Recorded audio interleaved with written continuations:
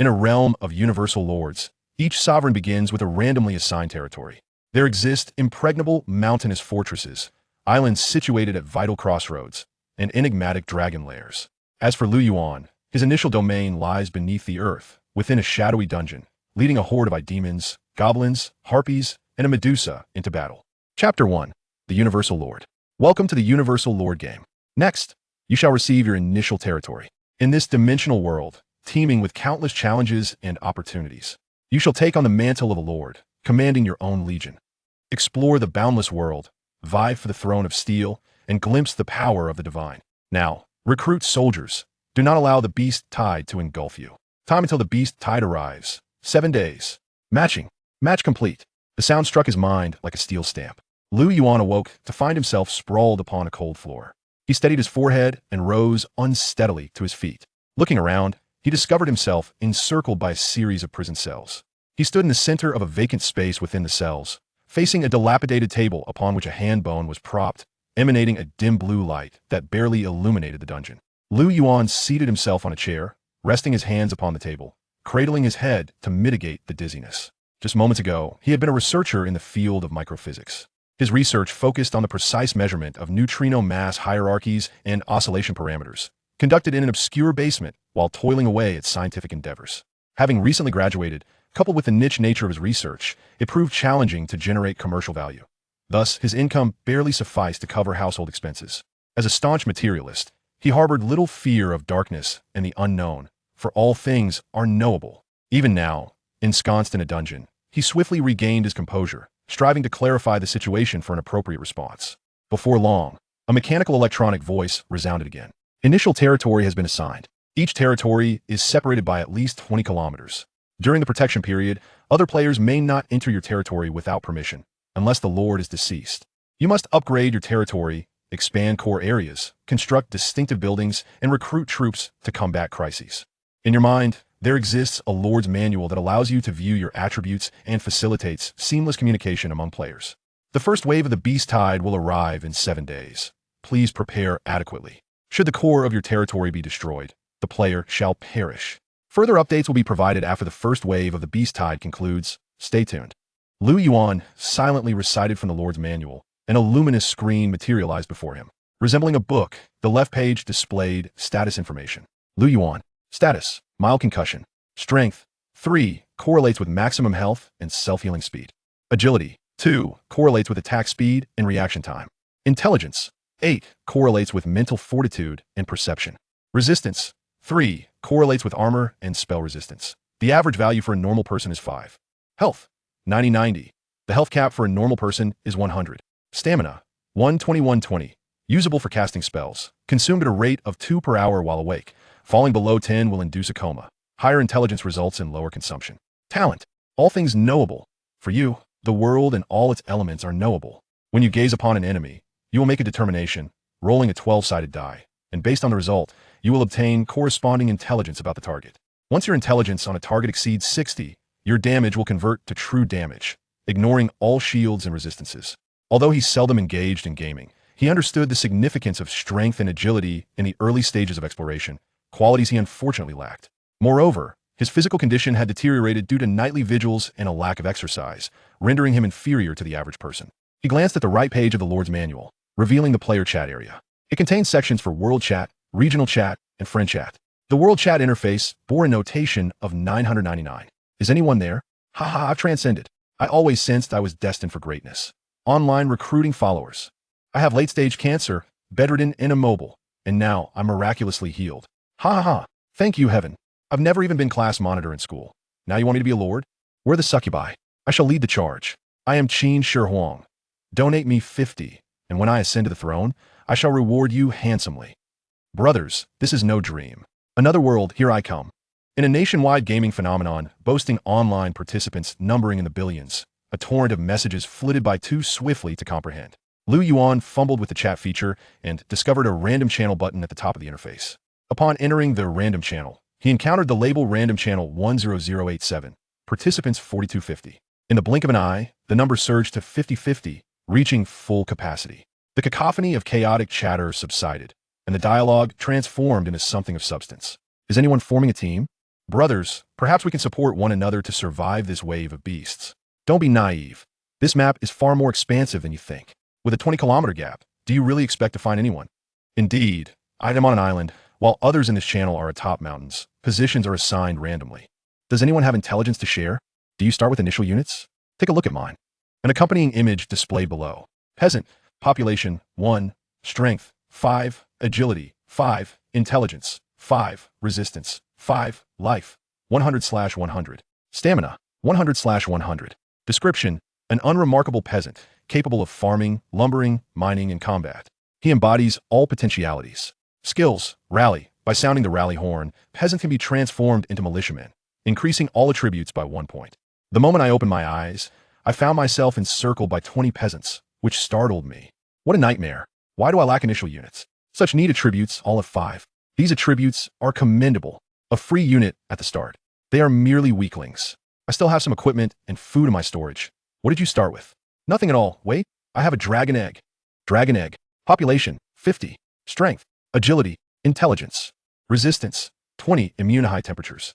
Skill, hatching. When placed in an environment exceeding 500 degrees, it hatches after 30 days. The chat channel erupted in excitement. Wait, my friend. A dragon egg has a hatch. System, I wish to report this.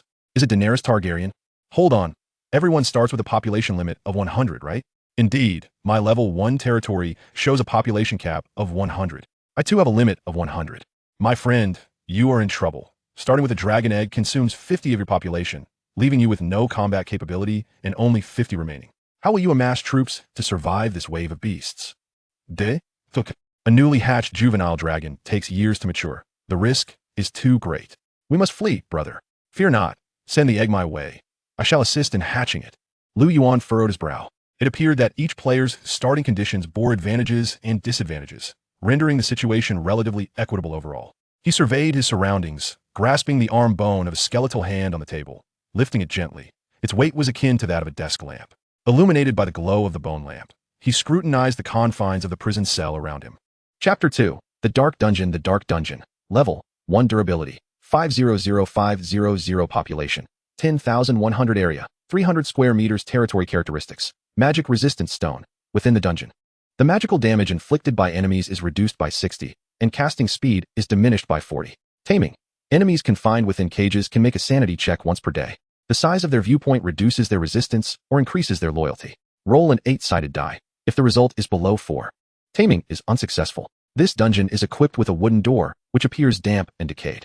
Inside, there are 8 cells arranged around a central open space. Liu Yuan discovered a set of keys on the stone wall and proceeded to search each cell. The first door was broken, revealing only a stone bed and a squat toilet.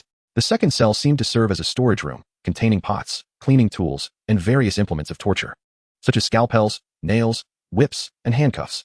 In one corner, a stack of documents resembling interrogation records was found, but unfortunately, they contained only blank pages and pens, devoid of any useful information. The remaining 5 cells were entirely empty. Upon reaching the 8th cell, Liu Yuan was startled. Inside, 5 floating creatures were crammed together. They were a deep brown color, sporting 8 tentacles reminiscent of jellyfish, with bodies resembling smooth octopus heads, and a fist-sized eye at the center that glowed with a red light. Noticing Liu Yuan's approach, they drifted towards the cell door. A string of data materialized before him. Demon Warden level, 1 loyalty, 90 population, 2 strength, 3 agility, 4 intelligence, 7 resistance, 2 health, 60/60 energy, 100100 description, a relatively rare species in the underground world, possessing a certain potential for sorcery, capable of awakening bloodline magic. Skills, Evil Eye, fires a mental beam from its eye, with a maximum range of 30 meters. Consuming 5 energy points, dealing burning damage, and with a very low probability of causing enemy paralysis. Tentacle, the tentacles contain trace amounts of neurotoxin, striking enemies with a chance to induce paralysis. Is this my initial troop type? The eye demon gazed at Liu Yuan with its large eye, seemingly trying to ingratiate itself, sending shivers down his spine. Nevertheless, despite their unappealing appearance, they were a ranged unit, which could prove somewhat useful. Liu Yuan sighed deeply and released the 5 eye demons from their cell. As soon as they emerged, the eye demons began to orbit around Liu Yuan, lacking vocal organs. They emitted no sound. Their whip-like tentacles swayed like jellyfish as they moved. Liu Yuan seemed to perceive the mental waves they emitted, allowing him to sense their emotions, joy, and admiration. With no time to indulge them, Liu Yuan commanded them to stay put. Then, wielding a handbone lantern, he meticulously scoured every inch of the dungeon. Afterward, he sat beside a table, contemplating his next strategy. His food reserves stood at 0 to survive. He needed to venture out and explore the underground world. Liu Yuan opened the Lord's Manual to gather useful information. Random channel 10087. Population 50-50. In the chat channel, players showcase their territories. Valley Fortress, Level 1. Durability 2000-2000. Population 60100. Area 10,000 square meters. Sea of People Assault. Each unit of troops reduces population by 0.2. Every week, 6 gunmen are refreshed in the Gunman Fortress. Description: the perfect elite is overrated. A vast number of usable soldiers is the key to victory. This is the big brother. Please take me along. What nonsense, 60 population. You have 60 gunmen? No. Each gunman reduces the population by 0.2. So the number should be even higher. Valley Fortress conveniently shared the data of the gunmen. Gunman population, 0.8,102, with Sea of People Assault bonus. Strength, 5 agility, 6 intelligence, 4 resistance, 5 health, 80-80 energy, 80-80 description, basic line infantry, possessing discipline and fundamental infantry skills. No skills. 60 divided by 0.8, good heavens. He has 75 gunmen. What an unprecedentedly splendid start. Haha, I'm taking my little gunmen out to hunt. I am not envious at all. They are merely filler units. My sword is just as potent. Great Cemetery, Level 1. Durability 800-800. Population 30100. Area 5,000 square meters. Rebirth Pool. By placing a corpse inside, there is a 70 chance of generating a skeleton soldier, a 10 chance of generating a zombie, and a 20 chance of yielding nothing. Description: the army of the undead will engulf all. Terrifying. A necromancer SC? Another big boss. Should we try tossing a dragon egg in? You want egg drop soup? I wonder if players are still alive. I am currently a necromancer. I suppose I can still be considered alive. A newbie seeking guidance. Look at mine. Tent Camp, Level 1. Durability 200200. Population 26100. Area 800 square meters. Mobile combat. All troop types gain a speed increase of 8. Migratory territory. Can be moved. The cavalry camp in a grassland environment can trigger, refreshing 2 light cavalry each week. Description: deep penetration, division, and disruption. Cavalry charge. There are masters. Why does your camp have 3 characteristics? Some people are simply born in Rome. Starting with cavalry is truly a stroke of luck. A movable camp? This severely disrupts balance. What will happen to your production facilities? Will the blacksmith shop and mining facilities move along as well? A blacksmith shop? You have that. It's a building that comes with my camp. I thought everyone had it. The blacksmith shop can produce weapons and armor, requires blueprints. In the tent camp, typed. I don't need that. There is plenty of it outside, be it weapons or food. I'll gather them myself. That makes sense. Your approach is rather peculiar. DNA has shifted a bit. No more chatting. I'm off to explore. Brothers, be cautious of the wild monsters outside. Their combat power is terrifying. During my last outing, 3 militia were bitten to death. That frightening. The wolf pack I encountered was intelligent and even split to attack my flanks. I suffered a great loss when I let my guard down. Make sure to arrange your formations before heading out. Liu Yuan curiously inquired, can your soldiers communicate? Of course. These soldiers are almost like real people. They can even chat. Can't your troops converse? Liu Yuan casually shared the data of the Demon Warden. A classic style. Sanity points are plummeting. This octopus jellyfish creature has some substance. It can even wield magic. A fine warden. Let us send it some porridge. Let us see its mouth parts. I have a bold idea. Let us collect our thoughts upstairs. Chapter 3. The dungeon demon Liu Yuan arranged the torture instruments from the cells onto the open ground and selected a meat saw. He examined the equipment attributes through the Lord's Manual. Meat saw, quality, blue, rank, white, blue, red, gold. Iridescent. Description: crafted from the spine of an unknown creature and an unidentified metal, it possesses both sharpness and resilience. Skill: folding. Can be folded and transformed. In its unfolded state, it is a smooth blade, while in its folded state, it features serrated edges. This meat saw is entirely black, with sharp edges on both sides, one side as a blade, the other as a saw, stained with dried, shriveled bits of flesh. The handle and blade are approximately 1 meter long. The handle, made from spine material, has a slight curvature, conforming to ergonomic design, providing an excellent feel during chopping. Liu Yuan made an attempt and quickly grasped the technique. With a flick of his wrist, he sent the folded blades soaring into the air. It was time to venture forth and explore. After making the necessary preparations, he stationed 2 demons to guard the home and led 3 others out through the door. The scene outside momentarily startled him. Instead of the anticipated pitch-black passage, he was greeted by a profusion of luminous orbs. These spheres, resembling eggs, clung to the walls and floor, adorned with vein-like patterns, pulsating rhythmically like a heart. All things knowable has been triggered. Cavern Demon Egg. Determination: roll the dice. Result: 5. Gain a modicum of information. Information gained: 10. In an instant, a torrent of information about these eggs flooded Liu Yuan's mind. granting him a fleeting insight. It turned out that merely observing enemy units would activate the all things knowable effect, allowing him to gather intelligence based on the rolled dice's value. Liu Yuan meticulously processed this information in his mind. The cavern demon, an ant-like creature, bore the blood of a great demon and worshipped a deity. It thrived in the subterranean depths, favoring damp, dark environments, with an average adult length of 2 meters and a height of 16 meters. Capable of lifting half a ton of weight. Continuing his exploration, a lord's manual materialized in his mind, transforming into a map that appeared in the lower left corner of his vision. The illuminated area marked the center, while the rest was shrouded in black mist. It seemed that exploration was necessary to dispel the mist and brighten the map. Following the underground passage, Liu Yuan walked outward for approximately 10 minutes, gradually hearing a rustling sound. Suddenly, around a corner 10 meters ahead, a large ant appeared. All things knowable has been triggered. Cavern demon, worker ant. Status, healthy. Strength, 6. Agility, 6. Intelligence, 3. Resistance, 6. Life, 150-150. Energy, 100-100. Skills, pheromone release. Informs companions of situations through pheromones. Description: the eye spots possess only light-sensing capabilities, lacking true vision. They primarily perceive their surroundings through pheromones, adept at spraying venom. Excluding the head. The mildly toxic body is edible, with a slight sour taste. This cavern demon was 2 meters long, robust, and its surface gleamed with an oily sheen. Liu Yuan was momentarily taken aback, standing frozen in place, swallowing hard. Was this the creature guarding his doorstep? Flee. Taking a deep breath, Liu Yuan turned and ran. The 3 demon jailers following suit. The cavern demon seemed to catch a whiff of the scent, its antennae quivering as it turned to gaze at Liu Yuan. Its 6 legs propelling it forward in pursuit. This was dire. While he might escape, the demons could not.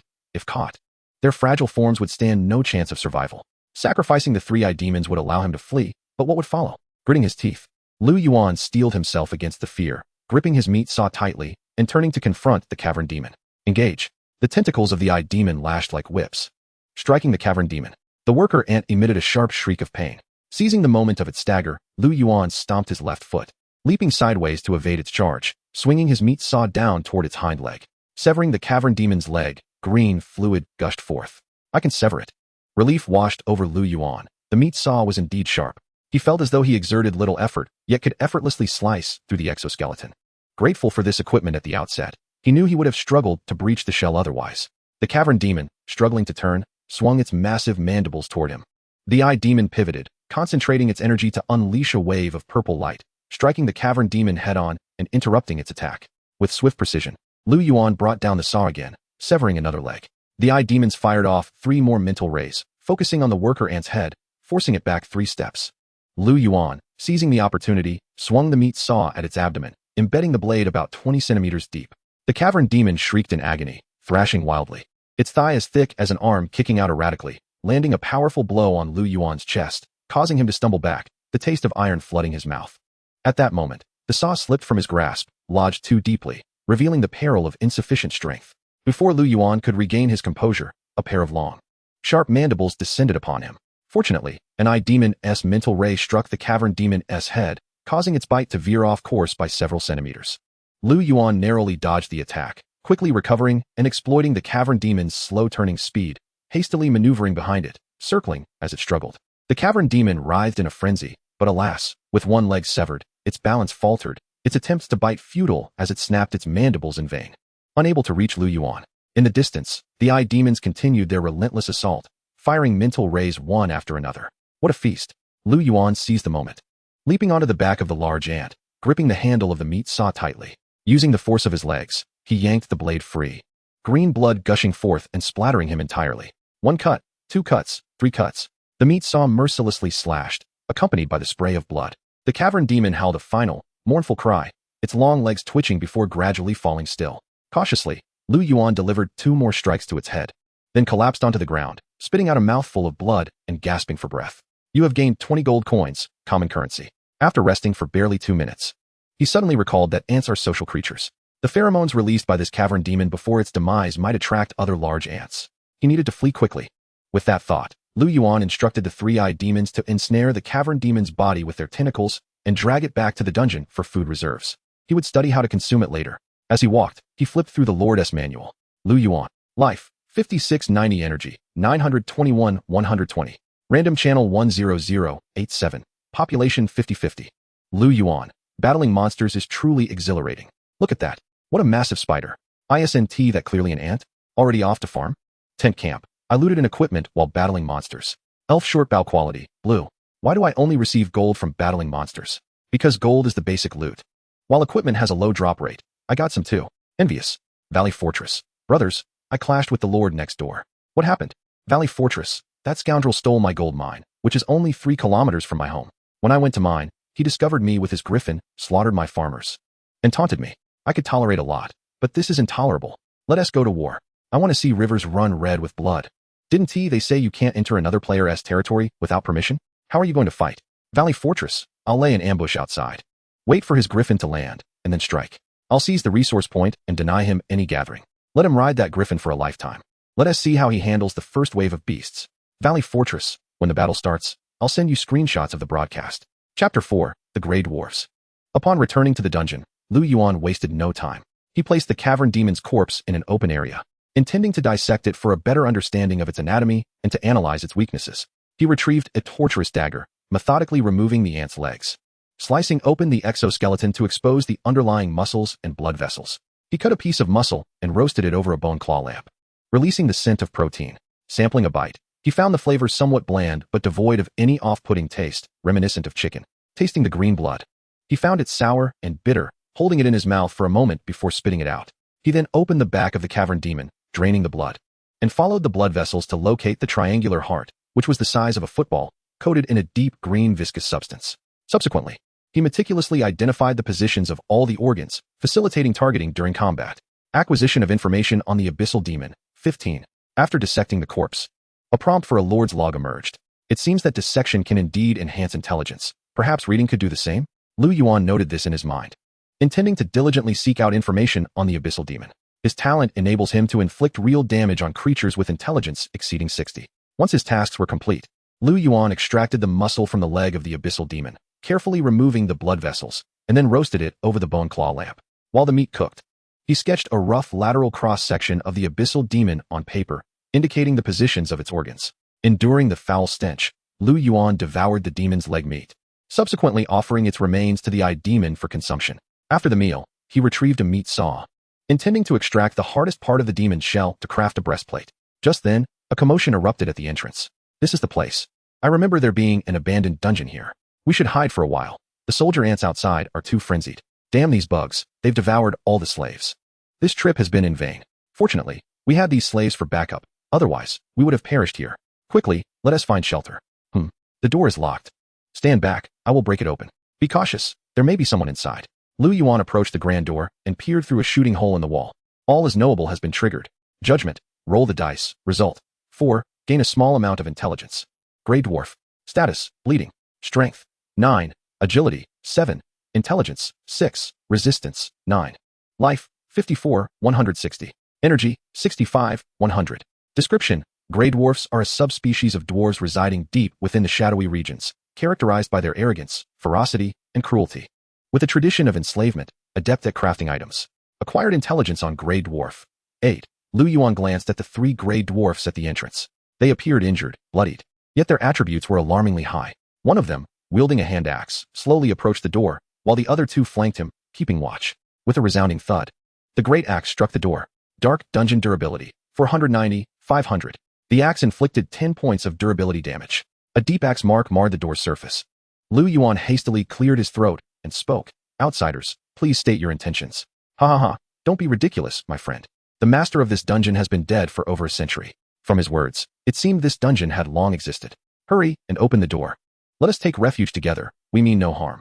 The leader of the Grey Dwarfs exchanged a glance with the one beside him before saying, My friend, we harbor no ill will. We merely seek shelter from the abyssal demon. Once they have retreated, we will repay your kindness. You, a Grey Dwarf known for capturing slaves. Think I can trust your words? Liu Yuan replied pointedly. Your prejudice against us Grey Dwarfs is disheartening. These are merely fabrications spread by that accursed drow to tarnish our name. The leader of the Grey Dwarf concluded, signaling to the others.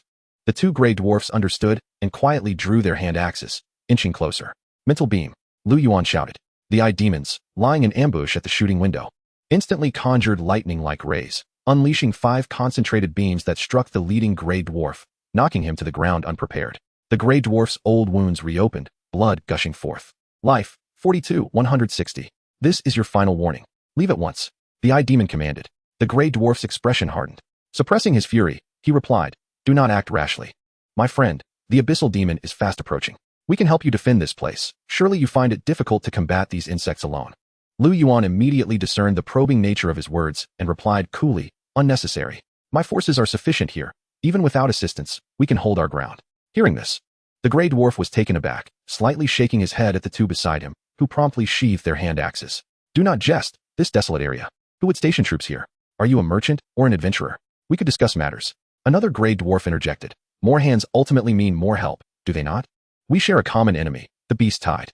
You have not witnessed its terror, but I have. I can tell you, even the most formidable lone wolves often fall to it. When the beast tide surges forth, do you truly believe you can defend this humble dungeon? Liu Yuan pondered for a moment before responding. If you wish to stay, it is not out of the question. A barely perceptible smile crept onto the gray dwarf's face as he replied, state your conditions. First, drop your weapons to the ground. Second, blindfold yourselves with black cloth. Third, put on handcuffs. If you agree, I will allow you entry. The gray dwarf's expression darkened. Do you not find that somewhat excessive? Moreover, how can we assist you in exterminating these insects while restrained? Liu Yuan replied indifferently. I have stated, your assistance is not required here. Recognize your status. You are refugees, and I am merely granting you shelter, provided you do not cause trouble. Of course, you may refuse and seek refuge elsewhere or attempt to breach my dungeon. Liu Yuan raised his hand, and the shooting window once again shimmered with light. He too felt apprehensive. If the gray dwarfs chose to fight to the end, he might not be able to withstand it. For now, he could only feign confidence, hoping to intimidate them. If they retreated, that would be ideal. A true conflict might not end in victory. At that moment, one of the gray dwarfs exclaimed in terror, brother, the insects are coming. From the depths of darkness, faint rustling sounds emerged, and shadowy figures gradually appeared within their sight. Slowly advancing. Very well, we agree to your terms. The gray dwarf gritted his teeth, enunciating each word deliberately. Please let us in promptly. Liu Yuan rummaged through the restraints, producing 3 pairs of handcuffs and 3 blindfolds, which he tossed through the shooting window. The gray dwarfs wasted no time, with the abyssal demon looming behind them. They hurriedly discarded their weapons and donned the blindfolds and handcuffs. Quickly, they are upon us. With a creak, the door swung open. Attack! The gray dwarfs bellowed. Raising their hand axes, the 3 gray dwarfs used their bodies to obscure sight lines, wearing only one handcuff on one hand while concealing the other.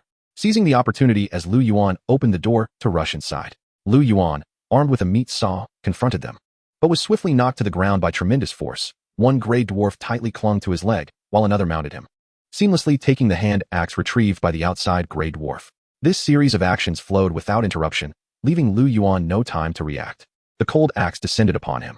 Just then, electrified tendrils lashed out, knocking the gray dwarf off his chest. Gray dwarf. Status, severely injured and paralyzed. Life, 28, 160. The gray dwarf, clinging to his leg, sensing the tide turning, attempted to take the axe, but in that moment of vulnerability, Liu Yuan delivered a powerful kick, causing him to lose his balance. The eye demon advanced, its tendrils slicing through the air with a sharp whistle, striking the gray dwarf. Ah! The gray dwarf screamed in agony, drawing the attention of the approaching abyssal demons. Bang! The door slammed shut. The gray dwarf, face pale with fear, leaned weakly against the wall. Liu Yuan rose from the ground, dusting himself off, exhaling a sigh of relief. Thankfully, the eye demons proved competent in close combat, and fortunately, all 3 gray dwarfs were severely injured. Otherwise, the outcome would have been uncertain. Chapter 5, The Great Expedition. As the cell door locked, a stream of information appeared before him. Monet Iron Rust. Level 4, Resistance, 89. Copperbeard Iron Rust. Level 2, Resistance, 72. Oak Shield Iron Rust. Level 2, Resistance, 67. The dwarf at the forefront is Monet Rust. As he heard the clang of the cell door closing, he weakly pulled off his blindfold and beheld a frail human before him, accompanied by 5 beholders, and spat weakly. The handcuffs were tightly bound to his wrists, rendering any attempt to struggle utterly futile. Liu Yuan observed his futile writhing with an air of calm, remaining silent. Abyssal handcuffs. Quality: white. Rank: white, blue, red, gold, iridescent. Description: crafted from abyssal metal, capable of restraining entities with power levels below 10 points. Skill: suppression. When worn, the power value is halved, ineffective against entities with power exceeding 10 points. This cumbersome pair of handcuffs was the very foundation of Liu Yuan's audacity to imprison them. After all, in past games, gray dwarves were synonymous with malevolence and brutality, not to mention that all things knowable had already established their penchant for enslavement. Liu Yuan had to remain on guard against their machinations. After securing them behind bars, Liu Yuan turned and approached the shooting window, intently observing the movements of the cave demons. Should they launch an assault, he might be compelled to release the gray dwarves to fortify their defense. Fortunately, the cave demons exhibited no signs of aggression, lingering at the entrance for a spell before retreating into the shadows. All day hunting eagles, only to have their eyes pecked out by one. A lifetime of enslavement, only to become slaves themselves. How ironic. In the dim confines of the cell, Monet Rust settled into a corner and spoke softly. Let us negotiate a condition, my human friend. Liu Yuan dragged a chair over and sat directly across from the cell door. The dim glow of the bone claw lantern illuminated his profile, rendering him solemn and exuding a dangerous aura. He aimed to extract intelligence from these gray dwarves, but understood the necessity of patience. It appears you lack the standing to propose terms, Liu Yuan replied. Monet smiled coldly. What do you desire? Slaves? Gold? Treasures? I can offer you all of these, provided you release us in 7 days. Liu Yuan inquired, why 7 days? Are you truly unaware? Monet's expression shifted. In 7 days, the cave demons will launch an indiscriminate assault. Only by surviving this onslaught can we return to the Rust tribe. What is the nature of these cave demons? Monet's eyes revealed a hint of scorn as he replied, clearly, you know nothing. Allow me to enlighten you. This week is the week of ants, during which the reproductive rates of all ant-like species in the material plane surge by 900, and their growth cycle is reduced by 90. This is the reason for the proliferation of cave demons. On the final day of the week of ants, all ants will frantically launch an offensive to seize territory. Should they survive that day, they will rapidly age and perish. The enormity of this information stirred a tempest within Liu Yuan, yet his countenance remained impassive. You speak of this so-called week of ants. Does a species experience such a surge weekly? Perhaps a dragon week, a human week, or a dwarven week? Monet erupted into boisterous laughter, his gray beard quivering. You are astonishingly ignorant of this world.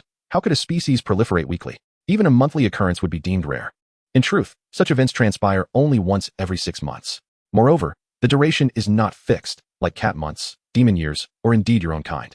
For in the last epoch, there was a decade of humanity, during which humankind thrived for a full 10 years, leading to the subsequent great expedition of the human emperor. Liu Yuan's expression shifted in surprise as he asked, the great expedition of the human emperor? Could you elaborate? You inquire about the epoch of your kind? Monet responded incredulously. Tell me all that you know. You are the butcher, I the meat. Such matters are better directed towards those inherently malevolent drow. Their minds are sharper, Monet muttered, suppressing his ire.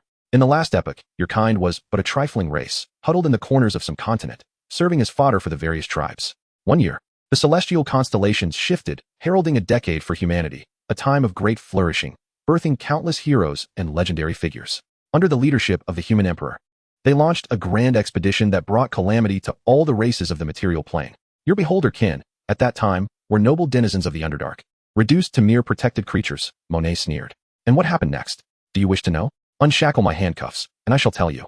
Liu Yuan rose from his chair, casting a cold glance at him before departing without a backward glance. From the adjacent cell came a cry. I know what comes next. Monet exclaimed urgently. Cursed be you, Copperbeard, you traitor. Liu Yuan turned to the cell of Copperbeard, standing at the iron bars, and speaking coolly, speak. Copperbeard displayed a sycophantic smile, and said, the human race allied with the elven and dwarven races to eradicate the ogre empire that had flourished for an entire epoch, expanding human territory across the material plane.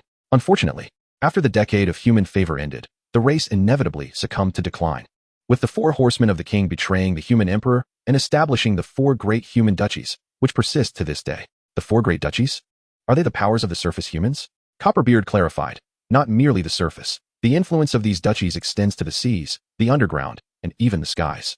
They are Niflgard, Igasia, Astral, and Amu duchies. That is all I know. It is exceedingly difficult to gather surface information in the Underdark. Liu Yuan nodded, tossing in a roasted leg of cave demon meat. Thank you for your cooperation. This is your reward. I shall verify this information and hope you have not deceived me. Monet's face turned pale with rage at the sight, internally cursing the traitor who would forsake the noble dignity of the gray dwarves for a mere morsel of ant leg. Once freed, he would ensure they paid dearly. Furthermore, please disclose your identities and intentions. Copperbeard sighed and replied, I am Copperbeard Rust. The individual you just encountered is Monet Rust, and the one beside him is Oakshield Rust. He has sustained some injuries. We hail from the Rust tribe. We initially set out for a slave trade, but encountered a sudden eruption of cave demons along the way, besieged by these creatures. Many perished, and our slaves either fled amidst the chaos or were devoured by those insects. Our entire party scattered. The 3 of us ran for a long time before arriving here, and you are aware of the rest. Chapter 6, Soldier Ants. Random Channel 10087. Participants, 5050. Valley Fortress. Battle Situation Map. Valley Fortress. Map. It has truly begun. The valley region is scarce in mineral resources. There was no alternative but to engage in combat. Blood flows like rivers. How intense, they are queuing for execution. Why do I feel as though we are not playing the same game? Your firearms have formed a line formation while my militia struggles to deal with wolves. Practice makes perfect. Liu Yuan typed. Have you heard of the Great Expedition of the Human Emperor? What great expedition? The backdrop of this world? I heard it mentioned in the tavern. After the Great Expedition, the empire split into four. Aside from Igasia, which fell and fragmented, the others have existed for a century.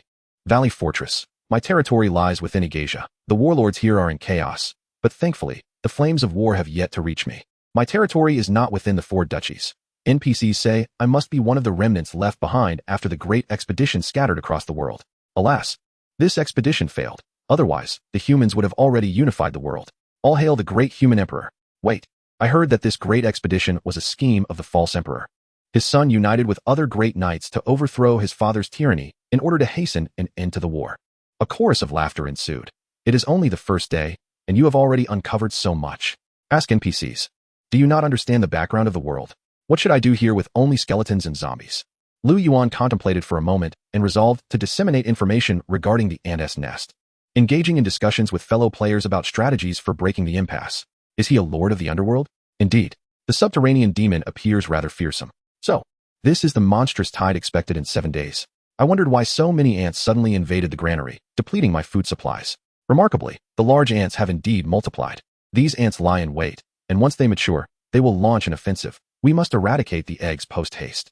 Damn, my territory lies within the woods. This intelligence holds immense value. We must excavate thoroughly to eliminate the eggs. Liu Yuan took a brief respite. Deep within the underworld, devoid of sunlight. He could no longer discern day from night. He could only ascertain the time from the Lord's Manual, 1640. Once more, he glanced at his status. Health, 6590. Stamina, 75,120. His health had slightly recovered through rest, yet his stamina had declined. As long as he remained awake, stamina would diminish, and concentration would accelerate its depletion. Only sleep could restore it. He decided to venture out and eliminate the eggs at the entrance, clearing a safe zone. He picked up the hand axe discarded by the Grey Dwarf. The axe was roughly the size of a palm, and the finest was Monet's hand axe. Dwarven hand axe. Quality, blue. Rank, white, blue, red, gold, iridescent. Description, crafted with exquisite dwarven craftsmanship. Strength 1, agility 1.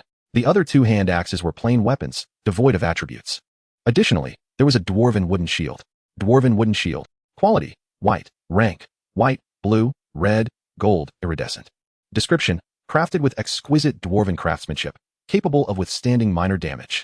Liu Yuan secured Monet's hand axe at his waist, gripping the Grey Dwarf's wooden shield in his left hand and a meat saw in his right. He peered through the shooting window for a while before pushing the door open.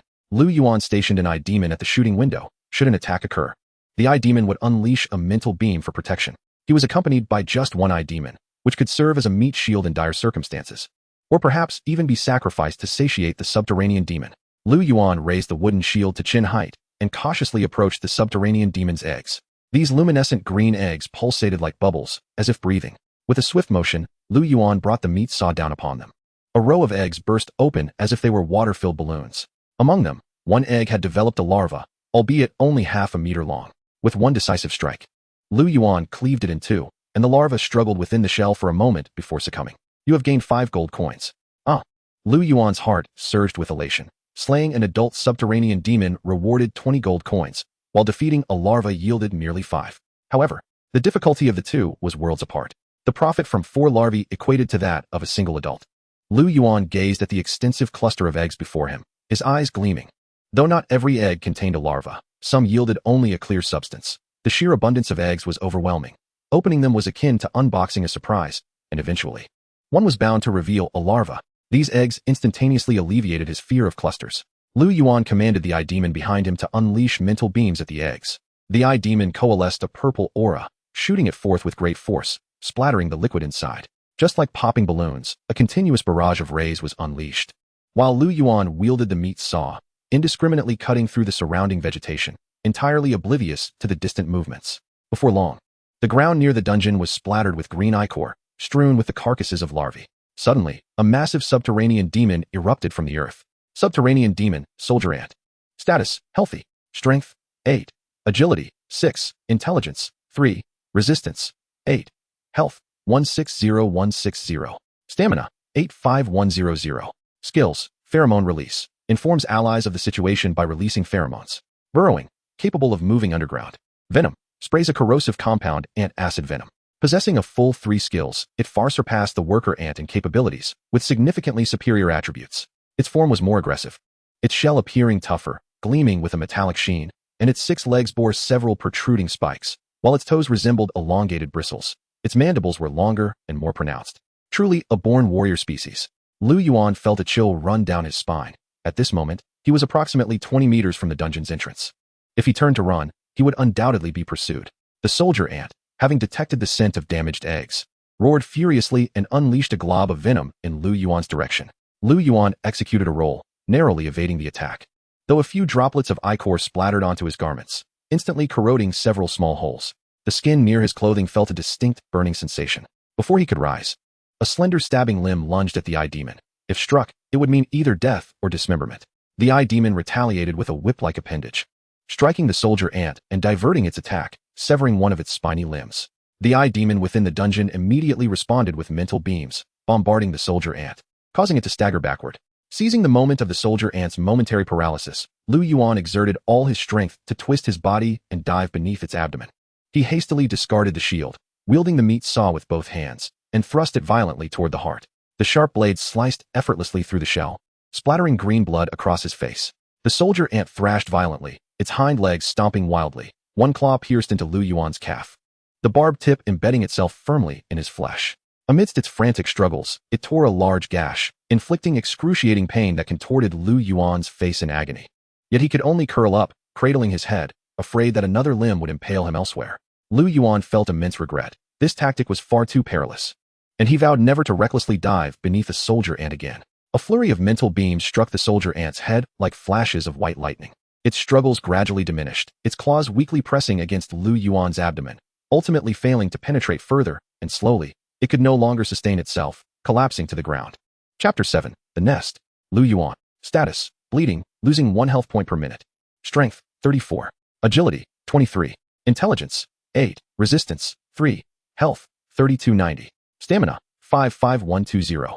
Talent: all-knowing. To you, all things in the world are knowable. When you gaze upon an enemy, a judgment will be made. Roll a 12-sided die. Based on the number rolled, you will gain corresponding information about the target. When the information you possess exceeds 60, your damage will be converted into true damage, ignoring all shields and resistances. Strength and agility have increased. It seems that combat can enhance one's attributes. Demon Jailer has leveled up. Demon Jailer. LV, 1 to LV, 2. Loyalty, 90. Population, 2. Strength, 3. Agility, 45. Intelligence, 78. Resistance, 2. Health, 60-60. Stamina, 100100. Description: a relatively rare species in the underworld, possessing certain potential as a sorcerer, capable of awakening bloodline magic. Skills: Evil Eye, fires a mental beam from its eye, with a maximum shooting distance of 30 meters, consuming 5 stamina points, dealing burn damage, with a very low probability of causing enemies to faint. Tentacles: the tentacles carry trace amounts of neurotoxin, striking enemies with a certain probability of causing paralysis. Perhaps due to slaying a sufficient number of larvae, 2-eyed demons have reached level 2. The 3-eyed demon remains at level 1, evidently on the brink of ascension. With just a tad more experience, it shall evolve. However, Liu Yuan finds little time for elation. His calf has been impaled by the foot spike of the cavernous demon, pinned to the ground, and blood pools around him. To make matters worse, the spike is lined with a row of small barbs, making it impossible to extract by sheer force. Gritting his teeth, Liu Yuan retrieves his hand axe and severs the entire spike, leaving it embedded in his flesh to be dealt with later. He summons the eye demons to assist in transporting the corpses and, leaning on one, returns to the cavern. Upon seeing his disheveled state, Monai remarks, "You encountered soldier ants, didn't you? Such creatures are quite a challenge for you. But for us, they are mere trifles. Release us, and we shall aid you against these pests. What do you say? Not a chance. If you are so formidable, why were you routed by these insects?" Liu Yuan responds, sitting on a chair and gradually shaving off the barbs. Monai's face flushes as he retorts, "At that time, we encountered the Cavern Lord. Have you ever witnessed a swarm of insects? They are overwhelming, ants everywhere."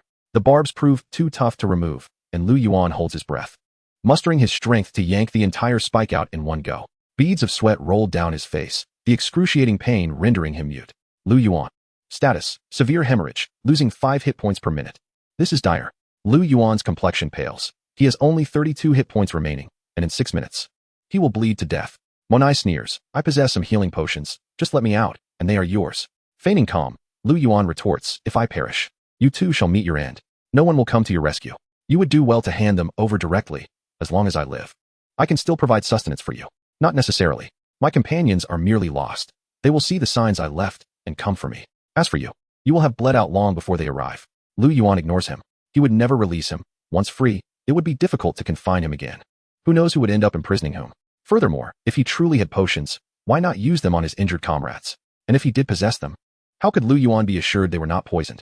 Suddenly, Liu Yuan remembers that there are some needles and thread among the torture implements. He hastily retrieves them, disregarding the need for proper sterilization, and begins to stitch his wound, trembling from the pain. He tears off a strip of cloth to bandage himself. Liu Yuan. Status: weakened, strength 2, agility 2. Health: 2290 energy, 50120. At last, the bleeding has ceased. Liu Yuan exhales a sigh of relief. Your method of suturing is rather intriguing. Who taught you that? Does it require instruction? How do you staunch bleeding? Monai replies, with healing salves or priestly spells, there are many ways to mend wounds. I have yet to witness such a stitching technique. There are countless extraordinary healing methods, readily accessible, hence the lack of development in mundane medical sciences. Liu Yuan recalls another matter and inquires, if the cavernous demons are social creatures, why do I only encounter solitary adults? Indeed, they are social beings. Typically, worker ants are tasked with nest building and patrolling, while transport ants handle the movement of resources and soldier ants engage in combat, all closely surrounding the cavern lord. Generally, their territory is scattered throughout the dim recesses, and they are not numerous, often ranked below dog-headed creatures. However, with the constellation's influence triggering the ant cycle, these cavernous demons have proliferated en masse. Transport ants carry eggs to various underground locations. Aside from major nests where hordes of cavernous demons reside, the sparse adult individuals disperse to protect the eggs. Ah, I see. Then encountering a swarm of them truly speaks to ill fortune. Monai exclaims indignantly. Had it not been for the captain's reckless insistence on venturing deeper into the nest in search of treasures, we would not be in this predicament. We were foolish to heed his words, believing that the cavernous demons would all be out guarding the eggs, leaving the nest vulnerable, only to encounter misfortune. So, you know the location of the nest? Monai scoffs. Of course I do, but with your strength, it would be rather challenging for you to reach it. Draw the route for me. I shall steer clear of that area. Monai sneers, and why would I assist you? Liu Yuan tosses paper and a pen into the cell, stating, if you wish to have dinner tonight, you might consider it. Grinding his teeth, Monai reluctantly accepts the paper and pen, scribbling the route with his hands bound. Muttering under his breath, Liu Yuan then approaches the doors of the oak shield and copper beard cells, tossing the paper and pen to them. They confirm each other's information to prevent deceit. With some time to spare, he begins sorting the spoils from his first day of battle. Earlier, while at the entrance, he had cleared out an hour's worth of insect eggs, along with a soldier ant, accumulating a total of 215 gold coins. These coins are a reward from the system. With no immediate use, with a thought, he exchanges 1 gold coin. Do you also use these coins? Liu Yuan inquires. Of course, they serve as universal currency. The obverse features the goddess of light, Sullen, while the reverse displays the goddess of darkness, Shar. This currency is utilized in both the surface world and the underworld, even in the outer realms. Liu Yuan nods, toying with the gold coin in his hand. The system's coins are stored within the Lord's manual page and can be conjured at will. Sullen, the goddess of light. After acquiring 3 maps, Liu Yuan keeps his promise and provides them with the flesh of the cavernous demons. The gray dwarf's water skin contains a low-alcohol beverage, the flavor rather unpalatable. Liu Yuan decides to heat the water skin over a fire, evaporating the alcohol before drinking, infuriating Monai, who exclaims it is wasteful. Subsequently, he enters a cell with a bed and slowly lies down. Although he still possesses energy, his health is nearly depleted. After a tumultuous first day, he needs to recuperate. Chapter 8. The Market. First day of transmigration. 2135. As dusk approaches, the chat channel begins to buzz with activity. Random channel 10087, 5050 participants. Forbidden Forest. How did you know I had a treant? Image. The image reveals a youthful girl with lightly green skin, pointed ears, and a beautiful visage, holding a short bough and leaning against a grand tree. Who asked you? Damn it, how infuriating. Oh no, it's that fluttering feeling. Look at those legs. Can it be played like this? Who doesn't have it? The succubus is here. Who dares to provoke? Image. The image depicts a succubus with ram horns, a black tail, and a long whip, exuding an air of seduction. Reported. Indeed, CC is truly the first combat force. I kicked the nearby mantis monster. Change me. Valley Fortress. After a day's battle, I barely held onto the gold mine. Image. The image shows a battlefield strewn with corpses. A middle-aged man clad in armor stands proudly with a sword. Is that you? The modeling is truly impressive. Valley Fortress. That isn't me. It's a hero unit I recruited from the tavern. Hero? Valley Fortress. A hero unit is essentially a soldier with elevated attributes. possessing abilities that can enhance or deal damage, and they automatically refresh in the tavern. 666. Someone actually recruited a hero. Do you have to recruit from the tavern? Not necessarily. It's a matter of luck. For instance, I was gifted a hero unit right from the start. Fortunate one, be gone.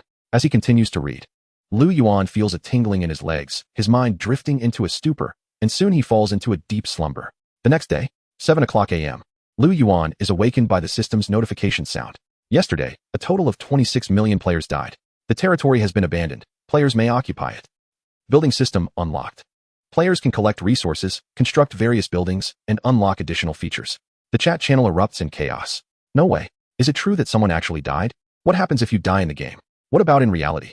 Most likely, it's the same fate. Reluctant to engage in combat. I find myself at a loss with my subpar troops. My territory lies upon an isolated island, devoid of resources save for sand, leaving little room for development. Territory trait. Domestication activated. Domestication. Captured enemies may undergo a sanity check once daily. The magnitude of their viewpoint affects their resistance or loyalty. Roll an 8-sided die.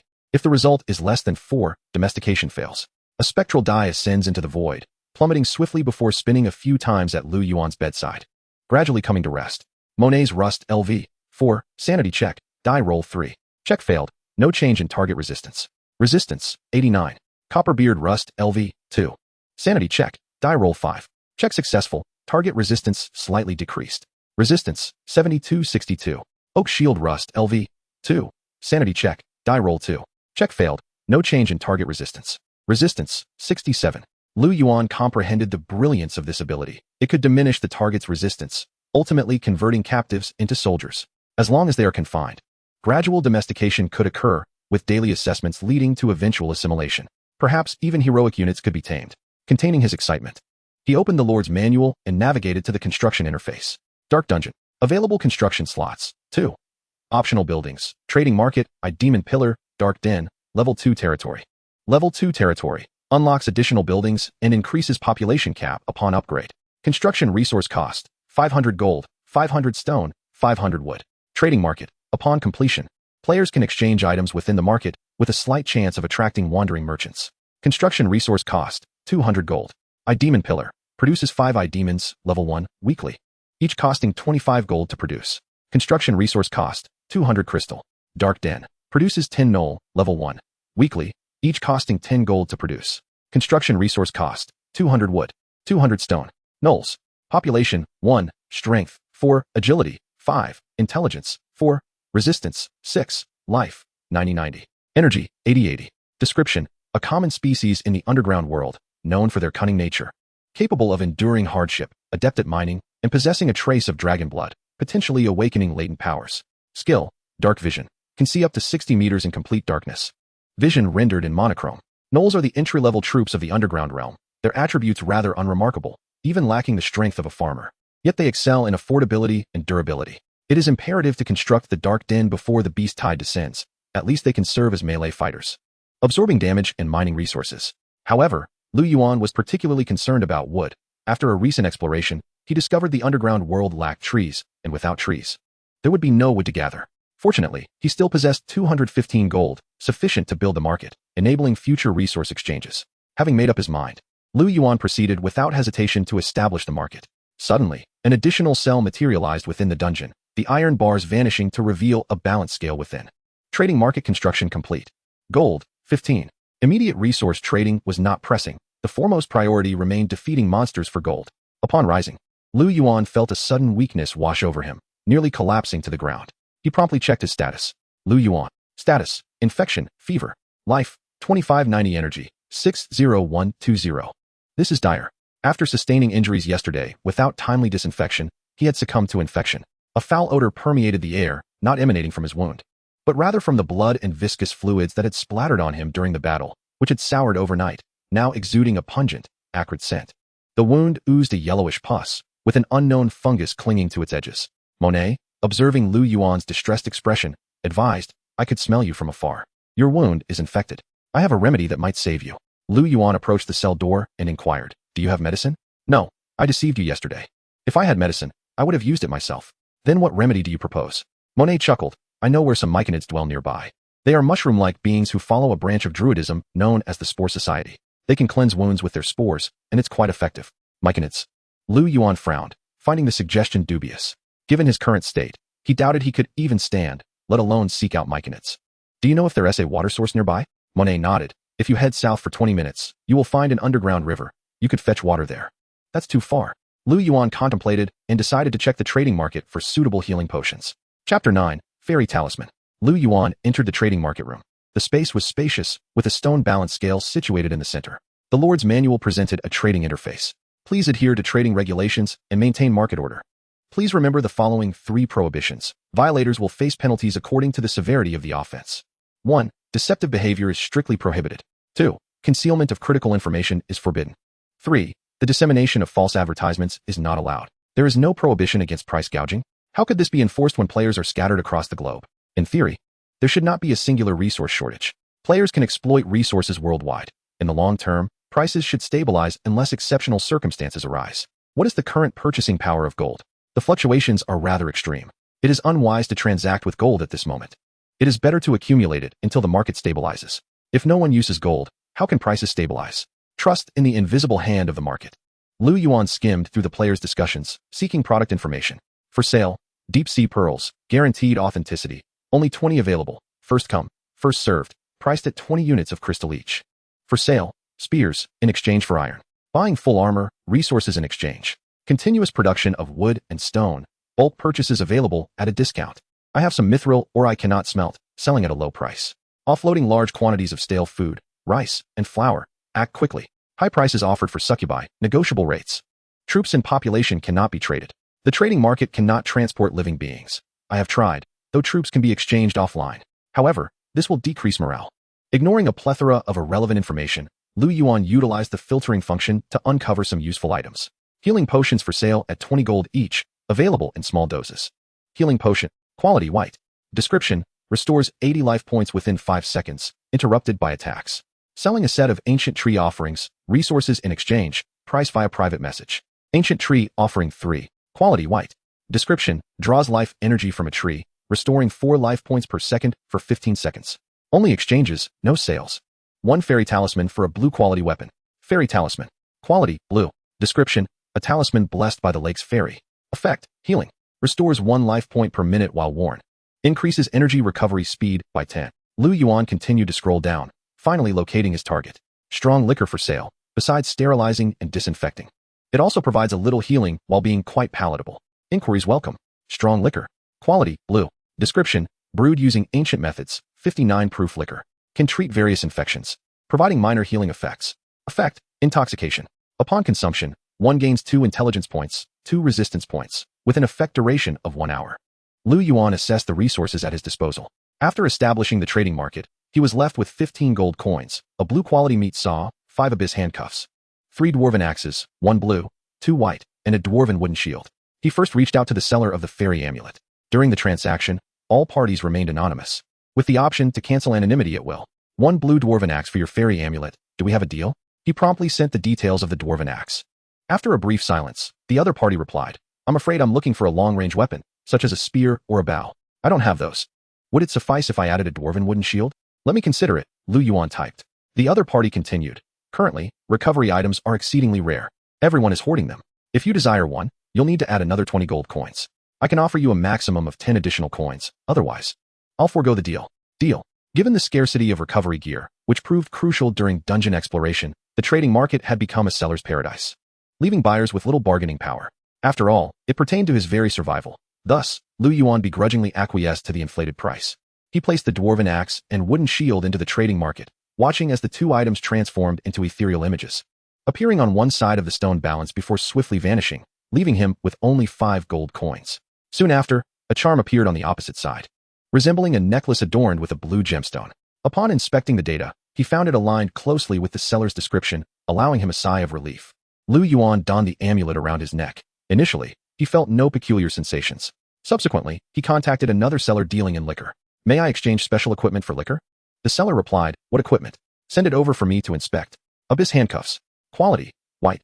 Description, crafted from abyssal metal, capable of controlling entities with strength below 10 points. Skill, suppression. Upon wearing, strength is halved, ineffective against entities with strength exceeding 10 points. What would I want handcuffs for? I desire exquisite ornaments or splendid garments. Equipment is of no consequence. I can confirm they are quite effective for capturing prisoners. I have no captives. The seller continued typing. Wait, I'll take the handcuffs. Let us trade 1 pair for a barrel of liquor, shall we? Agreed. I wish to exchange for 1 barrel of liquor. Could you also provide me with a barrel of clean water? What do you need water for? My location is inconvenient, and I'm short on water. Deal. After the first transaction, he added the seller as a friend, pondering he might return for future purchases. Limu requests to add you as a friend. Do you agree? Liu Yuan hesitated. Adding a friend would reveal his name, potentially incurring risks. Considering he was underground, he decided to accept the request. Moments later, 2 wooden barrels appeared on the balance, clearly labeled with water and liquor. Liu Yuan took a hearty sip of water, pouring half into a stone trough and reserving the other half in a barrel. He unwrapped the torn cloth, shedding his clothing to bathe in the trough's water, which quickly turned murky, effectively alleviating much of his odor. Thereafter, he scooped a bowl of liquor and poured it onto his wounds, instantly feeling a fierce pain radiating through him. Gritting his teeth, he drank a bowl of liquor and checked his status. Liu Yuan, status, drunk, duration, 1 hour, strength, 4 agility, 3 intelligence, 6, 82. Intelligence increased by 2 from intoxication, resistance, 5, 32. Resistance increased by 2 from intoxication, health, 3590 energy. For 5120 the immediate pain subsided, suggesting the increase in resistance reduced his sensation of agony. Liu Yuan reached into the adjacent empty cell and retrieved a clean prisoner's outfit, donning it. He chuckled to himself, reflecting how he truly resembled a prisoner. Chapter 10, Recruitment. Liquor. Strong liquor. I can smell it. Let me have a taste. Came a shout from within the cell of the gray dwarves. Give me a sip too. Such fine liquor. I would do anything for a taste. Dwarves are notorious for their affinity for alcohol. For gray dwarves, liquor is a rarity, often only obtainable during surface trades to quench their thirst. Liu Yuan recognized this as an opportunity and promptly approached their cell door, stating, "You wish for liquor? Why should I provide it to you?" Monet leaned against the bars, proposing, "I can craft equipment. You supply me with liquor, and I shall assist you in forging gear. Without tools or materials, how can you forge anything? Simple. Just provide me with the shell of a soldier ant, and I'll fashion you light armor." The oak shield interjected eagerly, "My lord, I wish to join your ranks, provided you supply me with liquor. Oak shield rust wishes to join your army, requiring 1 liter of liquor weekly. Do you agree?" Such an easy defection? Liu Yuan felt a twinge of skepticism. Could this be a ruse? Despite his doubts, he decided to proceed and clicked to accept. A new interface materialized. Oak shield rust, a gray dwarf level, 2 loyalty, 60 population, 2 status, injured strength, 7 agility, 6 intelligence, 6 resistance, 7 health, 92140 energy, 90100 description. Gray dwarves are a subspecies residing in the depths of the dark regions, characterized by their arrogance, brutality, and cruelty, with a tradition of enslaving other species, excelling in crafting items. Loyalty at 60 is barely acceptable. Liu Yuan entered the trading market room, ladled a cup of strong liquor, and presented it to the oak shield. "I hope your worth truly matches this cup of liquor. We gray dwarves are born warriors, willing to fight for you." Oak shield took a small sip, tasting the liquor, its spiciness catching in his throat. "A fine drink. Ha ha. It's been ages since I've tasted such potent liquor." With that, he downed the entire cup in one go. Liu Yuan beamed with satisfaction, declaring, "As long as you fight for me, liquor will be in ample supply." Loyalty increased to 60-65. Meeting their needs resulted in an increase in loyalty. Liu Yuan released the handcuffs, freeing him from the cell. "My lord, Oak Shield Rust swears fealty to you. From now on, I shall fight for you." Oak Shield stood before Liu Yuan, barely over 1 meter tall yet robust, his muscular arms visible even in the dim light. Liu Yuan patted his shoulder, offering encouragement. He then proceeded to inquire if Monet and Copperbeard wished to join as well, but was met with refusal. "You are far too weak, forgive my frankness. But I see no potential in you. I shall not betray the Rust clan. Grey dwarves never yield." Monet and Copperbeard declined, having willingly donned the handcuffs initially with hopes of using their strength to break free and seize the Lord. However, that ambition had not materialized, as the handcuffs suppressed those below 10 points of strength. They believed their lost companions would see the markings left behind and come to their aid, waiting patiently for their allies. Meanwhile, Oak Shield, a notorious drinker, was easily swayed by the allure of liquor, abandoning all scruples in his betrayal. Liu Yuan remained cautiously vigilant, limiting the supply of liquor to the Grey Dwarves while being wary of their potential treachery, as others could also provide them with alcohol. After resting for an hour, the drunk status faded. Thanks to the restorative effects of the fairy amulet, he was finally ready to venture forth. Liu Yuan examined his status once more. Liu Yuan status, healthy strength, 4 agility, 3 intelligence, 8 resistance, 3 health, 90 energy, 65, 120. With 3 eye demons and a gray dwarf in tow, he set forth. After some contemplation, he resolved to explore the direction of the underground river. Along the way, The unseemly task of shattering the insect eggs was delegated to the Grey Dwarf and the Eye Demons, while he leisurely trailed behind the Grey Dwarf. Compared to yesterday, the number of larvae emerging from the eggs had significantly increased. Nearly half of the eggs had birthed larvae capable of movement. Liu Yuan estimated that by tomorrow, a substantial hatching of larvae would occur. Today, he had to toil diligently to clear all the insect eggs within a mile radius of the burrow. The eggs, each half a meter in diameter, clung tightly to the rocks or crevices, densely stacked together. The ruptured eggs emitted a pungent odor, which served as a distinct pheromone for the adult creatures, drawing them near. Before long, Liu Yuan encountered the first soldier ant, approximately 5 meters in length. Its body was entirely black, resembling a layer of dark armor, with a pair of mandibles that clacked ominously. Attack! With the oak shield leading the charge. He swung his hand axe down, striking the mandibles with a shower of sparks. He rolled aside, deftly evading the stinger, and swung his hand axe towards its head. Liu Yuan brandished a meat saw, flanking it, and persistently assaulting its back. The three-eyed demons remained at a distance, continuously unleashing mental beams. In merely 5 minutes, the adult burrow demon collapsed with a resounding thud. The inclusion of the oak shield made this battle markedly easier compared to yesterday. Liu Yuan assessed his condition and felt he could delve deeper into the exploration. The more he explored, the greater his curiosity grew regarding the marvelous sights in this realm. This subterranean world was known as the Gloomy Region. The area was a labyrinth of caves, with perilous rock formations. In open spaces, heights soared to thousands of feet, while narrow passages required one to traverse sideways. In some areas, the formations resembled limestone caves, with droplets of water cascading from stalactites, pooling together to form gentle streams that flowed along the stone walls into lower levels. Other regions appeared as fathomless abysses, connected by sprawling stone bridges. Some areas resembled mining tunnels, where glimmering stones sparkled. Under the guidance of the oak shield, Liu Yuan learned that these stones were known as crystal stones. Most of the surroundings were shrouded in darkness, illuminated solely by bioluminescent mushrooms and insect eggs. The colossal mushrooms radiating blue light could reach heights of up to 7 meters. The oak shield patiently instructed Liu Yuan on how to distinguish between edible mushrooms and their toxic counterparts. After an hour of intermittent travel, they finally reached the underground dark river. In the river basin, the presence of insect eggs was markedly diminished, with no trace of them within 20 meters of the riverbank. The oak shield cautioned him about dangerous giant lizards lurking in the waters. As they moved downstream, they would encounter perilous creatures. Persuaded by the oak shield, Liu Yuan opted to explore upstream, where the concentration of insect eggs was greater. They paused for an hour to rest and regain their strength. Liu Yuan examined his loot. After a morning of monster slaying, he had amassed 355 gold coins. This bounty was a result of the larvae, allowing him to collect such a substantial sum, far exceeding the meager earnings from monsters in the surface world, where the density of creatures was significantly lower, resulting in a slower accumulation of gold. Chapter 11, Ryan Camp. My lord, look what I have found, exclaimed the leading oak shield, his excitement palpable. He dashed to a corner, cradling a handful of peculiar mushrooms. Crimson-scaled umbrella mushrooms. These mushrooms were not large, only palm-sized, and unlike other mushrooms. They did not emit a blue glow, but were adorned with scarlet scales. Are they edible? They are not. They are highly toxic. However, they can fetch the price of a wagon load of fine wine when sold to the surface. They are essential materials for clarity potions and are exceedingly rare in the Gloomy Region, requiring very specific environmental conditions to grow. Even the most skilled druids may struggle to cultivate them, yet they hold an irreplaceable status in the field of alchemy. Typically, these mushrooms attract bottom-dwelling worms. And I assure you, you would not want to encounter such monsters. Could you elaborate? In their juvenile stage, these worms measure only half a meter, but as adults, they can grow to several dozen meters, covered in spikes, with thousands of sharp teeth capable of effortlessly severing metal.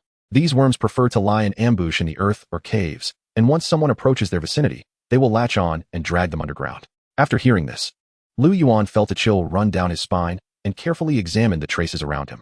The ground was damp, scattered with dismembered limbs, indicative of a fierce battle. It appeared that the burrow demons had invaded the territory of the bottom-dwelling worms, resulting in a clash, with the burrow demons emerging victorious. The oak shield cautiously harvested the mushrooms and handed them to Liu Yuan. I'm not sure how to use them, but the drow might know. The merchant caravans from Black Moss City will buy these, extract their essence, and sell it to the surface. Liu Yuan inquired, where is Black Moss City? That is the city of the drow, located about 100 kilometers from here. It houses hundreds of thousands of drow, as well as some gray dwarf merchants. You can also find an adventurers guild there, filled with adventurers from various races. Is Black Moss City open to outsiders? Of course, their city is open to outsiders. As long as you adhere to their laws and do not offend the spider mother Lolth, watch your wallet, and trading there should pose no problem. However, these drow are inherently malevolent, selfish, and cruel, exceedingly cunning and treacherous. It would be wise for you to avoid dealings with them. The drow are a subspecies of elves. Banished from the surface elf society for their cruel and selfish nature, they wandered into the gloomy region and embraced the faith of the Spider Mother, who exerts influence over their race in all aspects. After advancing along the underground dark river for an hour, a small village emerged beneath the distant mushroom forest, characterized by uniquely constructed buildings that lacked aesthetic appeal, resembling hastily erected shelters. Smoke wafted from within, accompanied by the occasional clang of metalwork. The village gate stood ajar, with people moving in and out, transporting goods. Outside the village, piles of burrowed demon corpses lay stacked, seemingly left uncollected. Liu Yuan approached. Observing the sign indicating Ryan camp at the entrance, with a low wall made of rubble rising 3 meters behind it, 2 wolfmen immediately barred their way. A fee per head, 5 gold coins each. Liu Yuan inquired curiously, what is this fee for? The wolfmen, covered in fur, exuded a foul odor from their protruding jaws. It's a protection fee. We guarantee your safety within, both in body and property, but payment is required. 5 gold coins, quite reasonable. After some consideration, Liu Yuan paid 25 gold coins and entered. This was his first encounter with a marketplace since his arrival in this world. The cramped and filthy camp was filled with the cacophony of vendors hawking their wares, as shadowy eyes observed him with ill intent. According to the minimap, this Ryan camp was less than 12 kilometers in a straight line from the dungeon, and its size was modest, accommodating no more than 100 people, including merchants and travelers. As Liu Yuan and his party entered the camp, they drew the attention of everyone present. Their focus was not on Liu Yuan, the human clad in prison garb, nor on the gray dwarf beside him, but rather on the 3-eyed demons trailing behind him. How peculiar. While observing, Liu Yuan sought out suitable goods and approached a shop brimming with alchemical potions, producing the recently harvested crimson-scaled umbrella mushrooms. He asked, will you buy these? The shopkeeper, a male gremlin, adjusted his spectacles and replied in a sharp voice, these can only fetch a price in Black Moss City. Here, 100 grams would sell for 200 gold coins. Liu Yuan scoffed, turning to leave. Forget it, considering the freshness of your mushrooms. I'll give you 260 gold coins for 100 grams. Wait, 280 gold coins. 300 gold coins is negotiable.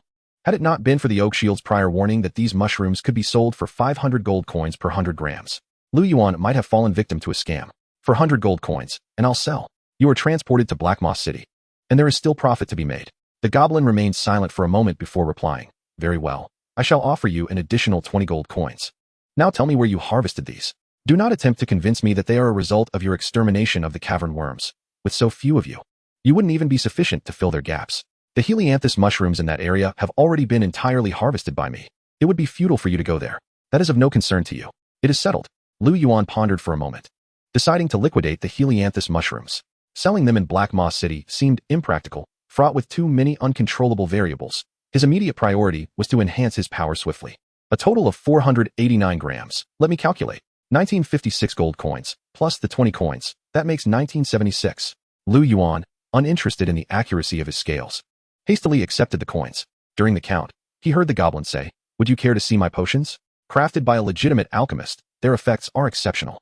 A counterfeit will incur a penalty tenfold. Liu Yuan glanced at the potions on the table, noticing that not a single vial displayed system attributes.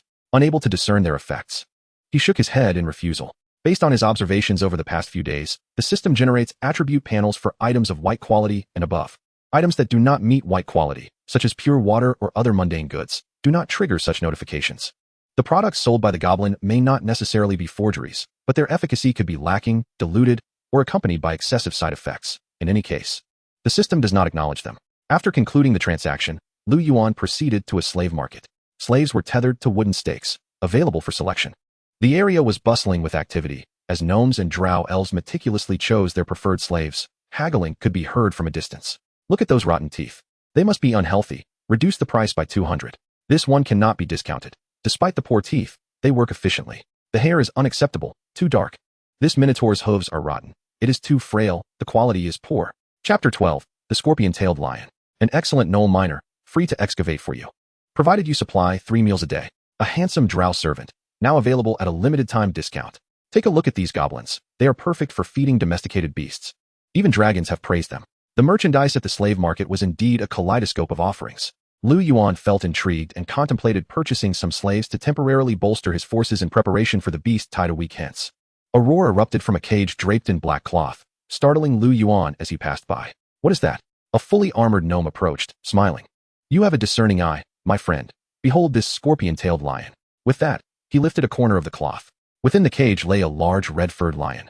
its tail a long scorpion appendage, securely bound to the bars behind it. The Lord's manual promptly displayed a notification. All knowledge acquired. Scorpion-tailed lion. Assessment. Roll the dice. Result. 3. Obtain a small amount of information. Information acquired. 6. Scorpion-tailed lion. Level. 5. Condition. Weak. Strength. 12. Agility. 8. Intelligence. 6. Resistance. 10. Life. 150240. Energy. 70100. Description. Insufficient information. Liu Yuan's gaze narrowed. This was the first creature he encountered with attributes exceeding 10 points. Merely observing its muscular physique radiated with power signified its exceptional nature. The scorpion-tailed lion was stretching and licking its abdominal wounds, confined within the small cage.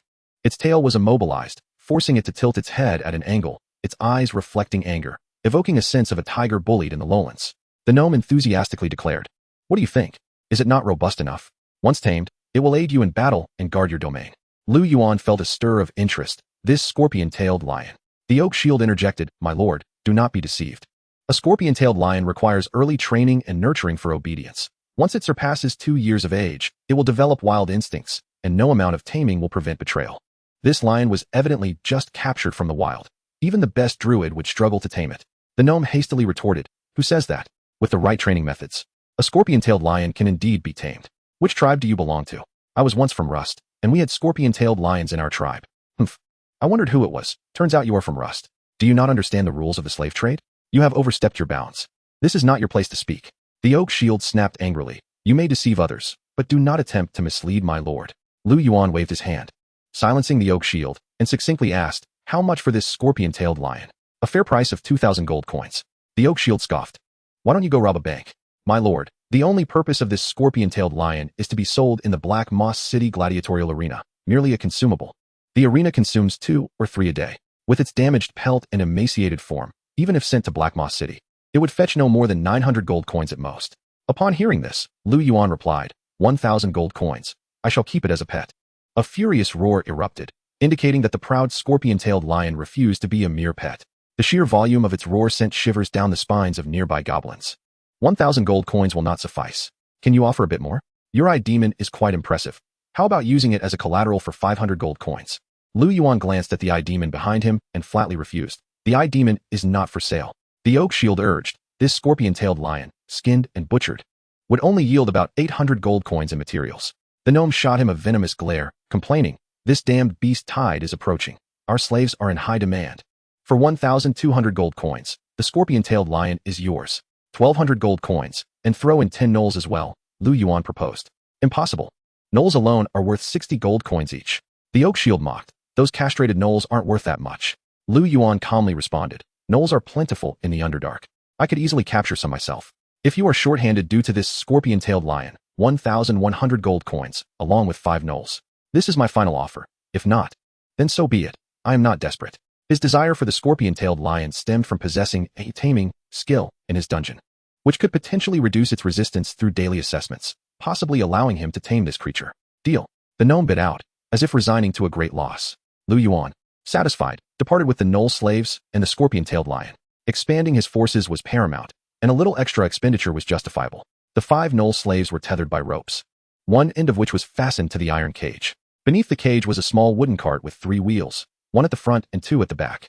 Each gnoll tugged on a rope, dragging the scorpion-tailed lion away. The gnome proprietor kindly provided a whip, to be used to motivate the gnolls should they become lazy. After Liu Yuan walked further away, the gnome finally revealed a triumphant smile, having successfully executed his scheme. It was no easy feat to procure a gladiatorial scorpion-tailed lion from Black Moss City. He had initially intended to sell it to the Warhammer tribe, but encountered the beast tied en route, losing out on profit and having to feed it well, lest it grow too thin to sell. With the scorpion-tailed lion nearly slipping through his fingers, he was fortunate to come across a naive buyer today. Nearby, a merchant selling goblins congratulated him. "If you can sell that, you truly are lucky. Ha ha ha, fortune smiles upon me, blessed by the goddess Charl." The gnome chuckled with pride. Meanwhile, Liu Yuan, noticing he still had some coins, decided to select a few weapons. After a round of haggling, he successfully purchased a blue-quality bow for 500 gold coins. Elven longbow. Quality, blue. Introduction. Crafted by the master bowyer Kane Bonry of Black Moss City, with an effective range of 120 meters. Agility 1. When selecting a bow, Liu Yuan faced the challenge of his inadequate strength, which rendered him unable to draw a sturdy bow. Under the mocking gazes of the drow elves, he reluctantly opted for a low-poundage bow. This bow was constructed from the softwood cultivated by druids, capable of penetrating leather armor within a range of 120 meters, making it suitable for novices. His choice of archery stemmed from his meager attributes, his strength merely a 4, slightly below the average. To survive in combat, he had to either hone his archery skills or delve into the arcane arts. However, with no avenues available for learning magic at present, he was left to commence his journey with the bow from scratch. After perusing the wares for a while longer, Liu Yuan realized that many items available here could also be procured at the trading market, often at more reasonable prices, such as fuel, wood, and food, all offered at rock-bottom rates by the surface lords. Following a delightful meal of specialty mushroom dishes, he returned to the dungeon with his subordinates. Chapter 13, Defensive Strategy. On his way back, Liu Yuan casually browsed the chat messages. Random channel 10087, participants, 4,750. Why were there 3 fewer individuals in the channel? They must have logged off. Earlier, someone had sent a distress signal. The distance was too great for assistance. What had transpired? One had been besieged by Nagas, another had gone to capture a griffin. And then they simply vanished, leaving one unaccounted for. Brothers, I've made a significant discovery. If we craft some bricks and cement to establish a defensive line around our territory, it could greatly enhance its durability. You can produce bricks and cement? That sounds straightforward. Just build a kiln and fire them yourself. Master, I seek your guidance. Me too. It's quite simple. Place yellow clay into a mold. Compress it into brick form, let it dry, and then fire it. Lime is easy too. Crush some calcium carbonate and burn it.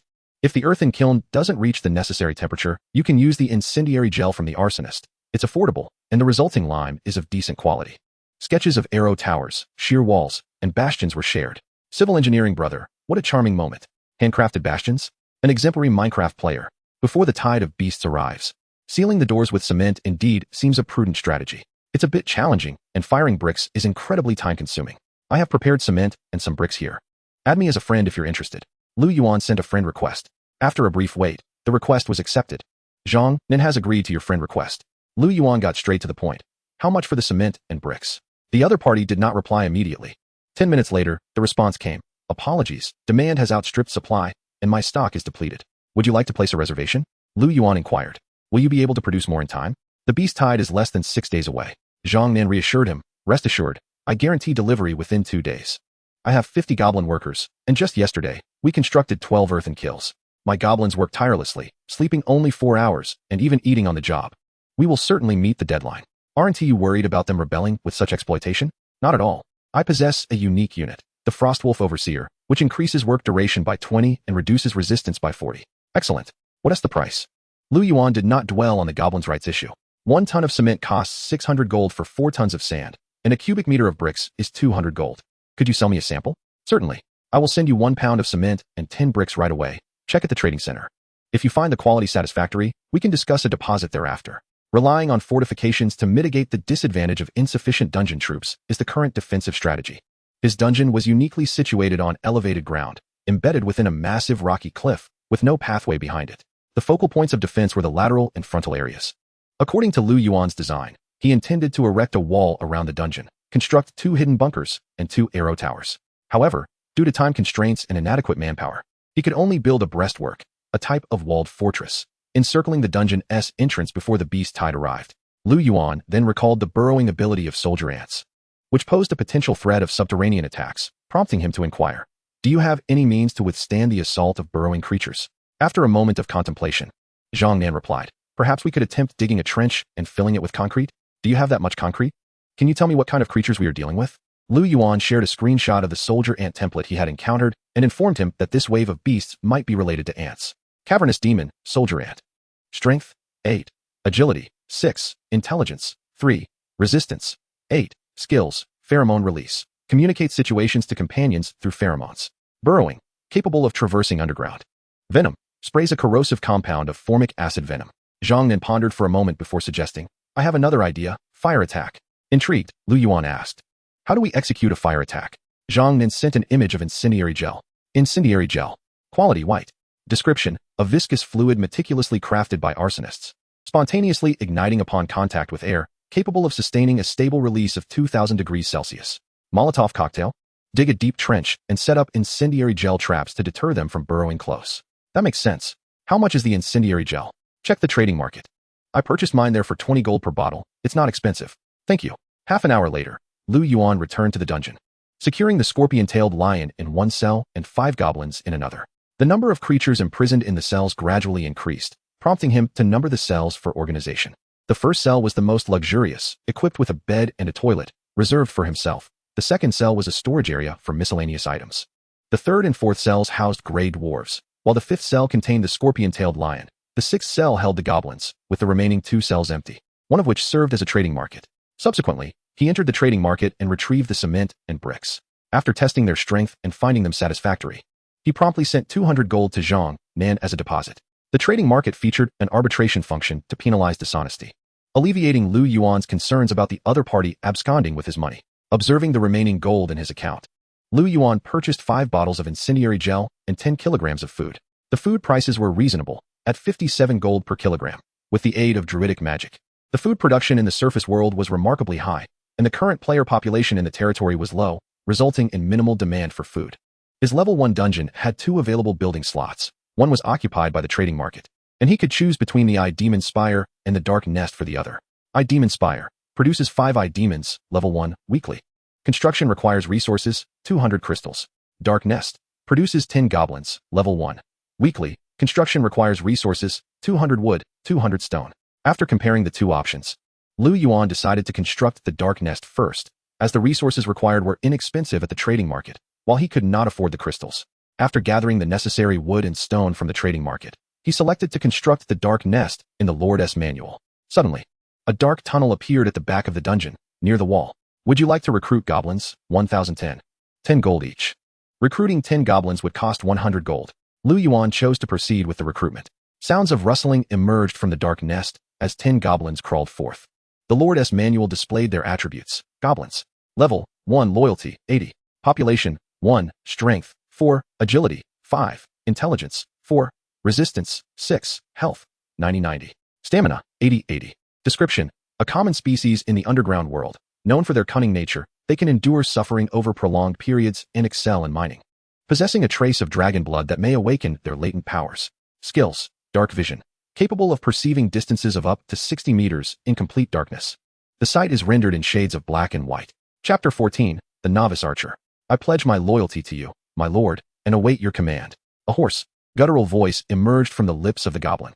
In contrast to the purchased slaves, the goblin provided by the system appeared remarkably healthier. Its surface adorned with a matte sheen of fine scales that concealed it within the shadows, clothed in coarse burlap. Despite being called a goblin, its head bore little resemblance to that of a dog. Rather, it resembled a peculiar amalgamation of a rat and a lizard. Possessing the triangular face and whiskers of the former, coupled with the scales and maw of the latter, its only canine-like trait being its bark. The summoned goblins varied in color and size, each sporting a candle atop their heads. The first goblin to emerge was diminutive, with a purplish hue to its scales. Liu Yuan addressed it. From this day forth, you shall be known as Debu. All these goblins shall be under your command, including those in the cage. Thank you for bestowing a name upon me, my lord. Liu Yuan released the 5 goblin slaves confined in cell number 6 and entrusted them to Debu's management. He then commanded Debu to lead all the goblins to dig a trench 50 meters from the dungeon. To facilitate this, he purposefully purchased 10 pickaxes, 5 shovels, and 3 carts from the trading market, equipping the goblins accordingly. To prevent any unforeseen incidents, he decided to supervise the site for a while. The goblins, true to their nature as natural diggers, worked with remarkable speed, quickly excavating a small trench under Debu's direction. Liu Yuan aimed to dig a trench 4 meters deep and 2 meters wide to obstruct the advancing soldier ants. At the current pace of the goblins, he estimated completion within 2 days. After watching for a while, his eyelids began to grow heavy. His energy was nearly depleted. He consumed 2 points of energy per hour while awake, and the consumption accelerated when focused or casting spells. Falling below 10 energy points would result in unconsciousness. With only 15 energy points remaining and feeling exceedingly fatigued, he instructed the Oak Shield to keep an eye on the goblin's work and return to room 1 for some rest.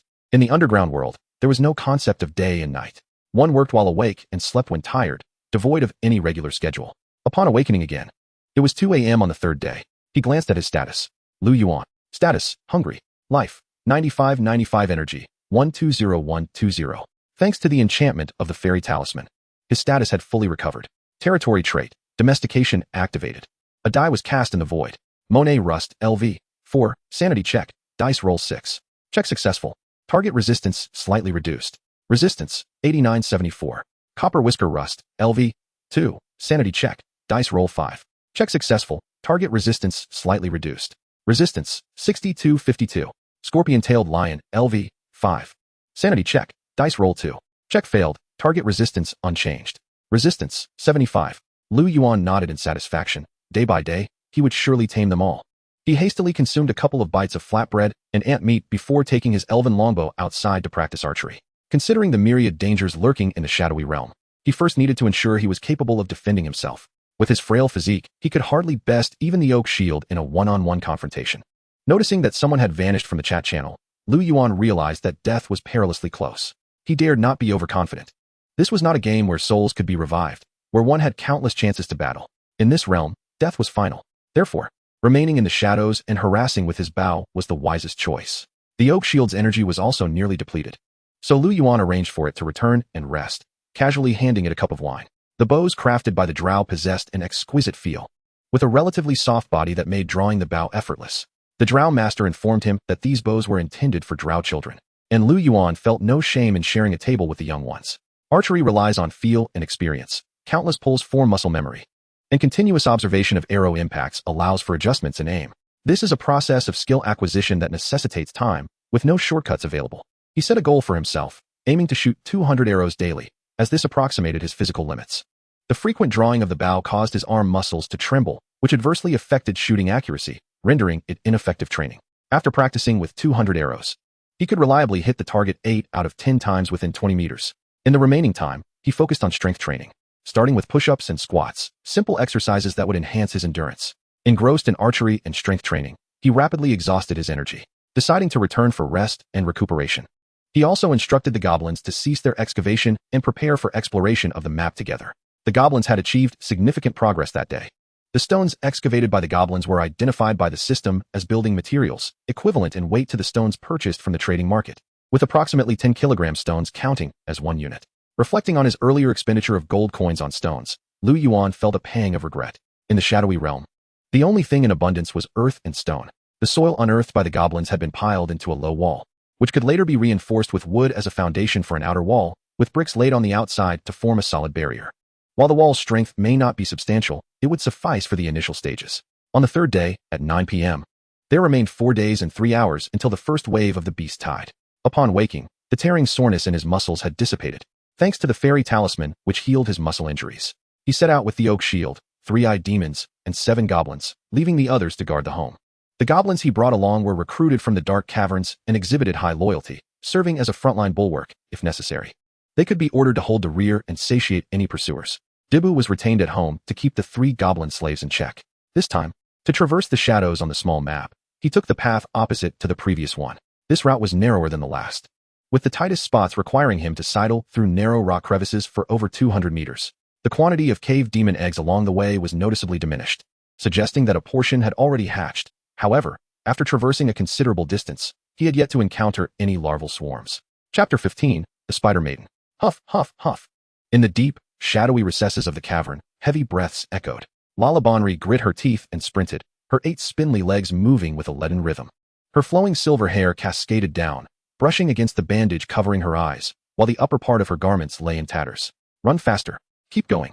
The footsteps behind her pursued relentlessly, synchronizing like a pack of wolves expertly stalking their prey, gradually tightening the encirclement. She had to escape. She simply had to make it out. If only she could find the mercenaries, everything would be salvaged. What was that noise? 1, 2, 3, 12. In the darkness, 12 towering figures emerged one by one. To her horror, they were adult soldier ants, followed closely by a throng of juvenile ants standing a meter tall, numbering over 30. Liu Yuan's complexion paled as he shouted, "Prepare for battle." The soldier ants, displaying fierce visages, snapped their menacing mandibles in a threatening display, charging forward without hesitation. The goblins, clutching their pickaxes, huddled together, emitting low growls to mask their trepidation. After all, they were creatures with 80% loyalty, and they did not flee at once. The soldier ants seemed intent on leveraging their numerical superiority to disrupt their formation. During the charge, the soldier ants on the flanks began to spit venom. 2 goblins were unfortunate enough to be struck by the toxic spray, collapsing to the ground. "Come and taste this." Liu Yuan withdrew a bottle filled with blazing gel and hurled it towards the throng of soldier ants. With a resounding bang, the bottle shattered, the gel splattering in all directions, igniting a roaring inferno instantaneously. Yet, the searing heat did little to deter the soldier ants, propelled by their momentum. They charged recklessly into the flames. The viscous liquid, propelled by the explosion, coated the soldier ants, and the flames swiftly engulfed them. The eye demon, gathering its energy, unleashed a psychic beam accompanied by a thunderous roar, striking at the legs of the soldier ants. One soldier ant, its thigh shattered, stumbled and collapsed into the fire, where it was promptly consumed by the flames. The foremost adult soldier ants, their massive forms enduring the searing heat, crashed into the dog-headed creatures with the force of speeding vehicles, scattering their tightly packed formation. The diminutive dog-headed creatures were suddenly thrust aside, some ignited by the flames. Rolling in desperation, 3 others, their eyes gleaming with ferocity, brandished their pickaxes, aiming blows at the soldier ants' thighs. A swift shadow descended, striking the dog-headed creatures with brutal force, while sharp stingers pierced their chests, causing blood to spurt forth. The oak shield drew its blade, engaging in a fierce struggle with the flaming soldier ants. As the flames roared, the remaining soldier ants hesitated, their charge faltering before the inferno. Seizing the opportunity, Liu Yuan flung another bottle of blazing gel, using the conflagration to effectively bisect the soldier ant ranks, one half trapped within the fire for soldier ants, while the other half, consisting of 8 soldier ants and a multitude of larvae, remained outside the flames. The dog-headed creatures and the gray dwarfs were locked in combat at the front, while the eye demon continued to unleash its psychic beams upon the soldier ants' heads. One ignited soldier ant clamped its jaws around a dog-headed creature, its powerful mandibles tearing it asunder, blood splattering everywhere. In the next moment, an arrow fell from above, piercing its head with brutal force. Although Liu Yuan had aimed at a nearby soldier ant, he felt a surge of joy at the fortuitous hit. Having discarded his bow, he wielded a meat cleaver, plunging into the fray, wary of inadvertently harming his allies. He seized the moment, tossing 2 more bottles of blazing gel into the densely packed soldier ants. The soldier ants in the rear began to burrow closer or circumvent the flames. The battle intensified, and Liu Yuan sensed a shift in the tides against him. This was dire. Outnumbered, the front line could not hold against the soldier ants, and parts of the formation were on the verge of collapse. Should the soldier ants breach their defenses and attack the eye demon in the rear, defeat would be inevitable, as Liu Yuan was forced to retreat. Relying on the blazing gel to momentarily stall the enemy, a sudden surge of enhancement magic descended. Holy Spirit's blessing. A radiant light enveloped him. Holy Spirit's blessing, group, activated. Strength 2, agility 2, duration, 10 minutes. A wave of power surged through him, and Liu Yuan felt immense joy. Despite not knowing the source of this support, he resolved to express his gratitude later. With the Holy Spirit's blessing in effect, Liu Yuan managed to stabilize his position. 2 soldier ants had finally breached the rear lines.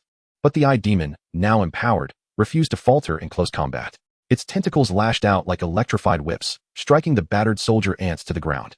Liu Yuan exhaled in relief. The eye demon's melee prowess exceeded his expectations. The whips, slicing through the air, even cracked the metallic exoskeletons of the soldier ants. Steadying his resolve, Liu Yuan prepared to counterattack. The meat cleaver glinted like a razor as it descended upon the heads of the soldier ants. Under the relentless burning of the blazing gel, the foremost soldier ants were reduced to charred remains, their carcasses releasing a fragrant aroma of protein. Seizing the opportunity, a dog-headed creature raised its pickaxe, striking down upon a soldier ant's head. The fire-scorched exoskeleton had become brittle, easily pierced by the eye demon's psychic beams. Reinforcements of soldier ants began to emerge from the earth, one powerful mandible clamping down on a dog-headed creature, tearing it apart. Meanwhile, the flanking soldier ants also converged. The situation remained precarious. In the distance, soldier ants incessantly spewed venom, and Liu Yuan felt a few droplets land on his skin, eliciting a sharp burning pain, akin to being splattered with hot oil. From the dark crevice of rocky outcrops behind, a gentle light began to emerge. Protective divine shield. The light spread, coalescing into a barrier around Liu Yuan and his allies. Protective divine shield, group, activated. Damage dealt by enemies reduced by 20, duration, 10 minutes. Another spell? Liu Yuan's gaze sharpened. The venom hissed as it struck the barrier, releasing wisps of black smoke, its residual force continuing to strike the dog-headed creatures. Where the venom landed, blood began to ooze and darken. "Ah!" cried one of the dog-headed creatures in agony. A gentle, enhancing glow continued to flow from behind. Petrified skin group, activated. Resistance 3, duration, 20 minutes. Purification group, activated. Negative status of poisoning has been removed. Remarkable. Liu Yuan raised his thumb towards the darkened source, vowing to repay this great kindness. The oak shield and the dog-headed creatures regained their footing, beginning to push back. Empowered, the eye demon surged forward with unwavering determination. The soldier ants, unable to withstand the onslaught, began a slow retreat. Liu Yuan gripped the meat cleaver, methodically clearing out the larvae one by one. With swift motions, the hardy soldier ants had managed to gain some distance. Approximately 4 or 5 adult soldier ants, accompanied by several larvae, fled the scene. Liu Yuan exhaled, finally achieving a hard-won victory. A Pyrrhic triumph indeed. As the larvae hatched, the surrounding environment grew increasingly perilous. Caution was paramount in future explorations. Should this batch of larvae mature, the battle could very well be lost. However, these creatures grew astonishingly fast. Just yesterday, they were but tiny specks. And now they had burgeoned in size. What might they become by tomorrow? From the shadows, a figure slowly approached, hesitating for a moment in the darkness. Liu Yuan called out, "Hey, come forth. I am immensely grateful for your assistance just now." A silhouette emerged from the shadows, and Liu Yuan's gaze sharpened, fixating on the approaching giant spider. Upon the spider sat a girl clad in white, her hair and attire as pale as her sickly skin, her eyes swathed in bandages. As she drew near, Liu Yuan realized that this was not merely a girl riding a spider. Rather, they were intertwined, her petite upper body, appearing no older than 15, fused with the terrifying lower half of a spider. The spider was colossal, standing approximately 1.6 meters tall, and connected to the girl, forming a total height of over 2 meters. The girl's innocent visage, a stunning masterpiece of divine creation, radiated purity, yet her lower half, a grotesque spider, exuded an aura of desecration. A monster? Chapter 16, Grievous. This battle had resulted in the demise of 8 adult cave demons and over a dozen larvae. With 4 dog-headed creatures sacrificed, 2 bitten to death, 1 poisoned, and another pierced through the chest by a stinger. The total bounty amounted to 180 gold coins. You have received the effects of the minor healing spell. Restores 20 health points. A radiant light infused his body, visibly healing his wounds. Thank you, Liu Yuan said. Lala, guilt-ridden, replied, I am so sorry, my energy has been exhausted, and I could not heal you in time during the battle. You have done more than enough. Without your aid, we might have perished here. Liu Yuan regained his composure and inquired, I am Liu Yuan, the lord of this vicinity. And you are? I am Lala Banri, from Black Moss City. Lala earnestly implored, I wish to hire you to rescue my sister, Anna. Liu Yuan asked, where's your sister? Lala hurriedly recounted the recent events. She and her sister had been pursued, inadvertently entering the territory of the cave lord, only to be besieged by cave demons. Fortunately, their pursuers had become embroiled in combat with the cave demons, allowing the sisters to escape amidst the chaos. Anna had instructed Lala to follow a small path for 15 kilometers, where a camp of lizardman mercenaries awaited, urging Lala to enlist their help to rescue her. Liu Yuan inquired, have you ever visited this mercenary camp? Lala, with a melodious voice, replied in a calm and measured tone. I grew up in Black Moss City and have never ventured beyond its borders. Are you certain you haven't taken a wrong turn? He pressed. Impossible. There is but a single path from there to here. Liu Yuan's expression shifted as he remarked, ah, therein lies the dilemma. I just came from that direction. And there is no lizardman camp there. The oak shield interjected, my lord, drow elves are notoriously fond of schemes and treachery. This could very well be a trap to lure you into danger. Lala quickly protested, I would never deceive you. Then how do you propose to hire us? Liu Yuan asked. I have no money, the girl admitted, her face flushing as she lowered her gaze. How can I trust you? She bit her lip, hesitant to speak further. If you are unwilling to assist me, I beg you to allow me to leave. I shall seek out lizardman mercenaries instead. What benefit do I gain from aiding you? I possess neither gold nor treasures. However, if you seek wealth, you might consider the aftermath of the skirmish between the Black Moss City raiders and the swarm. There should be abandoned equipment there.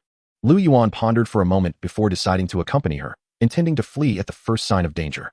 Even if the girl had not appeared, they would have proceeded with their original plan to explore that area. Tomorrow the larvae would grow larger, potentially leaving no opportunity for exploration, and time was of the essence. Without adventure, there could be no reward. It would serve as a repayment for her assistance. Lead the way. We shall accompany you, he instructed. I apologize. I will repay you later. We shall discuss that later, but let me be clear. Should we encounter an enemy we cannot confront, we must flee immediately. Lala nodded anxiously. Thank you. Liu Yuan gazed at her large spider form and suggested riding atop her back to travel. Though hesitant, Lala ultimately consented. Thus, Liu Yuan experienced the sensation of riding a spider. Despite carrying him, Lala moved with remarkable speed, with the kobolds and gray dwarfs struggling to keep pace. This is a bit bumpy, Liu Yuan remarked. Lala trembled slightly, nervously retorting, yes, I apologize. This is my first time carrying someone. From behind her, it was evident that her body was tense. Her arachnid form provided ample space for him to recline, though the small spines on her back were somewhat uncomfortable. By the way, how do you see the road with your eyes covered? Well, my arachnid body possesses 4 pairs of compound eyes, allowing me to see clearly in the dark. And how did your own eyes become damaged? Lala timidly replied, my sister forbade me from telling others. If you prefer not to share, so be it. Are you a drow elf? Yes. Why do most drow have dark skin, while yours is pale? Well. Suddenly, Lala gasped, we have arrived. The ground was littered with severed limbs and dismembered bodies. It appeared they had indeed reached the site of battle. The sturdy stone walls bore the marks of conflict, with various corpses strewn about, presenting a scene of utter devastation as if a great war had erupted. Elven longbows and short swords lay abandoned on the ground. The hardened bodies of the cave demons were hacked into pieces, riddled with arrows. One drow elf had been impaled through the abdomen by a row of spikes, their bodies suspended in midair, while another drow's remains consisted of only the right half of their form. Several creatures resembling velociraptors lay scattered on the ground, their limbs shattered. The cave lord, a massive entity thrice the size of a common soldier ant, lay in two parts, blood oozing from a gaping wound, its severed limbs twitching feebly. Its mandibles clenched around a drow elf, who had succumbed to silence. Lala cautiously stepped over the corpses, scanning her surroundings with meticulous care. Sister? Sister? Her voice was barely audible, as if wary of attracting other enemies. Kobolds, search the area and gather any equipment you find. Report back if you discover any survivors. Yes. The three kobolds dispersed, employing their dark vision to scour the dim battlefield for discarded gear. Liu Yuan leapt down from Lala's back, brandishing a meat saw as he approached the cave lord. The cave lord had an arrow embedded in its eye, the shaft penetrating approximately 7 centimeters deep, rendering it blind.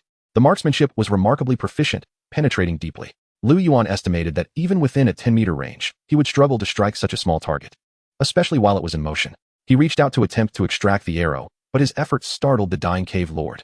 It violently tossed aside the drow elf and swept its massive mandibles in a brutal arc. Unfortunately, its injuries were grave, leaving it feeble and lethargic. Liu Yuan leapt back to create distance, signaling for the eye demon to shoot from afar. Once the cave lord collapsed to the ground, Liu Yuan raised the meat saw and swung it toward its head. Clang! It felt as though he had struck metal, sending a jolt through his hand. Folding the meat saw, he began to saw into its head, creating a fissure before plunging the saw into its brain. A system notification sounded. You have slain the cave lord. A luminous orb erupted from its corpse. Liu Yuan's heart soared with joy, having frequently perused the chat channels. He understood this to signify the acquisition of loot. He gently touched the orb. Acquired hunting token, cave lord's head. Quality, red.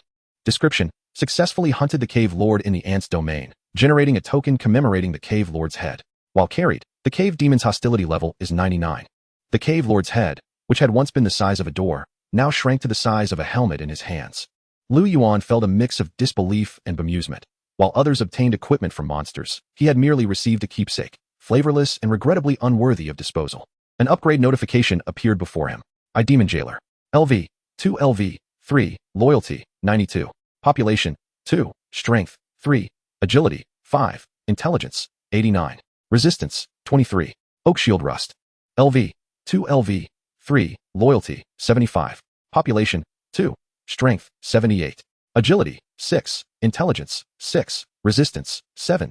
Now, Liu Yuan's party comprised 2 level 2 eye demons, 1 level 3 eye demon, 1 level 3 gray dwarf, and 3 level 1 kobolds. The kobolds, having searched for Anna's whereabouts, did not partake in the defeat of the cave lord and therefore did not receive experience. In recent days, Liu Yuan had fulfilled his promise of drinking with the oak shield, raising its loyalty to 75. And its impressive strength of 8 made it the primary damage dealer in the party. Chapter 17, Anna. As Liu Yuan traversed the battlefield, he began to comprehend the scale of the conflict. Disordered chunks of corpses stretched for hundreds of meters, predominantly comprising the remains of cave demons, alongside a handful of drow elves. The scattered drow numbered less than 100, yet were well equipped, adorned in light armor, wielding bows and long knives, and riding beasts resembling velociraptors. However, the sheer number of cave demons was overwhelming. Even the elite drow forces could not withstand their onslaught in the wild. Perhaps the treacherous terrain of the Underdark had hampered the drow cavalry's mobility, leading to their division in narrow passages. A skirmish erupted, with the drow elves engaging while retreating, yet they were relentlessly pursued and systematically eliminated by the cave demons. He imagined that if this horde of cave demons were to assault his territory, he would scarcely be able to endure for a moment. As he ventured 100 steps further, the cave grew increasingly damp, and numerous larvae emerged from the ground, launching attacks against Liu Yuan. These assaults were effortlessly repelled by the kobolds, while the eye demons unleashed psychic beams that pierced through the larvae's tender exoskeletons with ease. Advancing further, they encountered a steep cliff, beneath which lay a cave demon nest, allowing the ants to traverse the nearly vertical wall with ease. Liu Yuan tossed a vial of incendiary gel down into the pitch-black abyss. After a brief descent, it detonated upon impact, illuminating a small area. He estimated that the cliff was over 100 meters high. Without any exploration tools, descending was impossible, and he could only retrace his steps, following the sound to find Lala. Although Lala's eyes were covered with bandages, the 4 pairs of red dots on her arachnid body seemed to be distinctly visible in the darkness, and her 8 long legs adeptly maneuvered around the corpses strewn across the ground. Upon exiting the battlefield, the bloodstains on the ground became apparent. and Lala sprinted along the trail of crimson. Sister, where are you? Lala, Lala. A weak voice echoed in the darkness. Lala rushed toward the sound, but the sight before her shattered her heart. Sister. Anna was slumped against a stone wall, her body drenched in blood, a gruesome gash marring her face. 3 arrows embedded in her heart and abdomen, and her right leg was completely shattered, revealing bone. With a faint voice, Anna coughed. Why did you come back? Did I not tell you to find the mercenaries? I'm sorry, I couldn't find the lizard men, Lala wept. It's all right. Follow that path. There's a camp of Ryan. Hide there, and after the beast tide subsides, find a way to the surface. No, wait, you cannot go to the surface. Hide. Find a place to conceal yourself. Anna struggled to speak, her words causing her wounds to bleed profusely. Sister, please don't talk, Lala urged, employing a healing spell to envelop Anna in a gentle, restorative light. Anna grasped her hand, saying, It's futile. You must leave quickly. Do not let them capture you. I want to leave. Lala cried, her face awash with tears, resolute in her refusal. I am cursed beyond healing. Your magic is of no use to me. Yet Lala remained undeterred, persistently casting her healing spells. At that moment, Liu Yuan approached slowly, wielding a meat saw. Suddenly, a pillar of fire erupted from the ground, hurtling towards Liu Yuan's face. The oak shield reacted swiftly, knocking him aside just in time to evade the attack. Sister, do not harm him. He brought me here, Lala interjected. Upon seeing the newcomer, Anna's tense demeanor eased. Is this magic? Liu Yuan was taken aback by the sudden assault. All knowledge of existence has been triggered. Judgment. Roll the dice. Result. 3. Gain minor information. Anna Banray. LV. 18. Heroic level. Status. Poisoned. Bleeding. Incurable. Unable to restore health. Strength. 14. Agility. 18. Intelligence. 25. Insufficient information. Anna covered her chest, apologizing. I'm sorry. Human, I mistook you for a lurking drow. Liu Yuan inquired. Aren't you a drow elf as well? Why attack your own kind? Cough, cough, my time is short. I can only tell you that Lala and I are both defected drow. The rest, she will explain to you. I wish to make a deal. What deal? Help me protect her. If you do not clarify, I will not engage in any trade, Liu Yuan replied coolly. After a moment of silence, Anna grasped Lala's hand, halting her healing, and said, Lala, could you step away for a moment? I need to speak with him privately. Wow, okay. Liu Yuan observed the ailing drow before him, lowering his guard as the oak shield led the others to stand watch at a distance. As the others gradually withdrew, Anna cast a spell on herself, her wounds slowly mending. Liu Yuan, wary, asked, What are you doing? Please do not be alarmed. To reveal the truth to you, I have cast the spell Lament of the Lost Souls, which allows me to maintain my full strength for 10 minutes, after which I will perish. My time is limited, so let us cherish it. She continued, Lala and I are the daughters of the speaker of the Black Moss City. Our drow kind has always revered strength and worshipped malevolence. From a young age, we were taught to be selfish and to learn the art of betrayal. However, my sister is different. She is an anomaly.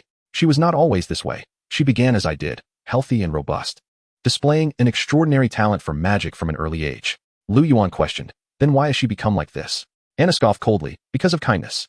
In our drow society, kindness is a sin. For instance, the ranger Tristan, who defected to your human world, has always been a disgrace to our people. Lala, because of her nature, has never been favored by our mother, who has relentlessly criticized her for being too weak, believing that a weak drow does not deserve to live. What transpired that led to your defection? 3 years ago, I served as the captain of a drow assault team, delving deep underground for a mission, only to encounter an unknown creature, mysterious, powerful, and beyond description. Half of my team perished in that battle. I barely escaped with the remnants. But we were all infected by the chaos residue. Chaos residue? The chaos residue is a remnant of the last epoch, said to be one of the catalysts for its demise. It transforms all infected life into mindless monsters, and its mode of transmission remains a mystery. It appears suddenly and vanishes just as abruptly. I knew that once the council discovered the chaos residue, we would all perish.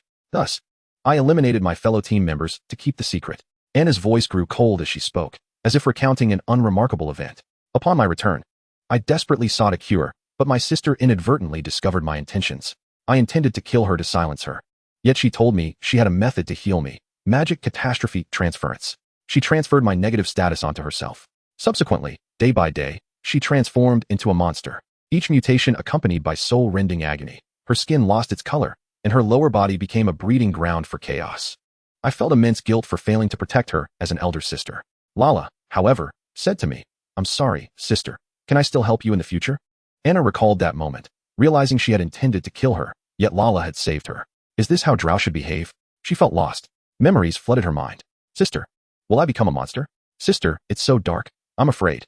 Sister, please do not worry about me. I only wish to help you. Goodbye, sister. Please stay safe. Afterward, Anna vowed to protect her at all costs. Liu Yuan speculated. Did the Council of Black Moss City learn of this later? No.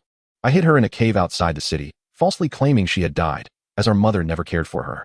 To prevent the chaos residue from worsening, I eliminated the drow spies investigating us, seizing their soul essences to feed to Lala, barely allowing her to maintain her arachnid form and humanity. Did she know she was consuming the essences of the drow? Anna sighed. She did not know. I told her it was a concoction of my own making. However, this matter was discovered by our mother's political rivals. Our mother, the speaker of Black Moss City, mobilized elite assault teams to hunt us down to conceal the incident. I fled with Lala, intending to find a place to hide, but we were still discovered. I led them to the cave of demon nests, and in the end, we were left in a state of mutual destruction. I am afflicted with an incurable curse and am nearing death. Without the soul essences, would she become a monster? Alas, yes. This is the nature of the deal I wish to propose. Please seek out the soul essences to help me heal her. Liu Yuan replied coldly. What do you offer in exchange? I can impart magic knowledge to you. Moreover, rest assured that I have spent 3 years with her and have not contracted the chaos residue. The chaos residue vanished suddenly in the last epoch. So there must be a cure. I have spent 2 years gathering information. The Northrend Alchemy Society may know something. Magic? Liu Yuan's eyes flickered with intrigue. Anna. Her bloodstained hands slowly raised, emitted a silver light as she pointed towards Liu Yuan's forehead. You are affected by the imprint of magical knowledge. Magical knowledge imprint.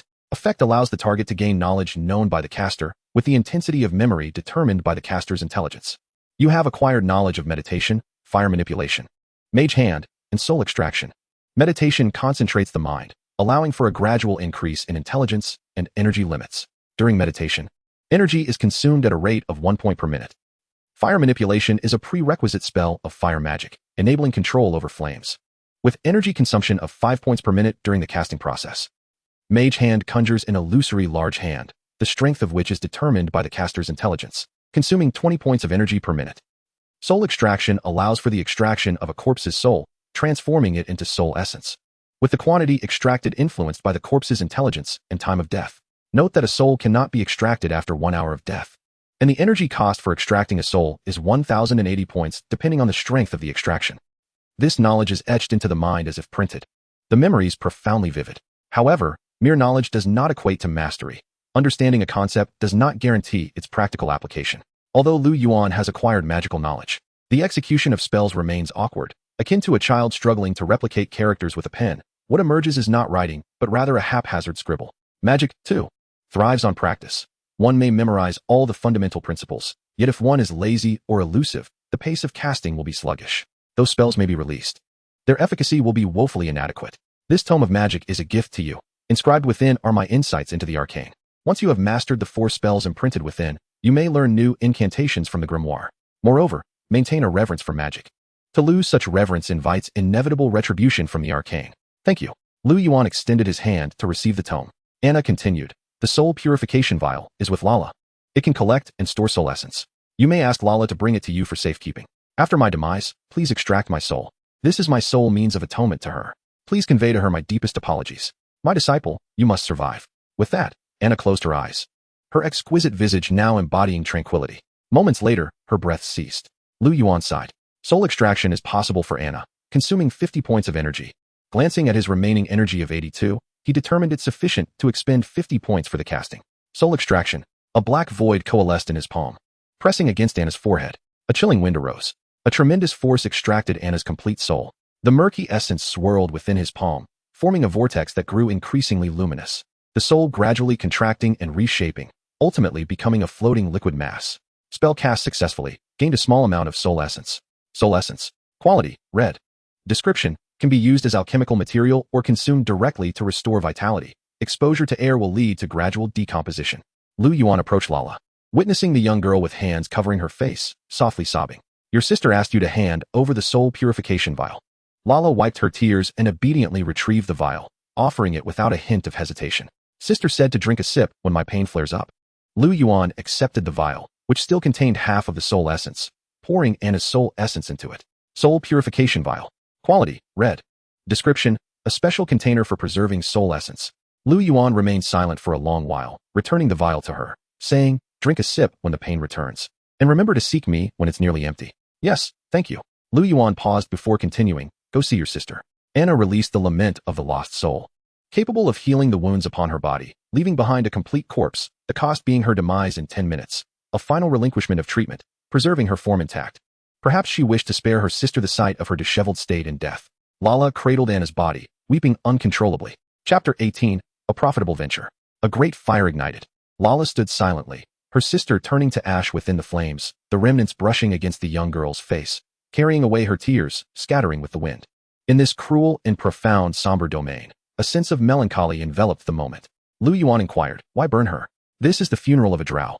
To prevent wandering necromancers from desecrating the corpse."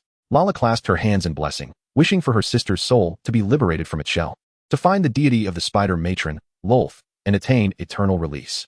Liu Yuan sighed. "Release seems unlikely. Your sister's soul is contained within the vial. What are your plans now?" Lala asked. "I do not know. Sister told me to hide, but I have no idea where to go. Would you consider joining my domain?" "Huh. Why? If you are unwilling, that is perfectly fine." Lala hesitated. I might bring you trouble. I am aware. Anna informed me of your circumstances.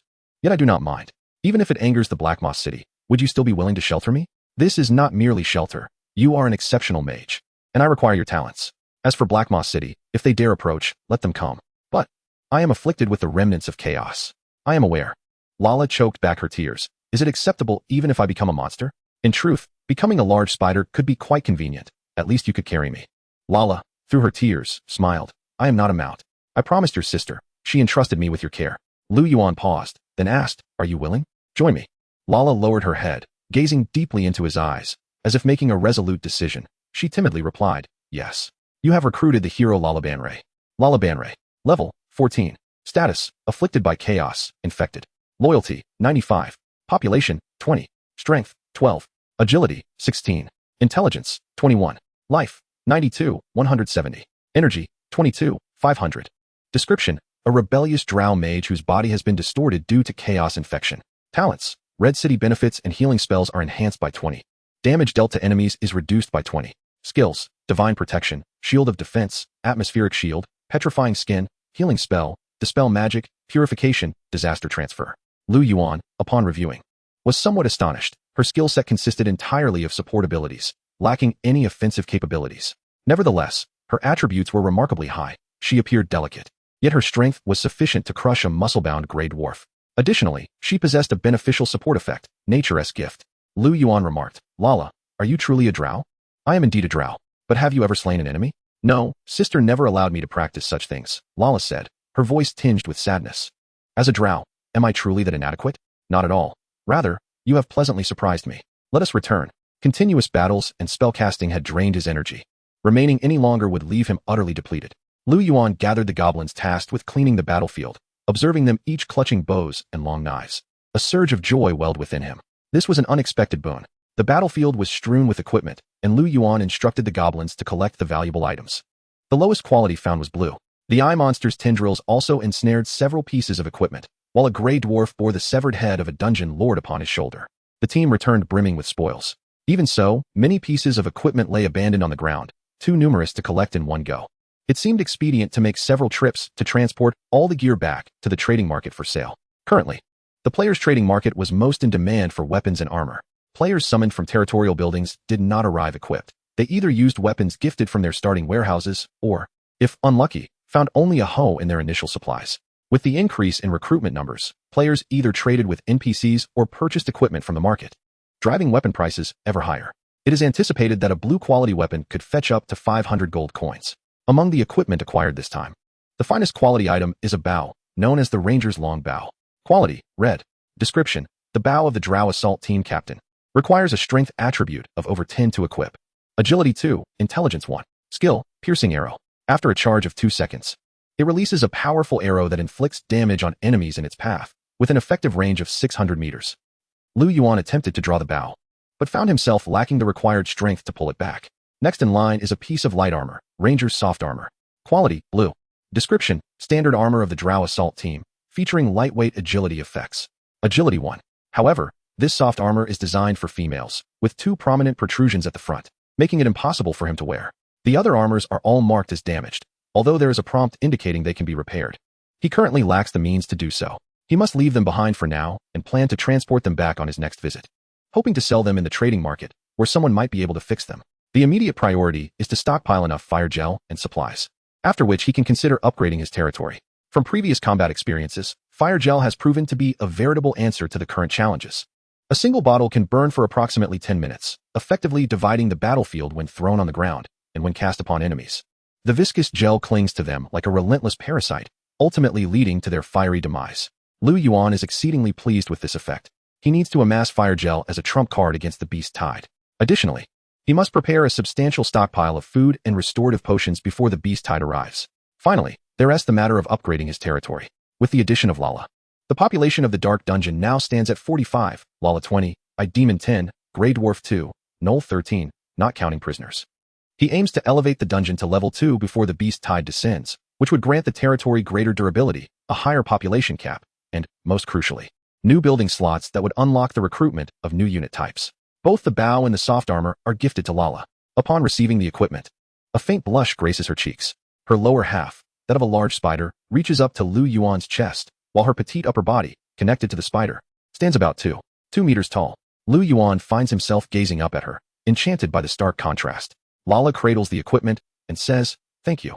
You are the first person to gift me something besides my sister." Liu Yuan inquires, "Do you not have friends in Mossy City?" She replies, "They all say I am too timid and do not wish to befriend me." Liu Yuan counters, "I do not share that sentiment. In truth, Lala is quite strong." Taking on the chaotic remnants for Anna, Lala walks forward with her head bowed, silent for a moment. After a while, she speaks, "If you tire, you may sit upon my back. Consider it a return of favor." Liu Yuan, without hesitation, climbs onto her spider form, finding a suitable position at the joint of her exoskeleton, allowing him to recline against her abdomen. His energy is rapidly depleting to 12. Falling below 10 will render him unconscious, so he strives to relax his mind, closing his eyes to recuperate, relying on the effects of the fairy amulet to gradually restore his energy. Chapter 19, Upgrade.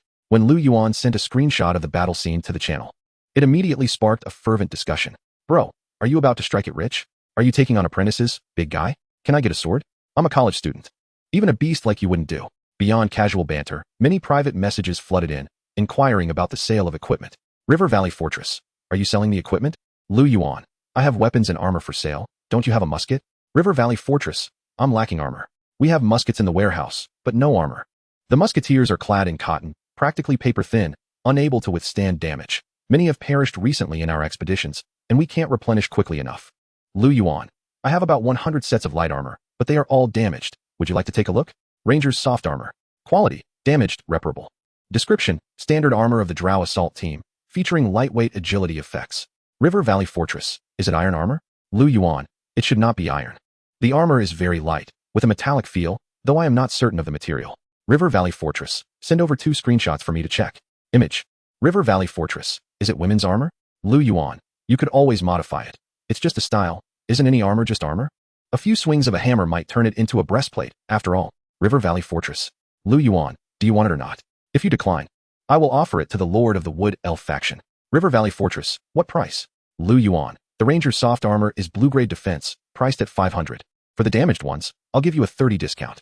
River Valley Fortress. "That's too expensive. A women's armor requires repairs and modifications. Lower the price, and I'll take them all." Liu Yuan. "If you want many, I can initially offer you 20 sets in good condition for 6,000 gold coins." River Valley Fortress. "Deal. UA requests to add you as a friend. Do you agree?" "Agree." A transaction is successfully concluded. Liu Yuan immediately dispatched all his gnolls to collect the equipment. Others also inquired about the bow and swords pricing, but their requests were minimal. For these sporadic transactions, Liu Yuan listed the items on the trading market. Surprisingly, the best-selling items were of a different nature altogether. Great Cemetery. "Hey, are you selling corpses?" Liu Yuan. "What do you want with bodies?" Great Cemetery. "They can be used for summoning skeletons and zombies." Liu Yuan. "Do you need both drow and cavern demons?" Great Cemetery. "I only collect vertebrates. I've tested that arthropods do not yield soldiers." Liu Yuan. "What price are you offering?" Great Cemetery. 10 gold coins per body. Liu Yuan. "Not for sale. In trading with players, one must physically bring the goods to the market. Remote transactions are not feasible. To sell bodies, he would first need to carry the drow back to the dungeon, which would take 2 hours per round trip. Currently, he only has 13 gnolls available for labor, making this a waste of resources. Thus, Liu Yuan rejected the offer without a second thought. Great Cemetery. 20 gold coins. "There are many corpses on the market now. They're not worth much." Liu Yuan. "If there are so many corpses, why come to me? I have no time to transport these bodies." Great Cemetery. 30 gold coins. "That's my final offer." Liu Yuan. "It's not about the money." Great Cemetery. "I only need 10 complete corpses, 100 gold coins each." Liu Yuan. Your territory should not be lacking in skeletons and zombies. Great Cemetery. I'm missing some special zombies. Liu Yuan. Great Cemetery. If the quality is good, I can pay more. Liu Yuan. Are you saying? Great Cemetery. Indeed, I have a fascination with corpses. Is that so wrong? I've traversed realms. Is it a crime to control the dead? Sooner or later, all of you will be controlling corpses. At that moment, Liu Yuan pondered for a long while, typing a response only to delete it. Perhaps, everyone has their obscure interests. Now is not the time to delve into the XP system. The system allocates territories based on individual interests, hobbies, and past experiences. No wonder he was assigned to the Great Cemetery, but why was he placed in a dungeon? Is there any possibility? Impossible. After a moment of contemplation, he replied, 200 per body. Great Cemetery, that's a bit pricey. I'm not affluent either. Would 600 gold coins for 10 suffice? Liu Yuan agreed. Besides ensuring the bodies are whole and in good condition, do you have any additional requirements? Great Cemetery, please post the items on the trading market. I wish to purchase anonymously. Liu Yuan understood. Subsequently, several more transactions were finalized. Limited by the speed of supply from his 13 gnolls, one round trip, loaded with a cart, would take at least 3 hours. Currently, Liu Yuan can only use his available funds to purchase some fire gel. During this period, the price of ember glue remained low, with a sluggish market demand. Numerous lords had unlocked alchemy technology or recruited firebrand subordinates, resulting in an oversupply. A single cauldron of concentrated ember glue could yield over 20 bottles. Consequently, the price of ember glue plummeted, with each bottle costing merely 8 gold coins. As a result, several lords opted to cease production of ember glue. Liu Yuan seized the opportunity and effortlessly purchased 280 bottles of ember glue, a transaction that failed to affect the market price. With the remaining gold coins, he procured materials for upgrading his territory. Dark Dungeon. Level 1 durability. 500 population. 45 100 area. 300 square meters materials required for upgrade. 500 gold. 500 stone. 500 wood. Stone was readily available, as the goblins had leveraged their racial advantages to excavate a considerable amount. Now, only gold and wood were lacking, but fortunately, wood was also inexpensive. After the first wave of equipment sales, and with the gold flowing in, Liu Yuan quickly gathered the necessary materials. He then accessed the Lord's manual and selected the option to upgrade his territory. A deduction of 500 gold, 500 stone, and 500 wood was made from his accounts. The ground trembled violently. An earthquake! An earthquake! Let us out! Manhwaedit shouted, his voice echoing through the chaos. The entire dungeon swayed precariously. The scorpion-tailed lion stomped nervously. However, Lala, with her 8 long legs, quickly regained her balance and rushed towards Liu Yuan. Do not panic, he called out. Moments later, the floor's tiles collapsed, revealing a staircase leading underground. Liu Yuan was taken aback to discover that beneath the dungeon's floor lay a staircase to the depths below. Dark Dungeon has been upgraded to level 2. You are the 915th individual to upgrade their territory. Please expedite your development. Dark Dungeon. Level 2 durability. 2000 population. 45 400 area. 300 square meters materials required for upgrade. 5,000 gold. 5,000 magic suppressing stones. Buildings owned. 8 cells. 1 trade market. 1 dark pit. 3 available building slots. It appeared that the pace of upgrading territories had slowed. Previously, Liu Yuan had a chance to upgrade. But considering the uncertainty of having sufficient funds to construct new buildings post-upgrade, he prioritized acquiring slaves and equipment to bolster his population and combat strength. He speculated that most territories had likely already advanced to level 2, with a few possibly reaching level 3. Chapter 20. Construction while Liu Yuan rested. The goblins diligently transported equipment and corpses back. At this moment, there remained 3 days and 6 hours until the first wave of beast tides. Territory trait. Domestication has been triggered. Mo9 rust level 4. Rationality check. Dice roll 8. Check successful. Target's resistance significantly reduced. Resistance 7444. Bronze beard rust level 2. Rationality check. Dice roll 3. Check failed. Target's resistance unchanged. Resistance 52. Scorpion-tailed lion level 5. Rationality check. Dice roll 5. Check successful. Target's resistance slightly reduced. Resistance 7565. Fortune smiled upon him as he rolled an 8. After trading the equipment and corpses, his gold reserves swelled once more.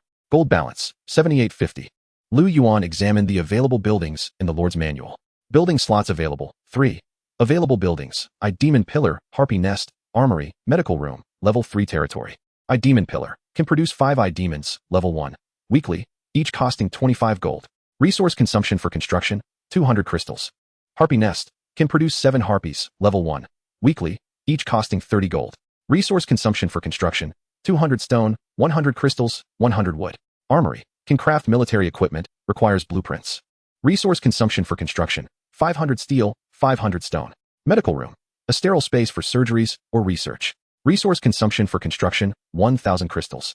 He decided to forego the medical room, as the sterile environment was not currently necessary, and acquiring 1,000 crystals was financially unfeasible, given that each crystal was sold for 7 gold coins in the trade market. Puzzled, he wondered why the building list included such an unusual structure, especially in a fantasy world where healing methods were abundant. He soon managed to gather the resources for the Harpy nest and demon pillar from the trade market. Due to the exorbitant cost of steel at 10 gold per unit, he opted not to construct the armory. Demon pillar construction completed. Harpy nest construction completed. Sounds echoed from the second underground level. Liu Yuan brandished a bone claw lamp as he descended the staircase. The overall size of the second underground level matched that of the first, yet its emptiness rendered it somewhat desolate. The Harpy nest occupied the western side of the second underground level, resembling a loft embedded in the stone wall. The demon pillar appeared as a massive column connecting the ceiling to the floor, its fleshy texture writhing as if alive, with a gigantic eye at its center. Veined and bloodshot, he recruited 5 demons and 7 Harpies. As the Harpies emerged from the Harpy nest, they spread their wings and gracefully descended before Liu Yuan. "We pledge our loyalty to you, noble lord," they proclaimed. Harpies, level 1. Loyalty, 80. Population, 2. Status, healthy. Strength, 4. Agility, 9. Intelligence, 5. Resistance, 3. Health, 90-90. Energy, 100-100. Description: Harpies are bloodthirsty and cruel underground creatures, adept at scavenging, capable of detecting the scent of corpses from a kilometer away, and skilled at blinding foes with their sharp claws. Skill: Swift return. After launching an attack on an enemy, they accelerate back to their original position. These Harpies were not particularly pleasing in appearance. Their bodies were covered in grayish-brown feathers, their faces adorned with gray fuzz, and their bald heads revealing the flabby skin of their scalps, reminiscent of vultures. Their arms were connected to their wings, which spanned about 3 meters, and their talons were robust and powerful. The Harpies were petite and slender, aiming for a lightweight physique to enhance their flying capabilities. Liu Yuan inquired, "How long can you remain airborne during a single flight?" The leading Harpy replied, "In a windless environment, we can hover for 10 minutes. In a windy environment, we can remain airborne for up to 1 hour. How far can you fly in 10 minutes? Approximately 4 kilometers. Liu Yuan nodded, satisfied with their agility, and continued, "What is the maximum weight you can carry while flying?" "We can grasp objects weighing up to 20 kilograms. Liu Yuan asked, "Can you engage in combat while armored?" The Harpy responded, "My lord, we typically do not fight in armor. During combat, our wings, which have the largest surface area, are most vulnerable to attacks. Thus, we must fly swiftly to evade harm and protect our wings. However, carrying weight can hinder our flight speed and increase the likelihood of wing injury. If our wings are injured, we will have to withdraw from combat." Liu Yuan envisioned them as highly mobile assassins, also suitable as agile support units. The swift return skill allowed them to retreat behind the formation after striking, a remarkable ability for ambush tactics. Meanwhile, 5 demons emerged from the demon pillar. Uniquely, the demons were birthed through a process resembling mitosis, gradually separating from the column. It seemed the demon pillar was not merely a structure, but a living entity. The demons had been his steadfast allies since the very first day of his ventures, their exceptional ranged capabilities addressing the initial inadequacies in damage output. At present, he possessed 2 level 3 demons, 3 level 2 demons, and the 5 newly recruited demons. Overall, the advancement rate of the demons is astonishingly swift, likely due to their role as ranged units, which allows them to easily accrue experience.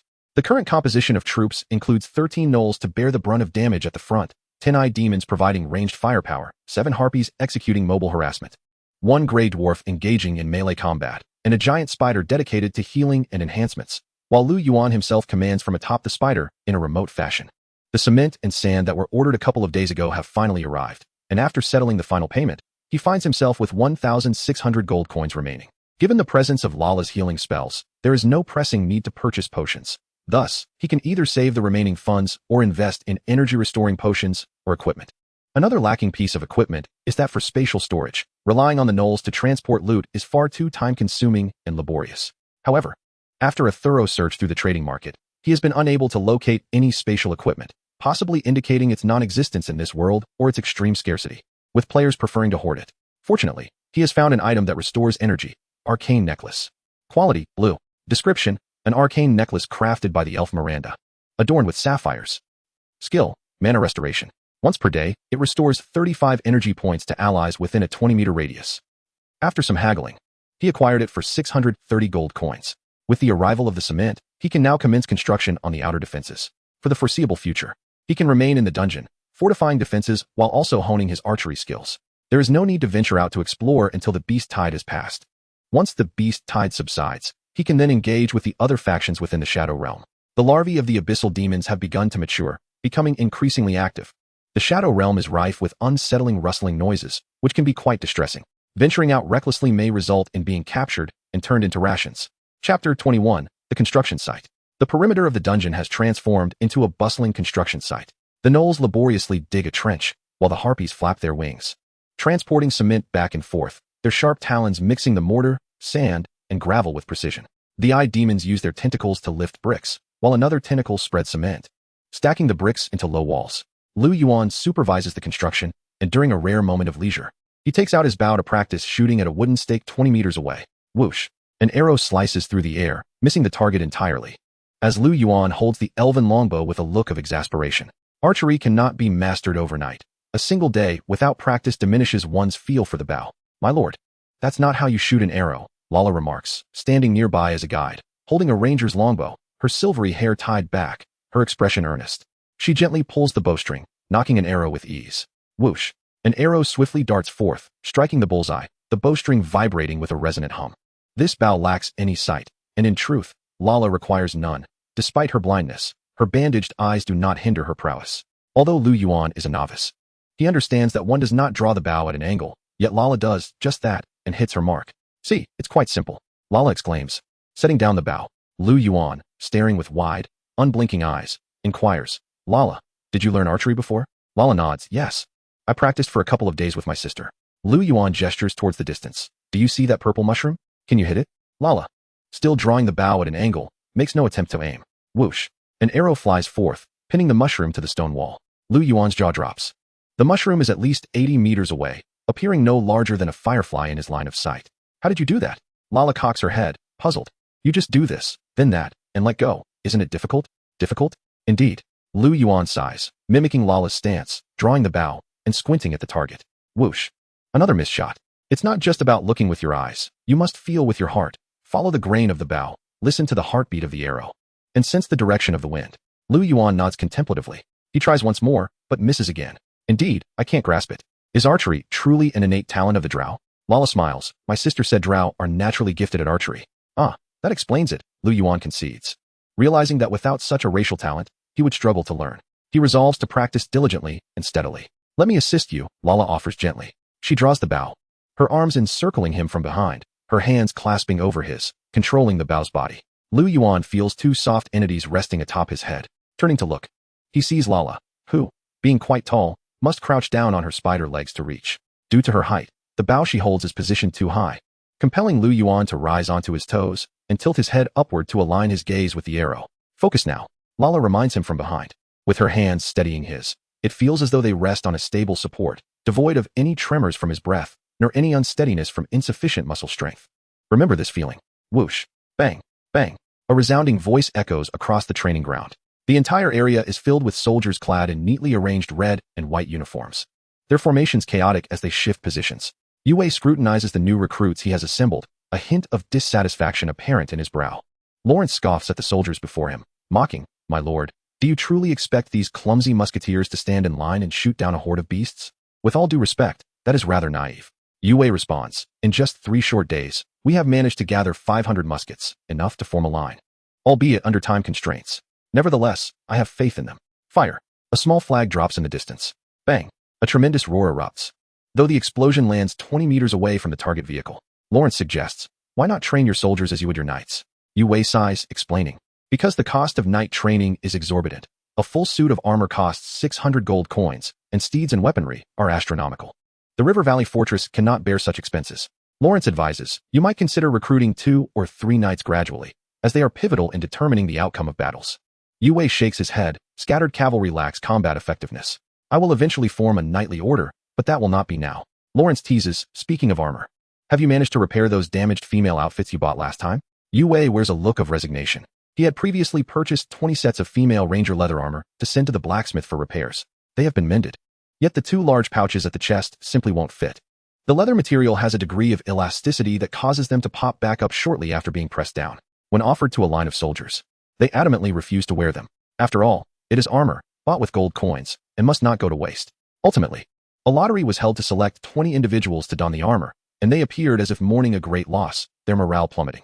Rumors began to circulate among the ranks, suggesting that their lord harbored peculiar preferences. Yue regretted his decision. Had he not been tempted by the bargain, he would never have purchased those ranger armors. After testing them, he found their protective capabilities commendable, able to withstand slashing attacks of up to 8 points and protect against shrapnel from explosions occurring 15 meters away. Thus, this transaction cannot be deemed a loss, as it is indeed life-saving gear, albeit the rumors circulating require some rectification. Yue, wishing to steer clear of the armor topic, shifts the conversation. Have the blacksmiths finished affixing bayonets to the muskets? Lawrence, we have managed to produce a batch, but they can only be welded on and will not meet your requirements for disassembly. Moreover, their usability is rather poor, as the joint strength is insufficient, making them prone to breakage when drawing the weapon. Is it feasible to execute 10 thrusts without interruption? That should pose no problem. Yue nodded and replied, that's adequate. How is the construction of the 2nd Battalion's position progressing? Lawrence, following your instructions, they have constructed 8 bunkers a kilometer in front of the fortress and excavated 2 kilometers of circular trenches, with further fortification currently underway. Yue stated solemnly, urge them to hasten their pace. It is imperative that the position is completed before dawn tomorrow. Once established, it will serve to protect the mine and act as a forward outpost for the fortress, allowing me to explore southward with peace of mind. Understood. Additionally, turn over the surrounding land and eliminate the ants. Chapter 22. The Contest. Breathe. Regulate your breathing. Liu Yuan took a series of deep breaths, striving to suppress his panting, actively controlling his rhythm to elongate each breath as much as possible. Sweat dripped from his palms along the sword hilt, falling drop by drop. His upper arm muscles trembled incessantly, causing the sword blade to sway side to side. The weapon he wielded was an elven longsword, measuring 1 meter and 20 centimeters in length, slender and straight, light and sharp, perfectly embodying the elven aesthetic of grace. Yet, this longsword had failed to breach the defenses of his opponent. Lala stood 3 meters away, her small face etched with seriousness, her breathing steady as she grasped a wooden stick with one hand, positioned before her chest like an impenetrable wall, blocking Liu Yuan's every assault. Liu Yuan felt as though he were being soaked in sweat, while his opponent remained composed and untroubled, regardless of the direction of his slashes and thrusts. Lala effortlessly parried and dodged. After circling the ground several times, Liu Yuan maneuvered to close the distance, his gaze fixed intently on the wooden stick in Lala's grasp. Calculating the distance, as he approached the striking range, he bent forward, lunging towards Lala's abdomen with a thrust. Lala pivoted on her wrist, swinging the stick to strike the blade, deflecting its tip to the right. Liu Yuan immediately crouched, rolling on the ground to her side, and upon rising, he swung his sword down fiercely. Lala, unhurried, turned around, steadily raising the wooden stick to intercept the path of his blade. However, with a twist of his sword tip, he transformed his downward slash into a thrust, executing a deft feint aimed directly at her chest. You're devious, Lala muttered. The stick flicked upward, effortlessly swatting away the approaching sword. Oh no! Liu Yuan found his center exposed as the stick descended towards him, the fierce wind of the blow grazing his forehead, leaving him unable to evade. His body had reached its limits, his flesh unable to keep pace with his thoughts, leaving him to watch helplessly as the wooden stick drew nearer. Ultimately, it halted a mere 3 centimeters from his forehead. Lala, my lord, relying on rolling around and seizing openings is not a viable strategy. This approach to swordsmanship is inadequate, but I've nearly struck you several times. Lala shook her head. That was during your rolls. I refrained from kicking you. In truth, your rolling exposes numerous vulnerabilities. One must never employ such tactics on the battlefield. Ah, is that so? This seems quite different from the sword art of the King of Flames I was taught. Lala inquired with curiosity. What is the sword art of the King of Flames? Liu Yuan replied earnestly. The so-called sword art of the King of Flames involves agile evasion, extreme opportunism, and the ability to inflict harm without sustaining any oneself. Lala giggled. God certainly wouldn't fall to such blades. Huh. Fireball. Liu Yuan conjured a spark in his palm and hurled it towards Lala's waist. Lala's expression sharpened. With a swift motion of her left hand, she dispersed the small fireball. But this level is far from sufficient. Liu Yuan sighed deeply, discarding the sword and unceremoniously sitting on the ground. Since learning the art of fire manipulation, he had been training with the fireball technique. Under Lala's guidance, he could barely conjure a sphere of flame, maintaining its energy in his grasp, yet upon release, its potency diminished significantly. To ensure the fireball retains its strength, it must be enveloped in a layer of magical energy, like this. Lala demonstrated, forming a swirling, stable fireball in her palm before launching it at a distant rock. The fireball struck the stone, exploding upon impact. Lala, you can perform the fireball technique too? Yet it's not listed in your skill roster. Liu Yuan expressed his surprise, knowing Lala's innate talent was one of sincerity, enhancing her healing and support abilities, but at the cost of reducing her damage output. Even with a reduction of 20, she could still deliver a force comparable to the psychic rays of the eye demon. Lala pondered, is this fireball truly a skill? It shouldn't count. I just played with it as a child. Liu Yuan was rendered speechless, for Lala, and indeed for all mages. Techniques like the fireball and water sphere were likely as instinctual as breathing or eating, thus not warranting a slot in their skill repertoire. Liu Yuan spent the afternoon learning the fireball technique from Lala, until his energy was nearly depleted.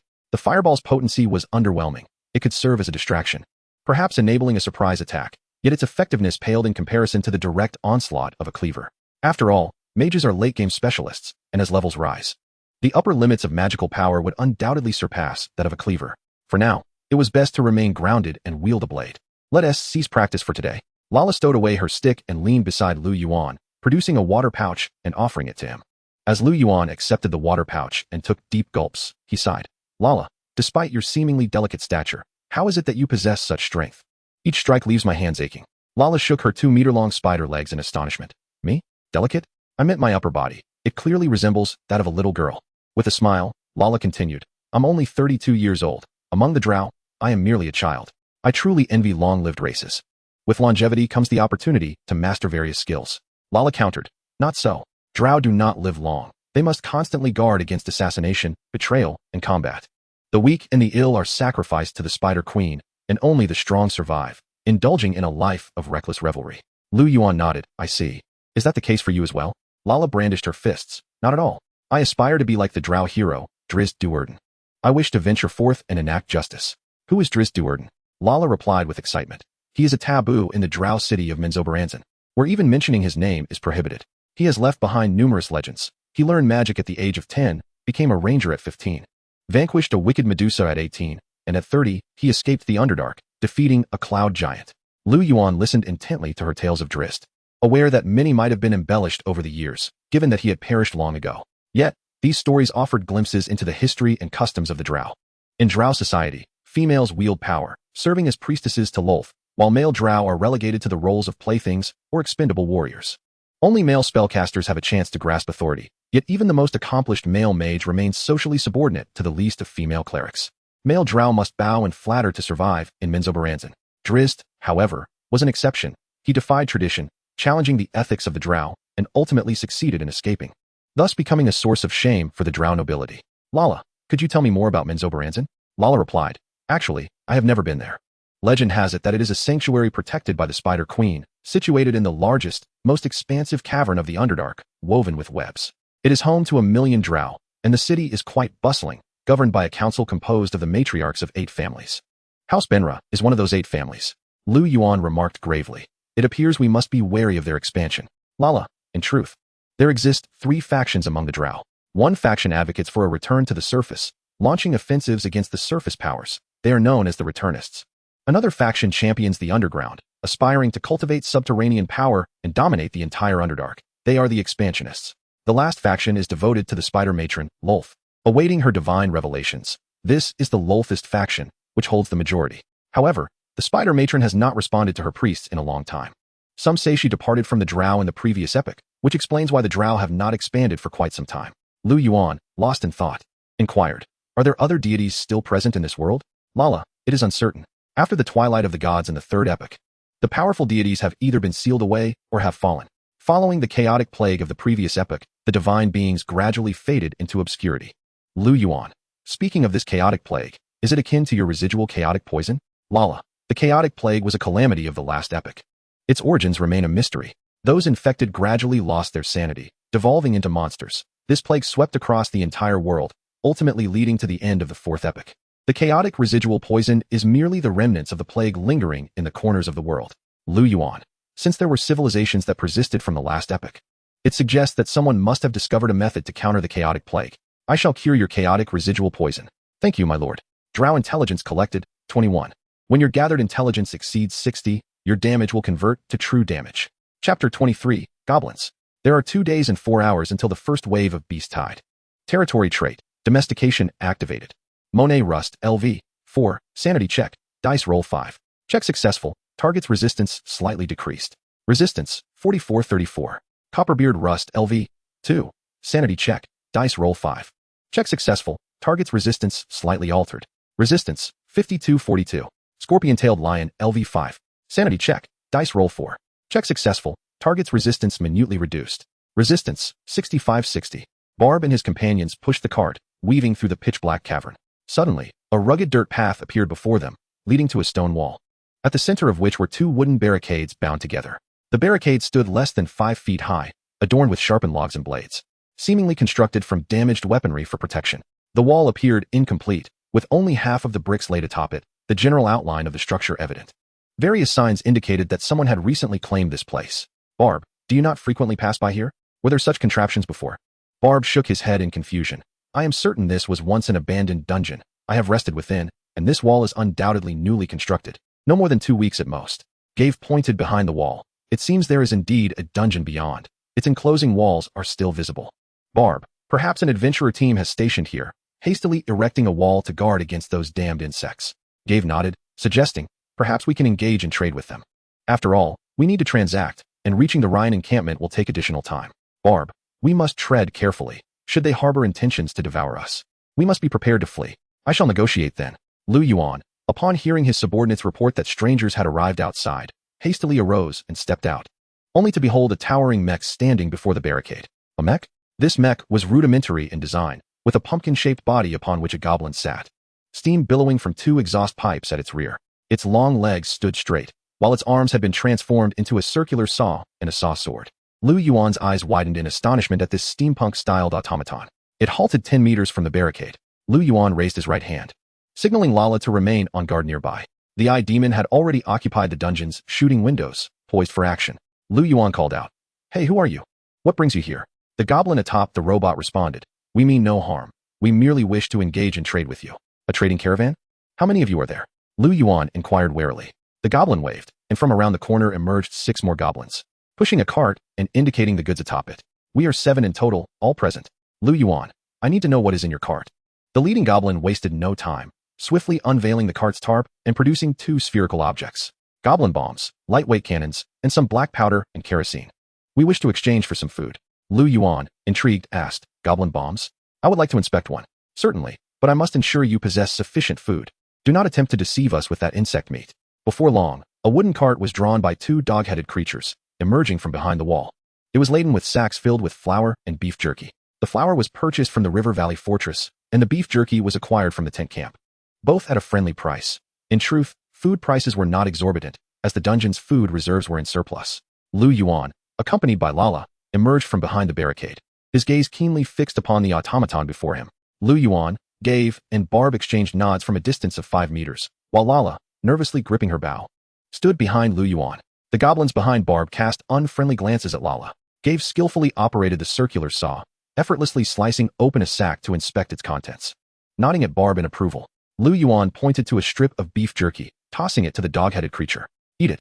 The creature hesitated, then displayed delight, hastily stuffing the meat strip into its mouth, chewing eagerly as saliva dripped from its jaws. The goblins waited patiently. After approximately a quarter of an hour, seeing no abnormalities in the dog-headed creature, the goblins breathed a sigh of relief. Gave tore off a piece of jerky and chewed, nodding repeatedly. Quite delicious. Humans certainly know how to eat. It has been ages since I last savored beef. Barb dipped his finger in the flour and licked it. No doubt, this is flour. How astonishing it is to find such an abundance of wheat here. The aroma is rich. It has been freshly ground. You may examine these alchemical bombs. Liu Yuan approached their cart, and they instinctively stepped back 5 paces, maintaining a respectful distance to avoid any unnecessary misunderstandings. Goblin bomb. Quality, blue. Description, a bomb invented by goblin alchemists and engineers, possessing immense power, with an explosion radius of 8 meters and shrapnel scattering up to 20 meters. Art is explosion. Skills, 1 trigger, can be used as a mine, detonating under top pressure. 2 delayed explosion, can set a countdown of 5 to 10 seconds before detonation. The attributes of the goblin bomb were quite impressive. As a consumable, it could effectively injure enemies within its blast radius and also serve as an ambush mine. Barb remarked, If you are concerned, you may detonate one to see the effect. Consider this bomb a gift from me. Barb provided a brief demonstration of its usage. Liu Yuan, after examining it, took the bomb to the trench, setting a 10-second delay before throwing it in and swiftly retreating. Lying prone on the ground with his hands over his ears. Boom. A tremendous explosion erupted from the trench, sending earth and debris skyward, creating a circular pit with a 3-meter diameter. Liu Yuan patted his chest, exclaiming, Impressive, the power is indeed remarkable. Ha ha ha, goblin craftsmanship, a true masterpiece. How much do you ask? This cart of bombs is worth 6,000 gold coins. Bombs are hard currency. They hold this value wherever you go. Rest assured, you won't regret the purchase. Your price is excessive. Liu Yuan pondered, realizing that 6,000 gold coins would suffice to fill the warehouse with food. Perhaps exchanging food could yield a better deal. 1 sack of flour for 10 bombs, and 1 pound of beef for 20. Liu Yuan hesitated before making an offer, pondering whether his bid was too low. What could such a modest amount of grain possibly equate to in gold coins? This price seemed to take advantage of an honest man. Babu stared at him in astonishment. Then, as if fearing a change of heart, promptly exclaimed, "Deal, deal.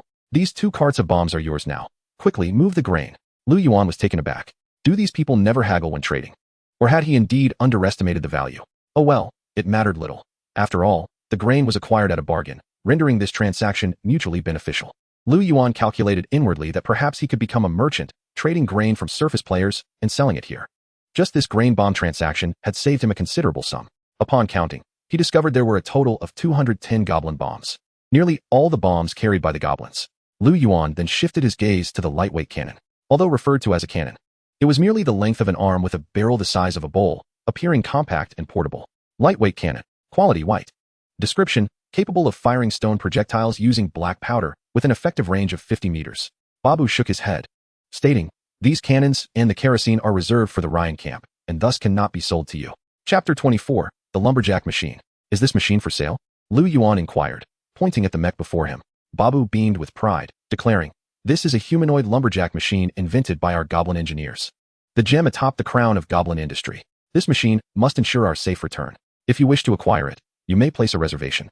Though the price is somewhat steep, given that all these parts are handcrafted." It must be said, the humanoid lumberjack machine exuded an imposing presence. With a circular saw on its left arm and a chainsaw on its right, its metallic sheen rendering it both majestic and formidable. Liu Yuan felt a strong inclination to possess it. Gavin interjected, "I must warn you, operating the lumberjack machine has a height restriction. One must be under 1 meter tall to enter the cockpit." Liu Yuan pointed at the short gray dwarf, asking, "Can he operate it?" Gavin scrutinized the oak shield and shook his head. His height exceeds the limit. However, even without exceeding it, I doubt that the combative gray dwarf could learn to pilot the machine. The oak shield remarked, "Indeed, my lord, I have little interest in these goblin contraptions." "How much for a lumberjack machine?" Liu Yuan inquired. 20,000. Cough. What? How much? Liu Yuan's eyes widened. "If you're truly interested, I can sell you a second-hand lumberjack machine for only 18,000 gold coins, with a 1-year warranty." Such exorbitant pricing. Liu Yuan protested. 18,000 for a used one? That's impossible. The costs simply do not allow for such a low price. Selling it for just 10,000 would lead to our ruin. Just assembling a steam core costs 7,000 gold coins. Liu Yuan sighed. "Then I shall pass. Such a high price offers no value for now. Is there a way to modify the lumberjack machine? I would like to commission one that can encompass a person's body." Babu shook his head. Since the fall of the Goblin Kingdom, the goblins have largely lost their capacity for innovation. Presently, they can barely survive, occasionally making minor inventions merely to meet their basic needs. The machines they can produce are primarily based on blueprints unearthed through archaeology or simplistic mechanisms passed down through generations. To invent a new machine would require redesigning the mechanical layout, recalculating the center of gravity, and adjusting the weapon systems, among other tasks. The current goblin engineers lack the capability for such endeavors. Upon hearing this, Gavin exhibited a wistful expression. How prosperous the Goblin Kingdom once was, and how wise its people. We created flying fortresses and developed 100-meter-tall doomsday mechs. Alas, we later meddled with the forbidden knowledge of the gods and faced punishment, our intelligence permanently sealed. The remnants of our kin can only retreat underground, scraping for sustenance. It is all in the past, better left unspoken. The goblins sighed, clearly proud of their once glorious civilization. Though Liu Yuan was unfamiliar with that history, he could glean from their words a glimpse of the once mighty Goblin Kingdom. After your intelligence was sealed, do you still possess the capacity for research and development? Liu Yuan inquired curiously. Gavin replied, "In truth, intelligence is not the most crucial factor for research and development. The most important element is a robust talent system. The Goblin Kingdom had a complete educational and training system for talent, as well as a research and development framework. When the kingdom fell, these systems were dismantled, and now the scattered goblin engineers can only rely on a few guilds or alchemical workshops to exert their influence. Does this mean that if the goblin engineers were organized, there would be a chance to develop new machinery?" Liu Yuan asked. Theoretically, yes. I wish to hire you. Given the dangers of the return journey, why not simply stay? I will purchase this lumberjack machine and employ you to operate it." Liu Yuan extended an olive branch. Babu declined. "I'm sorry, but we must transport the grain back. Our kin are awaiting this shipment." "Have you run out of food?" Liu Yuan queried. Gavin explained. "Our tribe has a mushroom plantation that barely sustains our population. Additionally, we trade our homemade weapons to fill the food gap. But recently those pests discovered our mushroom garden. After a bloody battle, both the garden and our stronghold were devastated, and 80% of the mushrooms were taken.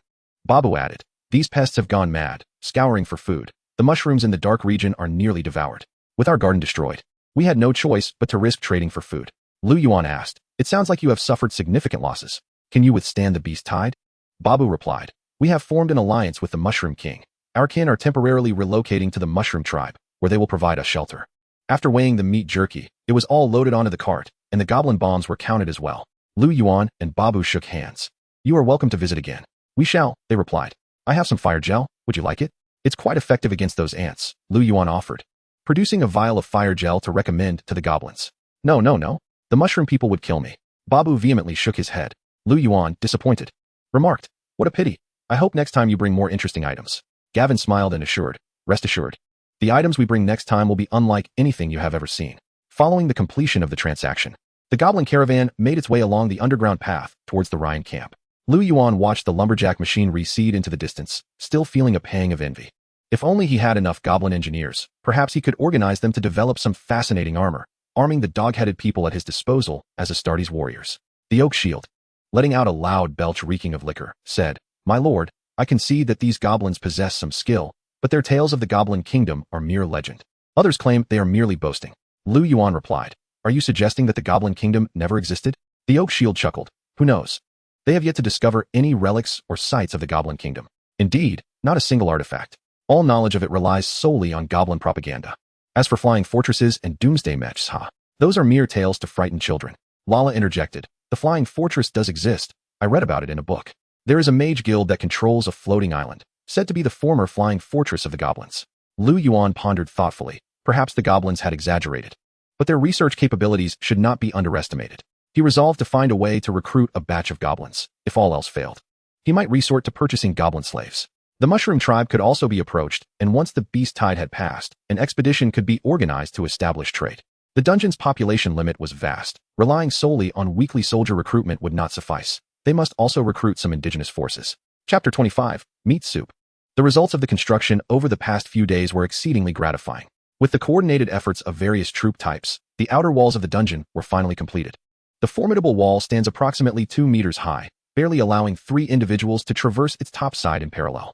Constructed from rammed earth within and brick on the exterior, this barrier provides Liu Yuan with a profound sense of security. Beyond this wall lies a deep ravine, its edges and bottom likewise fortified with bricks, effectively thwarting the subterranean demons from encroaching while also facilitating proper drainage during floods. The next task at hand is the deployment of goblin bombs. These devices can function as grenades or landmines, possessing both trigger and delayed explosion capabilities. Surrounding the dungeon are 3 passageways. Liu Yuan resolves to seal these routes, erecting wooden stakes alongside them to form a fence that obstructs access, to prevent accidental harm to passing merchant caravans. A narrow path is left clear between the passageways for safe transit, while wooden fences are established to deter wild creatures from inadvertently triggering the bombs. A warning sign, inscribed by Lala, declares, Bombs within, passage prohibited. In the expansive area outside the ravine, the kobolds have excavated trenches, dividing the open space into 9 sections using a grid pattern. This arrangement is devised for the purpose of accurately documenting the locations of buried mines, facilitating future demoning operations. The grid lines serve as reference points for marking the sites of detonation. After the kobolds have dug small pits, Liu Yuan personally undertakes the task of burying the bombs, adjusting the goblin explosives to trigger mode to ensure detonation upon the application of 10 kilograms of pressure. A total of 50 bombs have been strategically placed across this open ground. With the completion of this endeavor, the area in front of the wall is finally secured. Until the beast tide arrives, he has no intention of venturing outside. The outer perimeter of the wall encloses a courtyard in front of the dungeon, where Liu Yuan sets up a campfire. He has endured the meager fare for far too long, subsisting on either roasted flatbreads or the tough, chewy beef jerky that leaves his stomach unsettled. Seizing the opportunity, he constructs a small stove and acquires pots, pans, and utensils from the trading market. That evening, he prepares a pot of meat stew. However, upon tasting it, he is compelled to discard it entirely due to its unpalatable fishy flavor, a consequence of the absence of spices. Without scallions, ginger, or garlic, the meat can only be salvaged through grilling. Despite the inherent odor of grilled meat, cooking it to a slightly charred state significantly diminishes the unpleasant scent, barely rendering it acceptable for consumption. How does Lala, the drow from Black Moss City, rid food of its fishy taste? Liu Yuan inquires. Lala responds, certain varieties of mushrooms possess a spicy aroma. If dried and ground into powder, they can be used to marinate the meat, effectively eliminating the fishy odor while enhancing the flavor. Common examples include fragrant bamboo mushrooms, pipe mushrooms, and oily trumpet mushrooms, collectively referred to as fragrant mushrooms. Are these mushrooms cultivated in mushroom gardens? Liu Yuan asks. Some can be grown independently, while others must be procured through trade with the fungus people or harvested from the wild, often at a premium price, Lala replies. Determined to find spices, Liu Yuan heads to the trading market. At this time, the lords are preoccupied with recruiting soldiers and expanding their territories, their culinary needs reduced to mere sustenance. Consequently, spices are scarce in circulation. Nonetheless, he manages to locate a couple of vendors with discerning tastes. Random channel 10087, population, 4,150. Liu Yuan, seeking spices for purchase. With the beast tide imminent, one might question his indulgence in culinary delights. It is only natural to desire a good meal before battle, he retorts. Indeed, I have searched for wild spices without success, but later acquired a bit from the natives. Perhaps you could inquire with them? I found wild ginger, but I intend to reserve it for cultivation and not sell it for now. Would you like some onions and tomatoes? How much are they? Bring me some. I want some too. Onions are 10 gold coins per pound, and the tomatoes may not be fully ripe, priced at 4 gold coins per pound. Why not just seize them? Onions are more expensive than crystals? You complain about the price, yet I find them exorbitant as well. Have you seen any onions for sale on the market? I am the only vendor, and I acquired these by chance from a caravan. Let us resist monopoly. Down with scalpers. Love it or leave it. Liu Yuan, I'll buy. Let us add each other as friends. You have added Dai Miao as a friend. Dai Miao, how much do you require? Liu Yuan, let us start with 1 pound each to test the waters. Are you reliable in your supply? Dai Miao, guaranteed stable. Let me show you the attributes of my territory. Silver farm. Level 3. Durability 8,000. Population 456,1200. Area 12 square kilometers. Territory characteristics. Fertility. Crop yield increased by 35, livestock growth rate boosted by 20, and disease incidence decreased by 10. Watcher. Plants grown have a 0.5 chance of mutating into plant elementals, friendly units that protect farmland, immobile yet capable of attacking. Liu Yuan, your territory has reached level 3? Dai Miao, the resources required for upgrading my farm happen to be abundant in the vicinity. Liu Yuan, what are these plant elementals? Dai Miao, they can launch green beans as projectiles and toss corn, but I have yet to encounter others. Liu Yuan raises an eyebrow, sensing that this silver territory is extraordinary. Liu Yuan, is there a necromancer's territory near your farm? Dai Miao, how did you know? To the west of my farm lies a burial ground inhabited by a horde of necromancers. Liu Yuan, aside from onions and tomatoes, what else do you have for sale? Dai Miao, wheat flour, corn, beer, and beef. I'm looking to trade for some defensive weapons. Liu Yuan, defensive weapons? How about goblin bombs? Goblin bomb. Quality, blue. Description, a bomb invented by goblin alchemists and engineers, featuring immense power with an explosive radius of 8 meters and shrapnel dispersion of 20 meters. Art is explosion. Skills. 1. Trigger, can be used as a landmine, detonating upon applied pressure from above. 2. Delayed explosion, can be set for an explosion time of 5 to 10 seconds. Dai Miao, a blue quality bomb. I'll buy one to test it, trading 1 pound of tomatoes and 1 pound of onions for a single bomb. Just to observe the explosive effect. Liu Yuan, agreed. It's a deal. After the transaction, Liu Yuan finally relishes the delight of preparing a pot of onion tomato beef stew, distributing portions to his subordinates. Sitting at the same table with Lala, they enjoy a platter of stew alongside scrambled eggs with tomatoes. How is it? Is it delicious? Lala, cheeks bulging with beef, realizes her unrefined demeanor upon being asked and straightens up, hurriedly swallowing her mouthful and wiping the grease from her lips, responding, delicious. It's been ages since I've savored surface cuisine. Liu Yuan chuckles, then eat your fill, take your time. Lala beams, scooping another spoonful of meat to savor. Outside, the commotion escalates. Don't snatch, that's mine. Let go. You've already had 2 bowls, step aside. Are you looking for a fight? Just let me have a sip of soup, just 1 sip. Bang. Liu Yuan bellowed. If you continue to make noise, none shall eat. The ruckus outside subsides. Noticing remnants at the bottom of the pot, he shares a portion with the dwarven prisoner and the scorpion-tailed lion. Chapter 26, The Armies at the Gates. 16 hours remain until the first wave of the beast tide. Territory feature, domestication activated. Monet Rust level 4, sanity check, dice roll 7, check successful. Target S resistance significantly reduced. Resistance 3414. Copperbeard Rust level 2, sanity check, dice roll 3, check failed. Target S resistance unchanged. Resistance 42.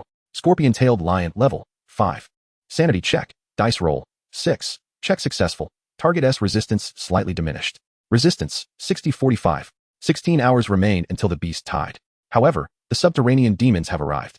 The The sound of metal clashing and sinister hissing, the thundering footsteps approach like a roaring train from afar. Soon, the first subterranean demon appears in sight, followed closely by the second and third. An unending stream of these fiends surges into the passageway, rushing forth like a tumultuous black tide. Clad in chainmail, Liu Yuan stands behind the wall, less than 10 steps from the minefield. The kobolds behind him grip their picks tightly. The gaze of the eye demon flickers, while the harpy flutters its wings anxiously. Silence envelopes the interior of the wall. The flickering torches embedded in the stone wall cast a dim light, lifting the inky black veil that clung to the shadowy region. After a full 3 hours, the sounds gradually faded away. The oak shield intoned gravely. This wave of insects is likely heading towards the Ryan camp, aiming to clear the path to Black Moss City. No sooner had the words left his lips than a sound akin to plowing erupted, as a battalion of burrowing demons, the soldier ants, emerged from around the corner, assaulting the formation of the group as they surged towards the dungeon. Liu Yuan shouted, "They are coming for us. Prepare for battle." He knocked an arrow from his quiver, aiming at the leading soldier ant, his thumb firmly gripping the bowstring, his gaze icy. Whoosh! An arrow flew forth, embedding itself in the leg of a soldier ant to the side of the formation. Growl! The leading soldier ant emitted a low, rumbling roar. Another arrow soared through the air, piercing the darkness and pinning the foremost soldier ant to the ground. Lala stood poised with her bow, her expression grave. Bang! Bang! The tightly knit formation of soldier ants stepped into the minefield, swiftly triggering the goblin bombs. Instantly, they were obliterated by the explosive blast. Severed limbs and corpses hurled into the air, dark green blood splattering everywhere. These soldier ants, seemingly oblivious to the concept of fear, surged forward under the command of the burrowing lord, relentlessly pressing ahead. The gap created by the goblin bombs was quickly filled by more soldier ants. Bang! Bang! The torches on the stone wall were extinguished by the shockwave, and the fire from the explosion illuminated the ground before the walls. The soldier ants charged forward, trampling over the corpses. The flames ignited from the remains emitted an ominous black smoke, accompanied by the acrid scent of charred flesh. The fortunate soldier ants that evaded the blast had already reached the trench. Awaiting them were the psychic rays of the eye demon. Beams of electric light coalesced from the massive eyes of the demon, gathering momentarily before shooting forth with a thunderous roar, striking the heads of the soldier ants. 2 soldier ants, caught in the crossfire, were instantaneously riddled with arrows. As 3 more soldier ants approached the trench, they sprayed venom from their mandibles. One hapless goblin was splattered by the venom, howling as it tumbled from the wall. Lala raised her hand, casting a gentle orb of light. Healing spell. After the goblin received the effects of the healing spell, it recovered from its pain and scrambled back up the wall. Lala drew her bow, systematically targeting the soldier ants nearing the trench, setting off the goblin bombs one by one. A multitude of soldier ants was shredded to pieces. Yet the battalion led by the burrowing lord did not falter. They charged towards the trench, undeterred by the lingering explosions. Liu Yuan's expression darkened as he retrieved 2 vials of incendiary gel from behind and hurled them towards the trench. The glass vials shattered, the viscous gel splattering everywhere, igniting upon contact with the soldier ants. The bottom of the trench was piled high with firewood and coal. Upon meeting the incendiary gel, a roaring inferno erupted at the trench's base, waves of heat surging toward them. The soldier ants before the trench hesitated, taking 2 steps back. This blazing trench effectively bifurcated the soldier ants into 2 factions, a small number that had crossed and those still before the trench. The soldier ants that had crossed moved with remarkable speed, disregarding the terrain as they climbed the walls vertically. The goblins swung their pickaxes, engaging them in close combat, while the oak shield wielded an axe, cleaving down upon the heads of the soldier ants. Lala softly chanted her incantations. Blessing of the Holy Spirit activated. Strength 2. Agility 2, duration 10 minutes. Shield of the Guardian activated. Damage received from enemies reduced by 20, duration 10 minutes. Petrified Skin activated. Resistance 3, duration 20 minutes. In a brief span, 3 enhancement spells were cast upon all soldiers. Liu Yuan clenched his fists, feeling a surge of power within. Liu Yuan. Status, healthy. Strength, 6, 42. Agility, 5, 32. Intelligence, 8. Resistance, 6, 33. Life, 95-95. Energy, 110120. He lifted his cleaver, scaling the wall to clean up the aftermath, swinging down upon the soldier ants. After Lala's rigorous swordsmanship training, he had sharpened his combat experience, deftly dodging the massive mandibles of the soldier ants. Under Lala's precise targeting, he climbed upon a burrowing demon, which was already pierced by 2 or 3 arrows, their force formidable, penetrating the exoskeleton to reveal only the fletching. The harpy swiftly reversed course, its claws piercing the soldier ant's head, leveraging itself to spring up and then fly back to its original position. Soon, the soldier ants that had ascended the wall were systematically eradicated. The burrowing lord let out a long howl from afar, charging in, uttering a string of mysterious, convoluted syllables. Watch out. Lala reacted swiftly, yanking Liu Yuan down. Suddenly, a series of spikes erupted from beneath the burrowing lord, thrusting upwards like massive fangs from the earth. Boom. A section of the wall was pierced through by these spikes. 2 goblins on the wall were instantaneously buried in the earth, and 1 soldier ant fell victim to this unforeseen disaster, skewered by the spikes. The fire in the trench was also thrown into the air, scattering downwards. The towering burrowing lord remained remarkably composed, directing the soldier ants in the center to retreat to the sides, spraying venom to suppress the eye demon on the wall, while commanding the worker ants behind to transport massive boulders several times their size into the trench. The eye demon's psychic rays continuously struck the worker ants, causing their bodies, along with the boulders, to plummet into the trench. The burrowing lord began to chant once more, attempting to cast a spell. The harpy flapped its wings, darting through the air, evading the venomous projectiles fired by the soldier ants, and executed a rapid dive from above. In the blind spot of the burrowing lord, it swooped down, its sharp claws raking across the metallic exterior, sparking a flurry of embers. A deep scratch marred the glistening surface of the exoskeleton. Amidst the harpy's distraction, the burrowing lord was interrupted in its spellcasting. Liu Yuan, wielding the cleaver, found his cloak over his chainmail, now dust-laden, drenched in sweat. As he noticed a passage about to be opened, and his subordinates retreating from the venomous assault, he realized that the situation was dire. The outer wall could no longer be defended, and they could only retreat to the dungeon. Chapter 27. The Brutal Battle. Waves of soldier ants pressed in from both sides, and Liu Yuan's furious roar echoed throughout. Dozens of goblin bombs were hurled towards the soldier ants, accompanied by a cacophony of explosions, fierce flames erupting, and shrapnel flying like a tempest. Massive numbers of soldier ants were reduced to mere remnants. Nevertheless, the burrowing lord continued to emit a piercing roar, commanding the soldier ants to charge forth against the explosive shockwaves, fighting for their lives. The eye demon retreated into the dungeon, while the goblins abandoned the castle walls, and the harpies ascended, launching incendiary gel towards the walls. The harpies seized the incendiary gel, unfurling their large wings to take flight. Soaring above the walls, they dove swiftly, smashing the incendiary gel against the structure. The gel exploded, splattering across the walls. In an instant, the walls ignited, transforming into a wall of fire. 4 or 5 soldier ants climbing the walls were instantly engulfed in flames. Yet, they seemed impervious to pain as they descended, ablaze, engaging in combat with the goblins. The eye demon had returned to the dungeon, occupying a favorable vantage point to shoot at the burning soldier ants with its psychic rays. Under Lala's precise aim, the flaming soldier ants gradually fell silent. One harpy, after launching its incendiary gel, unfortunately found itself caught by the mandibles of a soldier ant during its ascent.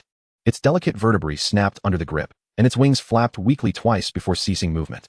The goblins surrounded the entrance to the dungeon, entangling the approaching soldier ants. Originally, the goblins' attributes were vastly inferior to those of the soldier ants, yet under the enhancement of Lala's magic, they managed to engage in fierce combat with the soldier ants.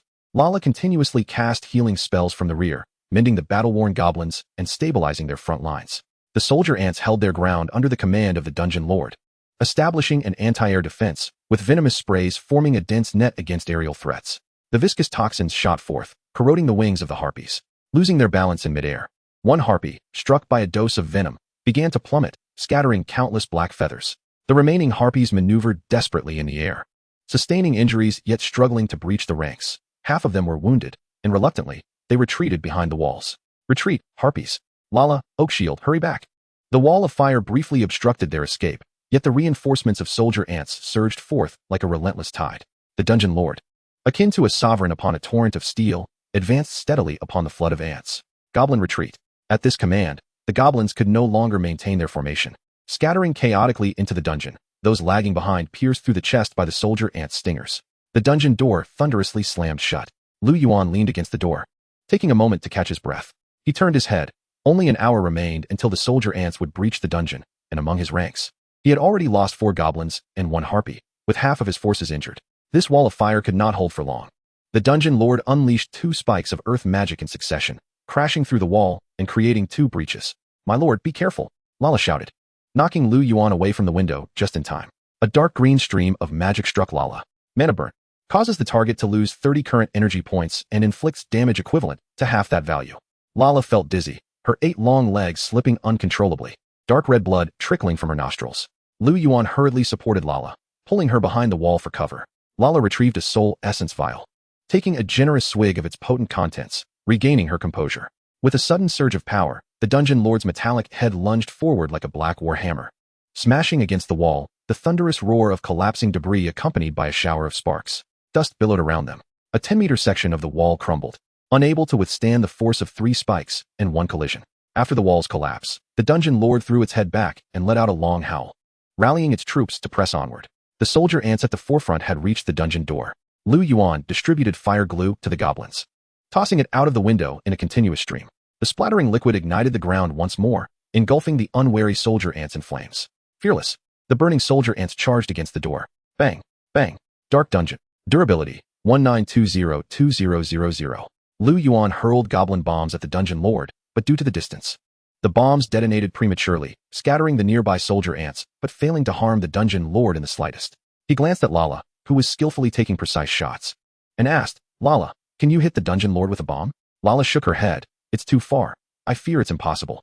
But I can give it a try. Liu Yuan noticed the red glow on her ranger's long arrow and suddenly had a brilliant idea, saying, what if we attach the bomb to an arrow? Would it reach the dungeon lord? The soldier ants had established their anti-air defenses, spraying venom from a distance, while half of the Harpies were injured and unable to approach the dungeon lord. Perhaps only Lala could attempt it. Lala suddenly realized, wait, attaching it to the arrow, perhaps that could work. The ranger's long arrow skill, piercing arrow, charged for 2 seconds before launching a powerful arrow that inflicted damage on enemies in its path. Effective up to 500 meters. At this moment, the dungeon lord was only 60 meters away. Attaching the bomb could indeed detonate. Without hesitation, Liu Yuan fetched rope and secured 2 goblin bombs to the arrow, setting them to explode in 8 seconds before handing it to Lala. Lala held her breath, drawing her bow, and released the arrow, which flew like a meteor. However, due to the added weight of the bombs, the arrow descended prematurely, following a parabolic trajectory and crashing to the ground before reaching its target. The explosion echoed out, still 20 meters short of the dungeon lord. Lala tightened her grip on the bow, saying, I'm sorry, I missed. Can I try again? Liu Yuan comforted her. It's fine. Consider this a calibration shot. But the next one must hit. Otherwise, we risk alarming it and losing our chance. Take your time, but be swift. As he spoke, he quickly prepared another bomb arrow and handed it to Lala. This time, Lala carefully gauged the distance and elevated the arrowhead by 10 centimeters. Whoosh. Lala nervously watched the arrow soar. The arrow traced a parabolic arc in the air, striking the dungeon lord in its rear abdomen with precision. Bang! A deafening blast erupted, enveloping the area in thick smoke. My lord, I hit it! Lala exclaimed with delight. However, Liu Yuan anxiously peered through the smoke. A roar erupted. The dungeon lord's rear half was blown off by about a quarter, its left hind legs obliterated, as it howled in rage, blood spilling profusely around it. It's still alive. This creature truly has a tenacious life. Liu Yuan exclaimed in astonishment, quickly passing another bomb-laden arrow to Lala. This time, the soldier ants gathered, forming a wall of insects to shield the dungeon lord. This wall successfully blocked the second bomb arrow, but at the cost of being utterly shattered, its remnants scattering in every direction. Not good. The soldier ants are trying to carry it off. Liu Yuan hastened his actions, swiftly binding another bomb. For soldier ants lifted the dungeon lord, gradually retreating. Liu Yuan gritted his teeth, shouting, we must keep it here. Lala continued to unleash piercing arrows, sometimes striking to the left of the dungeon lord, other times landing behind it, ultimately failing to inflict any damage. The soldier ants transporting it were knocked down by the debris and shockwaves from the explosions. Reinforcements among the soldier ants quickly filled the gaps, stepping over the fallen bodies of their comrades to carry the dungeon lord away. Chapter 28. Slaying the Dungeon Lord. Arcane Necklace. Quality, blue. Description, an arcane necklace crafted by the elf Miranda, adorned with sapphires. Skill, mana restoration. Once per day, restores 35 energy points to allies within a 20-meter radius. Liu Yuan produced the arcane necklace, replenishing 35 energy points to the surrounding allies. Lala's eyes sharpened, her red longbow suddenly gaining several times its speed, arrows flying like sparks. Several goblin bombs embedding themselves into the dungeon lord's flesh and forehead. A series of explosions erupted from the dungeon lord, obliterating the nearby soldier ants into fragments. The dungeon lord's mangled remains continued to writhe and struggle on the ground, littered with debris and viscous fluids. Outside the dungeon, the cries gradually ceased, as hundreds of remaining soldier ants retreated, displaying a posture of fear. Outside the walls, the ground was strewn with corpses, resembling a ghostly scene. The soldier ants gathered around the dungeon lord, retreating in an orderly fashion. The dungeon lord's remains were carried by 6 soldier ants, continuing to move backward. At this moment, Liu Yuan had only one thought. He must keep the dungeon lord here. He could not let the hard-won spoils slip away. Lala, keep shooting. The rest follow me out to slay. Kill. The door swung open, and Liu Yuan, Oak Shield, and the goblins charged out first. Harpies with fire glue in their claws soared toward the dungeon lord, followed closely by the eye demon. Isolated soldier ants were quickly overtaken, while the goblins engaged them head-on, and Liu Yuan maneuvered behind for decapitation. His meat saw dancing through the fray as he slipped into the enemy ranks.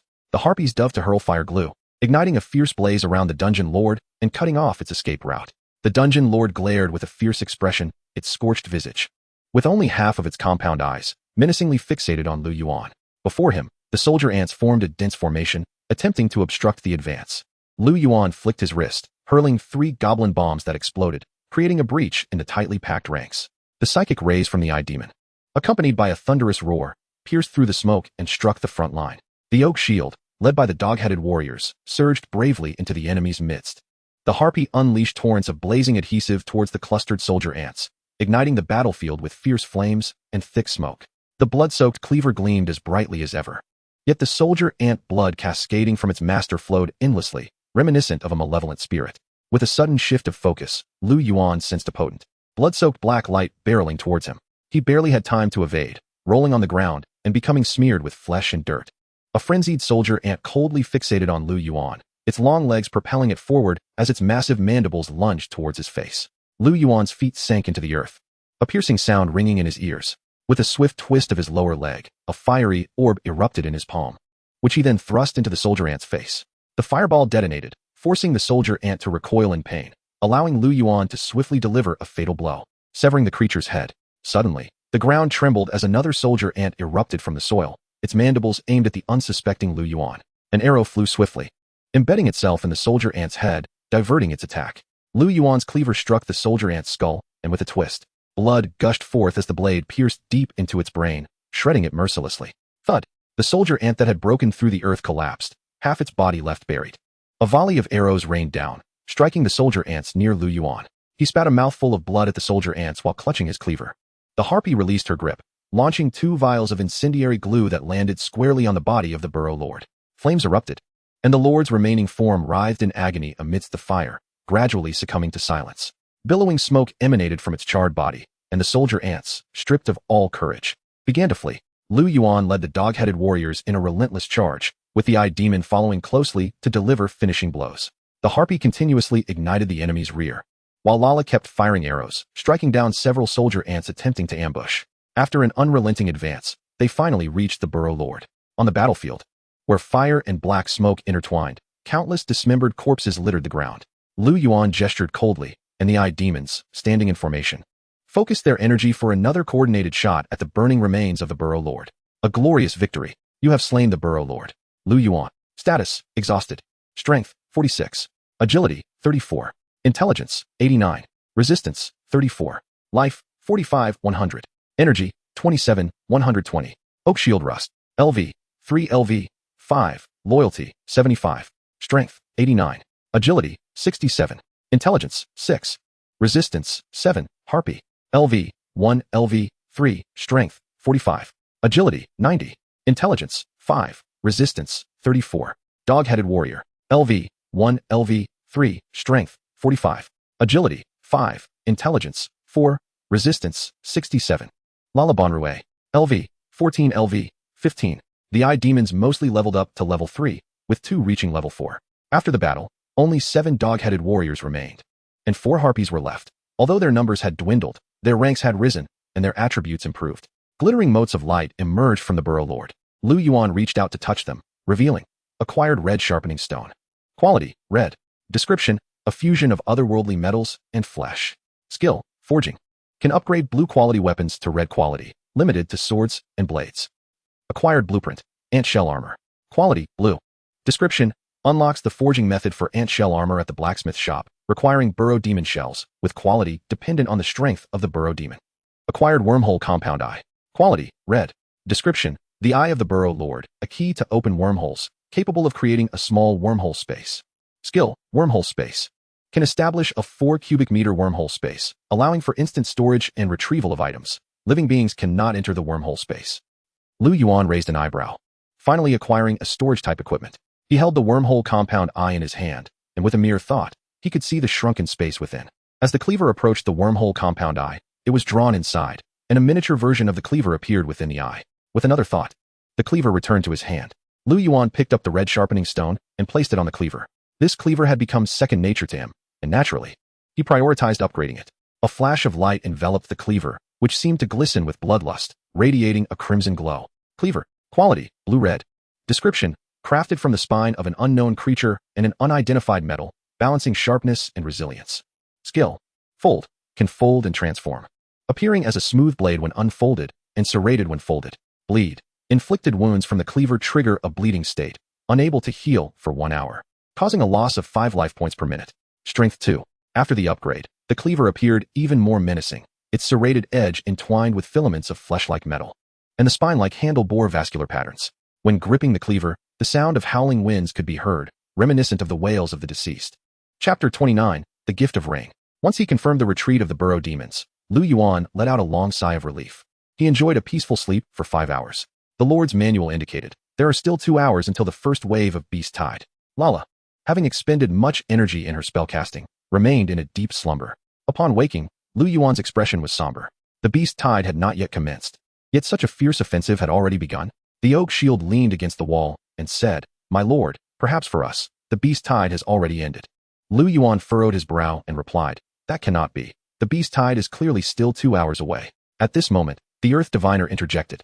The burrow demons have likely tunneled from their subterranean lair to the surface, excavating a stable pathway, which would take approximately 10 hours. The oak shield added, "Indeed, considering this, it's possible that the main force of those ants set off long ago, and by the time they reach the surface, they'll need to form ranks and reorganize." Liu Yuan pondered. Could it be that the burrow demons have already vacated their lair, and what is attacking us now is merely a detachment, while the main force advances to the surface? The earth diviner nodded. That seems quite likely. Our dog-headed warriors are experts in excavation and are well aware of their speed in reaching the surface. If these burrow demons left their lair together, the main force would ascend to the surface, and we may face another wave of assault in about 2 hours. Liu Yuan raised an eyebrow. So? You're suggesting we have already withstood this wave of the beast tide? My lord, I believe we should prepare in advance, in case the burrow demons return. Liu Yuan nodded and instructed the oak shield and earth diviner to gather people to set up goblin bombs. The goblin bombs had caused considerable devastation in the previous battle and played a crucial role. With 72 bombs available, they decided to bury 30, marking their positions, and keep 42 for use in combat. The soldiers began to clear the battlefield, focusing primarily on concentrated burning, as they had acquired the blueprint for the ant shell armor. They wouldn't let the soldier ant shells go to waste. The harpy gathered the remnants of the soldier ants into piles, while the dog-headed warriors and eye demons stripped the shells. The burrow lord shell was stored separately in the wormhole compound eye, outside the dungeon. There was a flurry of activity. Liu Yuan took a moment to glance at the chat content in the Lord's manual. The world channel was bustling with excitement at that moment. The ants are launching an assault. It's over. Help. What in the world is happening? The lords of the dungeon are under attack. The ants from the shadow realm have revolted. The city gates have been breached. Who will come to our aid? Is anyone still alive upstairs? Don't scare me. I'm offering a handsome reward for defensive equipment. Is it raining? On the surface, at 6 a.m. The sky is overcast with dark clouds, having unleashed a night of relentless lightning, and the rain has commenced. A torrential downpour drenches the earth, awakening vibrant life. Moisture seeps into the soil, nurturing all it touches. The ground, loosened by this heavy rainfall, transforms from hardened clay to a damp, pliable texture. Small mounds of earth begin to rise abruptly, undulating before collapsing entirely. From the lush green thickets, 2 antennae emerge, followed by swathes of dark shadows breaking through the surface. A multitude of these shadows forms an orderly line, swiftly racing towards the horizon. Each lord receives a system notification. The beast tide has begun. Please prepare your defenses. Bathed in the blessed rain, the dungeon demons have been empowered. Effect lasts for 12 hours. The dungeon matriarch gains telepathy, the bounty of evil, inspiring aura. The dungeon lord receives the greed aura. Within 500 meters, allied attack speed increases by 20, physical lifesteal by 10. The dungeon demon, worker ant, gains frenzy. Physical damage taken increases by 15, spell damage by 20. The dungeon demon, soldier ant, gains inspiration, all attributes 1. After 12 hours, the enhancement will dissipate, and the dungeon demons will enter a weakened state, all attributes halved, lasting for 7 days. This is disastrous. With such enhancements, they are practically invincible. A narrative twist? In just 12 hours, I could soar on my griffin and circle the skies. What could they possibly do to me? The thunder and rain are upon us, brother. Oh no, I forgot. Ha ha ha. My territory is on the Sky Island. Those ants cannot reach me, ha ha. But then, you want to have any spoils? What spoils do I need? Is survival not enough? The prices of steel and potions have soared. There are unscrupulous merchants hoarding supplies. It's over, truly over. The mage tower cannot hold, requesting reinforcements.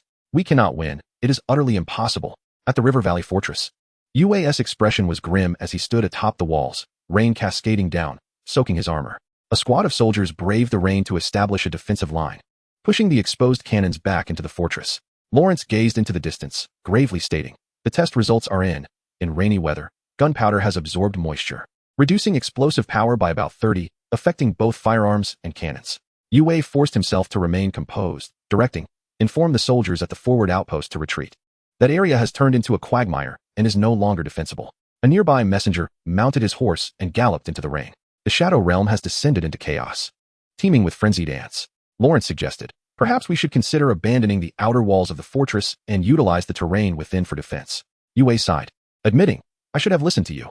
I was too reliant on linear firearms, believing they could solve everything." Lawrence reassured, "It is not too late. Our soldiers have undergone bayonet training, and in close combat, we may not be at a disadvantage. Hopefully, the 3 magical cannons we purchased are set up. They are ready. They will be operational once we insert the magic crystals." At the Blackstone Bastion, Zhang Nen stared into the distance, biting his lip until it bled, crimson trickling from the corner of his mouth. Over the past week, he had fabricated cement bricks, refined steel, and constructed reinforced concrete fortifications, transforming the Blackstone Bastion towards a bastion of strength. Alas, a heavy rain not only soaked the freshly poured concrete, but also compromised a section of the brick wall that had not yet been completed. A few days prior, he gleaned from the world channel that this beast tide was likely orchestrated by the Dungeon Lord. Thus, he had staked everything on the fire glue and alchemical elixirs. But now, with this weather, the fire glue has become useless. Zhang Nen sighed deeply, diligently polishing his longsword. In the great cemetery, Lin Jingyang commanded thousands of skeleton soldiers, crashing into the throngs of soldier ants. A horde of decaying zombies surged from the flanks to assault the swarm. A mass of putrid locusts rampaged mercilessly, voraciously consuming all in their path. 5 death knights, each worth 1,000, broke into the enemy ranks. The beautiful zombie, with a face of elegance, was greased with corpse oil for preservation, her skin gleaming softly as she deftly manipulated the bowstring. Chapter 30, The Assault on the Nest. While the surface battles raged on, the Shadow Realm remained remarkably tranquil. The scorched earth bore remnants of gunpowder and blood. As the countdown reached 0, the dungeon demons did not invade, indicating that the beast tide had indeed concluded. This also signified the beginning of a new week, with troop types refreshed in the buildings. The Dark Pit produces 10 goblins weekly, at a cost of 10 gold each. The Eye Demon Pillar produces 5 Eye Demons weekly, costing 25 gold each. The Bird Pavilion produces 7 Harpies weekly, priced at 30 gold each. After clearing the battlefield, 700 gold coins and 3 items were looted from the soldier ants. Giant's Belt. Quality white. Description: a commonly used belt among the giant race. Strength 2. Penny Pincher Shield. Quality white. Description: an extremely cost-effective piece of equipment, ideal for early ventures. Agility 1, Resistance 1. Eternal Night Bright. Quality red. Description: a luminous stone blessed by the Church of Light, capable of illuminating everything in darkness. The Eternal Night Bright is no larger than an eyeball, emanating a soft white light, suitable for use as a flashlight. Equipping the Giant's Belt and the Penny Pincher Shield. Liu Yuan's current attributes are Strength 10, 622, Agility 5, 41, Intelligence 9, Resistance 5, 41. After recruiting new soldiers, the goblin count rises to 17, the Harpies to 11, and the Eye Demons to 15.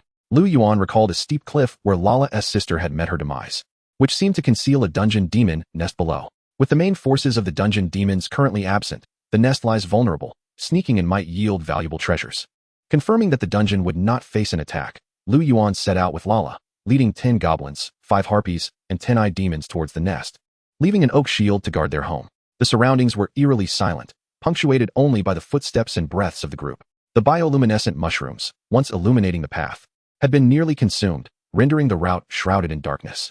The Eternal Night Bright cast a gentle glow, lighting their way forward. After 2 hours of uneventful travel, they finally reached the cliff. Fly down and take a look. Be careful and return immediately if you encounter danger. Liu Yuan instructed 2 harpies to scout ahead. Understood. The harpy flapped her wings, diving into the shadows below. After 20 minutes, the harpy emerged from the darkness, her formidable claws firmly gripping the ground as she steadied herself and shook her wings. My lord, beneath the cliff lies a dense network of caves, surrounded by a vast horde of soldier ants, numbering no less than 1,000, seemingly guarding the entrance. Liu Yuan inquired, is there any sign of the dungeon lord down there? No traces of the dungeon lord have been found. Thank you for your efforts, I understand. Liu Yuan nodded. Lala, filled with concern, asked, are we going down? Liu Yuan pondered for a moment. Recalling that he still had over 100 bottles of fire glue remaining, he decided to toss them all down. With that thought, he retrieved every bottle of fire glue from the wormhole compound I and distributed them among his subordinates. Throw all the fire glue down, not a single bottle left. Understood. One by one, The bottles of fire glue cascaded down like scattered stones. Deep within the unfathomable darkness beneath the cliff, a cluster of tiny sparks flickered to life. Liu Yuan raised 2 bottles of blaze gel and tossed them down with a mischievous grin, exclaiming, "Is it delicious? Let me give you more. Tonight we feast on roasted ants." As more blaze gel was hurled downwards, flickers of crimson light illuminated the base of the cliff. Roars echoed, accompanied by thick plumes of smoke rising from below. The cries were filled with hatred and resentment. Liu Yuan waved his hand, urging, "Hurry, move faster, throw it all down. And make sure to toss some onto the cliff to prevent them from climbing up." Although he could not witness the inferno below firsthand, the billowing smoke allowed him to infer the hellish scene unfolding beneath. This blaze gel, of unknown composition, ignited violently upon contact with air. Once it adhered to a surface, it would penetrate the exterior and sear through flesh, rendering it nearly impossible to extinguish unless one resorted to carving away the flesh itself. Liu Yuan likened it to a concentrated Molotov cocktail, albeit more portable, easily wielded by a single soldier. Due to the viscous nature of the blaze gel, it did not splatter excessively upon detonation, allowing for barehanded throwing without the fear of backlash. Below, the subterranean demons emitted heart-wrenching howls. Soldier ants charged forward through the flames. Yet the restrictive terrain forced them to ascend the nearly vertical cliff face, which was also engulfed in raging fire. Only a handful of soldier ants braved the flames, appearing as mere specks rapidly scaling the heights. However, after 5 or 6 minutes, the majority had only managed to climb 2/3 of the way before halting on the cliff. After expending the blaze gel, Liu Yuan and his companions retreated backward, overwhelmed by the suffocating smoke. They sought a place to rest until the flames subsided, allowing them to explore further. Approximately an hour later, the thick smoke began to dissipate. 2 harpies descended once more, returning shortly after.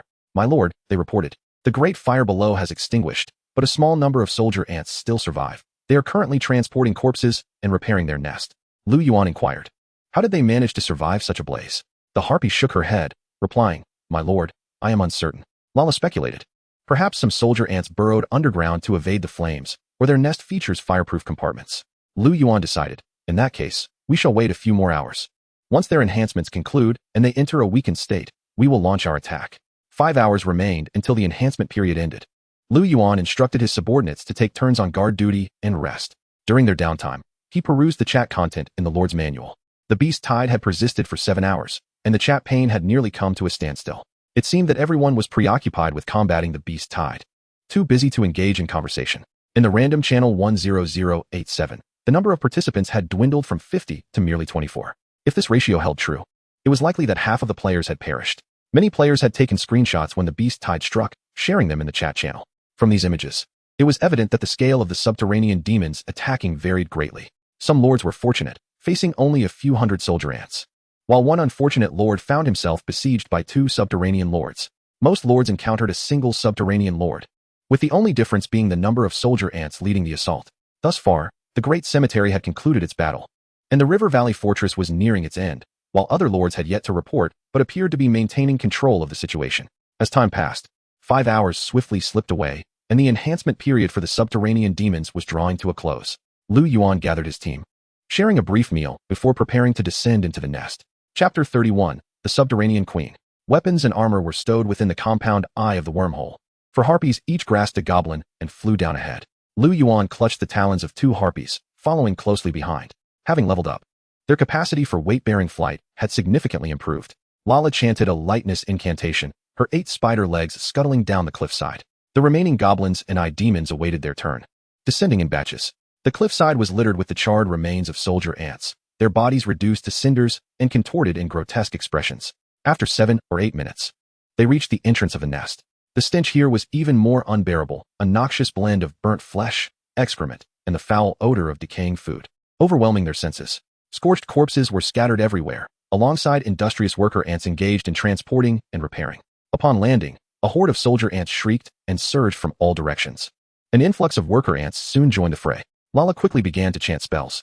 Blessing of the Holy Spirit, group effect. Strength 2, Agility 2, duration 10 minutes. Guardian Shield, group effect. Damage dealt to you by enemies reduced by 20, duration 10 minutes. Petrified Skin, group effect. Resistance 3, duration 20 minutes. Under the influence of these spells, Liu Yuan's attributes surged to remarkable levels, strength at 12, agility at 7, and resistance at 8. His soldiers also experienced considerable enhancements. In contrast, the soldier ants, having concluded their enhancement state, entered a weakened condition, their attributes halved, strength at 4, agility at 3, and resistance at 4.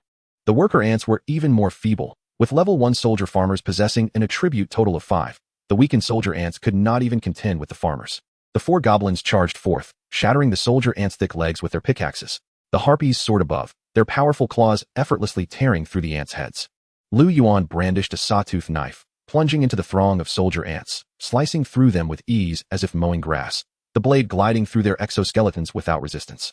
The sawtooth knife, now upgraded to red quality, not only boasted enhanced attributes but also improved the sensation of cutting.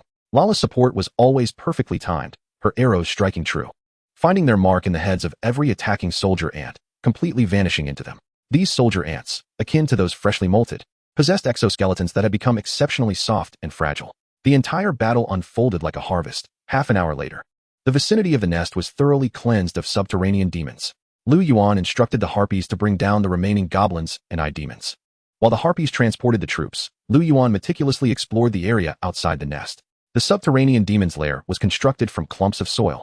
These soft and moist mounds coated with a viscous nutrient substance that had shriveled and hardened under the intense heat of the fire. As he ventured deeper into the nest, the environment grew increasingly damp, and the unusual odor intensified. The wet, sticky soil emitted a foul stench, serving both as a food reserve for the subterranean demons and an excellent fire-retardant material. The outer layer of moist earth had been incinerated, yet the inner layer retained its dampness. Within the nest, only a few undeveloped larvae remained, along with a couple of worker ants lurking to ambush. Once the team had regrouped, Liu Yuan led them further into the depths, where the passageways branched out, each varying in size and seemingly serving different purposes. Following the largest corridor inward, they soon encountered a cavern where the larvae mounted a frenzied counterattack. They charged heedlessly, undeterred by casualties, appearing solely intent on stalling for time. Liu Yuan deployed 3 goblin bombs to clear the path. The explosions obliterated the larvae while also collapsing the earthen ceiling of the cave. Fine sand began to cascade down, blocking the passage ahead. Liu Yuan had no choice but to take a detour. As they continued onward, Liu Yuan suddenly felt a chill run down his spine as a gigantic ant appeared before him, larger than the subterranean lord itself. Its body encased in a viscous slime and covered in spikes. Its mountainous form forced it to move sluggishly, and upon sensing their approach, it curled into a ball. All things knowable has been triggered. Subterranean Queen. Status, weakened. All attributes halved. Strength, 7. Agility, 2. Intelligence, 14. Resistance, 8. Life, 400. Energy, 600. Introduction. The ruler of the abyssal demon nest, possessing demonic lineage, commands a hive mind network and oversees the reproduction and expansion of its species, serving as their leader. Skills. Telepathy, shares the senses of individuals within the nest and issues commands. Sacrifice, offers living beings to the demon in exchange for its boons. Liu Yuan's heart swelled with joy. He had caught a boss and hastily captured a screenshot to save in the Lord's manual. An incessant swarm of larvae surged from all directions, swiftly cleared away. The abyssal matriarch trembled, revealing a look of fear. Behind the matriarch lay a smooth stone platform, adorned with crimson magical runes that emanated an eerie aura. You are affected by telepathy. The abyssal matriarch requests to establish contact with you. Do you agree? Liu Yuan was taken aback. Could this telepathy facilitate communication with a being? After a moment's contemplation, he consented to the contact request. A voice emerged from the depths of his consciousness. Human, I surrender. All treasures of the nest are yours. Please grant me mercy. Liu Yuan scoffed inwardly. Killing you will yield the treasures all the same. No, you cannot do this. I am a minion of the Nine Hells Demon. Slaying me would incur its wrath. Liu Yuan replied nonchalantly. The Nine Hells Demon? Then let them come. You fool. You have no idea what kind of entity you are offending. Enough with the chatter. Provide me a reason not to kill you. The tone of the abyssal matriarch grew somber. I can submit to you, supplying you with 20 soldier ants each week to aid your conquests. Liu Yuan waved his hand, and the eye demon behind him began to gather energy. Several mental beams struck the abyssal matriarch. The matriarch writhed in agony, emitting a piercing shriek. Why? Liu Yuan sneered. By my side, how dare you slumber peacefully? The true reason was that her mountain-like form simply could not be accommodated in the dungeon. You shall pay. The massive body of the matriarch hurtled toward Liu Yuan. He deftly sidestepped her attack and casually hurled 2 goblin bombs at her. The explosion resonated, viscous blood and shredded flesh erupting forth. The matriarch lacked combat experience, her enormous form ill-suited for battle, appearing overly cumbersome and sluggish. With the aid of the dog-headed men and harpies, the abyssal matriarch soon collapsed, gasping for breath. A glimmering meat saw sliced through, blood splattering from the wound. Liu Yuan gripped the handle, driving the blade deep into the matriarch's head, thrusting it up and down. The matriarch let out a final, unwilling cry before gradually falling silent. Chapter 32. Conclusion. You have slain the abyssal matriarch. A great entity has taken notice of you. Liu Yuan was suddenly engulfed in a chill, as if plunged into an icy cavern, a deep cold seeping into his bones. It felt as though he had choked on water, yet could not cough it out. Whispers of the indescribable filled his ears, and darkness clouded his vision. After 5 or 6 seconds, he regained his senses. Liu Yuan inhaled deeply. Lala asked nervously, "My lord, your complexion is dreadful. What has transpired?" Liu Yuan sat on the ground, taking a moment to recover, and replied, "A great entity has taken notice of me." A great entity? Liu Yuan's expression darkened. Merely being noticed had induced such a profound stress response. "Lala, are you aware of the Nine Hells demon?" Lala replied anxiously. Legend has it that demons were the scourge of the world in the previous era, later exiled to the Nine Hells through the intervention of mysterious forces. With scant records remaining about them, are there still demons active in this world? I have rarely heard of signs of demonic activity. Most instances are merely misdeeds attributed to demons, leaving traces at the crime scenes. Given the rarity of demonic activity, there was little need for excessive concern at present. As for the future, they would cross that bridge when they came to it. For now, Liu Yuan decided to inspect what equipment the matriarch had yielded. He gently tapped the glowing orb upon the matriarch's body. Rapid-fire cannon. Quality, red. Description, a collaboration between a master artilleryman and a legendary mage. Though its power has waned over time, it can be wielded by a single individual. Skill, energy storage. Automatically absorbs and stores magical energy over a period of 30 seconds. A fortuitous start. Liu Yuan played with the rapid-fire cannon in his hands, utterly captivated. The cannon was roughly the size of a shotgun, yet with a considerably larger caliber of 80 millimeters, intricately engraved with complex patterns. Reminiscent of a pay-to-win weapon from a first-person shooter game. The second item was a card. Mushroom Path. Quality, gold. Description, a storyline card. Completing tasks across various chapters yields corresponding rewards and advances the plot to the next chapter. Prologue, establish a mushroom plantation. Reward, spell spore control. Chapter 1, cultivate 20 kilograms of mushrooms, white quality or above. Reward, delicious mycelium. Chapter 2, cultivate and control 20 different species of mushrooms, blue quality or above. Reward, alchemical blueprint for mushroom potion. Final chapter, utilize spores to decompose an epic tier unit. Reward, summon a heroic level unit, a girl who gathers mushrooms. Liu Yuan had obtained a golden item for the first time. Even in the World Channel, such occurrences were exceedingly rare. This was a storyline card, featuring exquisite artwork of a pure maiden clad in a white dress, adorned with a straw hat, delicately gathering mushrooms. The ultimate reward depicted a girl forging mushrooms, resembling the one illustrated on the card. Even merely gazing at the gentle smile on the artwork caused Liu Yuan's heart to flutter involuntarily. He admitted that despite his extensive experience in his past life, having encountered various two-dimensional games, he believed himself to be immune to the allure of beauty. Yet the maiden on the card struck a chord within him. Noticing Liu Yuan's rapt attention on the girl depicted on the card, Lala's expression grew slightly unusual. The third piece of equipment was a building blueprint. Matriarch's ovipositor. Quality, red. Description, a one-time use item. Can be constructed within your territory to create the matriarch's ovipositor. Requirements, 500 stones, 500 wood, 500 clay. Effect, produces 10 worker ants weekly, each costing 2,015 gold. Liu Yuan stored all these items within the wormhole compound eye. He instructed the Harpies to strip the matriarch's carapace for future use as ant armor. The dog-headed men were dispatched to continue exploring the myriad narrow passages. With their dark vision and extensive experience in tunneling, they possessed a keen sense of direction and were not easily lost during their explorations. Liu Yuan and Lala approached the stone platform. Suddenly, a cacophony of whispers invaded his mind.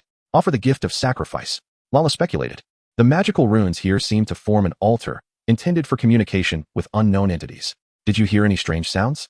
Lala asked, bewildered. Did I? Was it merely an auditory hallucination? Liu Yuan pointed to the runes and inquired. Will these runes continuously glow? Lala shook her head. No, only an activated altar emits light. Liu Yuan asked, activated state? Does that mean the matriarch was communicating with an unknown entity prior to our battle? Perhaps the communication has not ceased even until now. Liu Yuan paused, instinctively glancing upward, sensing something watching them from above. Do you know how to perform a sacrifice? As soon as the words left his lips, Liu Yuan realized his misstep, recalling how Lala had nearly been offered as a sacrifice to the spider matron, Rose. This question might awaken unpleasant memories for her.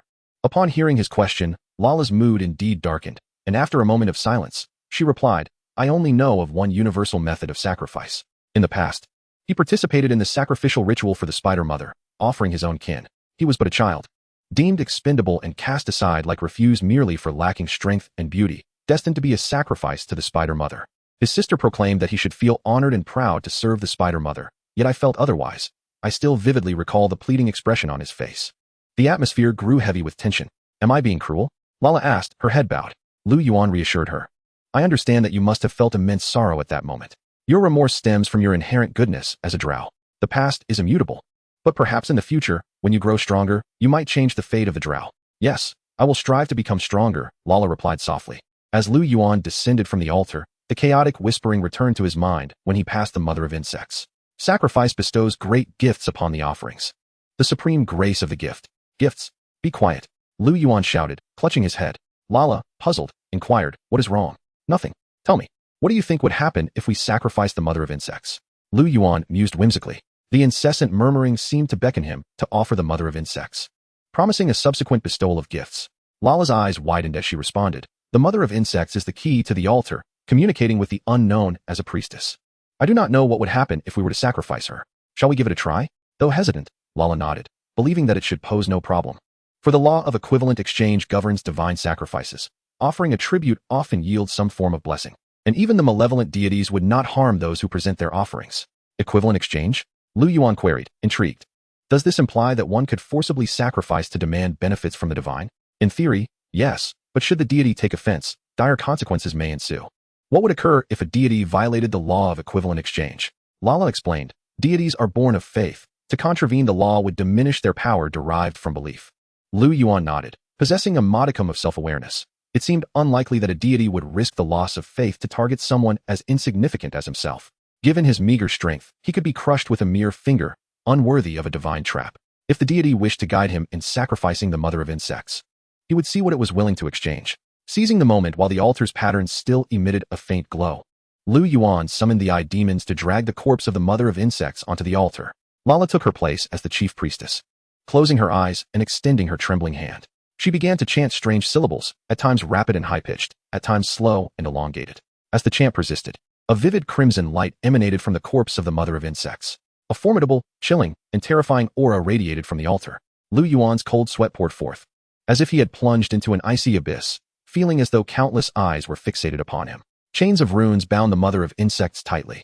The altar resembled a swamp, swallowing the mother of insects whole. Once she had completely vanished beneath its surface, the smooth altar rippled before returning to stillness. Observing that nothing further transpired and no divine decree was issued, Lala felt a sense of relief. My lord, it seems nothing has occurred. Liu Yuan, his expression grave, gazed at the back of his hand and replied, perhaps something has already happened. Chapter 33, The Longing to Know. The great demon Sinrith has marked you. A sharp pain pierced through the back of his hand. Ah! Liu Yuan cried out in agony, clutching the back of his hand.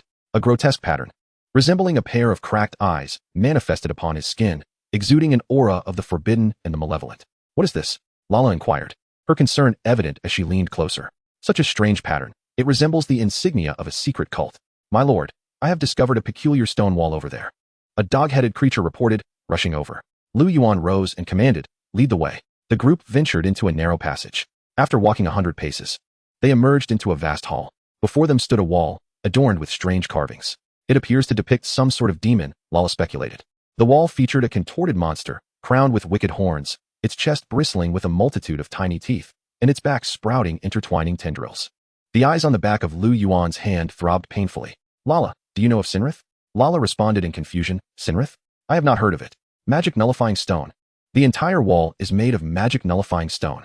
The dog-headed creature exclaimed, caressing the wall in excitement. Lala approached to investigate, tapping the wall and announcing, indeed. It is magic nullifying stone. It is immense. Magic nullifying stone. Quality white. Description, can be used as building material. Liu Yuan rejoiced, excellent. This will serve as the upgrade material for the dungeon. The dog-headed creatures gathered, wielding pickaxes to shatter the wall. While resistant to magic, the magic nullifying stone proved as fragile as glass against physical impact. The dog-headed creatures easily chipped away at the stone blocks. Liu Yuan collected them into the eye of the wormhole. Due to limited transport capacity, he could only bring back a small amount. Marking the path, Liu Yuan led the team back. Along the way, the Lord's Manual issued a notification. The Beast Tide has concluded. The Ant Circle has concluded. In this Beast Tide, players ranked in the top 100, 000 will receive a blue treasure chest. Those in the top 10, 000 will receive a red treasure chest. The top 1, 000 will receive a golden treasure chest, and the top 100 will gain a second talent. You ranked 37th in this Beast Tide, and have received 1 blue treasure chest, 1 red treasure chest, 1 golden treasure chest, and a second talent. The subterranean demons are entering a period of decline. A new crisis is brewing. The chat area erupted in chaos. I was asleep and still received a notification. Absurd. This ranking reward is retroactive. The top 100 have skyrocketed. I ranked 8, 234, 522. I have surpassed 5 players. I'm laughing and crying. Don't cry upstairs. I came in at 100,001, and I'm not complaining. Out of curiosity, were those 5 players from the Sky Island who did not participate? No, I'm the Lord of Sky Island. I dropped a few kinetic bombs during the Beast Tide, and I ranked in the top 500,000. I feel helpless. Only a handful of soldier ants showed up to engage with me. I had no opportunity to score points. As long as we survive, what more could we want? Most people are merely loafers. Haha, I received 3 treasure chests. The subterranean demons are in decline. Now is an opportune moment for a counterattack. Give it up. Only lords from the Shadow Realm have the chance to explore caves for treasure. Surface lords should not even consider it. What could this new crisis be? The second wave of the Beast Tide? Who knows? Brothers, if you notice any species rapidly multiplying around your territory, please mention it in the chat. We can assist each other. Sure, I'll let everyone know if anything happens. The first week has concluded. Newbie benefits have expired. Trade market updates. Teleportation fees. Teleportation fee. Buyers must bear a fee of 2 of the transaction value per kilometer. Damn, the system has started siphoning off fees. Teleportation fees? Doesn't that mean purchasing items from 50 kilometers away will double the price? I understand now. The system is promoting local transactions. Don't pretend to understand. This teleportation fee is clearly aimed at preventing the collapse of the global price system. Just think about it. If you buy cheap resources from a barren area and sell them at a high price, the end result is that all resources prices are equalized. That makes sense. Items purchased directly from the trade market pose a dimensional threat to the local inhabitants. Damn. The lucrative trade of selling high-priced water in the desert has come to an end. I should have stockpiled more before the update. Sigh too. I used to make a fortune selling grain. No wonder this is referred to as a beginner's benefit. It wasn't until the very end that I realized there were alternative ways to play. I haven't even constructed a trading market yet. How unfortunate. Taking advantage of the trading market's complimentary teleportation feature, I partnered with the Lord next door to establish a transportation guild. For merely 1,000 gold coins, we could transport goods weighing up to 1,000 tons over a distance of 40 kilometers. However, now that charges have been implemented, what will happen to my business? The newly established guild is on the brink of collapse. As soon as I voiced my concerns, I was immediately besieged by other lords. Damn it. Exploiting the system's loopholes, it's all your fault. The trading market has been patched, and we ordinary players are the ones suffering. You mercenary merchants deserve to be penalized. Yet I rely on trade for survival. If I have to pay teleportation fees, I might as well be doomed. A commercial genius. Leveraging the trading market's flaws to provide transportation services. What an extraordinary mind. Why didn't I think of that? But do not panic. Even a 50-kilometer distance merely doubles the cost, which is still acceptable for essential needs, and it helps stabilize prices across regions. Could it be that the system intends to reclaim gold coins? Just look. After a wave of beast attacks, my gold coins skyrocketed by tens of thousands. If this continues, the gold will multiply endlessly, leading to severe inflation. Such a possibility exists. The system may wish to facilitate the circulation of gold coins to avoid failing to distribute gold rewards. However, consider this. Even in a fantastical world, casting spells requires magical essence. In my view, this is akin to a form of energy conservation. The trading market's ability to teleport goods regardless of distance struck me as peculiar. Where does this teleportation energy originate? Clearly, the imposition of teleportation fees serves a purpose of conservation. I have unlocked a second talent. Scorching Heart. In battle, every 5 minutes, attack speed increases by 2, stacking infinitely. What a formidable berserker template. I gaze in awe at the top 100 players. What treasures did the esteemed player obtain? Liu Yuan rubbed his hands together, summoning the rewards before him. 3 chests, along with a second talent. He was curious about what his second talent would reveal. His first talent, Omniscient, could not be deemed entirely useless, but it was rather lackluster. Although it could convert damage into true damage, he had yet to acquire information exceeding 60 on any target. Its only utility lay in reconnaissance, allowing him to observe the attributes of opponents. Would you like to draw a second talent? Yes. Liu Yuan, unaware, noticed a faint glow emanating from the eye on the back of his hand as he selected his second talent. Draw completed. You have drawn the second talent, Longing for Knowledge. Longing for knowledge. Excessive contemplation leads to confusion and suffering. You choose to explore the unknown differently. Each time you slay an enemy, you may gain minuscule intelligence about that species, with the amount of information dependent on the strength and status of the slain target. Chapter 34, Unboxing. Each time you slay an enemy, you may gain minuscule intelligence about that species. Liu Yuan raised an eyebrow. This perfectly compensates for the shortcomings of the first talent. As long as he slays enough foes, he can accumulate a wealth of information. If the first talent leaned towards research, encouraging him to deconstruct a species through reading, investigation, and even dissection, then the second talent favored combat. motivating him to engage in slaughter. The more he kills, the more intelligence he gathers, subsequently activating true damage mode to facilitate further killings. Is this correct? Although this presents a shortcut, Liu Yuan felt an unsettling intuition. However, he dismissed such thoughts, redirecting his focus to the 3 shimmering chests. The first chest, glowing blue, revealed a jar of tea upon opening. Awakening tea. Quality, blue. Description: when steeped in boiling water for 5 minutes, this tea invigorates the mind, gradually restoring energy for 20 minutes, with a shelf life of 8 hours. Liu Yuan's eyes lit up. This is a splendid item, capable of restoring energy. This jar of tea will last a long time. Currently, energy-restoring equipment is scarce in the market, and one primarily relies on sleep for recovery. Lala, you open this chest. Liu Yuan tossed the red chest to Lala. Lala fumbled to catch the chest, timidly asking, should I really open it? Yes, go ahead. Lala cautiously opened the chest, fearful of damaging its contents. From the red chest emerged a soft armor.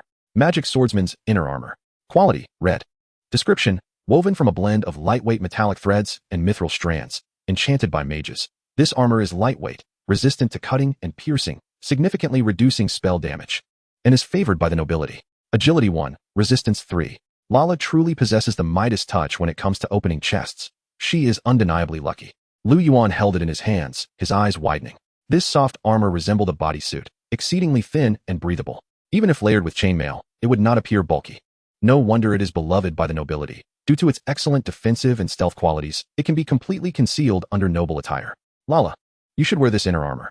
Lala shook her head, replying, I am already wearing ranger armor, so this inner armor should be donned by you, my lord. You are my only hero, and as a support, you need it more. Liu Yuan insisted, pushing the soft armor toward her. No, my lord.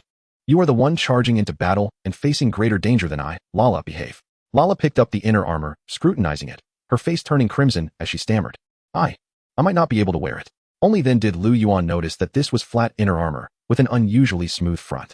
Glancing at Lala's ample endowments hanging in front, he awkwardly cleared his throat. Noticing the gazes directed their way, Lala's face flushed even deeper, burying her small face in her chest. Ahem, it seems I overlooked this detail. Given the circumstances, I shall wear it for now, and when more suitable equipment becomes available, it shall be yours. Liu Yuan ceased his insistence, stowing away the magic swordsman's inner armor. There remains one final golden chest. Liu Yuan once again handed it to Lala. Lala delicately unfastened the clasp on the chest, slowly opening it. A golden light spilled forth. Wow, a golden legend. Liu Yuan mused internally. Dainty doll. Quality, gold. Description: this petite doll seems to harbor an unknown soul, capable of casting spells. Skills: Moonlight Meteor. Summons a meteor of moonlight to attack foes. Glimmering Weapon. Conjures various weapons from crystallized magical essence. Mage's Hand. Materializes a phantom hand, with strength determined by the caster's intelligence. Great Levitation. Allows movement at a speed of 3 meters per second while floating. Liu Yuan gazed at the doll with great enthusiasm. This doll resembles a small girl, yet possesses a strangely mature aura. She is entirely silver gray, with white hair and skin tinged with blue, clad in a gray-white mage's robe, crowned with an oversized pointed wizard hat that obscures her eyes. Liu Yuan reached out to grasp her, but she floated away, evading him deftly. Undeterred, he attempted once more to catch her, only to be skillfully eluded again. The doll floated in the air, flapping about as she surveyed her surroundings, a blood-soaked human, a half-spider drow, a pack of goblins, an eye tyrant, and a harpy. The doll displayed a startled expression. After hovering momentarily, seemingly in contemplation, she reluctantly descended onto Liu Yuan's shoulder. Liu Yuan extended his hand to touch her, and this time she no longer shied away. Hey, can you understand what I'm saying? The doll remained still, as if she had not heard him. Lala, this is a gift for you. Liu Yuan shook her gently, but seeing she did not respond, he handed her over to Lala. Lala appeared to take a liking to the doll, a smile gracing her lips. As the doll beheld the half-spider drow approaching, it immediately floated up and settled upon Liu Yuan's shoulder. It seems she does not care for me, Lala said with a hint of despondency. Liu Yuan reached out, but the doll deftly evaded, alighting on the opposite shoulder instead. A look of disdain from the doll JPG. This expression seemed to convey a message of disapproval against being touched. A sentient doll? Liu Yuan's eyes sparkled with intrigue. Ahem, greetings. I am Liu Yuan, a lord. The doll gazed at him silently, offering no response. After several unsuccessful attempts at communication, the doll tilted its head, maintaining a stoic demeanor while sitting on his shoulder, its small brown leather boots gracefully tapping against Liu Yuan's chest. Doll, what is your origin? What is your purpose? How may I assist you? Let us collaborate, Liu Yuan suggested. He exchanged a glance with Lala, who shook her head in resignation. She did not appear to be particularly intelligent. No sooner had he spoken than the doll suddenly perked up, a magical aura emanating from its hands as several missiles shot forth from the array, colliding against the rocks and showering the ground with debris. As the smoke dissipated, Liu Yuan could not help but widen his eyes in astonishment. Incredible.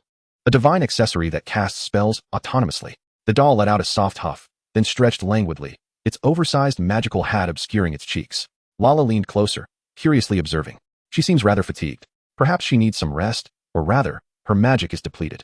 Is that so? Nevertheless, she is quite adorable, Liu Yuan nodded. I've gained an additional magical companion. Lala, what does a doll typically consume? After a moment of contemplation, Lala replied, how about trying some magic essence fragments? Constructs tend to enjoy them. What are magic essence fragments? I'll have to look into it later.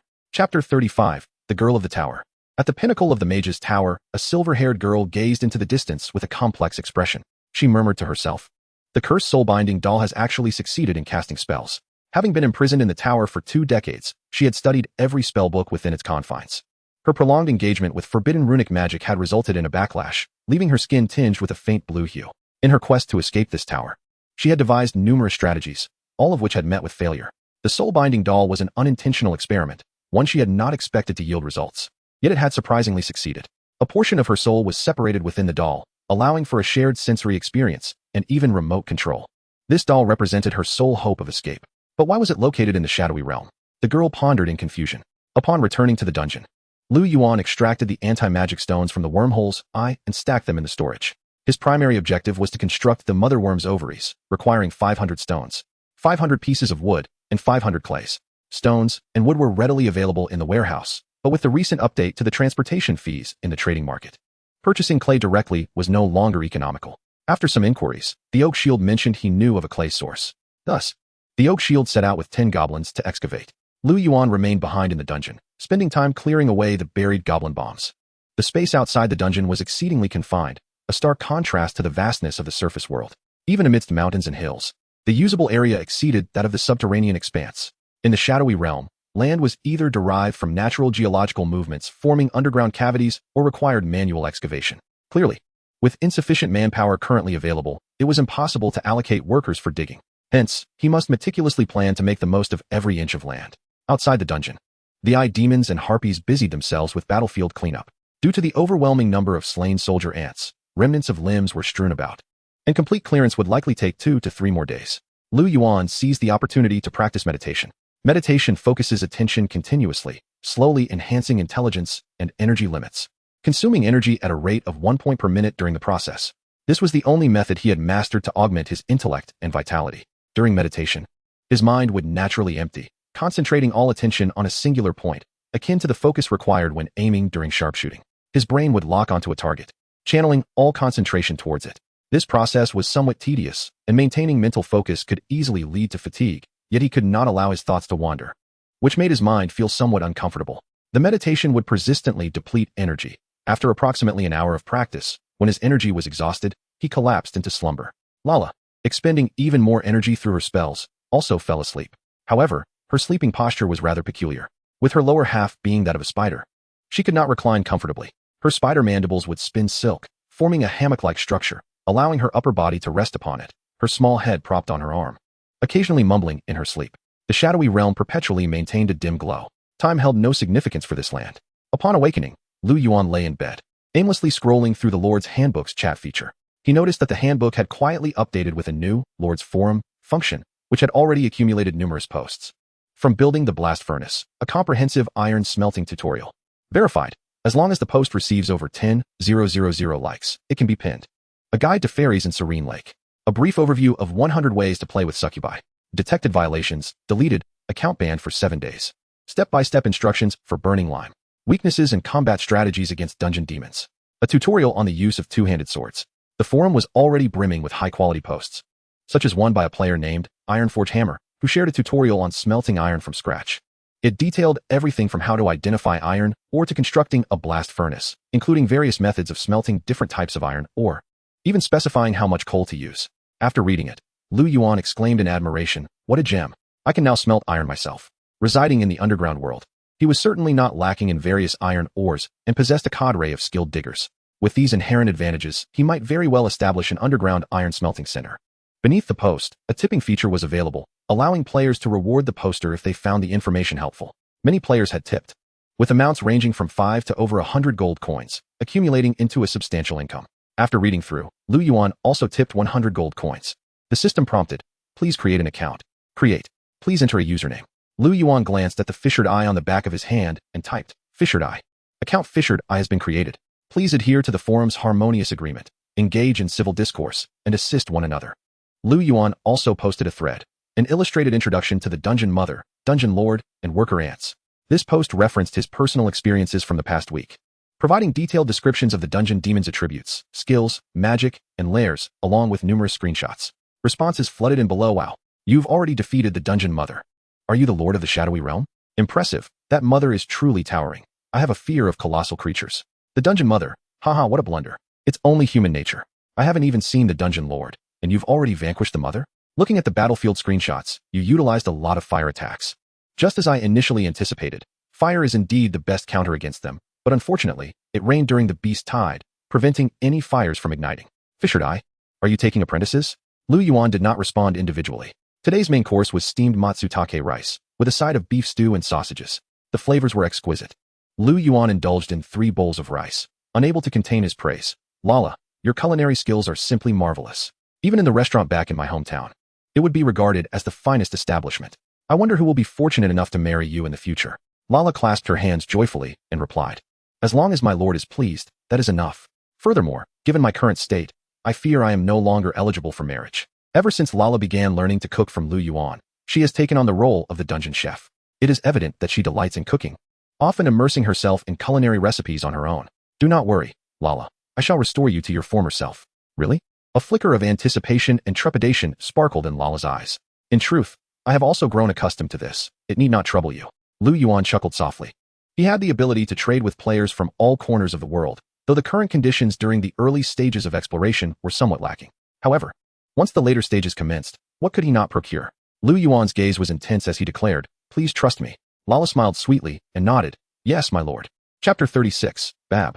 After a few days of neglecting the taming levels within the cells, Liu Yuan was astonished to discover that the resistance of the rusted Monet had diminished to 0. The resistance of the Copperbeard stood at 15 points, while that of the scorpion-tailed lion was 30 points. As Liu Yuan delivered their meals, he inquired, "Monet, would you be willing to join us?"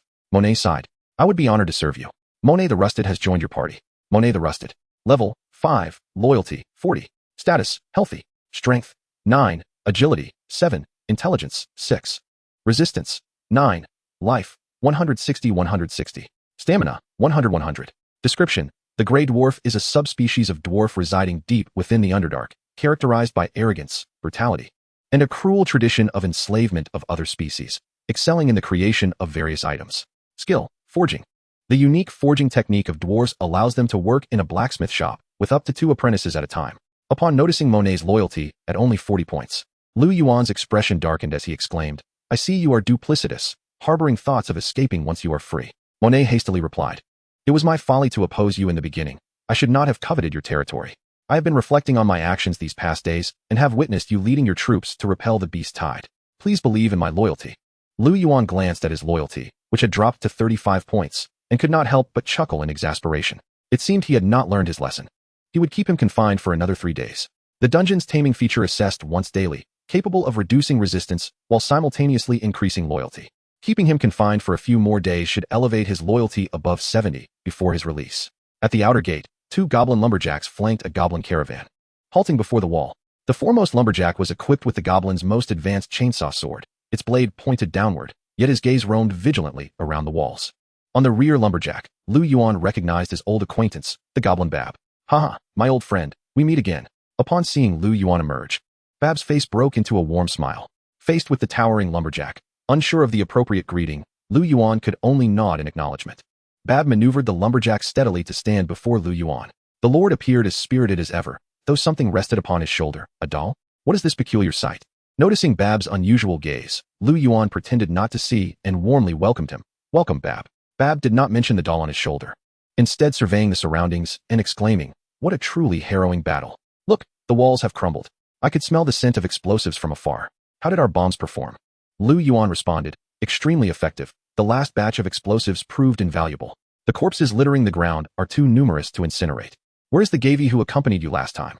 "He went to lead a team to Black Moss City yesterday, where they encountered a band of raiders and sustained some injuries. Fortunately, they were not severe. A few days of rest should suffice." once the beast tide subsided. The previously hidden raiders had resumed their predatory activities, pillaging caravans. It seems this area is not safe. We ventured out with 2 lumberjacks. It appears to be even more perilous than before the beast tide. Liu Yuan casually asked, how is the road to the Ryan camp? Is it easy to traverse?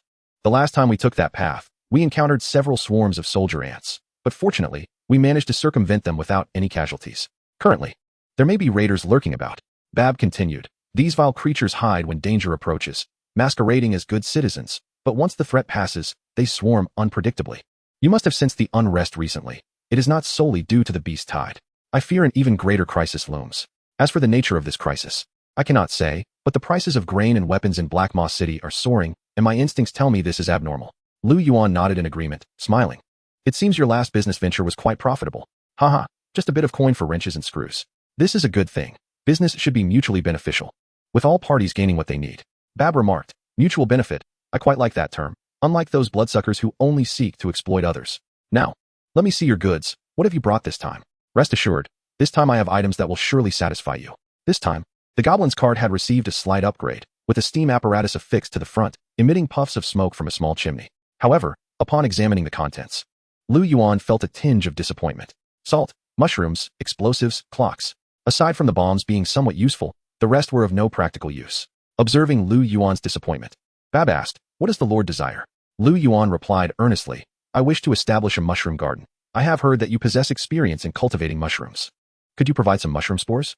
Bab laughed. We have a skilled mushroom cultivator in our group, if you can afford the wages. He can temporarily remain to assist you in establishing your mushroom garden, and we shall recall him once we return from Black Moss City. What is the wage? 500 gold coins will suffice. Liu Yuan nodded. 500 gold coins was not a steep price, and he promptly agreed, deal. Bab turned to address, Sibin, you will stay. My lord, shall we proceed with grain payment as before? Liu Yuan shook his head. The price of grain has risen. I cannot pay at the previous rate. I can only offer gold coins. Bab displayed a look of regret, stating, if you are willing to transact with grain, I could offer a discount. Did the grain from last time sell well in Black Moss City? Bab chuckled sheepishly, just a little, merely a bit. Liu Yuan shook his head. I cultivate mushrooms to fill the grain gap. I suffered a loss on that grain. Hee my lord, what else do you require? I shall bring it next time. Liu Yuan inquired, do you know where I might find iron ore? Bab's demeanor shifted instantly. Iron ore? What do you need it for, my lord? Iron ore is under the control of various factions. All known deposits are claimed. If you were to mine it, you would face brutal retaliation. Your faction, in my opinion, does not yet possess the strength to control iron ore. In that case, how much would it cost to purchase pig iron? 1 kilogram of iron costs 5 gold coins. This is the price set by the major powers in the Underdark. 5 gold coins. Liu Yuan was astonished. A kilogram of iron, merely the size of a hand, could fetch such a high price? If you are looking to buy iron ore, the price is slightly lower. But isn't iron ore under control? How could there be any iron ore available? Liu Yuan questioned in confusion. Chapter 37, The River Valley Alliance. Those raiders steal goods. They must have a way to offload them, right? If they happen to seize a few carts of iron ore, which are neither edible nor usable, they can only sell them off at a loss. I happen to know of a fencing spot. With some luck, I could procure iron ore at a bargain. Liu Yuan's interest piqued as he asked, where is this fencing spot? Bab hesitated, I cannot disclose that. After all, those involved prefer to keep the location discreet. As long as you transport the iron ore, I will accept whatever quantity you deliver. Babu, suppressing his surprise, eagerly nodded and replied, no problem. As long as you need it, I will ensure it is brought next time. He was indifferent to how this man would smelt the iron after acquiring the ore. Perhaps he naively believed that simply setting up a furnace would yield molten metal. Such laymen had no comprehension of the complexities involved in iron smelting. Nevertheless, it mattered little. Even if he ultimately failed to produce iron, it would not hinder his profits. His merchant caravan initially intended to journey to the distant Glow City and bring back some food on their return, with much of the cart empty. They could conveniently make a stop at the fencing point, purchase the iron ore, and hire additional hands for transport. Ideally, it would be a one-off transaction, and he saw no downside to the arrangement. Although this deal did not result in a substantial profit, both parties were generally satisfied. Liu Yuan secured what he desired, and his next step could be the cultivation of a mushroom garden. According to Babu, his tribe boasted a large mechanical workshop that had recently suffered damage from a beast tide, and restoring production would take time. In time, you are welcome to visit our tribe. I assure you, our goblin machinery will meet your expectations. I will certainly come, and I promise to place a significant order with you then. After concluding the transaction, Babu did not linger, resuming his journey with the caravan. A small, frail goblin remained behind. I am Sibin, and over the next few days, I will assist you in establishing a mushroom garden. Where do you think it would be best to locate it? Sibin surveyed the surroundings. I hope to explore and find a suitable spot, Mushrooms thrive in moist, nutrient-rich soil. Ideally, it should be near the dungeon so I can conserve the manpower for guarding. Sibin added, if you do not mind the yield. It could also be placed just outside the walls. Moreover, it seems wasteful to burn the corpses of those soldier ants. They serve as natural fertilizer. Liu Yuan waved his hand dismissively, saying, you can handle these abyssal demon corpses. I will provide you with 5 gnolls and 5 harpies. Expedite the establishment of the mushroom garden. What scale of mushroom garden do you require? Liu Yuan pondered for a moment before responding, I have a budget of 4,000 gold coins. Plan accordingly. Build as large as you can. If you need any materials, report to me, and once completed, I will reward you with 300 gold coins. Sibin exclaimed in astonishment, 300 gold coins? That's far too much. As a lowly mushroom cultivator, Sibin earned merely 8 gold coins weekly, and after daily expenses, little remained. Hearing the promise of 300 gold coins left him momentarily speechless. Could it be a scam? Would he be deceived and sold into slavery in Black Moss City? No, Captain Babu would not abandon him. Yet, could he truly earn 500 gold coins for his labor? Sibin's mind swirled with uncertainty. Liu Yuan clapped him on the shoulder and reassured him, do not overthink it. Focus on your work, and the benefits will surely come. At this juncture, there was no turning back. He had to press on. Liu Yuan called for Dibu, saying, Dibu, accompany him and assist in constructing the mushroom garden. This 800 gold coins will serve as an initial investment. Let Sibin determine what materials are necessary. Yes, I will cooperate with him, Dibu replied in a gravelly voice. The creatures of the Dark Realm understood the significance of a mushroom garden. Mushrooms represented a vital food source in the subterranean world. Only by establishing a mushroom garden could the dungeon achieve self-sufficiency in sustenance. Sibin led the gnolls to survey the terrain around the territory, seeking an appropriate environment. The task of burning corpses was halted. Outside the dungeon, thick smoke and the acrid scent of burning flesh lingered. Under Sibin's guidance, the ash from the finished burnings was collected. The remaining soldier ant corpses were gathered together. The gnolls crushed them with hammers, mixing the remnants with decayed grass and fragmented wood, stirring continuously. Meanwhile, the harpies dug deep pits, propping up wooden poles and water basins, placing the mixed fragments above to steam. Liu Yuan also began to stockpile supplies. Motherbug's nest requires 500 stones, 500 wood, and 500 clay for construction. Dark Dungeon requires 5,000 gold coins and 2,000 anti-magic stones for upgrading. The current warehouse contains 1,200 stones, 2,000 wood, 12,000 gold coins, and 300 anti-magic stones. The stones and wood were reserves accumulated before the beast tide. The anti-magic stones were excavated from the nests. Only this initial batch had been transported back. As for clay, the Oak Shield had already sent people out to search, and news should arrive shortly. For now, all that remained was to wait. Suddenly, Liu Yuan noticed a familiar face on the Lord's Forum. Huddling for warmth, the Valley Alliance has been established. I am Yu Wei, the Lord of Valley Fortress, and I hereby announce that the Valley Alliance is officially formed, now controlling 8 villages and 2 small towns. Additionally, 3 players who failed to defend against the beast tide have come to seek refuge with their territory crystals. Any players in the vicinity of the valley are welcome to join my alliance. Coordinates 11875128, 5841, 32104525, 5969. The Valley Alliance has no entry barriers. All players may join. I promise that players who join the Valley Alliance will enjoy a high degree of freedom while ensuring your absolute safety. During wartime, the Valley Alliance will only exercise unified command and oversight over production and operations. Players of the Valley, let us unite to confront the unknown dangers and spread human civilization to every corner of the continent. The comments below the post were lively. Wow, the Valley Alliance. I must check it out. Brothers, don't hesitate. Let's rush in. Besides some obvious trolls, the comments began to multiply. Can sensitive-skinned players join? It's too far. I can't make it. Can the Lord's Core be moved? Am I the only one just realizing this? The Lord's Core can be moved. If removed, your territory will collapse immediately. Don't ask how I know this. Just ask Zisha. Why should we trust you? Is the original poster trying to reach the population limit to exploit others' Lord Cores for an army? I estimate we won't survive the next wave of the beast tide. I will join and bring my troops. Don't attack me. Private message, let us be friends. These comments included both skepticism and declarations of intent to join. Most, restricted by geographical barriers, could only observe. Liu Yuan felt this might be a beginning. Most players were merely watching, and in the future, increasingly more players would choose to band together. The collective organization of numerous players would indeed better prepare them to confront risks and crises. Lone wolf players were limited by population caps. No matter how elite their troops, they could not match a vast army. Chapter 38, Banding Together. The emergence of the Valley Alliance was like a thunderclap on the Lord's Forum. Various organizations sprang up like mushrooms after rain. Extreme Battle Group recruiting. Only accepting the top 5,000 in beast tide points. Better to be selective than indiscriminate. Shocking. A newly established undead empire. Join and receive eternal life. Join to receive a succubus, limited to the first 20, first come, first served.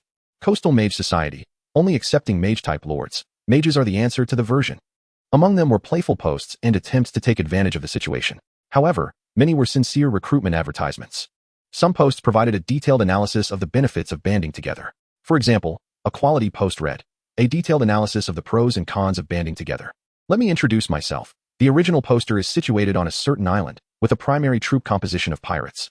During the last beast tide, I sheltered several lords fleeing from the land, and I have some insights into the advantages and disadvantages of forming an organization. As most would agree, joining an organization inevitably entails a loss of certain freedoms, such as relinquishing military or developmental rights, with life and death resting in another's hands.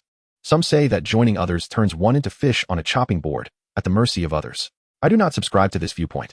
Firstly, the organizations recognized by the Lord's Manual can be categorized into two types: vassal organizations and cooperative organizations, regardless of whether they are alliances or vassals.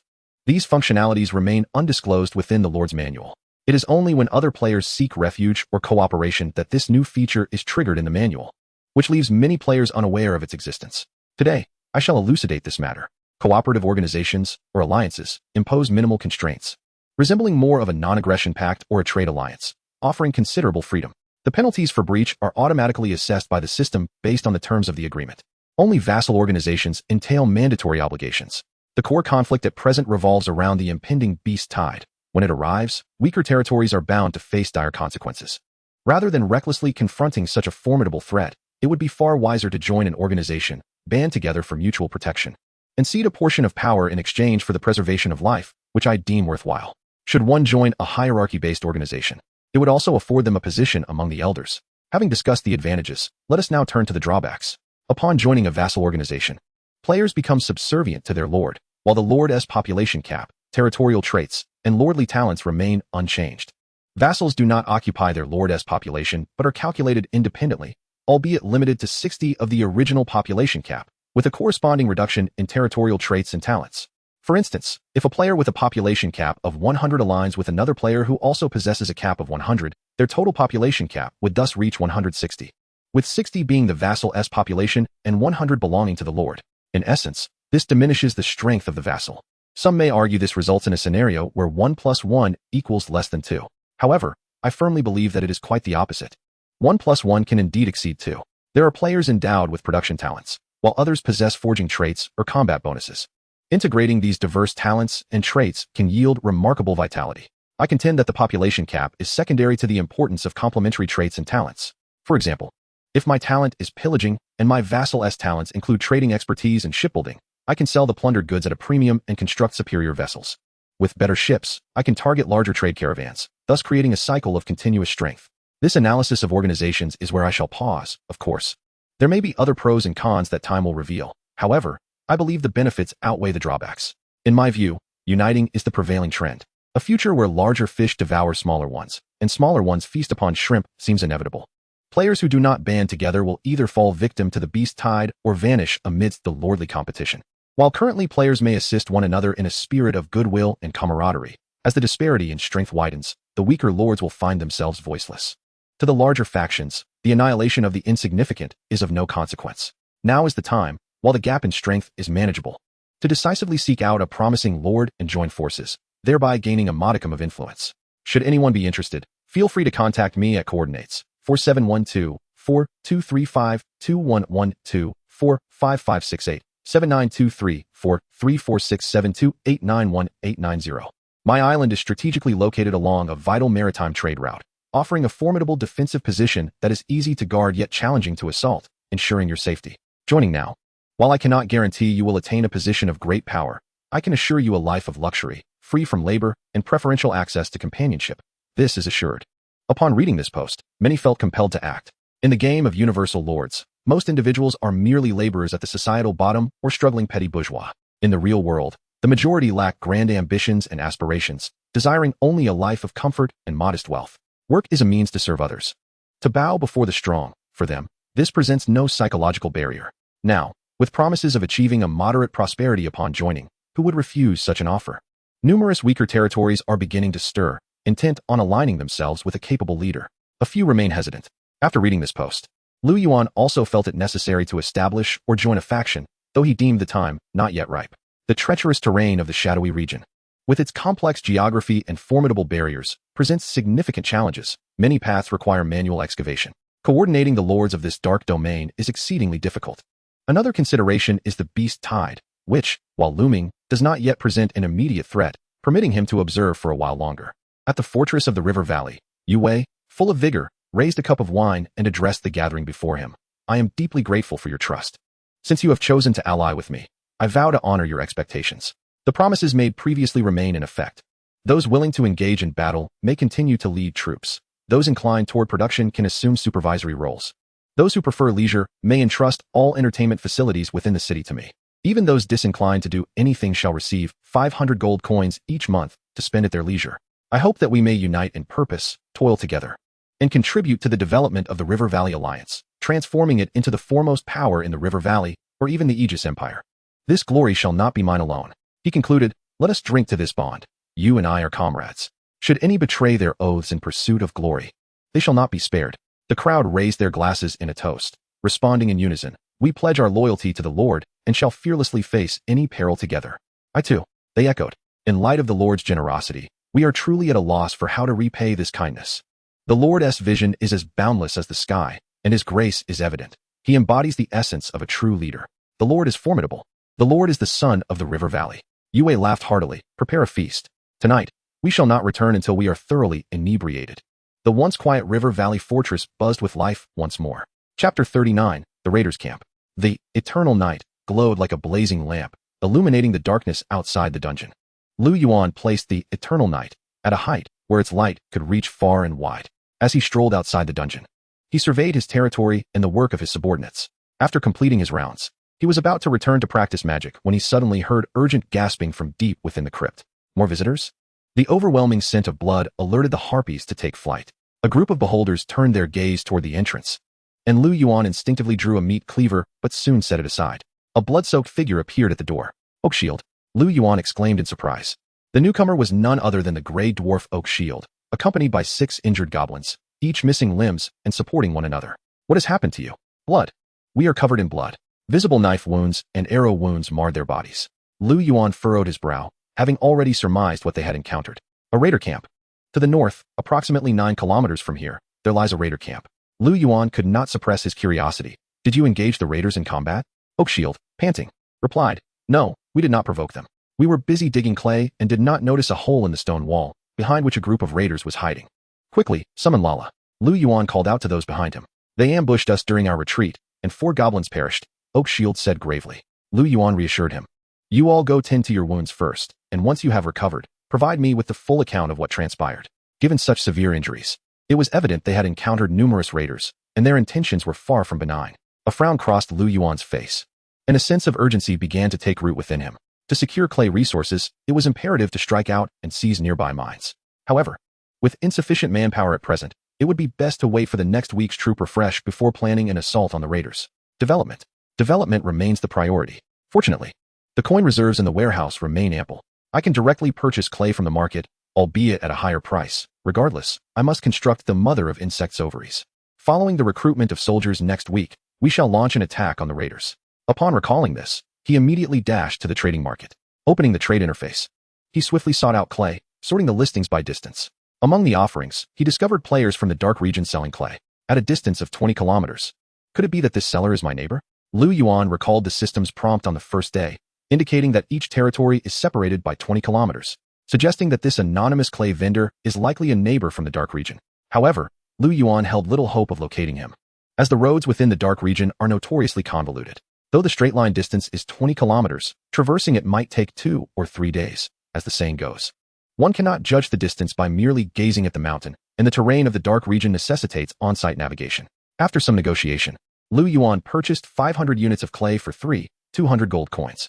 Subsequently, he sent a friend request to the seller, only to be met with rejection. Perhaps for reasons of personal security, the seller chose not to add this neighbor.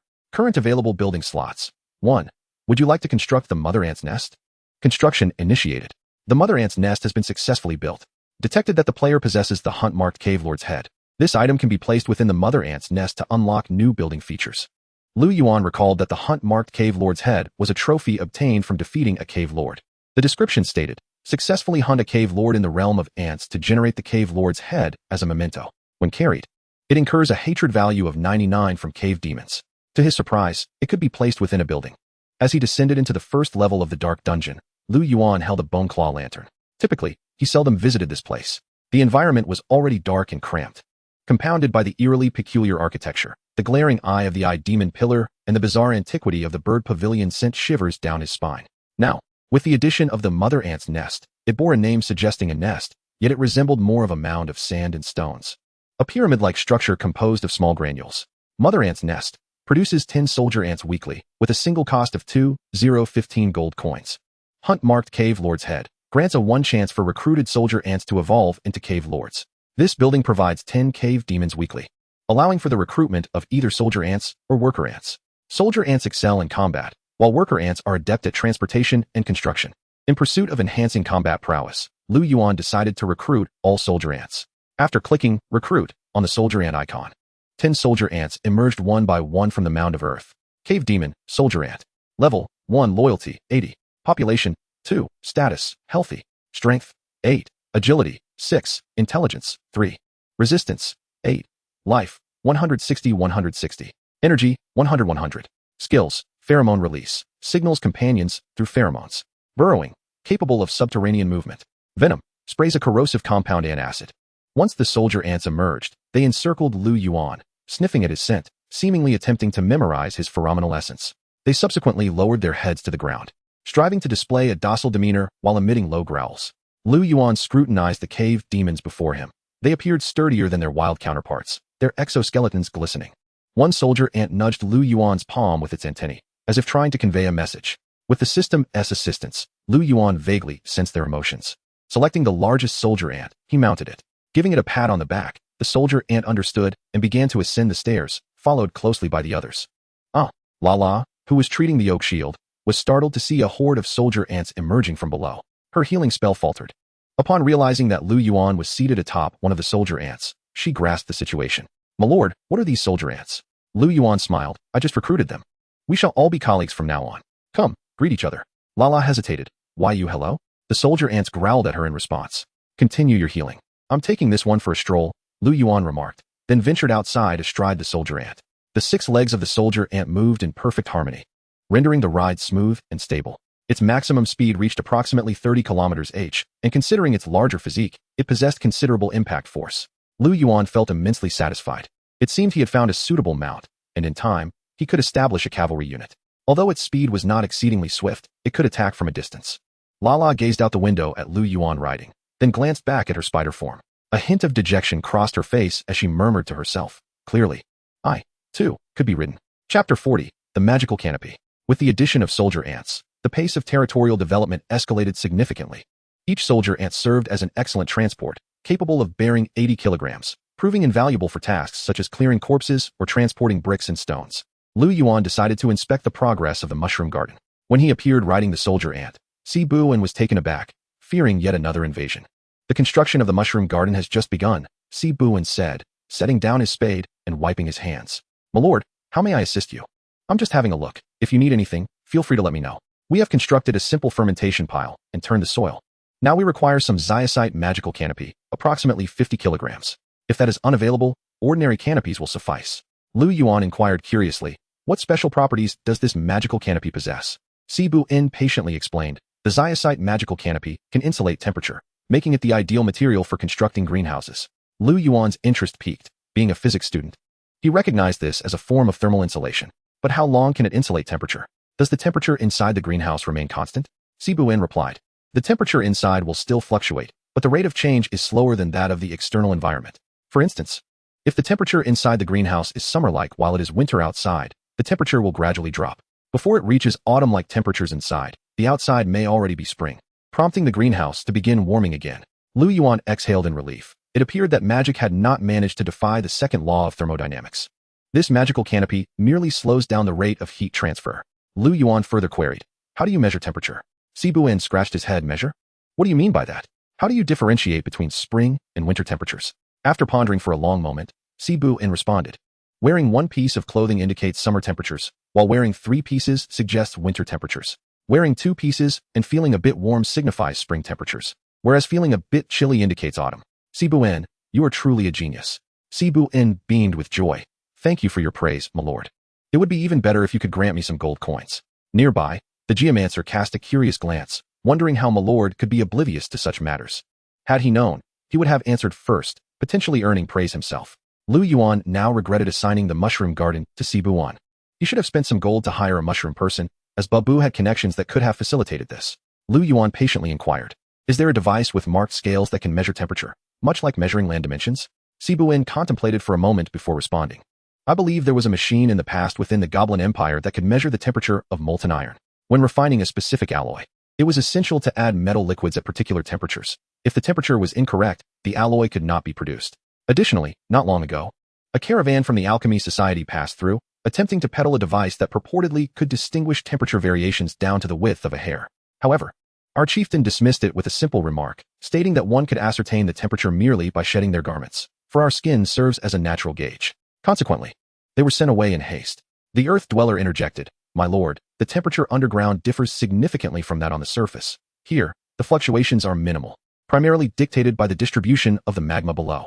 He continued, moreover, our skin is inherently sensitive to temperature, often guiding us in navigating the tunnels through thermal cues. Liu Yuan suddenly comprehended, indeed, what seasons could possibly exist in the Shadow Realm. Sibin clenched his fists and murmured, alas, our Goblin Empire once reigned supreme over the surface, basking in glory, standing shoulder to shoulder with the noble elven kin. Yet now, we can only hear of the changing seasons through the chieftain's words.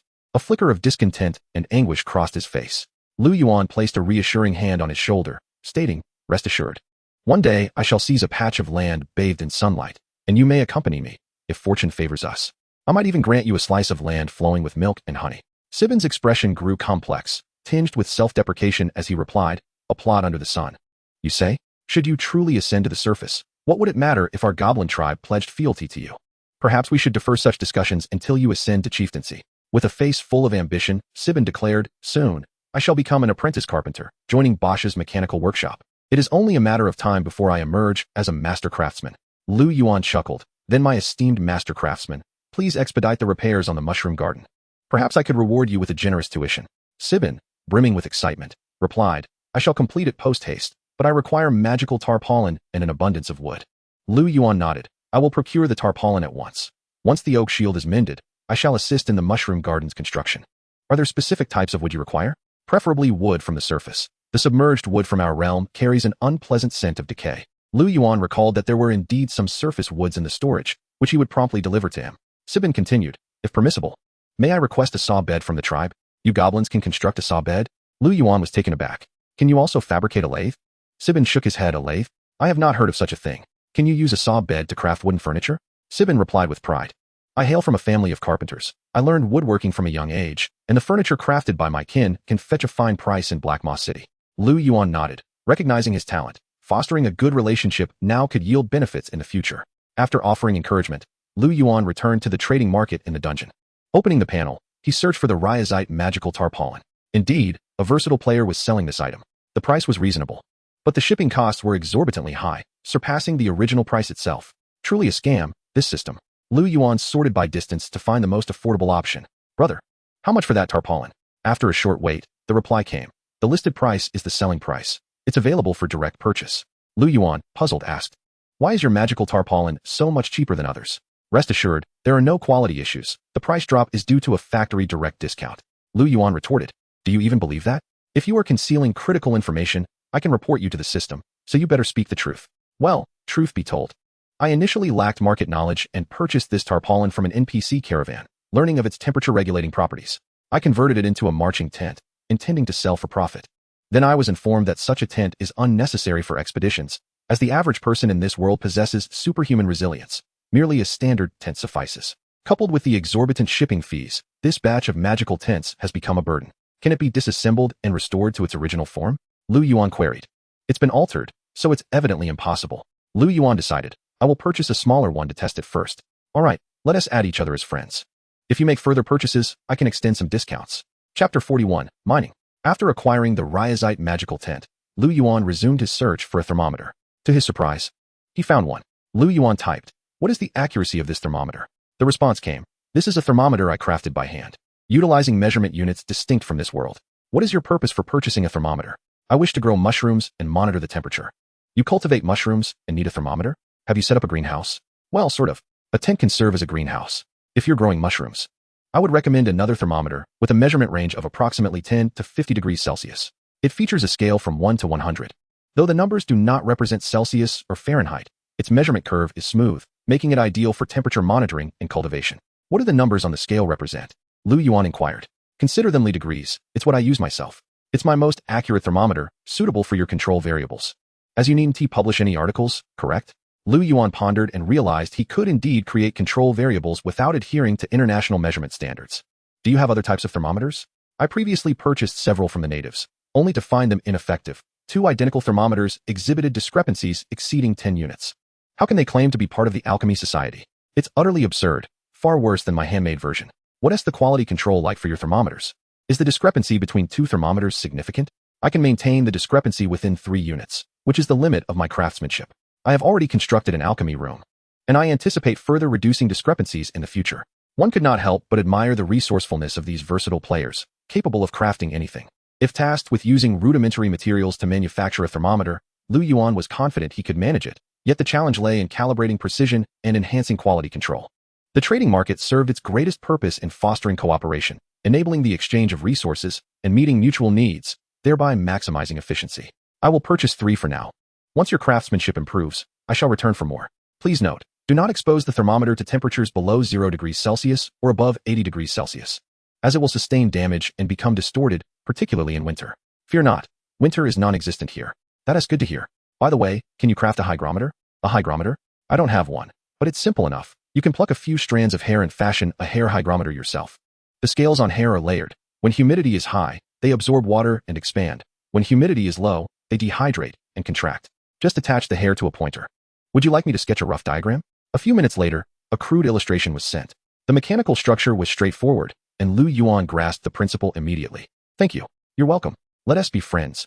I hope you'll keep an eye on my alchemy shop when it opens, which is not yet operational." "Certainly. I will support you when it opens." After adding each other as friends, the transaction was successfully completed. When Liu Yuan presented the tent to Sibin, he was taken aback. This tent could accommodate approximately 10 individuals once erected, providing ample space, though it appeared small in comparison to the entire mushroom garden. "We'll make do with it for now." Sibin now needed to prepare nutrient-rich soil. Cultivating mushrooms would require some time.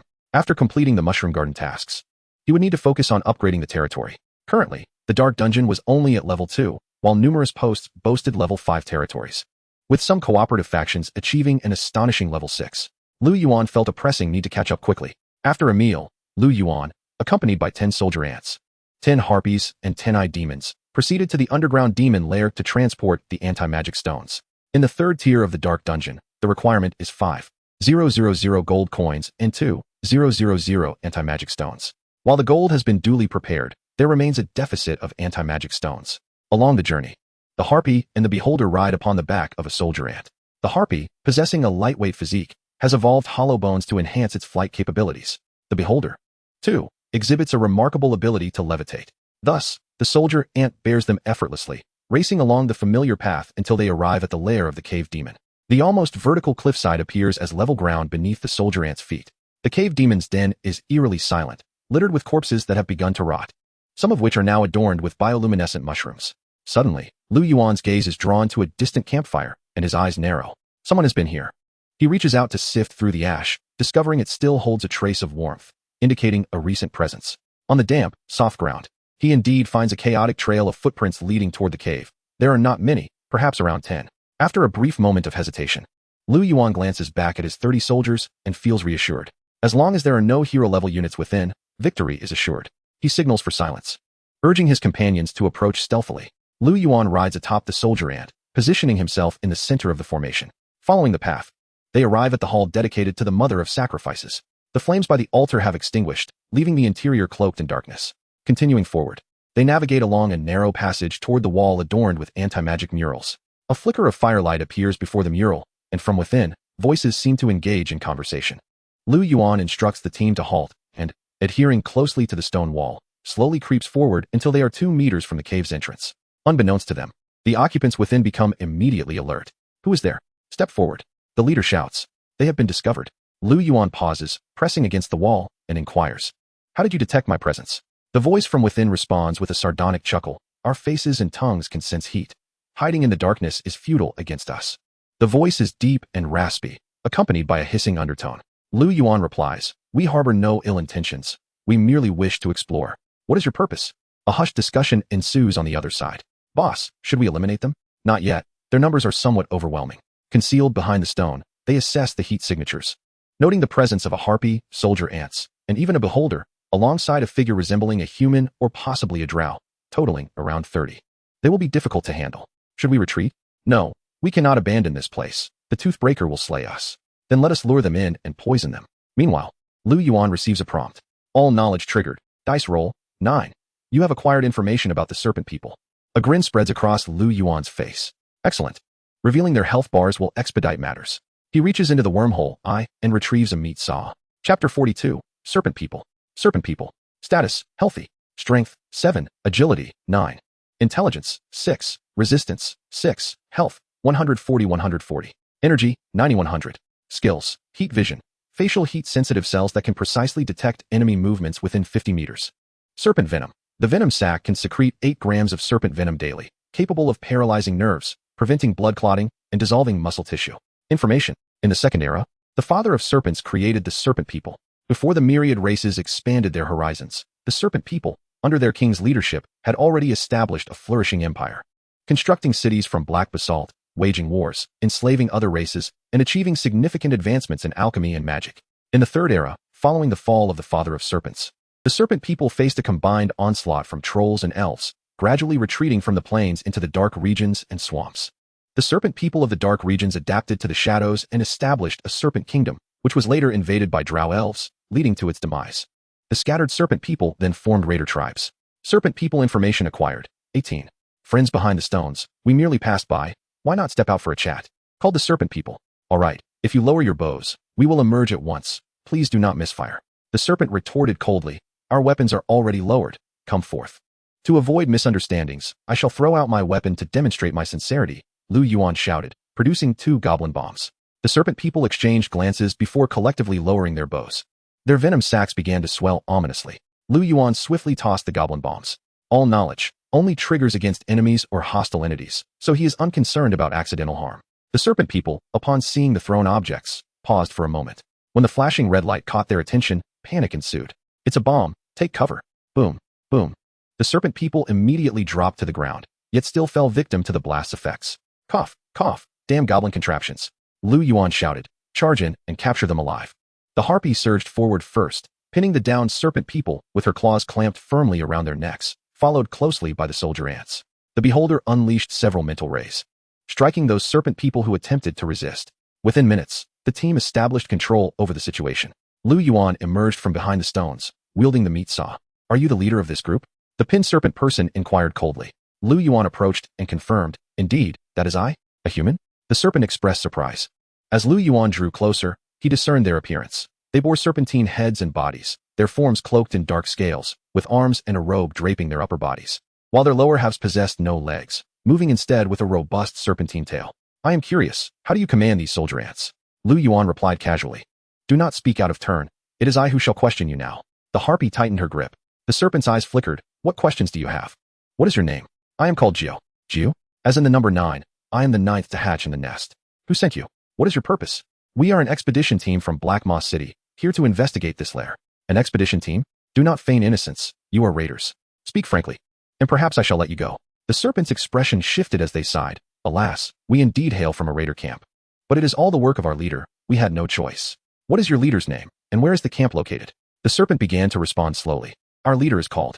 In that moment, Liu Yuan caught a faint scent. Neurotoxin inhaled. Resistance check. Resistance insufficient. Save failed. Current poison depth, 15, increases by 10 each minute, lasting 5 minutes. For every 20, 50, 80, 100 depth reached, the statuses of weakness, bleeding, dizziness, death are obtained.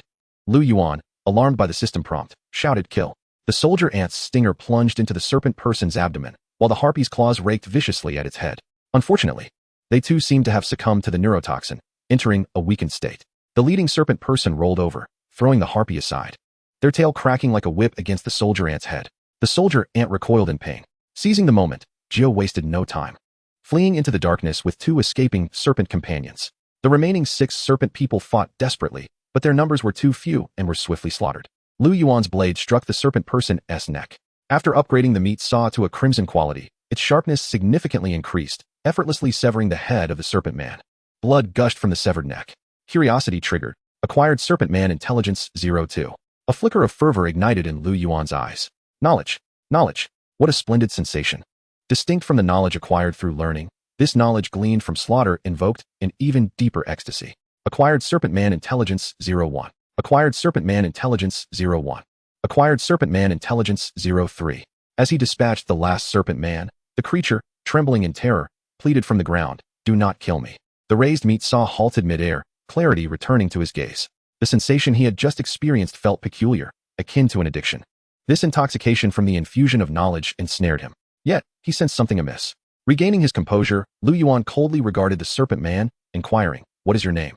"I have no name. Those born in the breeding chamber bear none. Only the nobles possess names." "That one, number 9, is he a noble?" "He is the son of the serpent clan leader, ranked 9th. His true name is Charles." Liu Yuan set down the meat saw and commanded, "Hand over the antidote for the neurotoxin." "There is none. This toxin is Charles's sorcery." A trickle of blood flowed from his nose. Coughing, he repeatedly spat blood into his palm. Liu Yuan glanced at his status panel. Poison depth, 65. Condition, weak. All attributes halved. Bleeding, loss of 10 health points per minute for 5 minutes. Health, 95110. Losing 10 points per minute, he could endure. He turned to survey the condition of his soldiers. The soldier ants had maximum resistance. After the toxin dissipated, their poison depth was 35 with no bleeding status. The eye demons appeared worse off, their resistance the lowest, bloodshot, eyes oozing from the corners. 3 lower-ranked eye demons had poison depths exceeding 80 and were already succumbing to dizziness. Fortunately, death had not yet ensued. It was currently unwise to pursue the fleeing serpent men. Most of his soldiers were wounded, and the serpent men's thermal imaging was exceedingly formidable, allowing them to navigate the darkness with ease. Liu Yuan contemplated and decided to take a moment to regroup. He would subsequently proceed to transport the anti-magic stones. Disregarding the 3 fleeing serpent men. Chapter 43, The Dragon Egg. Are we truly going to flee? In the dark cave, only soft hissing could be heard. Even if we return, it would be to our demise. Flee. Hide. Where can the 3 of us conceal ourselves? The Black Moss City? What if we encounter the gray dwarven slave traders? There's no escaping. We must fight back. If he perishes, we will all face dire consequences, at the very least. We must bring him back. We need to devise a way to ambush them. How much toxin do you have left? None. I have exhausted mine as well. My blow dart is over there. I still possess a bow. If you give me all your poison, perhaps we can incapacitate their leader and negotiate with the antidote. The 3 serpent men plotted in the pitch-black cave. The harpy had finished clearing the battlefield, gathering the scattered weapons. The soldier ants stood guard at the entrance to prevent surprise attacks. The blow dart, with its blue adornments and palm-sized design, appeared quite discreet. Though it was a single-use item containing only a needle, presumably coated in poison, Liu Yuan dared not touch it. The bow's quality was subpar, far inferior to that of the drow. Liu Yuan pulled back the bowstring and released an arrow, which predictably veered off course. The bow's accuracy was indeed questionable. He selected a wavy, slender white blade and squatted before the serpent man, calmly stating, "Tell me about your raider camp. Do not attempt to deceive me, for I will dispatch someone to verify. Should I discover your falsehood, you shall learn what it means to long for death." The serpent man hesitated for a moment before responding. "Our camp is located in a cliff cave on the northern bank of the Little Western River, established jointly by the serpent and lizard folk, with the leader being the lizard man, Wen. There are also a small number of gray dwarves and drow elves in the camp. Is the lizard folk the dominant force?" The serpent man nodded. "Indeed. There are over 200 lizard folk, while our serpent clan only numbers 82. The remaining outlaws of other races barely total over 40. The lizard folk possess the best equipment and supplies in the camp." Liu Yuan pondered. It became clear that the lizard folk constituted the main body of this raider camp, their numbers surpassing those of the other races combined. "What is the purpose of your expedition?" The serpent man stammered, 4. Liu Yuan waved his hand, and the harpy pressed the serpent man's head into the ground. Liu Yuan forcefully drove the slender blade into the earth before the serpent man. "I demand to know." "I will tell you. We seek to hatch an egg." The clan leader found a black dragon egg from an unknown source and entrusted it to Charles, instructing him to secretly search for a suitable hatching location. "We discovered this place, where the cave demon has been eradicated, making it an ideal site for incubation." Liu Yuan was astonished. "A dragon egg? Are you not afraid of it being stolen by others?" The serpent man replied, Because our clan leader wishes to utilize the black dragon to vie for the position of leader and control the entire camp and surrounding forces. In truth, Liu Yuan is unaware of our possession of the dragon egg. To avoid detection, we can only mobilize a small force for the secret hatching. If too many are involved, one would catch wind of it. Liu Yuan nodded slowly, the harpy rising and releasing her grip. Why does he not send some elite troops? With just your numbers, you would be delivered to slaughter in the face of danger. Or do you serpent men possess such lowly skills? The serpent man, neck taut with indignation, retorted. Our main force is pillaging around the Rhine camp. Only those left behind can be mobilized. Furthermore, deploying elite troops would certainly raise Liu Yuan's suspicions. Are relations between the serpent and lizard folk poor? The serpent man exclaimed with anger. Of course. Originally, our serpent clan and the lizard folk were nearly equal in number, with the leaders alternating as chief. However, ever since Liu Yuan became the chief, he has consistently assigned the most dangerous tasks to us serpent men, leaving the high reward, low-risk tasks to the lizard folk, and during the distribution of spoils, he invariably favors the lizard folk, causing our serpent clan's strength to wane. Have you never considered rebellion? The serpent man fell silent for a long moment before slowly uttering the words, the clan leader is old. Liu Yuan raised an eyebrow. It appeared that the serpent clan harbored significant grievances not only against the lizard folk, but also against their own leader. Your clan leader dares not resist, submissively clinging to power, even colluding with the lizard folk, and somehow, he stumbled upon a dragon egg, which ignited his ulterior motives. The serpent man remained silent. What is Liu Yuan's personal strength like? He is young, strong, cruel, and ferocious, capable of tearing cave demons apart with his bare hands. As well as being proficient in archery and spear combat, no one in the camp dares to defy him. Liu Yuan contemplated for a moment. The internal conflicts within this camp might be leveraged in the future, potentially yielding remarkable results if utilized wisely. Yet, this was not Liu Yuan's primary concern. The most pressing question remained, where is the dragon egg? In truth, Liu Yuan held considerable skepticism about this egg. How could a second-in-command in a nondescript raider camp possibly acquire a dragon egg? Who would believe such a tale?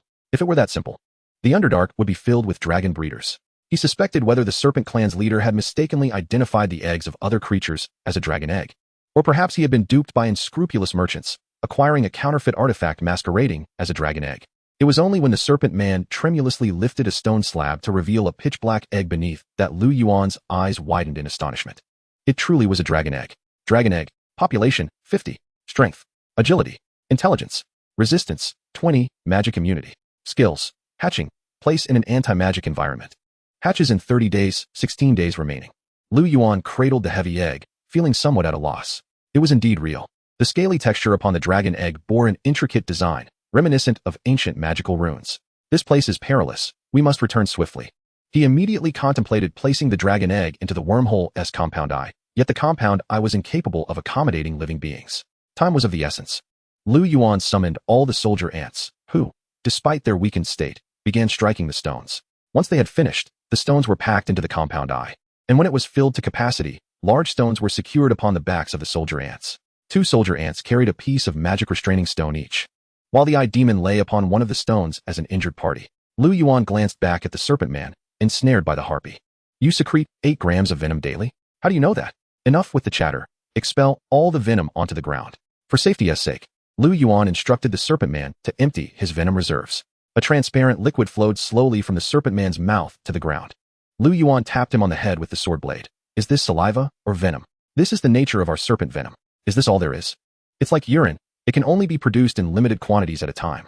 Very well, the harpy said, restraining his mouth.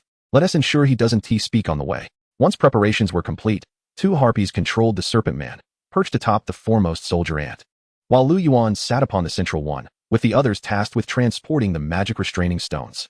The harpies took to the skies ahead to scout. Chapter 44, Ambush.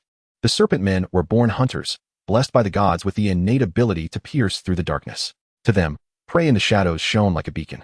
Their venom sacs could store highly concentrated venom, capable of inducing respiratory distress and cardiac paralysis within 3 minutes upon entering an enemy's bodily fluids. Once a target's life force was locked onto, a single arrow could sever the throat with deadly precision. As mature hunters, the essence of their prowess lay in stealth and patience. Darkness served as their natural camouflage. 3 serpent men lay concealed beneath a layer of soil and stone, their eyes shut. For creatures of the dark, eyes could sense their surroundings, yet also betray their presence. For most dark beings have evolved with night vision. The serpent men's thermal imaging ability required no eyes. The slightest glimmer reflected in their gaze could easily expose their location. Focus. Perceive. Biological thermal radiation was palpable. collected through their heat-sensitive organs, transmitted to the brain's perceptual area, where it was processed to form a three-dimensional thermal image. Soon, a squadron of Harpies entered their detection range. The Harpies soared overhead, oblivious to any irregularities. Shortly thereafter, a troop of soldier ants ambled forth, laden with supplies and the eye demon. The serpent men drew their bows, holding their breaths and taking aim. The opportunity was singular. The poised arrows, coated in concentrated venom, emanated a chilling aura, aimed directly at the central figure. Thwack! An arrow was loosed. The dampening string greatly diminished the sound of the bowstring. The arrow, entirely black, reflected no light, and its uniquely designed fletching further silenced its passage. This was a bow crafted explicitly for assassination. Not until the arrow flew toward him did Liu Yuan sense a hint of danger. Clang! The sound of a bell rang out suddenly. A large blue shield materialized beside Liu Yuan, robustly deflecting the arrow. Runes danced upon the shield, appearing both ethereal and illusory. Liu Yuan turned to see the puppet on his shoulder raising a small hand, conjuring the magical shield. Is this the luminous stone weapon? He wondered, utilizing magical essence to manifest various weapons. Noticing the arrow embedded in the shield, pointed directly at him, Liu Yuan was taken aback. An ambush. The soldier ants dropped the magic restraining stones, gathering around Liu Yuan. Moonlight meteor. The puppet waved its tiny hand, and several magical spheres, trailing luminous halos, shot forth into the darkness. Damn it, I missed. Run. Failing to strike their target, the serpent men wasted no time, swiftly unearthing the soil and rock, twisting their tails as they scurried across the ground. In the unforgiving realm of darkness, hunters often lack the privilege of releasing a second arrow. Yet, a barrage of magical spheres, akin to meteors, erupted behind the serpent men, sending countless fragments of stone flying.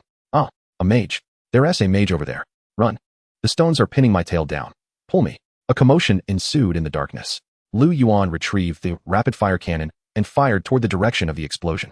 Boom. A violent detonation echoed in the cave, causing debris to tumble and nearly triggering a collapse. The tremendous recoil slammed against Liu Yuan's shoulder, forcing him to lean backward. The puppet was lifted by the force, flipping through the air twice before stabilizing, glaring at Liu Yuan with an expression that seemed to convey, "Are you an idiot?" Feigning ignorance, Liu Yuan averted his gaze, fidgeting with the rapid-fire cannon, which had depleted its crimson glow and was slowly recharging its magical essence, requiring a 30-second interval. The puppet puffed out its cheeks in annoyance and conjured a large blue hand, which struck Liu Yuan's back forcefully. Ah! Liu Yuan was knocked down onto the soldier ant's back, the rapid-fire cannon tumbling to the ground. Seeing his disheveled state, the puppet let out a series of giggles. The Harpies, alerted by the commotion, circled back from the skies. As creatures of the dark, the Harpies also possessed excellent night vision. With their emerald eyes wide open, they swiftly locked onto their targets, then spread their wings, diving down from above. In an instant, the serpent men transformed from hunters into prey. Ruthless talons clutched them tightly, pinning them to the ground. However, weakened as they were, the three Harpies struggled to restrain even one serpent man. A fierce struggle ensued. The soldier ants advanced. Liu Yuan cast a resigned glance at the puppet, picking up the rapid-fire cannon from the ground, and sincerely remarked, "Thank you for blocking that arrow just now." The puppet crossed its arms and huffed. Liu Yuan rubbed his head, offering a sheepish smile. I truly didn't mean it. How about this? Once we return, I'll get you a gift. What do you want? Gears? Screws? How about some lubricant?" Liu Yuan was uncertain of the puppet's internal structure. It sat upon his shoulder, its weight considerable enough to tilt him, likely made of metal, perhaps a mechanical structure. Yet, where would the screws be? How could he take it apart? Liu Yuan scrutinized the puppet's small face, endeavoring to locate any seams. The puppet lowered its head, its expression darkening, as blue light began to coalesce once more. All right. We'll discuss it later. I'll take you to choose your gift." The puppet displayed a begrudgingly satisfied expression, floating for a moment before settling back onto his shoulder, gently pinching his ear as if to seal their agreement. "What are you made of? Can you be mass-produced? Teach me how to make one. One to you? How about I create a little brother or sister for you?" Liu Yuan peppered it with questions, his curiosity bubbling forth. The puppet pinched his ear sharply in response. Stop. Liu Yuan rode the soldier ant, gradually approaching the serpent men, with the soldier ants joining the fray. One serpent man was crushed beneath the powerful jaws, and the remaining two finally relinquished their resistance. Liu Yuan, seated atop the soldier ant, gazed down at them. "If you run, I'll have quite the headache." The serpent men, prostrate upon the ground, pleaded, "We surrender. Please do not kill us. We will tell you anything you wish to know." Liu Yuan hesitated. He had ventured out to clear space in the wormhole's compound eye, hence he had not brought the abyssal handcuffs, making it difficult to restrain them during their journey. Considering their history of attempted escape, it seemed more practical to eliminate them altogether, conserving manpower for oversight. Yet, upon further reflection, bringing them back to imprison them might yield a few tamed serpent warrior recruits in time. "Very well, let us take them away." Liu Yuan waved his hand, and the serpent men were restrained by the Harpies, hoisted upon the backs of the soldier ants. Just now you fled, and I could choose to overlook it. However, should you dare to flee again, I shall shatter your spines and imprison you within the lair of the subterranean demon larvae. Do you comprehend? Understood, we shall not flee. The two serpent folk beheld another serpent folk upon the back of the soldier ant, their expressions revealing astonishment. Both parties exchanged awkward glances before hastily turning their heads away. The group encountered difficulties as they approached the cliff face. The anti-magic stones were too heavy for the soldier ants to carry. Liu Yuan was compelled to have 8 Harpies grasp a piece of the anti-magic stone and ascend, while he himself rode upon a soldier ant to retrieve the anti-magic stone from the compound eye of the wormhole and subsequently return to the ground to load more stones. This process was repeated 4 times before both the anti-magic stones and the captives were successfully transported. Alas, the Harpies could no longer fly. The team was obliged to take a respite, and after 3 hours, once their fatigue had dissipated, they resumed their journey. Fortunately, the return trip was uneventful. Chapter 45. Upgrading the Dark Dungeon.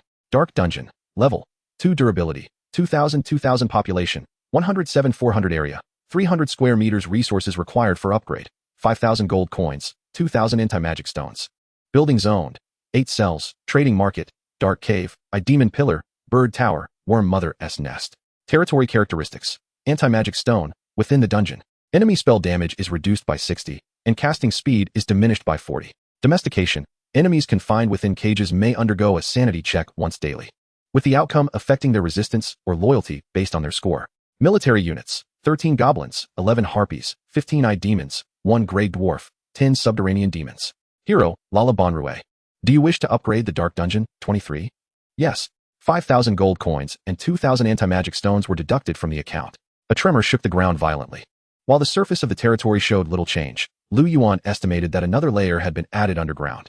He perused the Lord's Manual for information. Dark Dungeon. Level 3 Durability 6,000 Population 107 Area 300 square meters Resources required for upgrade 1,000 gold coins 1,000 stones 1,000 steel 1,000 crystals 1,000 sulfur 1 hero level unit corpse.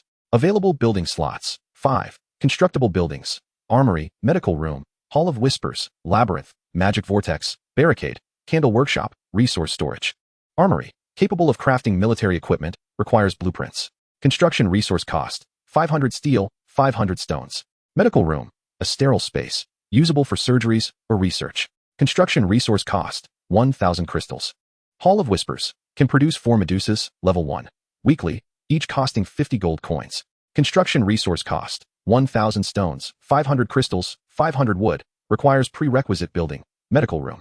Labyrinth, can produce 2 Minotaurs, level 1, weekly, each costing 80 gold coins. Construction resource cost: 1,000 stones, 1,000 steel, requires prerequisite building. Armory. Magic Vortex, once per week. Doubles the energy value of a designated unit, can exceed the limit. Construction resource cost: 1,000 crystals, 200 magic crystal shards. Barricade, forms a wall around the territory, increasing the territory's durability by 2,000 and expanding its area by 2,000 square meters. Construction resource cost: 10,000 stones, 5,000 anti-magic stones. Candle Workshop, capable of producing candles, doubling the weekly output of goblins. Construction resource cost: 500 stones, 500 wood. Resource storage, can hold up to 400 cubic meters of resources. Construction resource cost: 1,000 crystals, 1,000 stones, 2,000 gold coins, requires prerequisite building. Trading Market. Due to a lack of resources and gold coins, most of these buildings cannot be constructed. Only the Candle Workshop can be built. Once the iron ore is in place, iron smelting must commence, and crystal exploration should be prioritized, followed by the construction of the Armory and Medical Room. After upgrading the territory, Liu Yuan's treasury was nearly depleted. He also needed to contemplate methods for generating income. There are 3 methods for earning gold coins. The first is to develop a mineral resource, mining for profit, which is currently the most stable method of earning money. The River Valley Fortress became wealthy overnight due to its control of a gold mine. The second is to develop a flagship product for sale among the natives and players, which requires a stroke of luck, such as obtaining a blueprint for a desired equipment for monster loot. For instance, various potions are essential goods among players. The third is to defeat monsters for gold drops, the simplest yet most direct method. The stronger the monster, the greater the gold yield, with a small chance of dropping weapons, equipment, or mysterious treasure chests. Liu Yuan mused that the dark regions are vast and sparsely populated, and simply digging in any location would likely yield a vein of ore. The only concern is whether any factions control that vein, as it could lead to conflict. Liu Yuan was not afraid of conflict. He simply wished to avoid an early confrontation with a behemoth like Black Moss City. Furthermore, producing items requires the armory to be constructed first, enabling the utilization of blueprints for equipment production. Previously, while browsing the Lord's forum, he had encountered an excellent post titled Several Must-Knows About Blacksmith Shops. Regret not reading. The blacksmith shop is a general term for all production facilities, with each player's blacksmith shop differing in construction. For example, I have an alchemy workshop, someone else has a munitions shop, and others may have armories, etc. Despite the varied names, their functions are the same. They allow for the production of items based on blueprints. Each player's blacksmith shop grants 2 blueprints, which are likely related to the name of the shop. For instance, I received the Rage Potion blueprint and the Minor Purification blueprint. Obtaining equipment from monster loot is easy, but acquiring blueprints is challenging. After nearly 10 days of play, I have yet to obtain a single blueprint, only occasionally seeing lucky players in the World channel who manage to find one. Of course, one could also craft equipment by hand without a blacksmith shop. However, I can assure you that equipment crafted by hand in a blacksmith shop is far more likely to be white or blue quality, possessing 1 or 2 traits or enhancements, whereas handcrafted items are more likely to be worthless, inferior even to white quality. To put it bluntly, they are trash. This is a conclusion I have personally tested. The underlying principle remains unclear. Perhaps the blacksmith shop provides some form of enhancement. My advice is to prioritize unlocking the blacksmith shop, utilizing its blueprints to produce items, swiftly consolidating your resources for trade, and enhancing combat prowess. Moreover, the blacksmith shop is also a prerequisite for certain buildings, which will hinder your progression in subsequent constructions. Liu Yuan recalled the blazing fire glue he had purchased earlier, which was likely a blueprint inherent to some blacksmith shop. The comments section was abuzz with discussion. I've built mine, and the blueprints are the best sword in the village and the best shield in the village. Haha. What brave hero start. Don't listen to him. Blacksmith shop blueprints are dependent on luck. My blueprints are salted whip, which merely provides a mild sensation when struck. Otherwise, it serves no purpose. I nearly lost to the beast tide because I occupied a building slot with the blacksmith shop. Sympathy. Some players are not suited for gaming. I have a friend who wants me to ask you, how much are you selling that whip? Of course, he has no real intent. He is just curious to see. Me too. I'm honest. I'll go first. Ahem, I'll definitely buy it. No, Goman. Has any lucky player ever found a blueprint? I haven't even seen one yet. Same here. I haven't seen it either. Liu Yuan stroked his chin, recalling that he seemed to possess a blueprint. Chapter 46, Guard 7. Didn't you say you had no name? Liu Yuan crossed his arms, observing the serpentine figure before him with keen interest. The snake man was shackled with abyssal manacles, imprisoned within the confines of the first-level cell. My lord, a name reserved solely for the noble serpent kin. As for one as lowly as I am bereft of a name. Oh, is that so? Liu Yuan mused. I beg to differ. The lord jested. But I am merely an unnamed wretch born in the breeding chamber, still unaware of my progenitors. The information that materialized above the prison cell read, Charles. Level 3. Resistance, 96. Liu Yuan remarked playfully, should you choose not to cooperate, you shall remain confined indefinitely. The dungeon shall not miss your meager rations, Mr. Charles. The snake man froze momentarily, panic flickering in his eyes. What do you mean, Charles? I am not Charles. Fear not. You may continue your charade. I possess ample time to await your enlightenment, and there is no need for haste. Behold your fellow inmate. He has languished here for nearly 2 weeks. With that, Liu Yuan departed, not looking back. Charles stood, dazed and rooted to the spot. No, wait. Do not leave. Once Liu Yuan had exited, Charles smirked coldly to himself. I have already dripped venom along the way. The clan leader will undoubtedly come. With such a pitiful number of you, will you withstand his wrath? You shall kneel and beg for my mercy. Liu Yuan strolled to another cell. Charles Guard 9. Level 5. Resistance, 78. You have attempted to escape once. Fortunately, you have not deceived me. You are indeed named 9. The guard, expressionless, replied, there is no need for futile words. Do as you will, whether to slay or to torture. Ah, quite the spirited one. You poisoned us, yet I remain unperturbed. Alas, you did not perish. Liu Yuan continued. Indeed, your kind possesses commendable grit. Guard 9 sneered, casting a disdainful glance. We serpents can only die in battle, do you understand? There are no surrendering serpents. Only warriors meeting their demise. Liu Yuan chuckled softly, deciding to let him stew in his thoughts for a few days. Meanwhile, Charles Guard 7. Level 3. Resistance, 25. I surrender. I yield. Why do you surrender? Liu Yuan inquired. After all, working for Luen and working for you amounts to the same. Guard 7 seemed to open up, chattering incessantly. I have had enough. I risk my life tirelessly, yet every trophy we capture is claimed by Luen under the guise of constructing the camp and pursuing collective honor. Huh. 2 gold coins a week. What is my life worth? His hands were shackled to the bars, and he lamented, I am no merchant, merely a thief of spoils, struggling to sustain my existence. Liu Yuan replied with a faint smile, I shall offer you 5 gold coins weekly. To serve you, my lord, Guard 7 exclaimed, his face alight with loyalty. Charles Guard 7 has joined your ranks. Charles Guard 7. Level 3, loyalty 66. Population 3, status lightly injured. Strength 7, agility 10. Intelligence 6, resistance 7. Life 76140. Energy 43100. Description: serpents are favored in the shadows, born hunters endowed with acute dark perception and venomous capabilities. Skills: thermal imaging. Facial heat receptors allow precise perception of enemy movements within 50 meters. Serpent venom. The venom sac secretes 8 grams of venom daily, capable of paralyzing nerves, preventing coagulation and dissolving muscle. Liu Yuan patted his serpentine head, saying, "Excellent. You are attuned to the currents of fate. From henceforth, you shall be known as Snake 7. Thank you for the bestowed name, my lord." Though his loyalty remains somewhat lacking, it has surpassed the threshold. In contrast, Monet had only 40 loyalty at the time of his surrender, perpetually poised to betray. Speaking of Monet, it had been some time since he was last seen. Liu Yuan approached his cell. Monet Rust. Level 5, loyalty 52. After a few days without contact, his loyalty had risen by 12 points. Another gray dwarf. Copperbeard's resistance had diminished to 0. Copperbeard Rust wishes to join your army. Do you accept? Accept. Copperbeard Rust has joined your ranks. Copperbeard Rust. Level 2, loyalty 60. Population 2, status. Strength 7. Agility 6. Intelligence 6. Resistance 7. Description: gray dwarves dwell in the depths of shadowy realms, characterized by arrogance, ferocity, and brutality, with a tradition of enslaving other species and excelling in crafting. Additionally, a scorpion-tailed lion remains, with only 7 points of resistance left. Currently, 4 captives are held. Charles Guard 9, the scorpion-tailed lion, and Monet. Given the current pace, it is likely that both the scorpion-tailed lion and Monet will soon be liberated. With the addition of the serpents and Copperbeard, the population of the territory has reached 162, 50 of which are dragon eggs. In relation to the level 3 territory's population cap of 1,200, the military strength remains scant, necessitating a wait until next week for reinforcements. This week, the priority is to construct the candle workshop, which will double the weekly output of the goblin folk. Once built, it will allow for the recruitment of 20 goblins weekly. The requirements for construction are modest, comprising just 500 wood and 500 stone.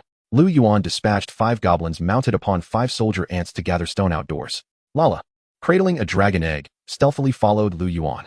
"My lord, will it hatch into a little dragon?" Liu Yuan gazed at the dragon egg for a moment, replying, "It should. Our territory has a unique characteristic, a magic suppression effect that should meet its hatching requirements." Lala, her 8 spider legs shuffling nervously, asked, "May I watch over the dragon egg?" "Why?" Lala's face flushed, excitement bubbling as she replied, "I wish to see the baby dragon." Liu Yuan nodded, saying, "Very well. You shall be its caretaker henceforth." Lala gently stroked the surface of the dragon egg, joy radiating from her. "Thank you, my lord." "My lord, there is one more matter." "What is it?" "The purifying soul bottle is nearly empty." Liu Yuan scratched his head, recalling what Lala's sister had previously informed him about the necessity of regularly replenishing the essence of souls within the purifying soul bottle to suppress the chaotic remnants within Lala. He had been quite busy lately and had neglected to gather the essence. After defeating the Burrow Mother, he had sacrificed her directly, forgetting to extract her soul. Regret washed over him. Such a high-tier creature as the Burrow Mother could have provided soul essence sufficient for at least 10 days or 2 weeks. How many days does it have left? Well, it should last for about 2 more days. Do not worry. Within these 2 days, I shall ensure it is filled. It is imperative to venture out into the wilderness. The nearby area is predominantly inhabited by the snake men of the raider tribe. The Oak Shield has encountered an attack from a raider. It may well be the same raider tribe. This method merely addresses the symptoms, not the root cause. The key lies in purging the chaotic remnants altogether, thereby liberating Lala and potentially restoring her to her former youthful self, rather than remaining in this half-human, half-spider visage. However, even in her arachnid form, while initially disconcerting, prolonged observation reveals her to possess a certain beauty. In a manner of speaking, Lala's usual airheadness contrasts intriguingly with her fearsome appearance, creating a delightful juxtaposition. Chapter 47, The Plan. The Oak Shield remarked, "Brother, I am delighted that you have finally come to terms with this." Copperbeard reflected, "Indeed, I fondly recall our days of fighting side by side. Let us raise a glass. In honor of our great lord. Cheers. This wine is quite commendable." Around the bonfire, Liu Yuan, Lala, Snake 7, Copperbeard, and the Oak Shield, along with Seebune, sat together. "Lala, your culinary skills have improved once more," Liu Yuan praised as he savored the tomato braised beef. Today's fare was, as always, sumptuous. In addition to the tomato braised beef, there was parsley cheese and wine braised chicken. Snake 7 and Copperbeard, as the newly inducted members, were fortunate to partake in Lala's exquisite cooking. In order to enhance the loyalty of his subordinates, Liu Yuan invited them to dine together. Nothing fosters camaraderie quite like sharing a meal. Initially, the loyalty of the Oak Shield barely surpassed the threshold, but under Liu Yuan's lavish spread of food and drink, their allegiance soared to an impressive 90. The flickering campfire cast a warm glow, marking a moment of utmost contentment. However, Lala's petite visage bore a trace of worry. Thank you for the praise, but our gold reserves are dwindling. She produced a stack of bills, replete with a kaleidoscope of items and figures that left Liu Yuan bewildered. The mushroom garden's budget stood at 4,000 gold coins. The construction of the insect nest and recruitment of soldier ants consumed 3,400 gold coins. Upgrading the territory cost 5,000 gold coins. And the weekly food expenses, 800 gold coins? Was it truly so extravagant? Liu Yuan was taken aback. Reflecting on it, since the emergence of the insect mother from the nest, expenditure had spiraled out of control, coinciding with a crucial phase of territory upgrades where various constructions required gold, leading to a tightening budget. There were numerous expenses during this period, and the budget for iron smelting had yet to be addressed. Lala explained with a frown, our numbers have grown, and most soldiers, after savoring chicken, beef, lamb, and seafood, refused to gnaw on mushrooms any longer. Liu Yuan mused, this won't do. Transitioning from frugality to extravagance is easy, but from extravagance to frugality is challenging. Acquiring surface ingredients incurs transport costs of 4 to 5 times. We must find a way to rein it in. Initially, he had boasted to the goblin merchant Babu about ordering a batch of iron ore, claiming he would take as much as needed. But it seemed he might have to breach that promise now. Yet, the recruitment costs for soldiers next week, coupled with the skyrocketing food expenses, continued to weigh heavily on his mind. But could they revert to previous rations? It seemed implausible, as it would diminish morale and loyalty. The former meal of ant legs paired with mushrooms had even the dog-headed people shaking their heads.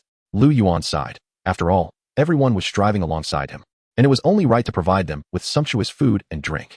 He recalled the mentor who painted grand visions, yet had him toil for 3 years, feasting on meager rations, truly inhumane.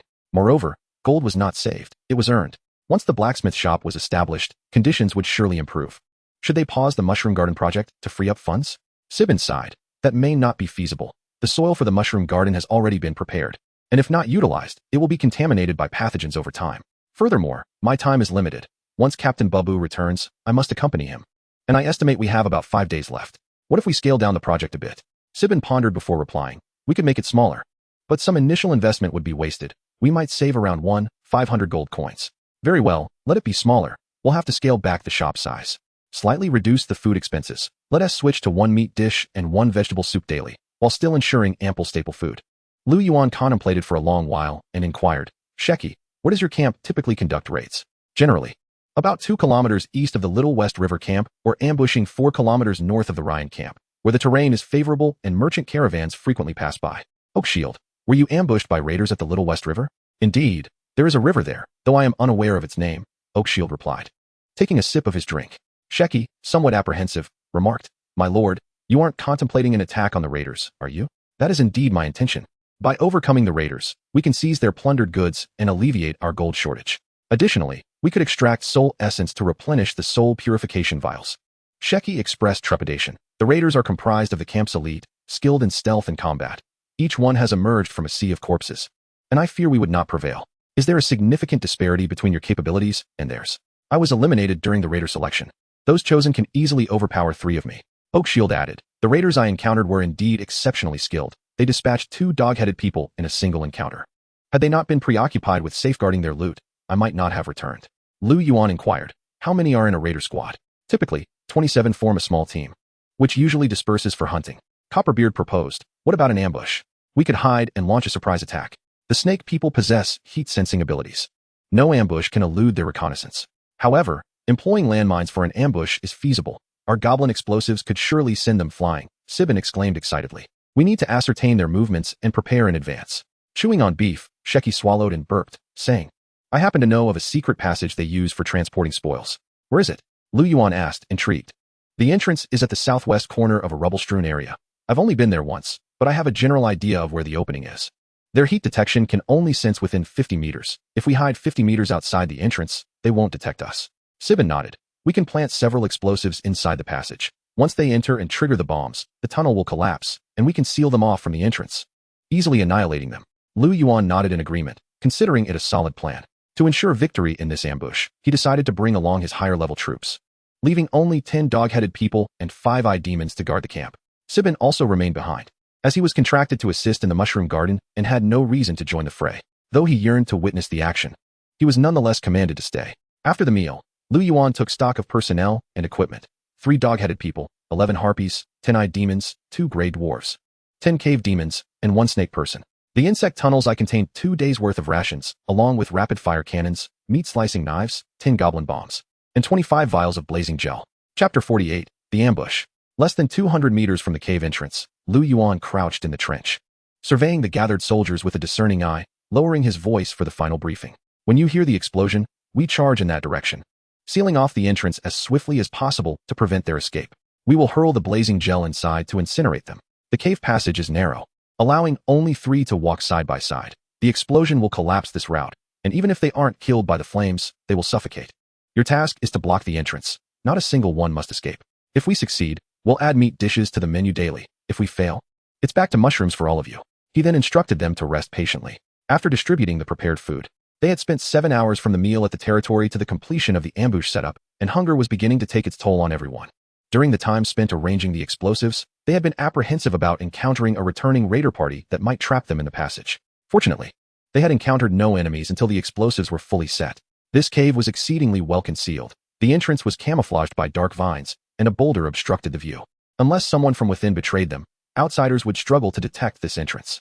There was little concern about beasts or merchant caravans stumbling upon it. Liu Yuan, like a predator, awaited patiently. 1 hour passed, then 2.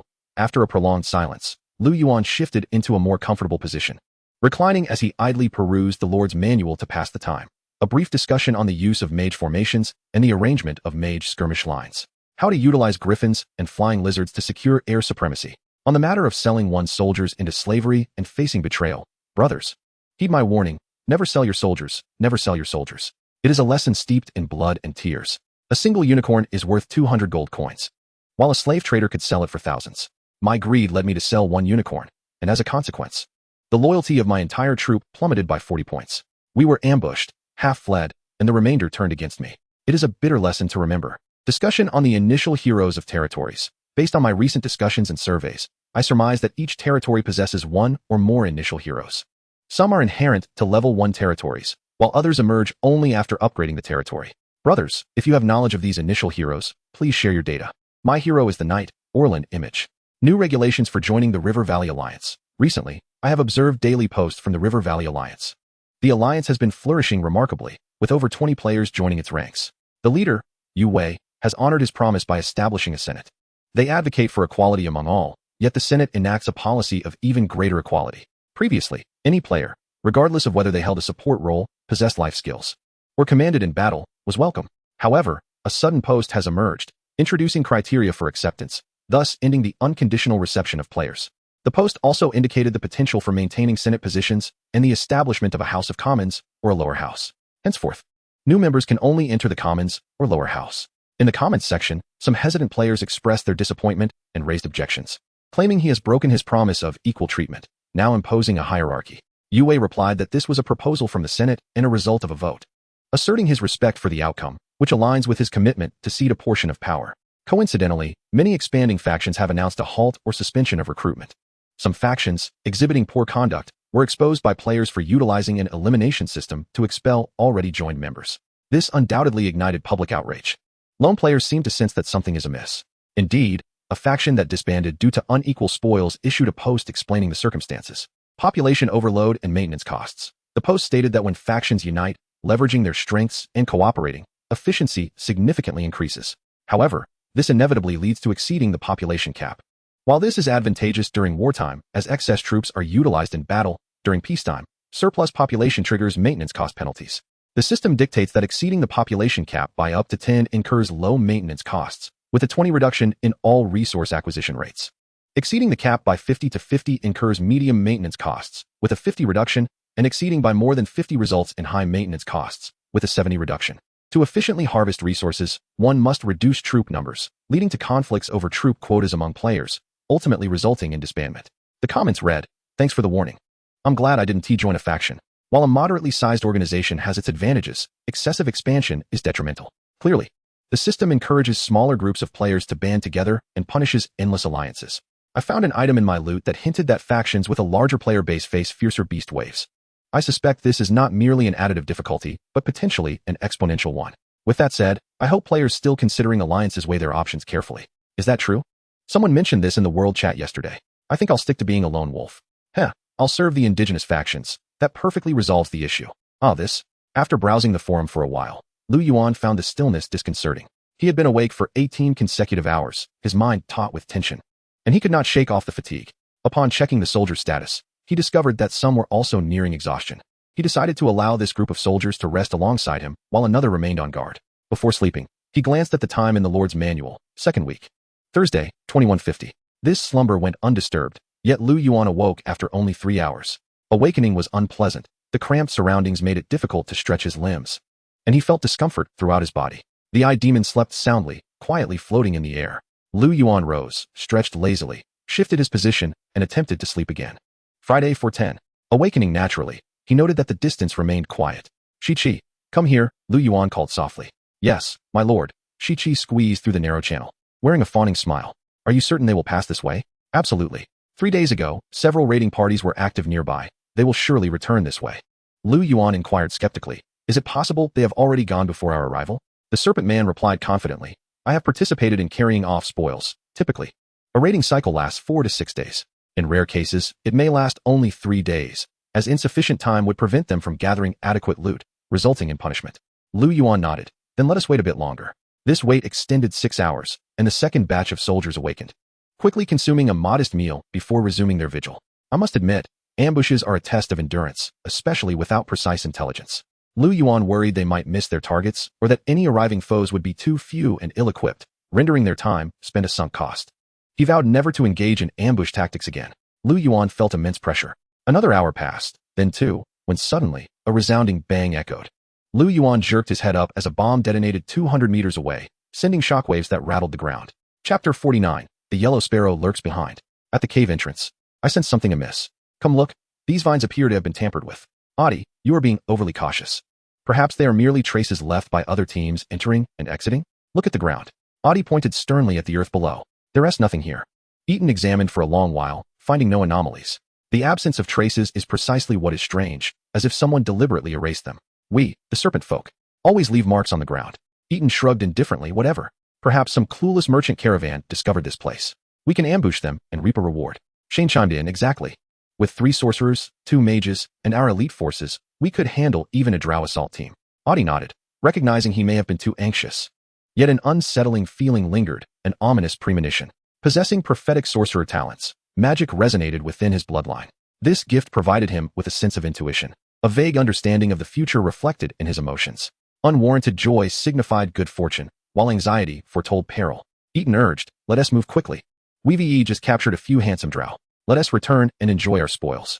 Indeed, Audie's instincts had always been reliable. Don't rush. You'll be the last in line. Let us see how you feel about that. No, though Audie internally worried. He was still urged by his teammates to enter the cave. The deeper they ventured, the stronger the unsettling sensation grew, akin to approaching magma. Cold sweat trickled down his forehead, and his heartbeat accelerated. Something was amiss. Something was profoundly wrong. Anxiety and agitation enveloped him. After taking several more steps, his body tensed suddenly. As if stepping onto a stage before hundreds of serpent folk, he halted, struggling to voice his thoughts. Stop. We cannot proceed. We must take a detour. Shane questioned.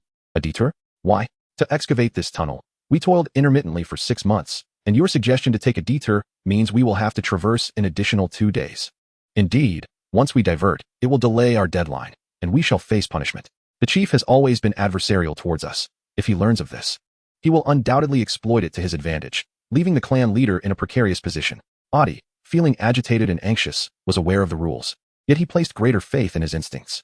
He had experienced this heightened sense of urgency twice before, both times leading to life-threatening crises. Bomb. There's a bomb inside. Audie gulped, choosing to utter a small falsehood to persuade them to change course, and his words were startling. Eaton chuckled derisively. A bomb? Where would there be a bomb here? Let the drow captives lead the way. Who would bury a bomb here? Exactly. If there were a bomb, I would boom. Charge forward with me. Liu Yuan brandished his meat cleaver, leaping from the ravine to initiate a charge. The Harpy soared ahead, claws clutching fire gel. With a rapid dive, she hurled the fire gel into the tunnel's entrance. A conflagration erupted instantly, sealing the entrance and sending thick smoke billowing. The goblin bomb detonated. triggering the simultaneous explosion of 10 other bombs, the concentrated force collapsing a section of the tunnel. Gasping for breath, Liu Yuan arrived at the tunnel's mouth, where flames roared, obscuring his view of the interior. Smoke mingled with dust, assaulting his senses and causing him to sneeze repeatedly. Suddenly, a flare of fire nearly singed his brow. Confounded, Liu Yuan wondered how the flames could be advancing toward him when the tunnel had collapsed. As more smoke surged towards him, he sensed something was amiss. The swirling smoke carried embers, resembling a tornado as it approached. Caution! Liu Yuan shouted, dropping to the ground. Fortunately, this whirlwind bore no lethal force, merely knocking down 2 dog-headed creatures. The entrance remained engulfed in flames, undiminished by the gust. Liu Yuan retrieved his rapid-fire cannon, aiming into the tunnel and firing. The explosive energy surged into the passage, resulting in yet another detonation. The immense recoil sent dust swirling across the ground. Liu Yuan anxiously focused on the tunnel's entrance.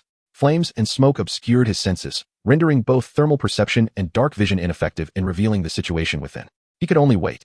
The serpent folk could not afford to wait. Thick smoke billowed, and flames licked at them. A violent explosion obliterated several unfortunate souls in the front ranks. The narrow passage concentrated the explosive force, hurling several serpent warrior comrades back 5 or 6 meters. Despite their heavy armor, they fell unconscious.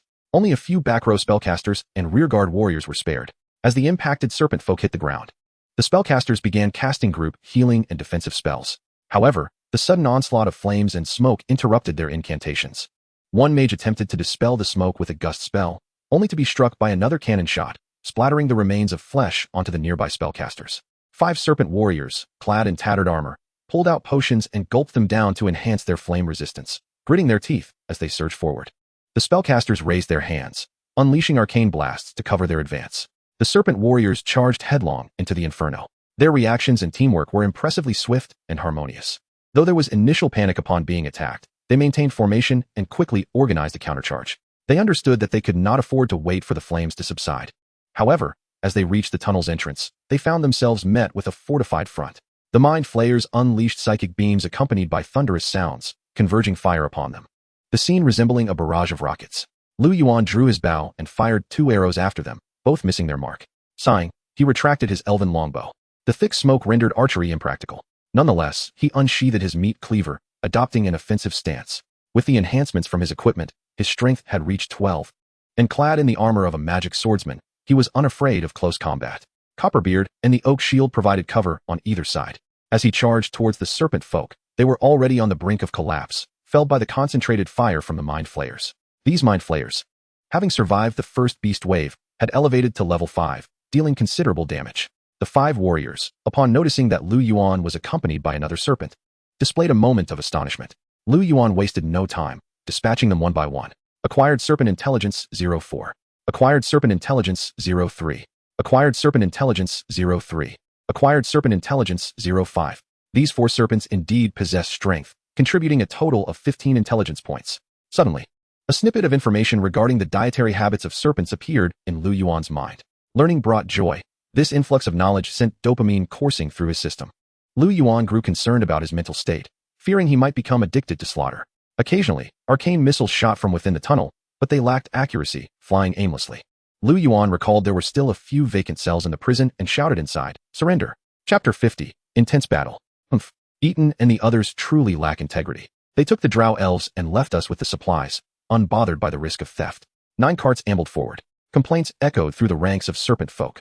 There was no choice. The newly minted spellcasters were simply too noble. Vic mocked, "They take the drow and leave us in a frenzy. Those drow are quite the catch." Penny remarked, a wistful expression on her face.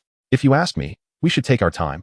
We won't be encountering those 3 drow anyway. If we return too early, who knows what tasks await us." Vic sighed, "Alas, we never seem to reap the rewards, yet the duties never cease." Boom. Stop. There's movement. The serpent folk exchanged glances, sensing the gravity of the situation. It seemed a skirmish had erupted ahead. What should we do? Could it be a drow assault team? Unlikely. We haven't stolen anything from the matriarch of Black Moss City. Vic assessed. Given the drow's selfish and cold-blooded nature, they wouldn't risk themselves to save a comrade. Those bomb sounds seem to be from goblins. Indeed, it is a goblin bomb. We have some too, but we used them all during our plunder. Goblins. Those cowards still pay tribute to us each month. It can't be them. Recently, many small factions have emerged. Didn't the Chief of Rune eliminate one just 2 days ago? The Lord seemed to be a human. Could these sudden human factions be responsible? Whatever. Let us hurry and provide support. Vic raised a hand to halt. Not so fast. Let us wait a moment. Why? Let Eaton and the others endure a bit of hardship. Let us see if they dare to leave us behind next time.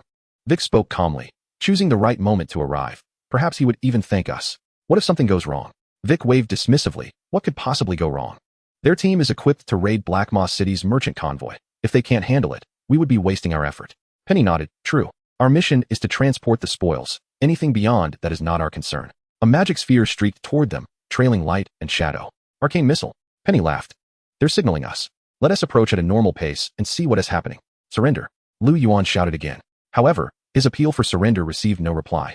Only a barrage of arcane missiles shot forth. Eaton clenched his teeth, unwillingly dropping to the ground, his vertical pupils filled with rage. Audie maintained his wind spell, pushing the thick smoke and heat away while casting arcane missiles to signal for help to the rear. Sharn, hurry and deploy the water curtain. Eaton yelled.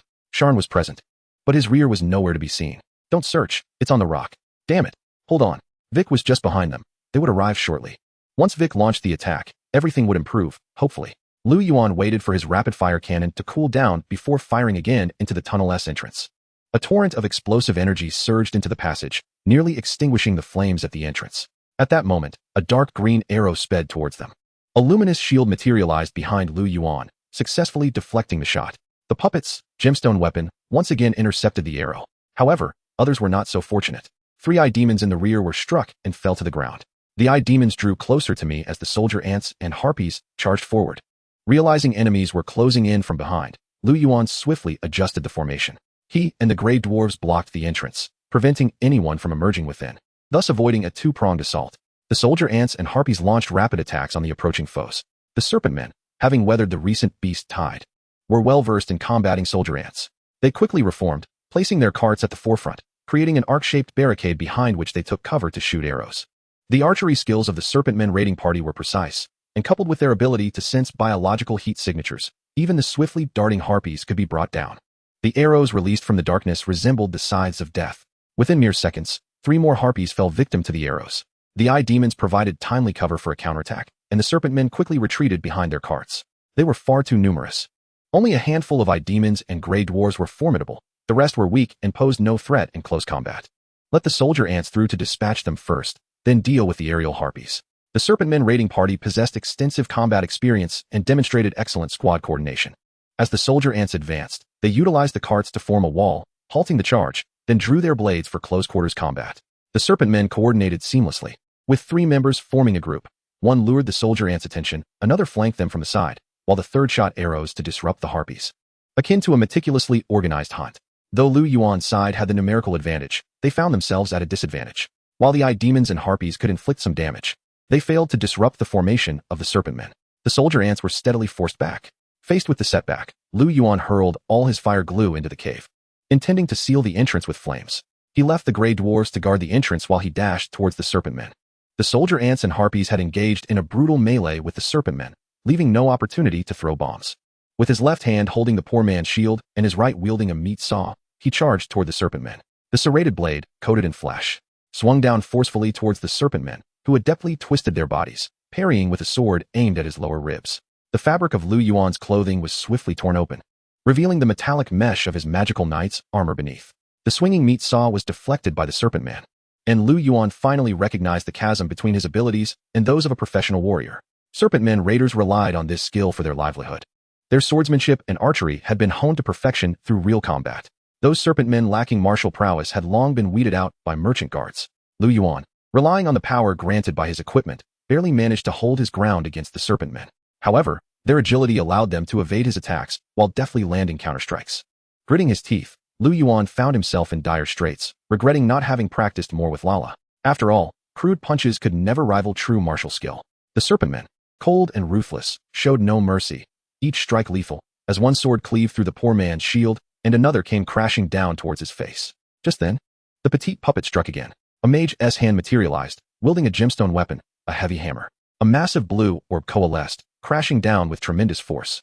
The serpent man, though attempting to evade, was caught off guard and took the full brunt of the blow. The serpent man let out a heart-wrenching wail. His elongated serpentine face deformed by the hammer, brain matter splattering forth, and his eyeballs nearly dislodged. With that single strike, the serpent man was sent flying 5 or 6 meters away. The surrounding serpent men stood in stunned silence, witnessing this spectacle. A mage, fall back. The battlefield descended into chaos once more. With a flick of its delicate hand, the puppet unleashed several meteoric rays of moonlight that pierced through the serpentmen's formation. The serpentmen began to retreat in disarray. Soldier ants climbed atop the carts, their hefty bodies diving downward, seizing the opportunity to clamp down and rend the serpentmen asunder. The Harpies, with their sharp talons, tore into the serpentmen's corpses, seemingly venting their frustrations by ripping off their limbs. The remaining serpentmen regrouped, abandoning all their spoils and retreating in an orderly fashion. Liu Yuan would not grant them a moment to regroup. He charged forward. He would lead the assault while the puppet provided support. The meteoric rays summoned a number of magical orbs that sped by, accurately striking the serpentmen. The enormous mage's hand wielding the gemstone hammer moved with unfettered precision, as if traversing an unguarded realm. The heavy hammer knocked a serpentman to the ground, whereupon the Harpies proceeded to dismember it. Liu Yuan exclaimed urgently, "You reckless creatures, do not tear the corpses apart. They can be sold." The Harpies paused, their fervor gradually fading, as they begrudgingly hopped off the corpse. Under the onslaught of the meteoric rays, the serpentmen descended into chaos, unable to mount an effective defense. The colossal hand and hammer flickered twice before knocking down another serpentman and gradually dissipating. The puppet blinked, as if waking from a brief slumber, and then perked up, yawning. It pinched Liu Yuan's ear playfully before floating down from his shoulder and diving into his clothing pocket. No more magic? Liu Yuan speculated. However, given the current situation, the puppet's slumber would not impact the overall outcome. Liu Yuan raised the meat saw, delivering finishing blows to the fallen serpentmen. Desire to know activated. Acquired Serpentman Intelligence 02. Acquired Serpentman Intelligence 03. The serpentmen began to flee in panic. The Harpies descended from the sky, their sharp claws pinning them to the ground. The advancing soldier ants raised their stingers and pierced them through. A few serpentmen chose to perish alongside the Harpies. The battle was nearing its conclusion. None of the serpentmen surrendered, all perished in combat. In that moment, Liu Yuan gained a profound understanding of the bloodthirsty raiders. They coordinated seamlessly, unafraid of death, and their combat techniques were refined. If they could not be entirely eradicated, future confrontations would be exceedingly difficult. Furthermore, having already incurred their wrath, he did not indulge in the hope of silencing them. He merely sought to weaken their forces before they could react. Afterwards, their camp must be eradicated. Liu Yuan resolved within, recognizing that allowing such neighbors to linger nearby was perilous. Meanwhile, the flames at the entrance continued to blaze. The serpentmen within still chose to resist fiercely. Liu Yuan understood that a swift resolution was imperative. Should reinforcements arrive, he would be unable to continue the fight. The serpentmen who had just launched surprise attacks likely came in response to the explosions. Would the more distant raiders be drawn by the sounds of the blasts? If the serpentmen had other means of communication to summon aid, they might have no choice but to flee. Without waiting for the flames to subside, Liu Yuan commanded the gnolls and gray dwarves to shovel dirt, moving the soil mixed with fire glue aside. The fire glue could seep into the soil gradually, burning alongside it, making it nearly impossible to extinguish the flames in the short term. They could only slowly clear the soil mixed with fire glue to let it burn out. However, the serpentmen in the cave were casting spells, using wind to blow scorching waves and thick smoke towards them. The gnolls and gray dwarves were pushed back by the heat, making their shoveling efforts exceedingly slow. Liu Yuan pondered that perhaps he could use goblin bombs to blast open the burning soil. To avoid collateral damage, he and his soldiers retreated behind the rocks, tossing bombs at the burning earth from a distance. The explosive force shattered the soil, sending burning debris flying in all directions. A fire-free zone approximately 1 meter in diameter was created. Seeing this plan succeed, Liu Yuan took out the rapid-fire cannon and aimed it at the burning area. Firing a shot, the explosive energy carved a path through the flames. He used goblin bombs to blast apart scattered patches of burning earth. The sporadic fires were cleared away by the gnolls. Once the thick smoke dissipated, Liu Yuan beckoned the soldier ants to charge inside. The cave was confined, rendering the harpy unable to take flight, while the gray dwarf charged ahead, leading the assault. Aware of his own limitations, Liu Yuan refrained from rushing inside, and instead guarded the entrance. The clamor of battle within gradually subsided. Among the ranks of the serpent men, a robust warrior at the forefront was obliterated by a goblin bomb, and as the rear guard attempted to flee the inferno, they too met their demise. The sorcerers and mages in the middle of the formation, weak in melee combat, suffered injuries from the series of explosions and were effortlessly dispatched by the gray dwarves once engaged in close quarters. A resplendent victory. Before long, Oakshield and Copperbeard seized a serpent man's tail, dragging him forth from the cave. "My lord, we have captured a live one," Oakshield exclaimed eagerly. Liu Yuan inquired, "Are there any more survivors inside?" "None. For serpent men fought to the last, met their end, and one took his own life." Liu Yuan nodded, instructing the kobolds and soldier ants to enter and gather the spoils. Meanwhile, the harpy gathered around the serpent man corpses, her companions bringing carts closer. "What a sorry sight." "Eaten," Serpent 7 sneered, relishing the misfortune of the fallen serpent men. Eaton lay sprawled on the ground, barely conscious, his vertical pupil fixated on Serpent 7. You nameless reptile.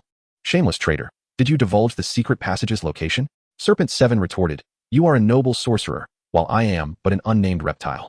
Yet here you are, groveling before me. How pitiable. Enraged, Eaton lunged at him, but was firmly restrained by the gray dwarves, unable to move. Noble sorcerer, I advise you to abandon resistance and obediently submit to our lord. Perhaps a chance at survival awaits you. In your dreams. Serpent 7 declared. You will be rewarded for leading us. Go ahead. Yes. Thank you, my lord. Serpent 7 replied, excitement evident in his voice as he hurried off to scour the battlefield. More enthusiastic than the Harpy, Liu Yuan spoke. Your reinforcements have been annihilated. No one can rescue you now. I trust you grasp the gravity of your situation. You are their lord? Liu Yuan confirmed with a nod. Eaton pondered for a moment, then suggested, let us make a deal. Release me, and I shall reveal the whereabouts of another raiding party. Another one? Liu Yuan's interest piqued. Indeed, they will not be able to utilize the plunder until they exchange it for coin in the market. Understanding dawned on Liu Yuan.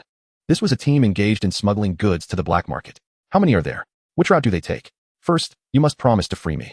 Liu Yuan locked eyes with him, and after a pause, said, you must first swear fealty to me. I will allow you to lead the way. And once the spoils are secured, I will release you. Eaton remained silent for a time before declaring, I, Eaton, swear my loyalty to you. After a long while, no system prompt appeared. It seemed that coercing others into loyalty could not garner system recognition. However, this did not deter Liu Yuan, who had no intention of ambushing the black market. His own forces had suffered significant losses, the specifics of which had yet to be tallied. But the outlook was undoubtedly grim. Moreover, the automaton had run out of power, now slumbering within his pocket, with no indication of when it might awaken. He felt utterly drained and unable to continue the battle. Rising, Liu Yuan approached the heap of corpses, extracting the soul essence from within them. This meager amount paled in comparison to the soul he had once obtained from Sister Lala. Among the serpent mages, he could extract a soul essence the size of a jujube, whereas Sister Lala's essence was as large as a fist. Nevertheless, every little bit added up, and these essences would fill half of the soul purification vial. With no time to inspect the spoils, Liu Yuan resolved to lead his team away from this perilous place. Planning to return to the dungeon first before examining their gains, Eaton was bound to the soldier ant, kept under strict watch by Serpent 7. Chapter 52, Review. In the tower, a young girl stood by the window, stroking her silvery locks. The brisk spring breeze caressed her flushed cheeks. Compared to studying, exploring the dark realms was far more exhilarating. Manipulating puppets, casting spells, and acquiring treasures. What delightful escapades. The girl chuckled with a hint of pride. Humph. It all relies on me. They are truly foolish. Yet, the thought of her puppet being offline for the next 3 days filled her with sudden dismay. Woe is me. I cannot play with the puppet. Like an internet-addicted girl deprived of connection, she wallowed in despair. So boring. I do not wish to study, she lamented, pulling down her hat to shield her eyes. A maid outside announced, Your Highness, Master Madeira has arrived. The girl, lacking energy, replied, All right, I understand. Please attend to him for a moment. Master Madeira, a stern figure, diligently instructed on the 3 fundamental theorems of Antonida's expansion in the study of statistical and condensed matter magic. Runes danced like living entities, arraying various incantations in the air. As he gestured, the runes shifted, gleaming with brilliance. Midway through his lecture, Madeira paused to ponder, turning to her with a cold gaze. You seem to be somewhat distracted. The girl straightened, flustered. I apologize, Master. I was pondering a few matters. What matters? Perhaps I could enlighten you, Your Highness. I have a friend. She wishes to supply magical essence to a distant magical anomaly. She wrote to ask how to proceed. Your Highness, you wouldn't be hoarding something peculiar, would you? Of course not. Madeira shot her a glance, waving his hand to dispel the runes in the air. New formulas materialized before them. To replenish magical essence from afar, there are generally 9 approaches. Current mainstream understanding diverges somewhat from cutting-edge theories. Let us first discuss the Mediv conjecture. Observe this sky-lake structure. From this marginal incantation, we can easily derive the following variations. On the return journey, Liu Yuan assessed the personnel losses. In this battle, they had lost 4 Harpies, 3 Beholders, and 2 soldier ants. Additionally, there were 2 severely injured and 6 lightly wounded. It could be said that the losses were significant. In contrast, the gains were quite substantial. They had eradicated 27 serpent men and captured 1 serpent sorcerer. They had acquired 580 gold coins, with other spoils to be counted later. Pushing the cart, Liu Yuan recounted the recent battle scenarios, summarizing the lessons learned. The initial phase of combat had gone smoothly. The enemy had entered the ambush site unawares, becoming trapped in the narrow passage. However, their reinforcements arrived with remarkable speed, which was a primary source of casualties. Liu Yuan's pre-battle arrangements had been hasty, lacking the foresight to deploy forces to intercept reinforcements, leading to enemy infiltration of their rear. resulting in the immediate deaths of 3 beholders and injuries to 2 others. This marked the first time the beholders had suffered fatalities. Typically, Liu Yuan took great care to protect these ranged units, assigning them output positions to minimize harm. Losing 3, including a cultivated level 5 beholder, was a heavy blow. Furthermore, he had underestimated the combat resolve and capabilities of the serpent marauders, naively believing that confining them to the cave would force their surrender. Instead, they fought fiercely. Whether in archery or melee, they displayed commendable tactical acumen. Even when faced with magical assaults, they maintained their composure, swiftly regrouping to hold the line and retreating quickly when the situation turned dire.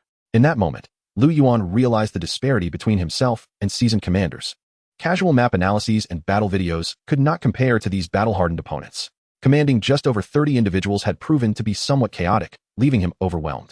Even with the advantage of his otherworldly abilities, they had yet to play any significant role. Had it not been for the automaton's display of power, he might have perished there. However, reliance on the automaton could not be absolute. Should it lose power again, he would be in a precarious position. The next step was to swiftly enhance the melee combat capabilities and magical output of his troops.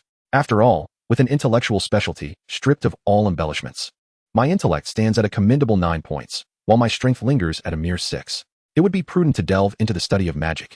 Anna, Lala's elder sister, had previously gifted me a tome on sorcery, which I have yet to find the time to peruse. Perhaps I shall embark on this endeavor soon.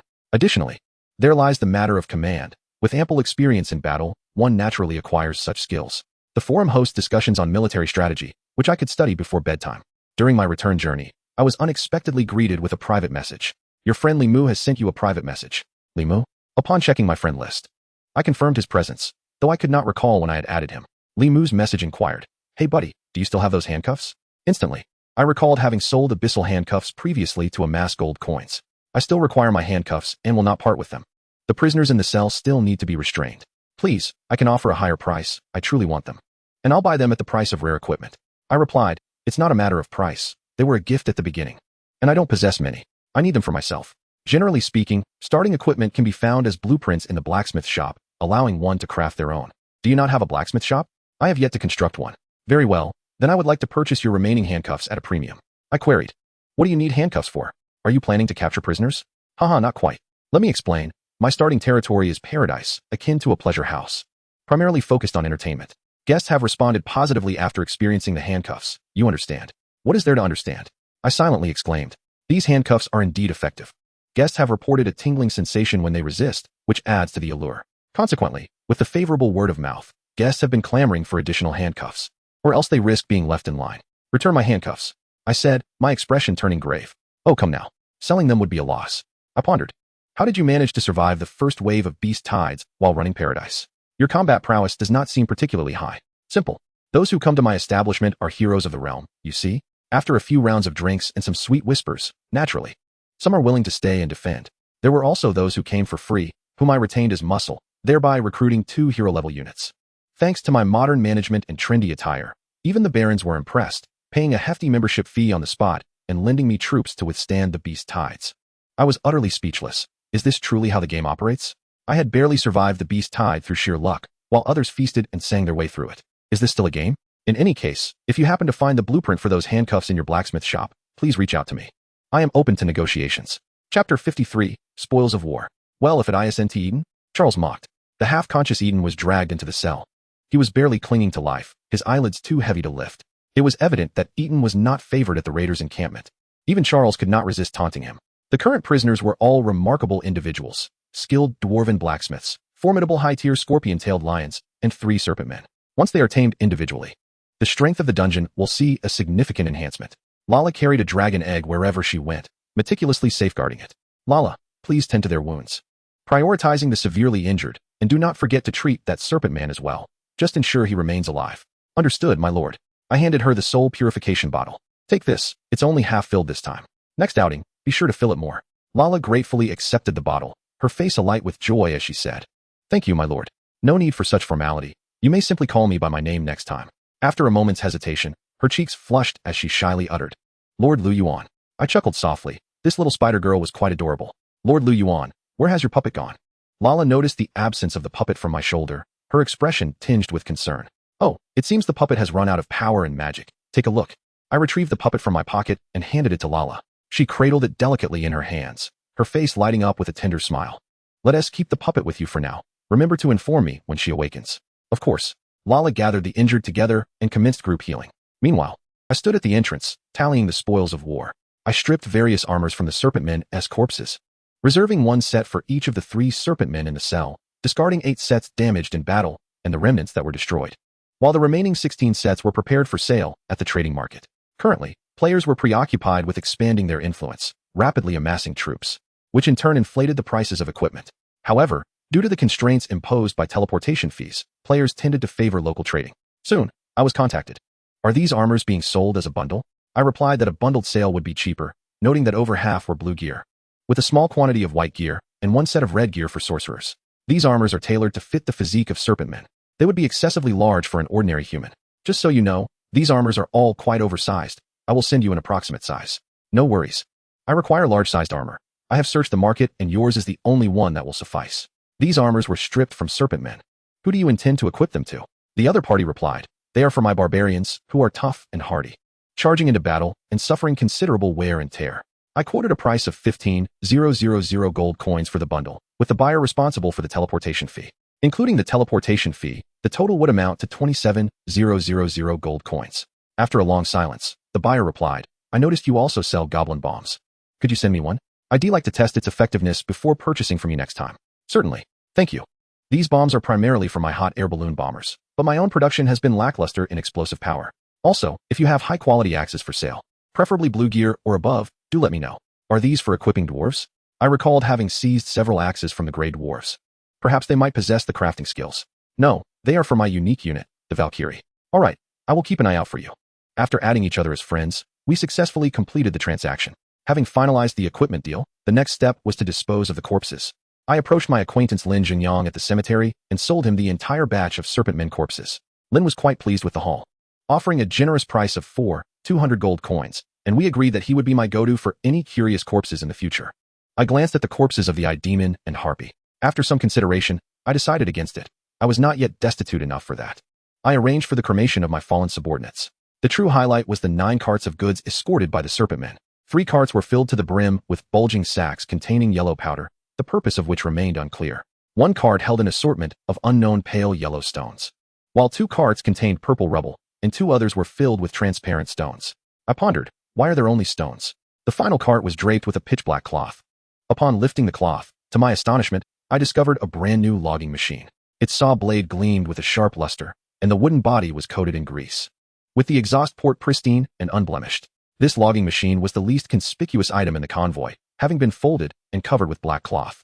The raiders managed to acquire even this. I felt a twinge of surprise. I stored the stones in the warehouse, finally receiving a system notification. Marlinstone 500. Magic Essence Fragment 800, Crystal 1600. Shortly thereafter, Oakshield, Copperbeard, and Sibyl arrived.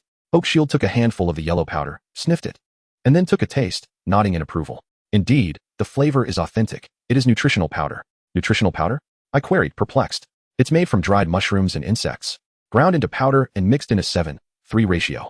Sibuan elucidated. The powder is derived from the subterranean ball mushroom and the mushroom worm, which are replete with various nutrients and serve as the staple diet for the underground aristocracy. It can be utilized to make bread that surpasses the flavor of ordinary flour.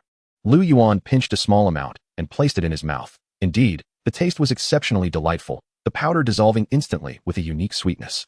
Is this considered a gourmet delicacy? Undoubtedly, its price is 5-fold that of standard staples. The ostentatiously extravagant noble class delights in using shark lizard milk to blend with the nutrient powder, baking bread for their lavish banquets. Sibuan was drawn to the lumberjack machine on the cart. Is this a lumberjack machine? It appears to be a new model, even more advanced than Captain Babs. Liu Yuan inquired, can you operate it? Sibuan blushed deeply.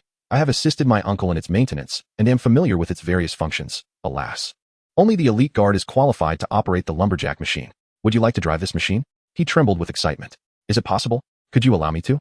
If you join me, this lumberjack machine shall be entrusted to you.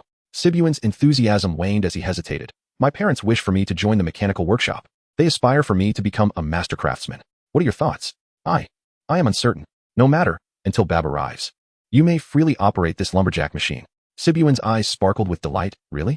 Liu Yuan nodded with a smile. You may drive it as you wish. But once you tire of it, will you still wish to return? Chapter 54, Medusa. Liu Yuan produced a pale yellow stone and inquired, are you familiar with Marlinstone? The oak shield replied, Marlin stone is a specialty of the shadowed lands, possessing excellent magical conductivity, making it the finest material for crafting staves. Surface caravans regularly venture underground to procure this stone. Liu Yuan nodded, recognizing its utility and deciding to stockpile it for future sales.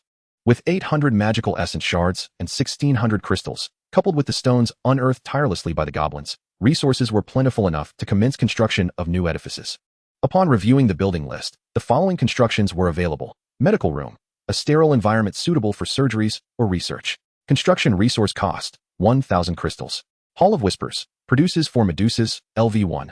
Weekly, individual cost 50 gold coins. Construction resource cost, 1,000 stones, 500 crystals, 500 wood, requires pre-existing building. Medical room.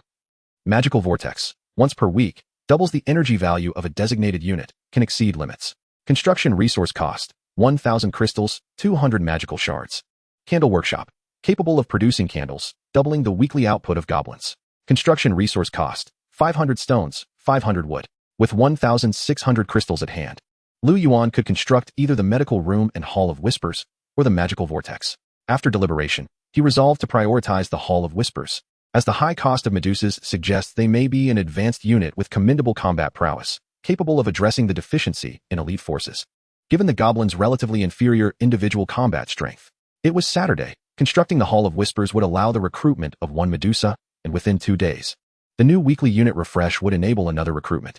In 3 days, he could enlist 2 waves of Medusas. Conversely, constructing the magical vortex first might lead to insufficient crystals for the Hall of Whispers over the next fortnight, resulting in a shortfall of high-tier troops. Moreover, the magical vortex held limited utility at this stage, as he did not lack energy. He could simply rest when fatigued. The pressing concern was the inadequacy of troops, necessitating the prompt construction of the recruitment building. With more forces, he would no longer need to spearhead every battle. Should the medical room be constructed? Yes. Should the Hall of Whispers be constructed? Yes. The entire dungeon trembled slightly. Liu Yuan raised the bone claw lamp and descended the staircase. The third underground level was filled with a chilling breeze. In what was once an empty space, 2 peculiar structures now stood. A colossal metallic serpent emerged, gaping its enormous maw, while behind it, like a peacock fanning its tail, it imprisoned countless long serpents. Medusas can be recruited, 44. Each costs 50 gold coins. After spending 200 gold coins, for Medusas emerged from the serpent's mouth. Medusa. Level, 1 loyalty, 80. Population, 5. Status, healthy. Strength, 10. Agility, 12. Intelligence, 6. Resistance, 8. Life, 200. Energy, 140. Introduction. It is said that the Medusa clan were once beautiful handmaidens serving the deities, cursed for unknown reasons, transforming into grotesque serpentine beings. Skills, petrification. Units inflicting damage on Medusas have a 15 chance of being petrified for 3 seconds. The 4 Medusas, gracefully undulating with serpentine tails, approached Liu Yuan. My lord, the Medusas are willing to serve you and fight for you, they said, bowing their heads in submission. Liu Yuan nodded in acceptance of their fealty, pleased with their appearance. In the game, their looks clearly indicated their elite monster status. Though Medusas bore a fearsome visage, their demeanor was elegant and poised, aligning well with their description as former divine handmaidens. Their hair was styled into serpentine braids, and in the dim light, it appeared as though their heads were adorned with long snakes. Their faces, though terrifying, were marked by scales reminiscent of a snake's skin, with vertical pupils filled with malice, jutting jaws lined with sharp teeth, and rough scales extending from their chests to their tails. Noticing their unarmed state, Liu Yuan inquired, what weapons do you require? I will procure them promptly. The Medusa replied, each of us needs 2 short daggers and a longbow. Liu Yuan responded, are you proficient with short daggers? Indeed. We excel in short dagger combat. Excellent. I too am skilled with blades. We can practice together in the future. The Medusas exchanged glances. We would be delighted to serve you. Liu Yuan, unflustered by his own claims of expertise, entirely forgot the earlier incident with the serpent people. He had been troubled by the absence of suitable training partners for swordplay, and now the 4 Medusas filled that void. Although Lala was also adept in close combat, her considerable height made it challenging for Liu Yuan to defend against her strikes. The short dwarves, while skilled in melee, were too diminutive, often aiming for Liu Yuan's knees. The Medusas, being of similar height and classified as advanced units, were likely to possess formidable melee capabilities as well. Adjacent to the Hall of Whispers, a medical room stood with its doors ajar. A beige glow emanated from within as Liu Yuan stepped inside. The interior was quite spacious, containing only a single hospital bed and a table cluttered with various experimental apparatuses, alongside a peculiar machine. The bed was stained, with bloodied blankets strewn across it. Liu Yuan sifted through the equipment, uncovering a notebook. The cover page and the initial sections were missing, leaving behind only the latter part, marred with bloodstains. Day 12. Mental state. Good. Aberration location. Left ankle to calf muscle. Aberration depth. Level 1. Today, Grimman brought good news. He said the Star Clock Tower would dispatch reinforcements to assist our investigation, but I feel hopeless. Oh, this cursed plague. Perhaps it is merely an illusion, but I constantly feel someone calling my name. Day 16. Mental state. Good. Aberration location. Left foot. Aberration depth. Level 2. Grimman stated that the individuals from the Star Clock Tower would not come. Lady Maria has brought a machine that she claims can cure all ailments. Day 21. The decision to come here for investigation may have been a mistake. The next page begins without a date. The language becomes disordered, the handwriting chaotic and erratic, resembling the scrawl of a madman. It is all my fault, all my fault. This phrase filled an entire page, laden with anguished ramblings. Uncertain of the day, I feel as though I have transformed into a monster. I implored Lady Maria to end my life, yet she steadfastly refused. My moments of clarity grow ever shorter, and my hand can scarcely grasp a pen. The machine that Maria brought proves to be quite effective. The pale blood sustains my consciousness just enough. I inquired about the origins of this miraculous fluid, but they consistently diverted the conversation, leading me to suspect there is a deeper mystery at play. Who are you? Who are you? They are deceiving me. They are using me for their experiments. Kill, kill, end my torment. On the final page, in meticulous script, the ominous words were inscribed. He has come. Chapter 55, The Pale Blood. The contents of the notes evoke a sense of unease. These records seem to unveil an undisclosed narrative. The previous Grey Dwarf mentioned that this dungeon had long existed before his arrival. Something must have transpired here in the past. He had previously pondered why he was allocated to the Dark Dungeon based on his character and experiences, especially given that its domain trait was domestication, which seemed utterly unrelated to his own nature. Upon entering this medical room, he began to realize that the dungeon might not be as straightforward as it appeared. A secret must be concealed within. Setting down the notes, he approached the machine. This might be the apparatus referenced in the notes, supported by the Celestial Clock Tower. Its main structure is a large, transparent, sealed cauldron, with two slender tubes extending from it, connecting to a pristine trough. Above the trough stand 3 test tubes. Liu Yuan observed for a while, deducing that this likely functions as a distillation device. He picked up the 3 test tubes. 2 were empty, while one contained a white liquid. The system prompted him. Pale blood 20 milliliters. Quality, gold. Description, extracted from spiritual blood. This pale blood can restore one's essence when injected. Abnormal life detected. Medusa, curse of the sea god. Consuming 15 milliliters of pale blood can restore. Liu Yuan gazed in astonishment at the 4 Medusas. They had just trailed behind him, now appearing bewildered. After a moment of contemplation, Liu Yuan surmised that this dose of pale blood might dispel the curse. Perhaps it was worth a try. He retrieved a syringe from beside the hospital bed. This substance may help you lift the curse. Whether it will be effective, I cannot say, and it may have unforeseen side effects. Are you willing to give it a try? Of course, there is no pressure. The Medusas exchanged hesitant glances. Confusion and unease reflected in their vertical pupils. Ultimately, one Medusa stepped forward, resolutely declaring, "My lord, I am willing to attempt it." Liu Yuan nodded, "Excellent. Even if there are side effects, I will find a way to heal you." He then extracted 15 milliliters of pale blood and injected it into her forearm. "How do you feel?" he asked. The Medusa replied, "I feel nothing." Liu Yuan pondered for a moment. Had he perhaps injected it incorrectly, administering it subcutaneously instead of intravenously? Suddenly, the Medusa furrowed her brow, clasped her arms around herself, trembled violently, and collapsed to the ground. Liu Yuan hastily carried her to the hospital bed. A medical mishap? Worry surged within him as he watched her condition. Her rough scales began to shed, revealing delicate dark blue scales beneath, while her once grotesque visage softened into a graceful and fair countenance. Her jet-black hair cascaded down, transforming into a celestial blue. The system's description shifted. Coral Witch. Level 1, Loyalty, 90. Population, 5. Status, Healthy. Strength, 8. Agility, 10. Intelligence, 12. Resistance, 8. Life, 150-150. Energy, 220-220. Description, a branch of the Naga race, the Coral Witch, a servant of the sea god, beloved of the ocean. Possesses an affinity for water magic, increasing water magic effects by 20. Skills, water healing magic, a bloodline magic of the Coral Witch. Capable of purifying negative states and restoring 20 life points. Cooldown time 80 seconds. Consumes 20 energy. Water Ball Surge, a bloodline magic of the Coral Witch. Capable of launching a rapid water ball to attack foes. Cooldown time 10 seconds. Consumes 5 energy. After the injection of pale blood, the Medusa underwent a remarkable transformation into the Coral Witch. Her strength and agility diminished by 2 points, yet her intelligence soared. From a hybrid of archer and warrior, she evolved into a supportive mage. Most notably, her appearance underwent a dramatic change. Truly, as the servant of the sea god, One can always trust in the deity's sense of beauty. Though the lower half remains serpentine, the hues of red and blue in her scales are no longer off-putting. It is as if she transformed from a dull, mud-colored snake into an elegant bamboo viper. Her upper body, human-like, radiates beauty with a fair, rosy complexion. Liu Yuan mused that in modern times, she could vie for the title of the most beautiful mermaid in cinematic history, certainly more visually appealing than that dark fish. Despite her resemblance to a sea serpent, the coral witch gazed in astonishment at her transformation, tears streaming down her cheeks. Is this truly me? The other Medusas, taken aback by her metamorphosis, instantly regretted not having been more enthusiastic earlier. However, amidst their regret, they felt a surge of happiness witnessing one of their kin freed from the curse. This curse had persisted for many years, to the point where, through generations of reproduction, their cursed forms had adapted to their surroundings, forgetting their original appearances. The coral witch and the Medusas embraced, weeping together. My lord, we were once sinners deserving of divine punishment. We thank you for allowing us to return to our true selves. Liu Yuan waved his hand, saying, There is no need to thank me. I merely used you for an experiment. If you wish to express gratitude, direct it towards yourselves. Once I unravel the mechanics of this machine, perhaps I can restore you all to your original forms.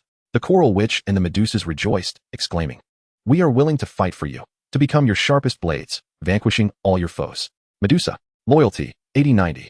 Liu Yuan was not merely spinning grandiose tales. He genuinely intended to thoroughly investigate this machine. Regrettably, the medical room yielded no instruction manual, compelling him to abandon his quest. The Celestial Clock Tower. He committed this name to memory, contemplating a future exploration.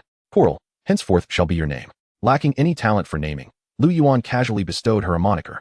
Thank you, my lord, for granting me a name, Coral replied, her tears drying into a smile. Liu Yuan wandered about with the remaining 5 milliliters of pale blood, circling in front of the soldiers, hoping to detect any more abnormal life forms. To his delight, he indeed found another. Abnormal life detected. Lala, chaos residue. Consuming 200 milliliters of pale blood can restore. Liu Yuan was instantly elated. Finally, he had discovered a means of treatment. Perhaps he could revert Lala back to her original elven form.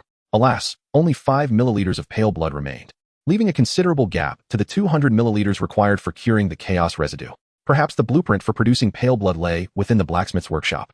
He must expedite unlocking it to assist Lala in purging the chaos residue and reclaiming her original visage. Another detected life form greatly surprised Liu Yuan. Abnormal life detected. Sibin, wisdom lock. Consuming 25 milliliters of pale blood can restore. Sibin had previously mentioned that the goblin race had delved into forbidden knowledge, incurring the wrath of the divine. It now seemed that this was indeed the case. Perhaps this wisdom lock was the very reason for the downfall of the goblin kingdom. As they were driven from the surface and forced to hide in the shadows, perhaps it would be prudent to enlist a few goblins, utilizing the pale blood to unravel the enigma of wisdom, allowing them to develop some armor. Who knows what intriguing creations might emerge? Of course, these musings are contingent upon the ability to produce pale blood. Should that prove impossible, such ideas would amount to naught but a fleeting dream. Just as Liu Yuan busied himself with inspections, he caught sight of Snake 7 furtively observing Medusa and the coral witch, stealthily approaching. Liu Yuan delivered a swift chop to his shoulder. Why are you idling about instead of working? Chapter 56, Knocked Out. Startled, Snake 7 turned to see the Lord and shrank back, offering a sheepish grin. My lord, where did these Medusas come from? Liu Yuan shot him a glance. What? Curious. Are we? Snake 7 replied, Well, I dare not. Is it that you do not wish to know, or that you dare not? I dare not wish to know. The Medusas, engaged in repairing the walls damaged by the beast's tide, sensed the commotion and glanced over, revealing a flattering smile upon recognizing the Lord. Yet, the juxtaposition of their fearsome appearance with such a smile was somewhat unsettling. Liu Yuan chuckled. You previously led the way admirably. A reward was promised, and I am a man of my word. Snake 7's eyes widened, stammering. Well, this matter. Noticing his inability to articulate, Liu Yuan inquired, which one caught your eye? Snake 7 hesitantly replied, How could I? I dare not. Do you not desire it, then? Very well. Liu Yuan raised an eyebrow. And no, my lord, I fear she may scorn me. Which one? Snake 7 shyly pointed. Liu Yuan, taken aback, said, I assumed you would prefer that sea serpent. Why choose a Medusa instead? Snake 7 blinked. The Lady Naga does not align with my tastes.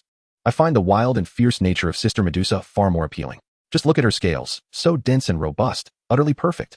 When she turned to glare at me, I nearly petrified. Is it truly so exaggerated?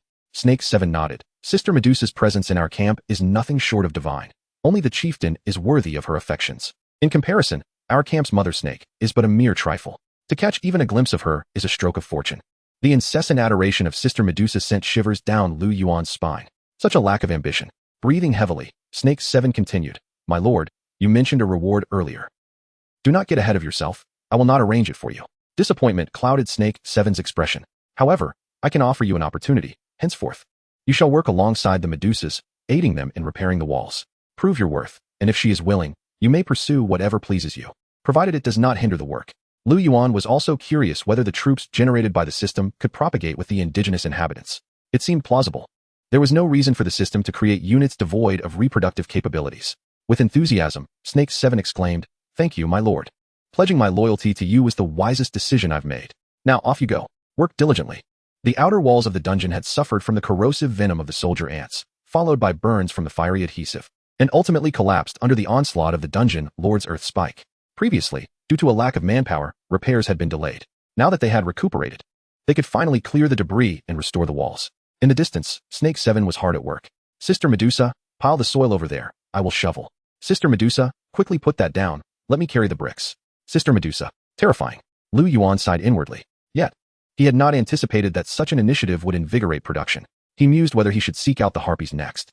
The nutrient soil in the mushroom garden had been thoroughly mixed, with decayed wood interspersed with mycelium laid out at half-meter intervals. All tasks were complete. They now awaited the growth of the mycelium.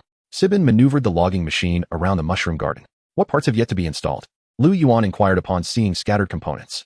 Sibin replied, "These are the carburetor oil cup, long saw guide, and speed limiter, optional components that do not affect operation." "Is that so?" Sibin assured, "Rest easy, it is entirely safe."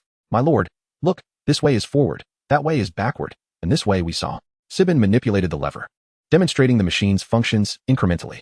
"What is its most powerful ability?" "Maintaining the saw's operation can trigger the skill, knockout. See? The exhaust emitted steam, buzzing softly. The chainsaw whirled, sending sparks flying. The saw's energy seemed to transfer to the legs, propelling the entire machine forward while simultaneously swinging the saw around. "Look, haha, just like that. Charge. Wait, turn. Ah, no." Liu Yuan stared with a deadpan expression as the logging machine crashed into the stone wall. The saw struck the rock, sending more sparks flying. The machine toppled over. "Damn it." Sibin, flustered, knocked the lever, realizing Liu Yuan's disapproving gaze was upon him, hastily explaining, "This was a minor error. Fear not. My lord, this collision will not cause damage. Even if it does, I can repair it." Liu Yuan's face grew increasingly dark. Sibin lowered his head, dejected. "Can the logging machine not turn while charging?" "It can. An elite driver can even maneuver in a circle with a 1-meter diameter." "Get it up." Sibin adeptly maneuvered the logging machine back on its feet, applying force to extract the saw from the crevice. Virum. The chainsaw roared to life, showing no signs of damage. The blade remained sharp and gleaming. Liu Yuan gazed at him helplessly, regretting his earlier decision to allow him to play with it. However, the words had been spoken, and retracting them would not do. He would simply consider it a cost of trial and error. With practice, he would surely improve. Sibin, brimming with excitement, said, "My lord, it has an even more powerful skill. Human barbecue, see? Stop. I do not wish to see. First, master the fundamental operations of this logging machine. Move forward, backward, left, and right, before practicing skills. Do not set my mushroom garden ablaze." Sibin scratched his head and chuckled. Liu Yuan pointed at the remaining circular saw component on the ground. "What remains uninstalled?"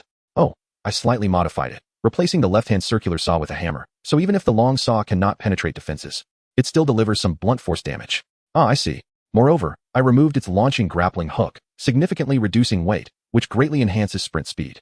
"Oh, what purpose did the grappling hook serve?" Sibin replied proudly. "It was of little use. It could launch and latch onto structures or rocks within 50 meters, allowing it to pull itself over. This process is quite perilous, as non-combat damage to the logging machine often occurs during this operation. By removing it, I significantly improved stability." Liu Yuan nodded. Having never witnessed the grappling hook in action, he understood little about the machine and had to leave it to Sibin's discretion. One could only say it was somewhat satisfactory. This suit of mechanized armor would suffice for a frontline super soldier. Chapter 57, Candle Workshop. Within the confines of the cell, Charles inadvertently met Medusa's fleeting glance, stirring ripples in his heart. "My lord, I too am willing to surrender." Liu Yuan halted, casting his gaze towards the cell. Charles's guard, 9, exhibited unwavering loyalty. Liu Yuan, intrigued, queried, "Are you suggesting that there are no surrendering snake men, only warriors facing death? What has prompted your desire to surrender now?" "It is my failure to appreciate your greatness. I beg your forgiveness. I wish to become your most loyal warrior." "Why? Have you come to a realization?" Liu Yuan inquired, puzzled. "Indeed, I have come to a realization. Sheki is correct. We toil endlessly for our earnings. Does it truly matter whose employ we are under? As long as you are willing to compensate me, I am inclined to join your ranks." Guard 9 had no intention of remaining obstinate.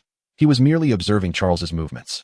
Should Charles choose to surrender and join us, he would seamlessly align himself as a guard. From what he knew, Charles was not the type of snake warrior to embrace death with valor.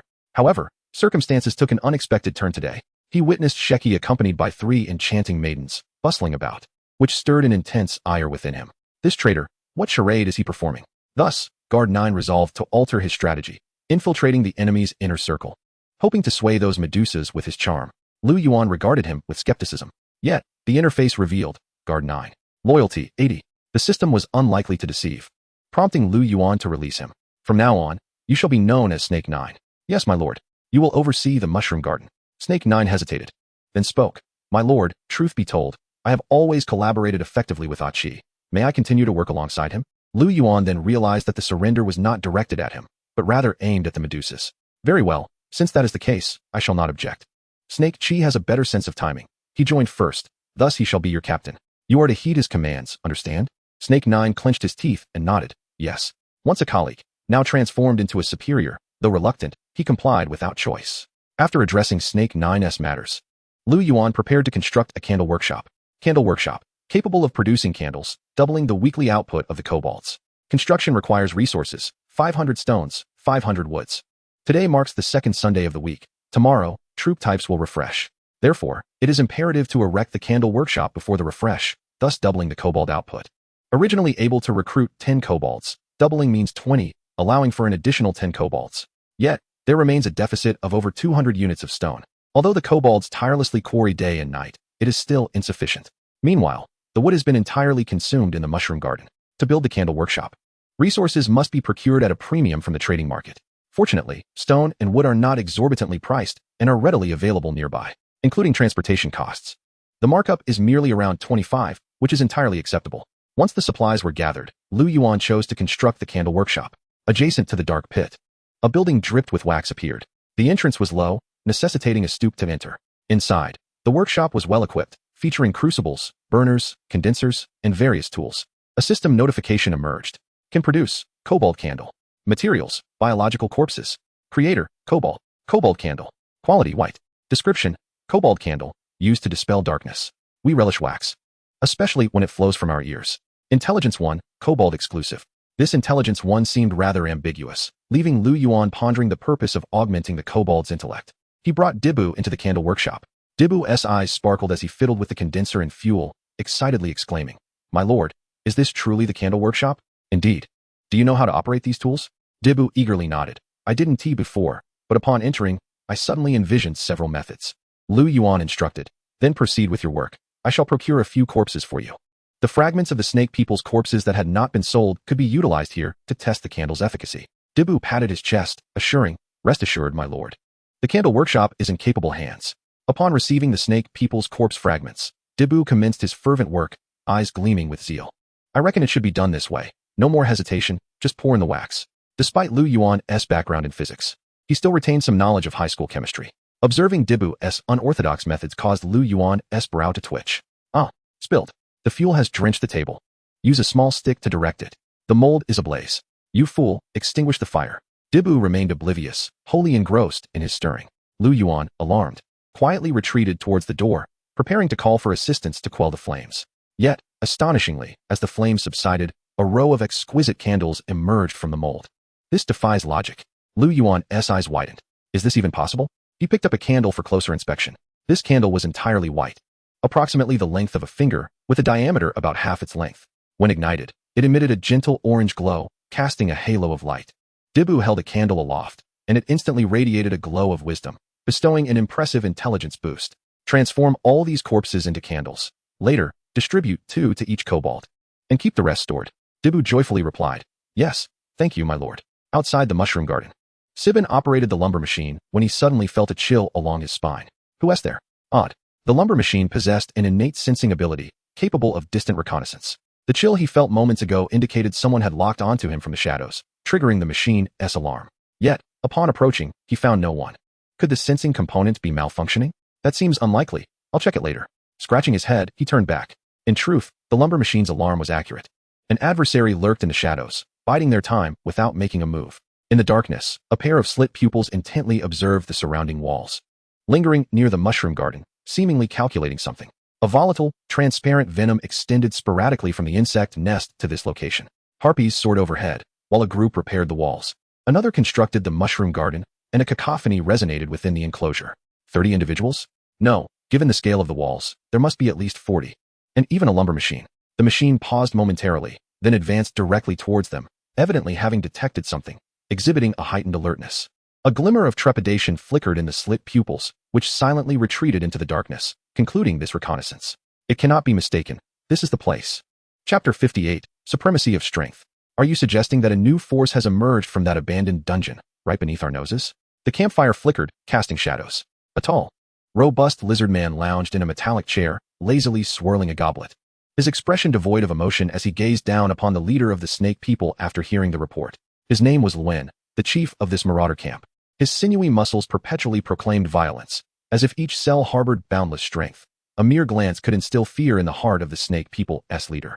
The snake leader, drenched in sweat, bowed his head in deference, showing utmost respect.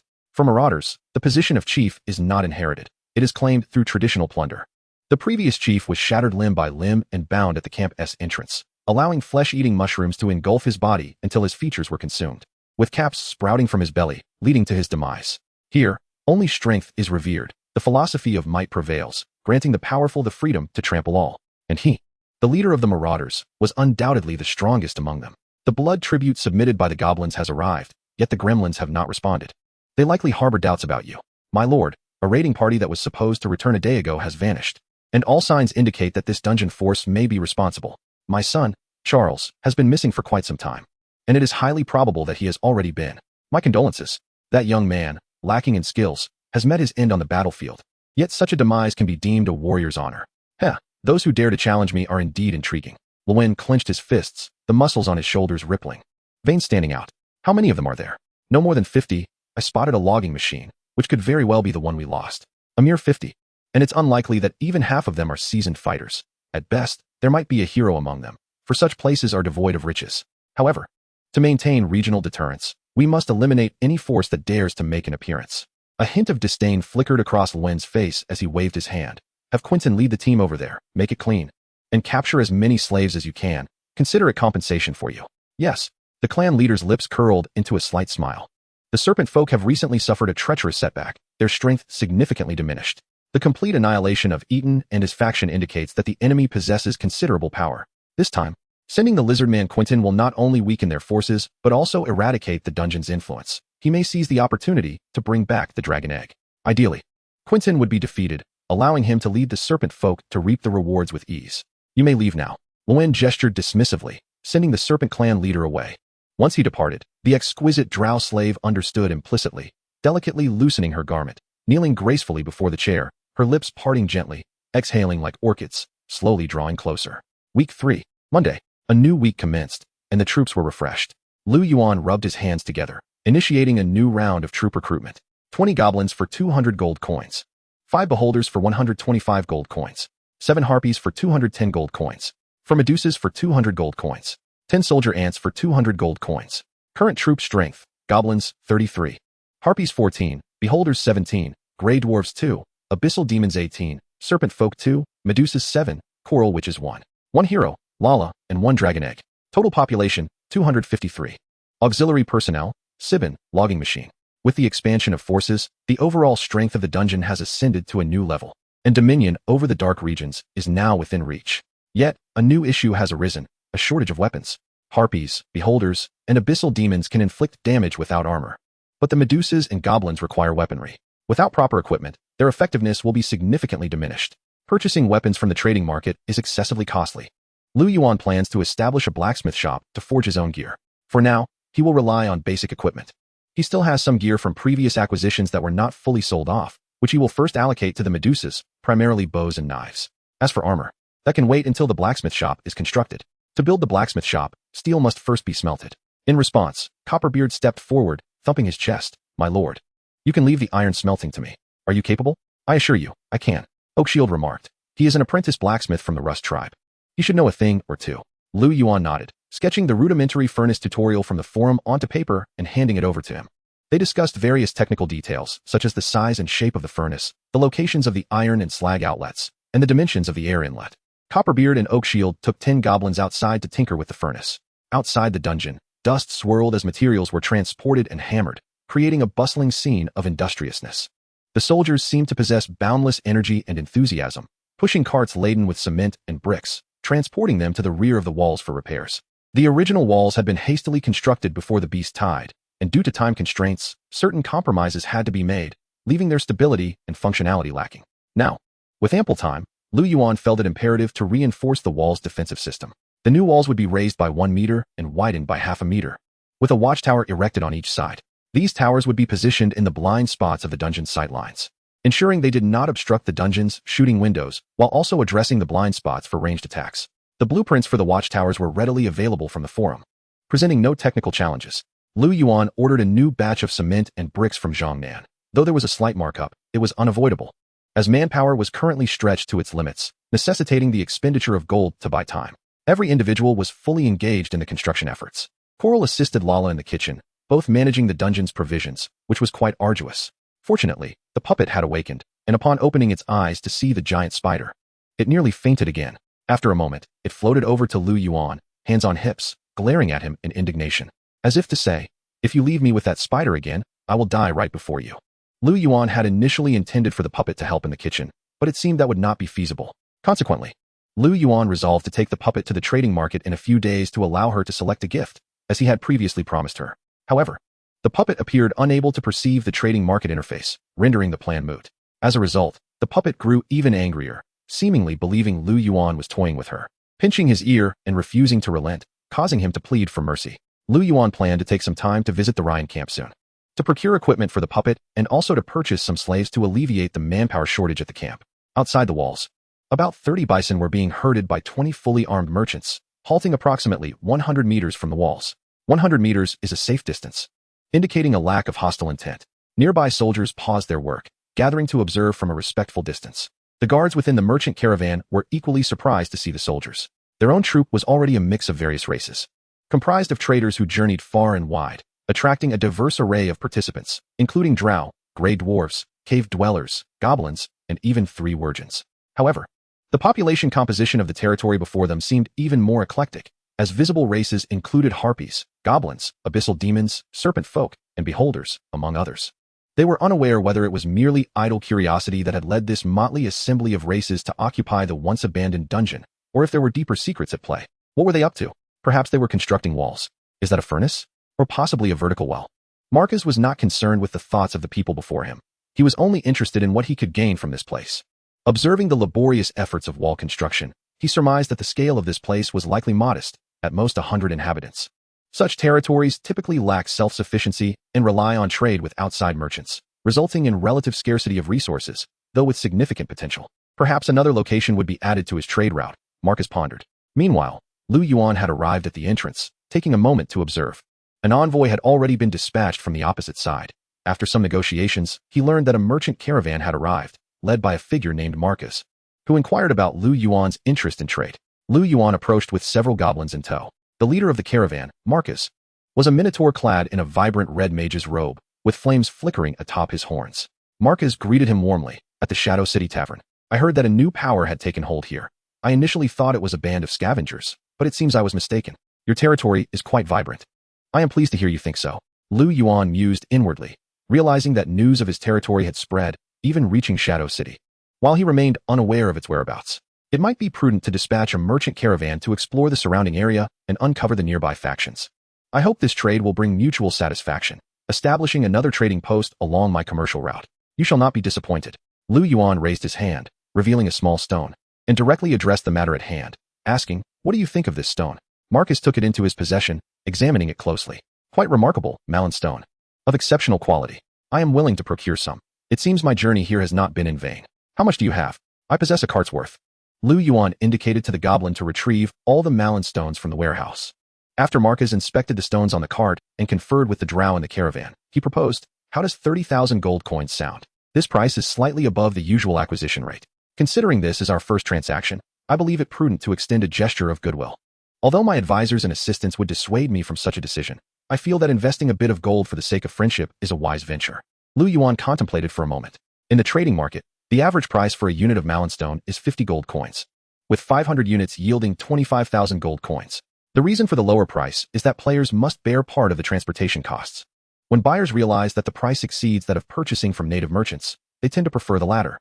Consequently, players are compelled to lower their prices. Many goods in the trading market are priced lower than those offered by native merchants, primarily due to the burdensome transportation fees. Trade between players and native merchants constitutes a significant portion of the market, with only a small fraction occurring in the trading market itself. Liu Yuan's psychological price point was above 27,000, slightly higher than the player's offers. Therefore, he readily accepted Marcus's 30,000 gold coin offer. Liu Yuan nodded. Deal. May I inquire about the origin of your Malonstones? To my knowledge, the nearby Malonstone mines are under control. Liu Yuan found it inconvenient to divulge that information. Marcus waved his hand dismissively. No matter, I am not concerned with its source. I only care about the quality of the goods. Marcus noticed the puppet perched on Liu Yuan's shoulder and expressed keen interest. Pray tell, is that puppet for sale? Liu Yuan winced. Not for sale, not for sale. Please let go. The puppet, upon hearing this, released its small grip from Liu Yuan's ear, swaying its head nonchalantly. Marcus, now serious, admitted, to be frank, I am also a mage, and based on my years of experience, this puppet appears to be imbued with a certain forbidden magic, which could be exceedingly perilous for you. Liu Yuan, unfazed, replied, thank you for the warning, but that seems unrelated to you. Marcus gazed intently at the puppet, his desire to purchase it for research evident. Yet Liu Yuan showed no inclination to sell, and thus he relented. Allow me to see your goods, Liu Yuan said. Marcus beckoned, and a nearby drow presented a list of goods. I am a weapons merchant, and I also engage in the trade of minerals. Various weapons and metals are listed here. Liu Yuan perused the list. The first page detailed an array of metals: copper, iron, tin, aluminum, and mithril, among others. The second page cataloged various weapons and armor. The prices indicated that blue gear ranged from 300 to 1,000 gold coins. White gear was priced below 100 gold coins, and red gear exceeded 4,000 gold coins. Liu Yuan inquired, could I see your red equipment? Marcus replied, certainly, that is only fitting. Katie, please bring over the ox. After a short while, a drow led an ox over, while several goblins busily unpacked items from their bundles, neatly arranging them on the ground. Liu Yuan examined the attributes one by one. Suddenly, the puppet tugged at his ear. What have you set your sights on? Liu Yuan asked. The puppet floated over to a small spider. The display panel revealed, Scouting Guardian.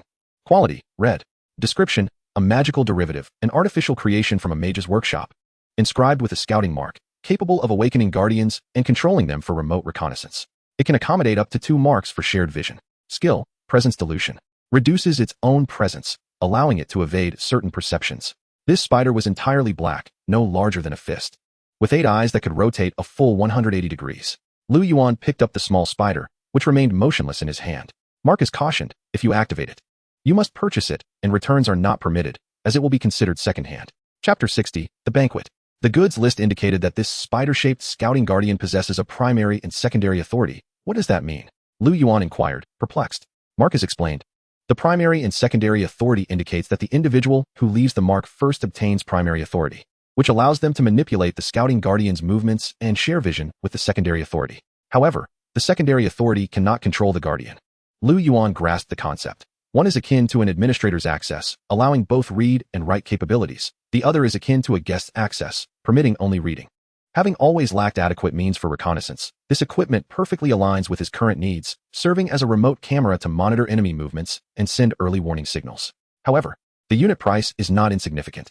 The list stated that a single unit sells for 10,000 gold coins, and purchasing 3 would include a relay for network interaction. Exchanging a card of Malonstones for 3 small spiders? Liu Yuan felt a pang of regret. His primary task now is to amass troops. Gold must be prioritized for constructing military buildings. Thus, he resolved to purchase just 1 for the time being, considering it a gift for the puppet. The Scouting Guardian has a maximum transmission distance of 400 meters. If this distance is exceeded, it will trigger an automatic return function. Furthermore, it requires 1 magical essence fragment daily, with a maximum energy capacity of 3 fragments. When energy is insufficient, it will enter a dormant state. Nodding in agreement, Liu Yuan recalled that the warehouse had just received a batch of magical essence fragments, perfectly suited for this purpose, effectively providing it with a power source for 3 days of operation. Having reached this conclusion, Liu Yuan readily paid 10,000 gold coins to acquire the Scouting Guardian. The puppet perched atop the spider, streams of light emanating from its palm. Marcus observed this scene with great interest. After a moment, the light faded, and the puppet appeared lethargic, swaying as it drifted back into Liu Yuan's pocket. The spider's Scouting Guardian, now animated, slowly rose on its 8 legs, clumsily making its way to Liu Yuan. How do I inscribe the secondary mark? Liu Yuan asked. Marcus replied. Place your hand on the spider and concentrate on perceiving its sounds. Liu Yuan followed the instructions, and a prompt appeared. Do you wish to contract the Scouting Guardian? 12. Yes. Scouting Guardian, 22. Liu Yuan closed his eyes, and suddenly 8 display screens materialized before him, showcasing the spider's perspective. The pixel quality was not particularly high, comparable to approximately 720p in the real world, yet it excelled in night vision and dynamic capture. Within the spider's view, the dimly lit area was rendered in shades of black, white, and gray, with clear contrasts, allowing for object differentiation based on light and shadow, while movement trajectories were distinctly visible without any blurring. This transaction proved to be exceedingly valuable. In the future, he could deploy Scouting Guardians remotely to provide him with visual intelligence.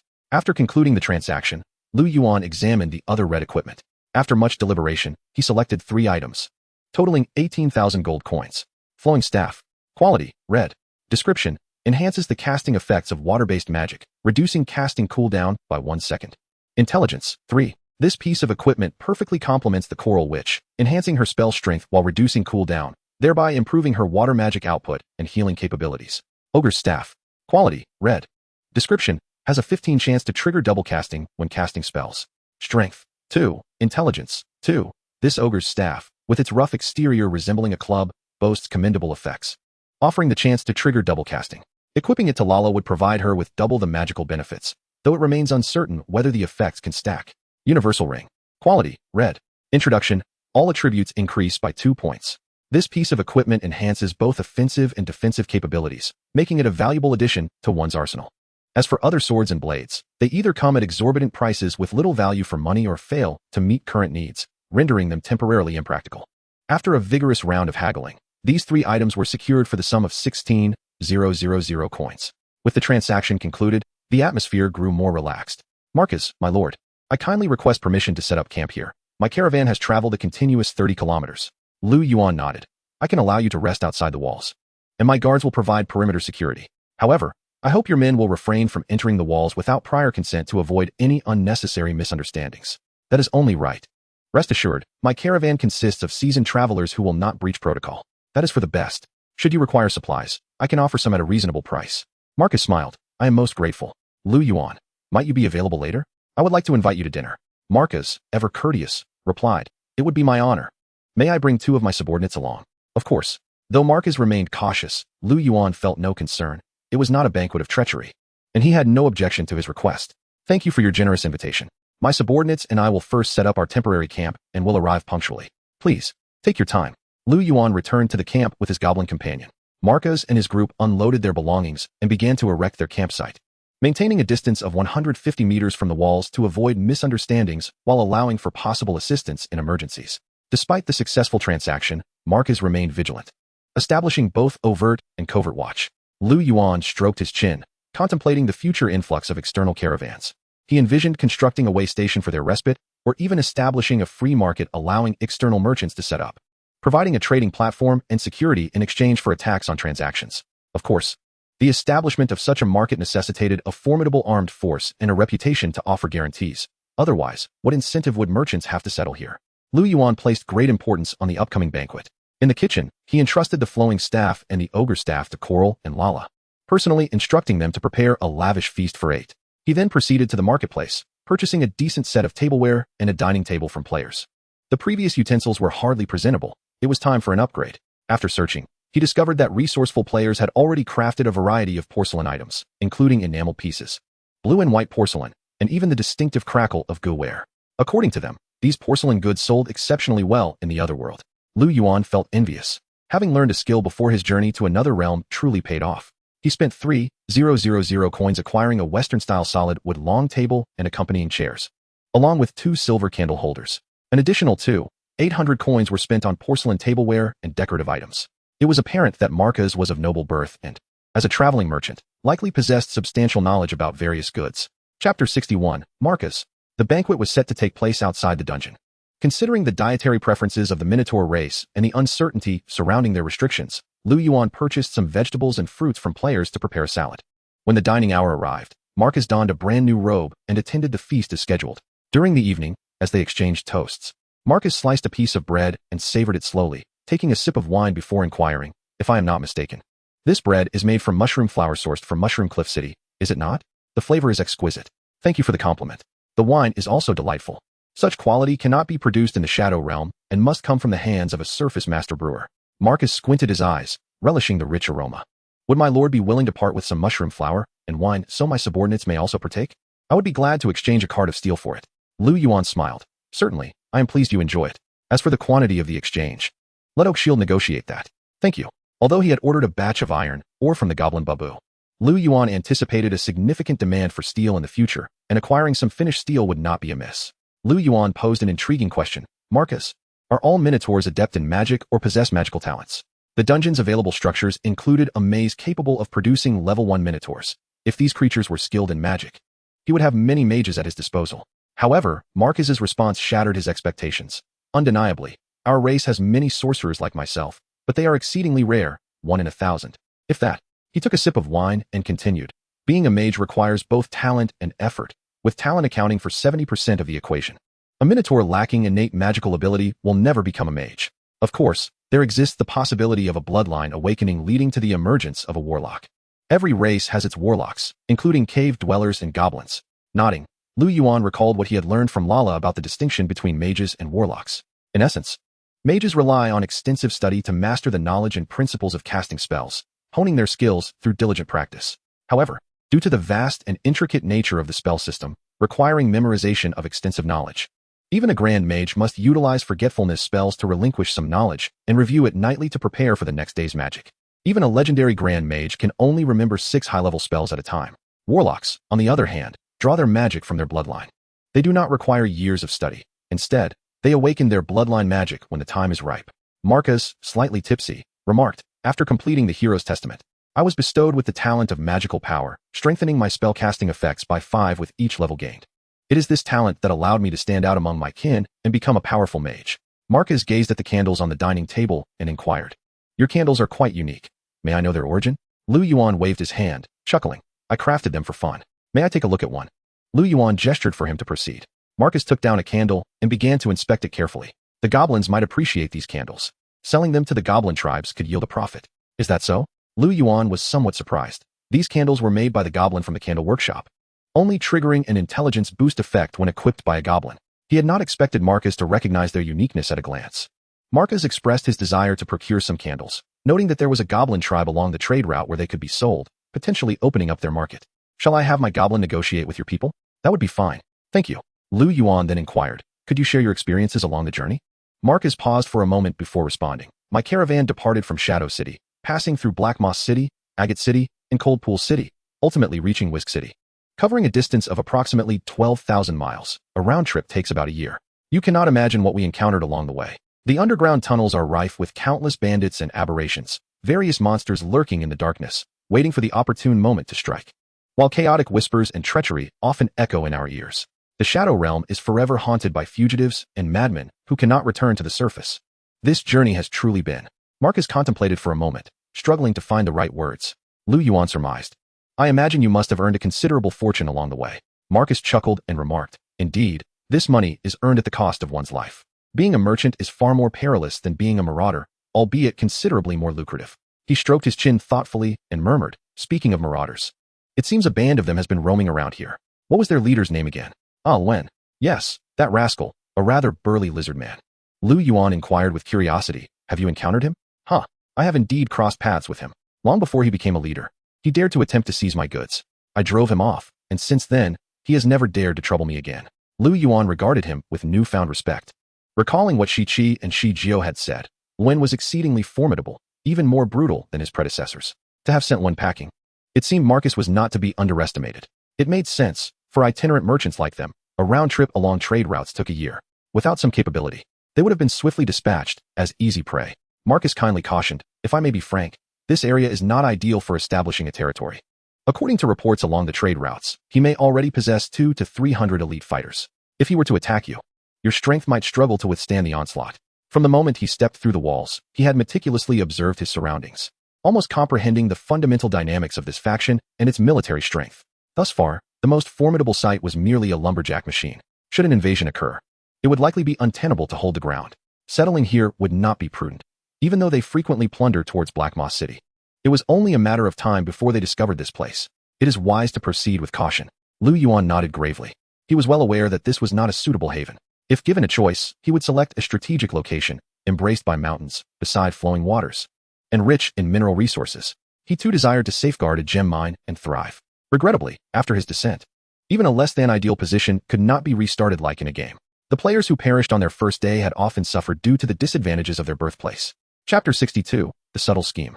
My lord, Marcus said earnestly, I must commend the vibrancy of your territory. Given time, it shall undoubtedly evolve into a city renowned far and wide. Liu Yuan laughed self-deprecatingly. A city centered around a dungeon, you say? To place the heart of a territory in a prison is rather sinister. Should a coup arise in the future, while others might storm the Winter Palace, I would be besieging the Bastille. He wondered why such thoughts of rebellion crossed his mind, and he swiftly dispelled the inauspicious notion. Marcus, maintaining his serious demeanor, continued, I am neither jesting nor flattering you.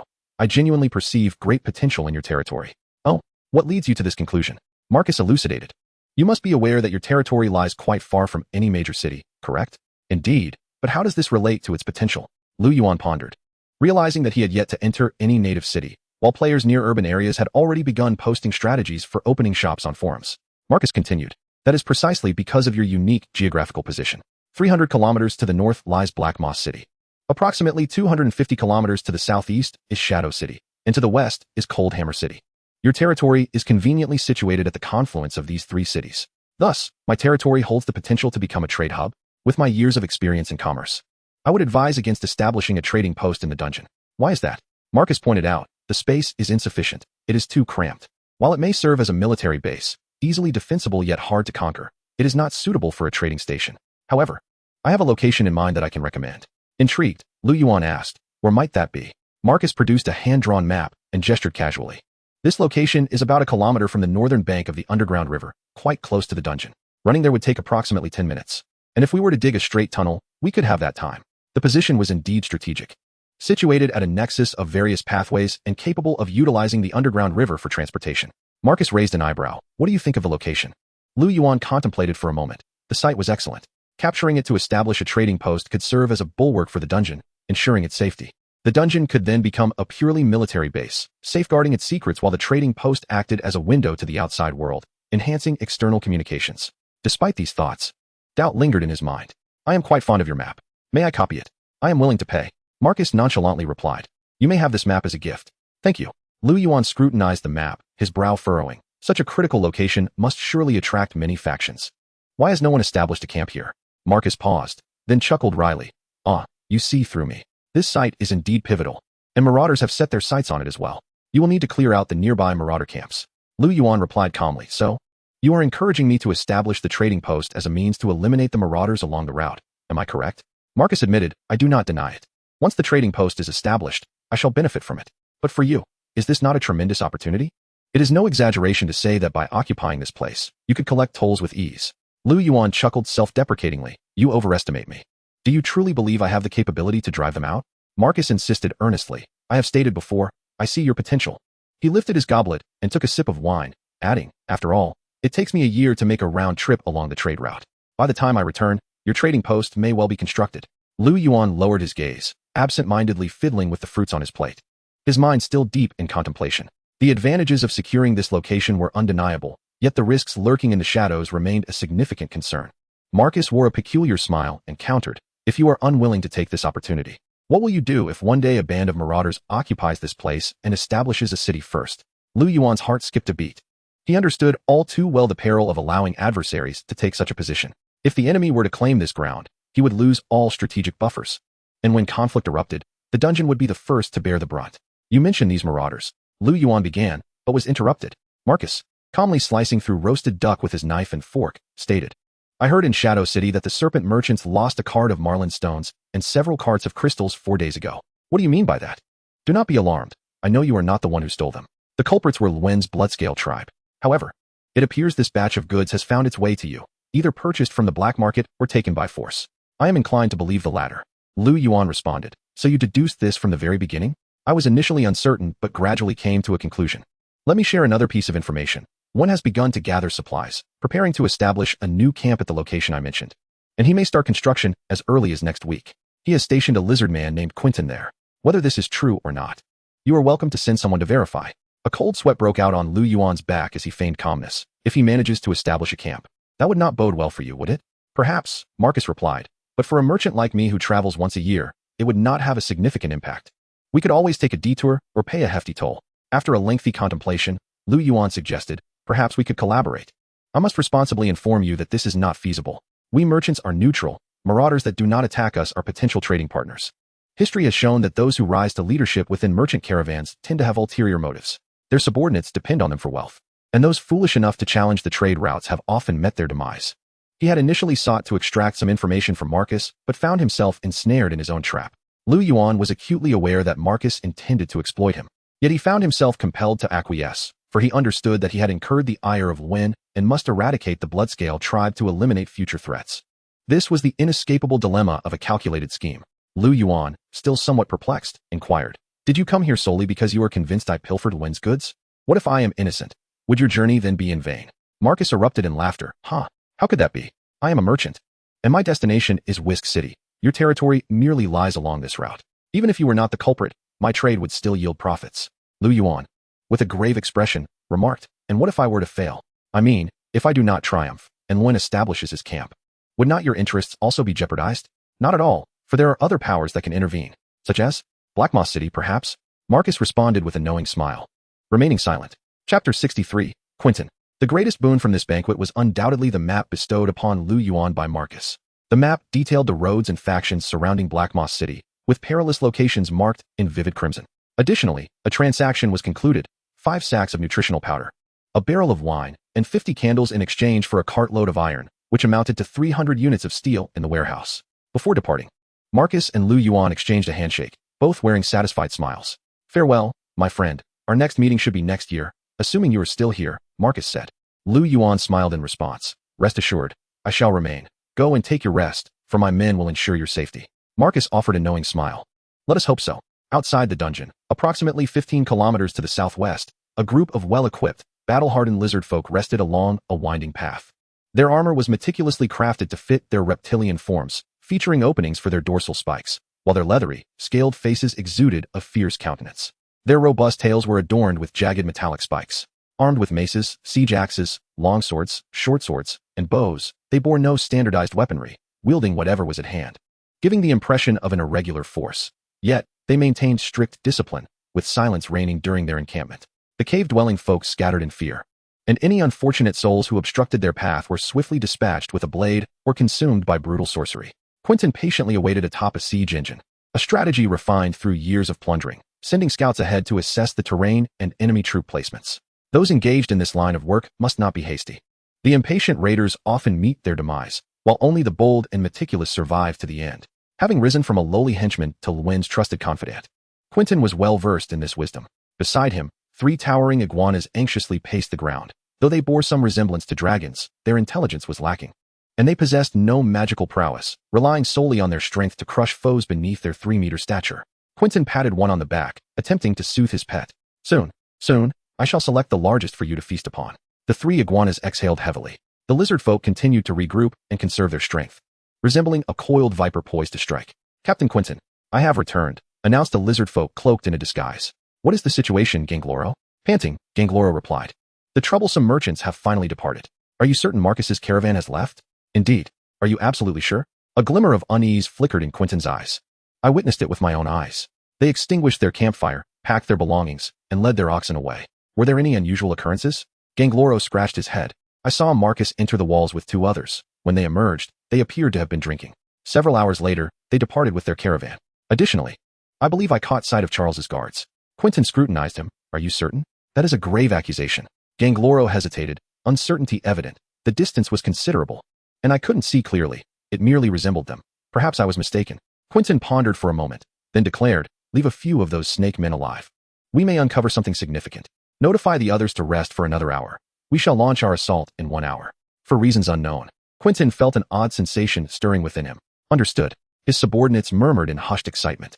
War, after all, is a matter of profit.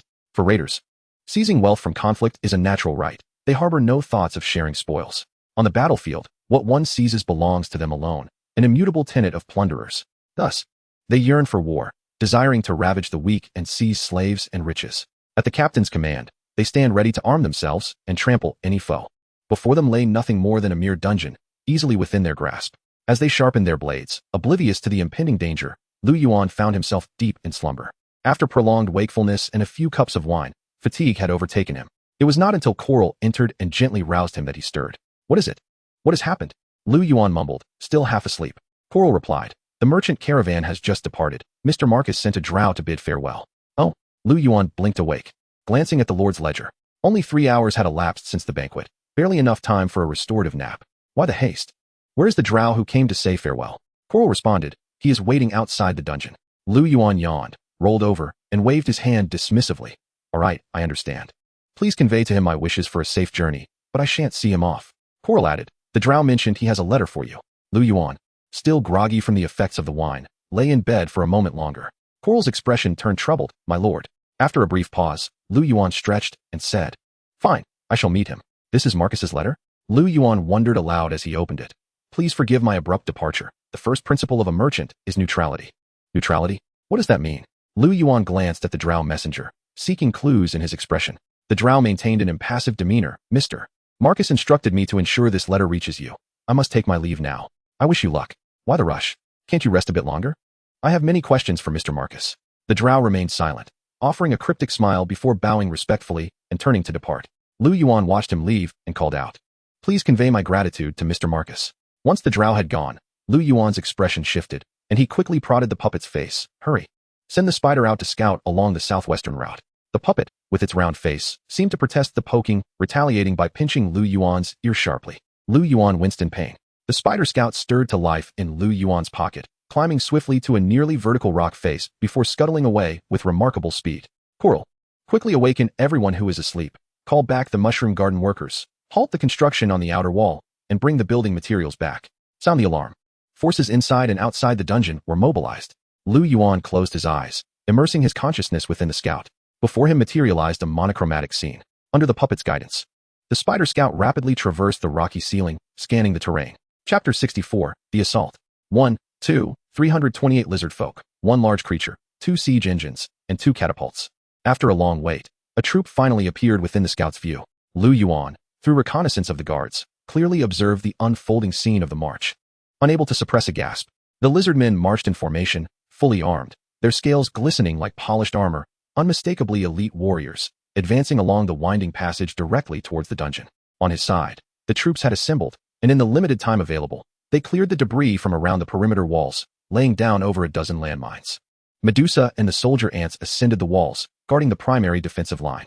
Although Medusa appeared to be a ranged attacker, she was, in fact, the most resilient fighter on their side, possessing both substantial health and high resistance, augmented by her unique petrification skill, which could turn enemies to stone upon being attacked. Thus, positioning her in the front line was most suitable. Lala and Coral took cover at the base of the walls, providing buffs and healing to Medusa and the soldier ants. The eye demons were strategically positioned in the arrow towers and within the dungeon, offering fire support through concealed firing apertures. Copperbeard and Oak Shield led all the kobolds, concealing themselves in the dark passage 600 meters north of the dungeon, serving as a flanking force tasked with encircling the enemy from behind and cutting off their escape route. Liu Yuan commanded the remaining forces to hold the dungeon gate, striving to engage the enemy and create an opportunity for Copperbeard and Oak Shield to launch a surprise attack from the rear. The forces were overwhelmingly in their favor, with a count of 96 against 28. Suddenly, 2 massive stones flew in from the distance, one crashing into the ground before the walls, the other plummeting into the trench. It was a calibration test from the trebuchet. Liu Yuan's expression hardened, his blood beginning to race. Here they come.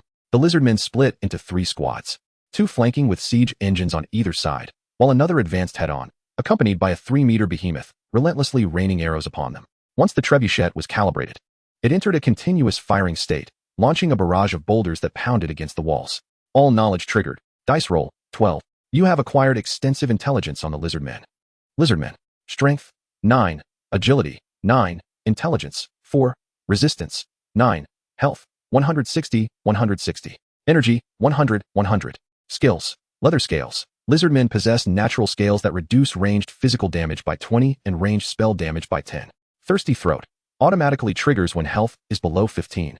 Granting a berserk state. Strength 3, Agility 3, Intelligence 2, Resistance 2. Intelligence. Since the dawn of the world, lizardmen have proliferated across many realms of the material plane, inherently equipped with sturdy scales and robust physiques, enabling their survival in perilous environments. Despite their widespread presence, no lizardman nation has ever emerged. Scattered lizardman tribes have become mercenaries for various factions or raiders in the wild. They were placed in the material plane by the demigod Semion, tasked with guarding natural wonders. And the gods bestowed upon them vibrant scales, said to hold secrets of the divine. Acquired 30 lizardman intelligence. Liu Yuan couldn't help but let out a hearty laugh. Rolling the highest number of 12, he had obtained 30 points of intelligence. With a little more effort, he aimed to elevate it to 60. At which point he could deal true damage. All knowledge triggered. Dice roll, 2. You have acquired intelligence on the multi-headed lizard. Multi-headed lizard. Strength, 14. Agility, 8. Intelligence, 2. Resistance, 10. Insufficient intelligence. Acquired 5 points of multi-headed lizard intelligence. Liu Yuan fixated on the slowly advancing multi-headed lizard. From a distance, it resembled a three-headed serpent. With a snake-like long neck and elongated lizard heads covered in resilient scales, its lower body stout and robust, supported by 4 sturdy legs, while its tail bristled with sharp spikes. Overall, it bore a striking resemblance to a thunder dragon with 3 heads. Its exaggerated strength of 14 exuded an oppressive aura, leading Liu Yuan to suspect it could easily topple the walls with a single step. Outside the walls, the lizardmen, divided into 3 squads, launched a formidable assault towards the fortifications, unleashing arrows upon Medusa positioned atop the walls. Their weaponry was a hodgepodge, ranging from battered siege axes pilfered from merchants to bows and arrows distributed from their camp, alongside improvised flail-like weapons forged by themselves. Medusa crouched low, bracing against the wall. At this distance, the arrows were little more than a mere nuisance, devoid of lethality. The lizardmen shot arrows not to kill, but to cover their advance and instill psychological intimidation. After several volleys, not a single defender fell. However, the outcome of battle is not determined by the number of kills, but rather by collapsing the enemy's psychological defenses, compelling them to abandon resistance and retreat in disarray. As long as they inflicted psychological pressure on the enemy, they could effortlessly seize the initiative on the battlefield. According to the lizardmen's years of raiding experience, casualties in battle primarily occur not in close combat, but during the rout and pursuit of a fleeing enemy. Veterans of war understand the art of manipulating fear, delivering devastating blows to enemy morale. The relentless bombardment of stones crashed against the walls, producing a thunderous sound, each impact resonating like a hammer on a heart drum. Disordered arrows occasionally soared overhead, breaching the walls. There was no need to eliminate the enemy outright. A steady advance, coupled with psychological pressure, would incrementally build fear until they recognized the folly of their defenses, ultimately shattering their will to resist. Typically, those who fell victim to their raids suffered fewer than 10 deaths in battle, as most guards, along with their cargo, became commodities for the raiders. Yet this time, Quentin keenly sensed something unusual. In the past, merchant convoys under attack would have already begun to retaliate wildly, but the adversaries before him remained composed, hiding behind the battlements. Even when a stone crushed one of the filthy ants, they did not return fire. However, intelligence indicated that this camp consisted of merely 50 individuals, and excluding the elderly and logistics personnel, only about a third could be deemed combat ready. The absence of a counterattack might also suggest they were cowering beneath the walls. Perhaps he was overthinking it, Quentin mused internally. As per the old adage, keep the small spoils for oneself while offering the larger haul to the chief. Whoever captures the slaves claims them, and the rest shall be gathered and divided. The first to scale the wall will reap the greatest reward. Charge. The lizardmen's formation suddenly became chaotic. 30 meters away, the enemy still offered no counterfire. A cruel smile crept across Quentin's lips, watching the enemy approach rapidly. Liu Yuan also wore a smile. Suddenly, bang. A bomb erupted abruptly beneath the feet of a hapless lizardman. Chapter 65, Counterattack. The unfortunate soul who triggered the landmine had his legs blown off, with severed limbs, blood, and shards of metal scattering in all directions. The violent shockwave sent surrounding lizardmen tumbling 2 meters away, momentarily stalling the left flank's advance. Goblin bomb. Quentin raised an eyebrow, somewhat taken aback.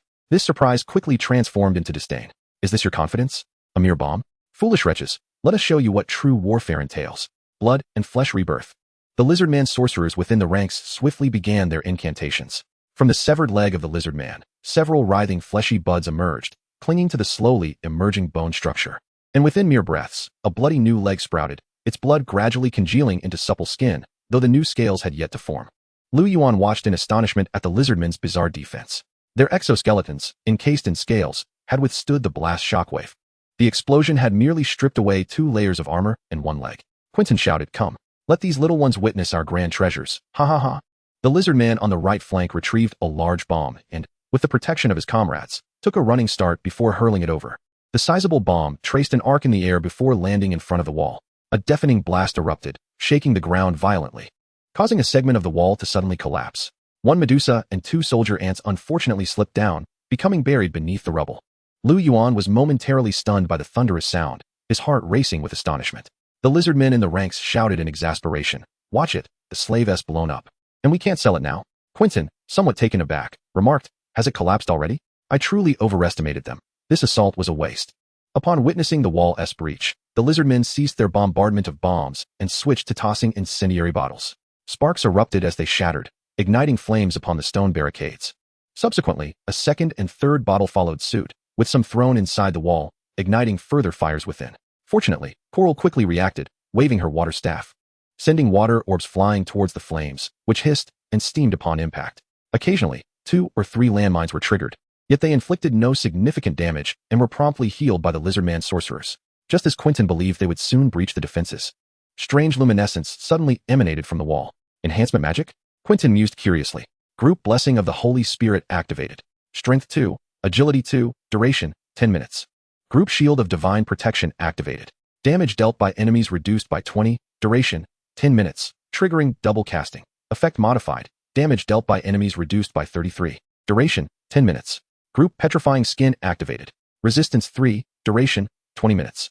After the release of 4 consecutive wide area spells, Lala appeared somewhat fatigued.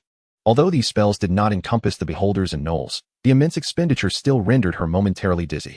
With a damage reduction of 33, a 3 resistance, and a talent for sincerity enhancing the effects by 20, it was as if they were invulnerable. It would be intriguing to see whether your hardened leather scales could withstand Lala's sincerity enhancement. The radiance of the enhancement magic seemed to signal an impending assault. Almost simultaneously, a barrage of mental rays shot forth, accompanied by thunderous roars. The Medusa, filled with pent-up frustration, immediately notched an arrow after receiving the enhancements. Shooting it through the lizardman's exterior, the arrowhead firmly lodged in its tough scales. The lizardman, taken aback by the sudden strike, quickly dropped to the ground, searching for cover. But the area had already been leveled. They dispersed, widening their formation to throw bombs. A few lizardmen attempted to retrieve their bombs, but the waiting Harpies offered no opportunity. With a powerful flap of their wings, they dove down, entangling with the lizardmen. Gritting his teeth, Liu Yuan felt a surge of determination. They could not afford to let them continue their bombardment and must engage them directly. Drawing his meat saw, he kicked open the gate of the wall, mounting a soldier ant and shouting, "Charge with me. Annihilate them all." The Medusa loosed another 2 or 3 arrows, realizing they could not pierce the lizardman's armor, and thus drew her short blade, following Liu Yuan into the fray. Liu Yuan, accompanied by the soldier ants and the Medusa, navigated around the minefield and collided with the lizardmen. The lizardmen at the wall were left dazed from the impact. A slash struck the wing of a harpy, sending sparks flying. Were those feathers made of iron? Was this truly a harpy? One harpy grasped a helmet with a claw and yanked it off effortlessly. The beholder's ranged attacks landed heavily, causing Quentin to lose 20 points of health, forcing him to seek refuge behind a multi-headed lizard. The lizardmen on the flanks began to converge towards the center, encircling them. The lizardman sorcerers unleashed their spells. Slow spell. Group effect. Enemy speed -2. Duration, 15 minutes. Bloodthirsty spell. Single target effect. Strength 3. Duration, 10 minutes. Shimmering magical arrows and arcane missiles scattered across the battlefield. Despite having a greater number, 14 soldier ants, 14 harpies, 7 medusas, and 2 snakefolk, Liu Yuan's forces still struggled to suppress the lizardmen closing in from 3 sides. A massive head of a multi-headed lizard thrust forward, sending one harpy flying. Another was trampled to death. Meanwhile, 4 or 5 harpies flitted around the heads of the multi-headed lizard, their claws aimed at its eyes. The multi-headed lizard thrashed wildly, attempting to shake off the annoying assailants, but they evaded its attacks with agility. Occasionally one would be caught, and 3 heads would viciously tear at her wings. As for the Medusa, she skillfully wielded her short blade, continuously parrying and countering, leaving numerous gashes on the lizardman's armor, managing to press the advantage in one-on-one encounters. Lala and Coral remained at a distance, casting single-target healing spells. The soothing water orbs and healing light precisely entering the wounded. Thanks to the effects of the group enhancements, Liu Yuan managed to hold the line. Beholders? Why are there so many? Damn those snake folk. I knew they were unreliable. Hell, why does it feel like I can't cut through? Quentin shouted amid the chaos. Steelclaw. Take 3 and eliminate those 2 troublesome mages at the back. Steelclaw lamented, I'm entangled.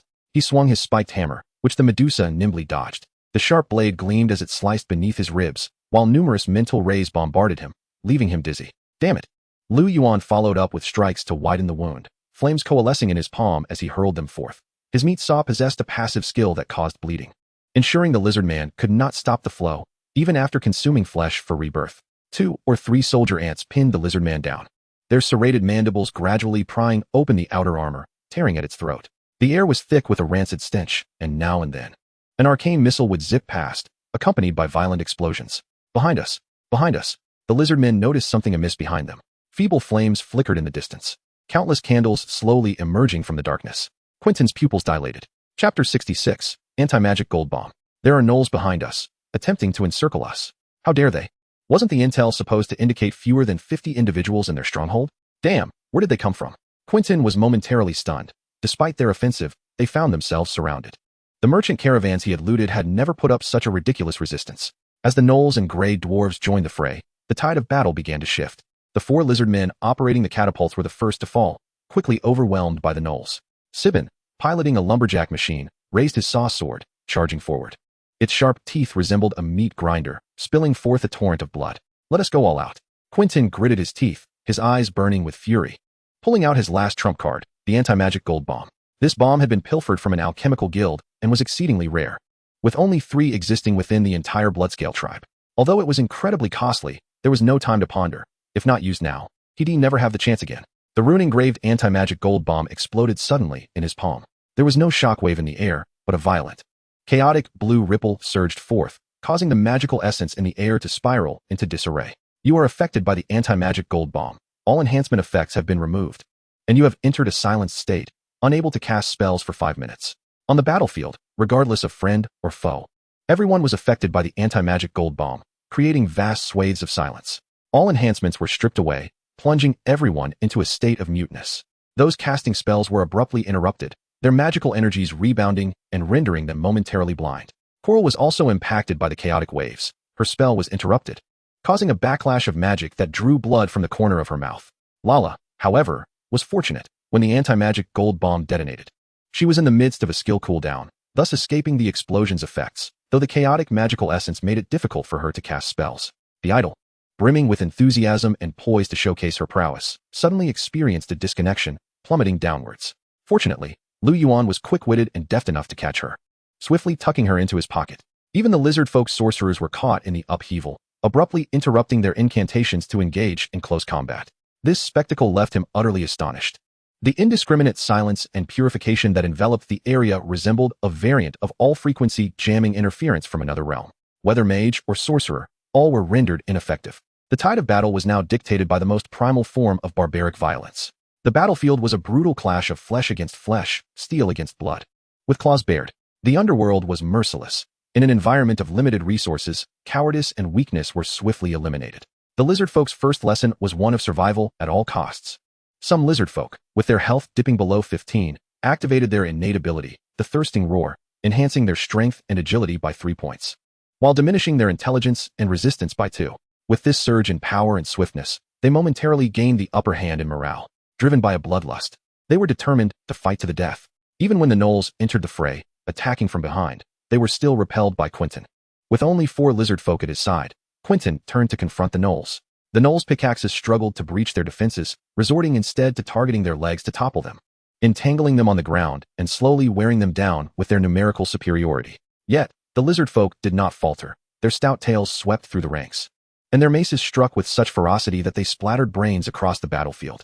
The multi-headed lizard man frantically pushed away the surrounding harpies, raising its legs to stomp down and crush 2 soldier ants. At the height of the melee, both sides hurled incendiary bottles and fire gels at one another. The flaming soldier ants and burning lizard folk grappled fiercely. One lizard folk's longsword struck Medusa's midsection, only for her to be instantly petrified, her face a mask of bewilderment. Medusa's blade mercilessly sliced through the scales on the lizard folk's neck, akin to the Grim Reaper, continuously reaping their lives. The battlefield was engulfed in thick smoke, the earth scorching hot. The acrid scent of gunpowder mingled with the aroma of roasted flesh, assaulting everyone's senses. Quentin kicked aside a copper-bearded foe, enduring 3 psychic rays. His aversion to this ceaseless drain of energy had reached its peak, as each psychic ray eroded 710 points of his health. Under relentless fire, even he was nearing his breaking point. The seething flames and the acrid, charred air became the final straw that shattered his mental fortitude. Steel Koro, you take 9 men and hold the rear. The rest retreat 100 paces with me. Damn it. Steel Koro, battered and bruised, had his left eye gouged out by a harpy. That's an order. To hell with your orders. I'm done fighting. Steel Kuro discarded his gear and fled through a gap in the encirclement. For lizard folk followed suit, creating a breach in their defensive line. Quentin was furious, his eyes bulging with rage. Thibaut, piloting a lumberjack machine, sped forward to quickly seal the gap in the encirclement, his razor-sharp saw blade cleaving Steel Kuro in two. The other 4 lizard folk were subdued by the Harpies that had rushed to their aid, and Liu Yuan executed them one by one. A gentle radiance emerged once more. It was Lala's enhancement magic, the clarion call for assault. The encircling gnolls continually tightened their grip, segmenting their foes into 2 isolated groups. Quentin made several attempts to break free, but the gnolls repelled him with their bodies and pickaxes, greeted by the blades of Medusa and the psychic rays from the beholders. Revitalized by a group healing spell, Medusa and the soldier ants surged forward as if pumped with adrenaline, launching a final charge against the lizard folk under the cover of thick smoke. The lizard folk's morale completely unraveled. The effects of the thirsting roar gradually waned over time, akin to the fatigue that follows excessive adrenaline release. The encirclement shrank tighter, and as he witnessed his comrades fall one after another, Quentin felt despair wash over him. He was powerless to escape. Those engaged in this line of work had long accepted the reality that a killer would inevitably meet their end by a blade, whether sooner or later. He had never shown mercy to captives, nor did he harbor hopes for others to show him mercy. When an oak shield cleaved through his thigh and a diving harpy pinned him to the ground, Quentin closed his eyes wearily, awaiting the arrival of death with a sense of calm. Alas, would he perish at the hands of a harpy or a grey dwarf? As a lizard folk warrior, he had envisioned his demise in battles against fearsome black dragons, legendary archmages, or the cold-blooded cavalry of the drow. Yet he never imagined he would meet his end at the hands of these feeble insects. Perhaps this was fate, the destiny of a warrior. The entire battle raged on for over an hour, marking the most brutal conflict Liu Yuan had experienced since his arrival. Although he was mentally prepared, the tactical prowess and fighting spirit of the enemy still took him by surprise. In this clash, 9 captives were taken, 6 of whom were captured after exhaustion set in. Only 3 surrendered voluntarily, discarding their weapons, while the remaining 20 lizard folk were eliminated. The greatest prize was capturing the multi-headed lizard, which had performed remarkably on the battlefield, tying down a significant portion of his forces. The only issue post-battle was the lack of sufficient cells for the captives. Liu Yuan, with a heavy heart, executed a few fortunate lizard folk on the spot. Chapter 67, Clearing the Battlefield. Well, it appears the battle has concluded. Marcus opened his eyes and smirked with amusement. Fascinating. Just as I suspected, our friends still possess some fighting spirit. Vesta, disheartened, remarked, and what of the Bloodscale elite? Is this all they amount to? Even the soldier ants knew to flee when they couldn't win. How could they be completely annihilated? Even if 28 cave dwellers were released, they wouldn't capture them all in an hour. Marcus, brimming with pride, replied, enough talk. Hurry and pay up.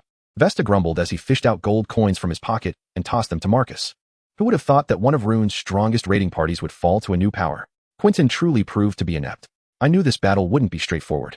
Marcus kicked the nearby Sherman and said, your bet on Quentin has lost. Hurry and pay up. What are you waiting for? Silent as a mute. Sherman opened his eyes and replied helplessly, I must clarify, my bet was not on Quentin winning, but on Liu Yuan losing. Vesta inquired, is there a difference? Sherman responded, of course, the little snakes lurking behind haven't made their move yet. Once they strike, everything will go to hell. Those damn pig-nosed snakes are retreating. Marcus laughed heartily. Ha! Pay up. Sherman grimaced as he reluctantly produced gold coins and handed them over. Marcus snatched them away, grinning as he pressed a drow's head down.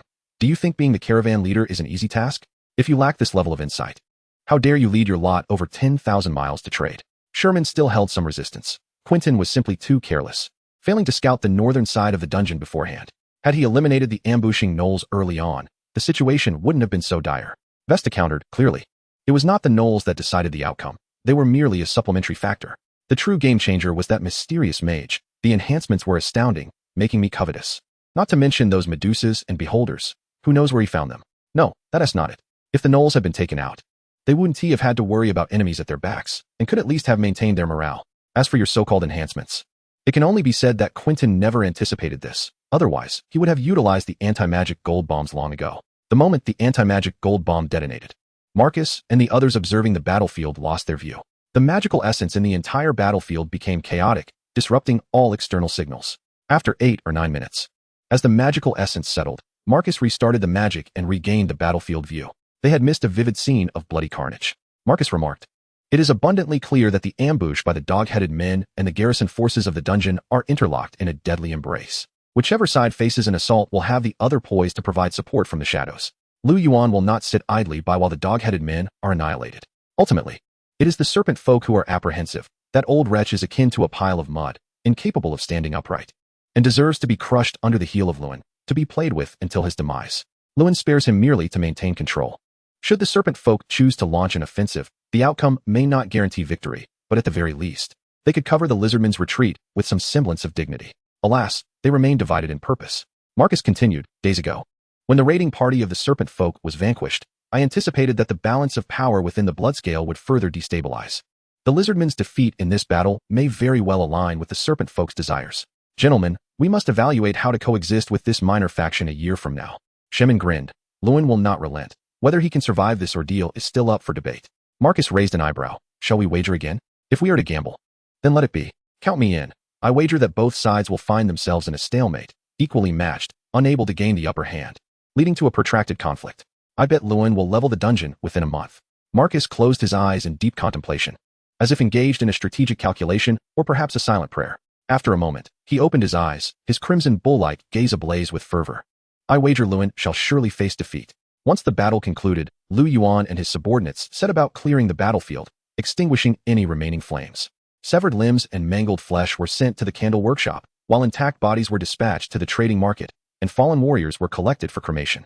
Items stripped from the enemies were piled within the dungeon, awaiting time for individual appraisal. On their side, there were a total of 13 dead, 8 severely injured, while nearly all melee fighters bore light wounds. The most grievously injured was a Medusa, struck directly by a firebomb, engulfed in flames for 5 minutes. Yet miraculously, she survived. Liu Yuan himself bore a few cuts, but fortunately, he was clad in the armor of a magic swordsman, preventing any critical injuries. Having learned from past encounters, he had a clear understanding of his melee capabilities, opting to remain at the periphery during the battle to support and deliver finishing blows, thereby avoiding a direct confrontation with Quentin, which resulted in fewer injuries. Lala and Coral exhausted their magical reserves, succumbing to unconsciousness. Reluctantly, Liu Yuan had to procure some healing ointments at an inflated price from the trading market for the severely wounded, ensuring their lives were sustained until Lala and Coral regained consciousness for further treatment. This battle, though costly in terms of casualties, yielded substantial rewards. For the first time, the 8-person cell was filled to capacity.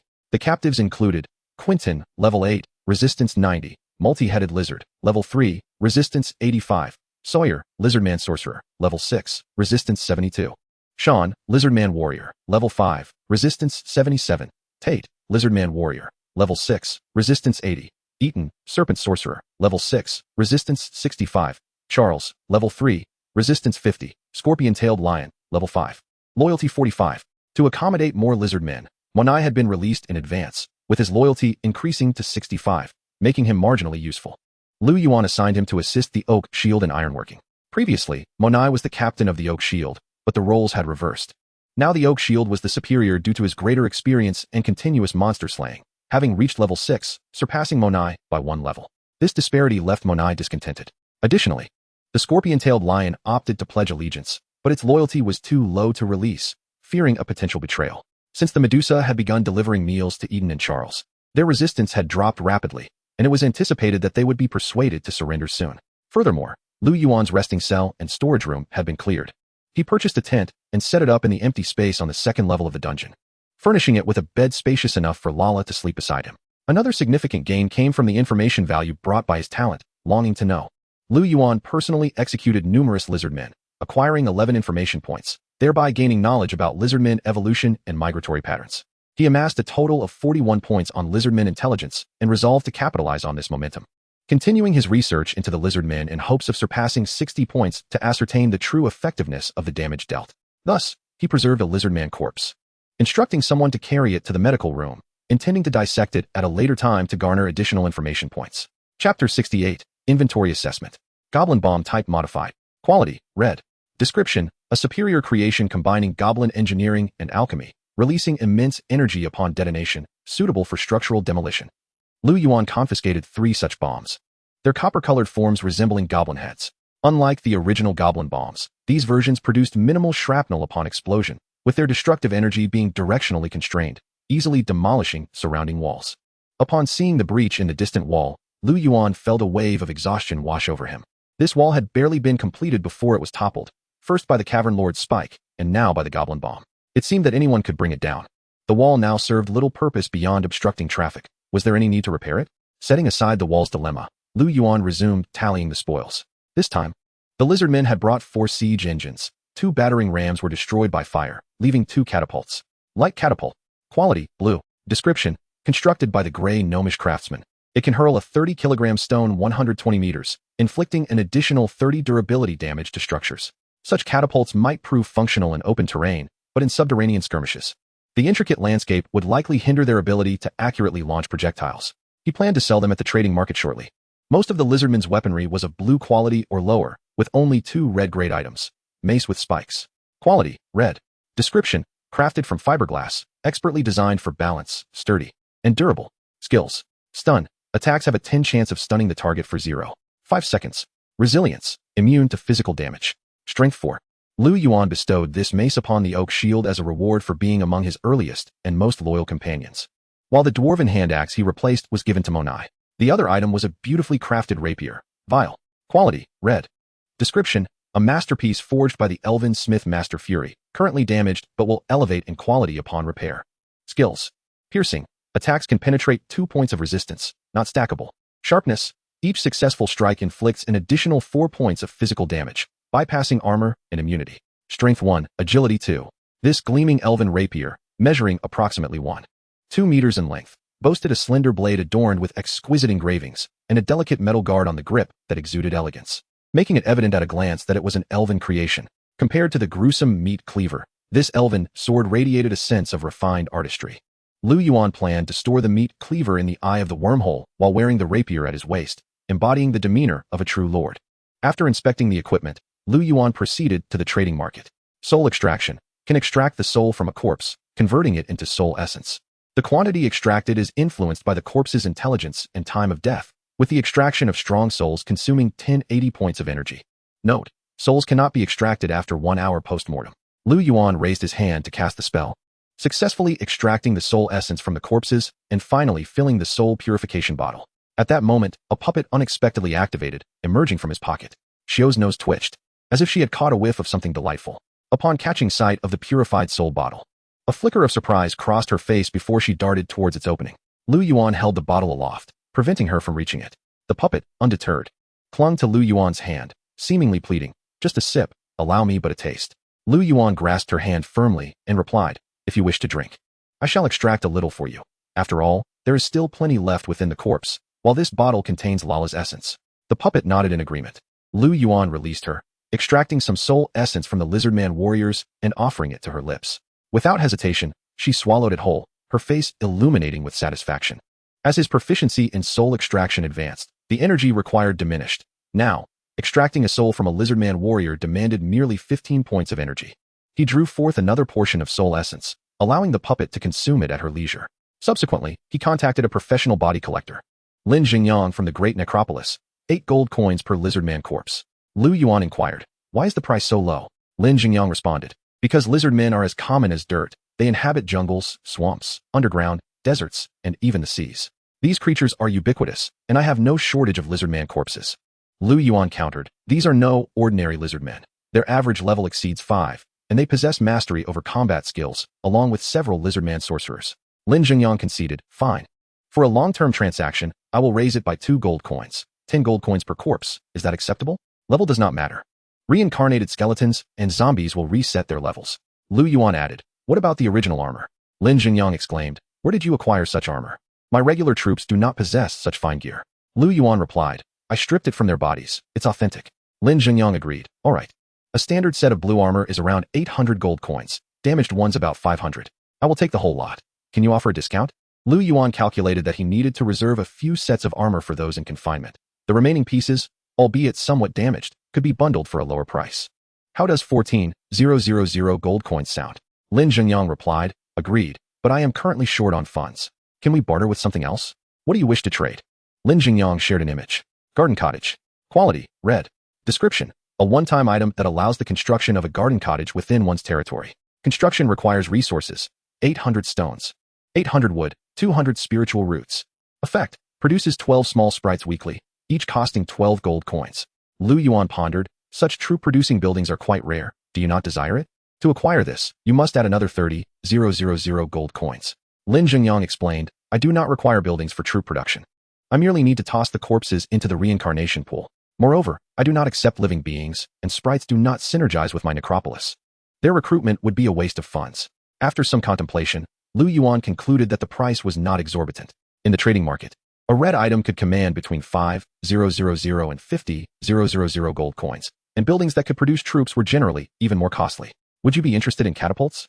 Liu Yuan sent an image. Lin Jingyang responded, do they provide additional durability to structures? My cannons lack such attributes. How much? 2 catapults for 5,000 gold coins. Agreed. One more question. Where did you obtain that garden cottage? Lin Jingyang replied, a few days ago, a band of druids attempted to clandestinely construct a forest beside my necropolis, of which I apprehended them. This garden cottage was a reward for dismantling the forest, and I also uncovered some spiritual roots. If you desire them, they are yours. Liu Yuan expressed his gratitude. Thank you. In a barter, how is the transportation fee calculated? Lin Jingyang clarified. That is simple. Each party bears their own costs, with the recipient responsible for the system's assessed transportation fee on the goods. After concluding the trade, Liu Yuan successfully acquired the garden cottage and spiritual roots, leaving him with over 20,000 gold coins after deducting transportation fees. Chapter 69. Discussion. My lord, the Bloodscale tribe to the southwest has set its sights on us. Rather than waiting for them to strike, it would be wiser to seize the initiative and obliterate them, Munai fervently declared by the campfire, his face alight with aspirations of glory. Indeed, let us vanquish them and capture Luan alive, echoed the voices around him. However, Shi-Chi cautioned, there are 2 more lizard-man raiding parties from Bloodscale and 1 from the Serpent People. Launching an attack recklessly would be unwise. Liu Yuan observed the eager faces of his companions and shook his head. Now is not the opportune moment. We are outnumbered. Defeating 1 raiding party would exhaust our strength, and facing Luan's main force could prove disastrous. Luan is likely a wild, hero-class unit, a potential asset for upgrading our territory. But we are not yet capable of overcoming him. Shijio gravely remarked, Luan's strength is not as superficial as it appears. Once, in Black Moss City, a bounty was issued to recruit mercenaries to form a powerful contingent to confront Bloodscale. Among them were 2 heroes. Shi-Chi recalled, I remember that battle. I was involved as well. Liu Yuan inquired, what was the outcome? Shijio recounted, in the end, most became slaves, with only 3 escaping. Munai added, I have heard tales of that battle. The mercenaries were formidable, equipped with excellent gear, even featuring the cold-blooded cavalry of the Drow, yet they were still defeated. Luan's reputation was forged in that confrontation. He is a genuine monster, reputed to be able to tear a bull apart with his bare hands. Shijio interjected, that is an exaggeration. Luan's ability to tear a bull apart is merely a rumor. I was present at the scene. Please, elaborate. Certainly. The situation unfolded thusly. Shijio paused, carefully recalling the details. We obliterated all the bioluminescent mushrooms, laid goblin bombs along the critical paths, and through a strategy of retreating while fighting, lured them to our predetermined battlefield. In the end, we held the line with 6 3-headed giant lizards while Luan led his elite troops in a rear assault, striking like a hammer onto flesh upon an anvil. To say the mercenaries were resilient, we fought for nearly 4 hours, only to be completely subdued when Quentin appeared, carrying the head of the reinforcements. Munai remarked, these mercenaries from Black Moss City are overly complacent. Shi-Chi sighed, perhaps, but those from the city tend to underestimate wilderness raiders. Liu Yuan, having never visited Black Moss City, could not grasp their sense of superiority. Munai noted, I am well aware of their arrogance. Those who reside there truly consider themselves superior. Even the poorest beggar in Black Moss City would lift their head proudly upon encountering a wild chieftain. These raiders do not engage in production. They plunder merchant caravans. Where do they procure their sustenance? Do they rely solely on theft for their supplies throughout the year? Shi-Chi responded, through the black market. I often transported surplus goods from the camp to the black market for trade.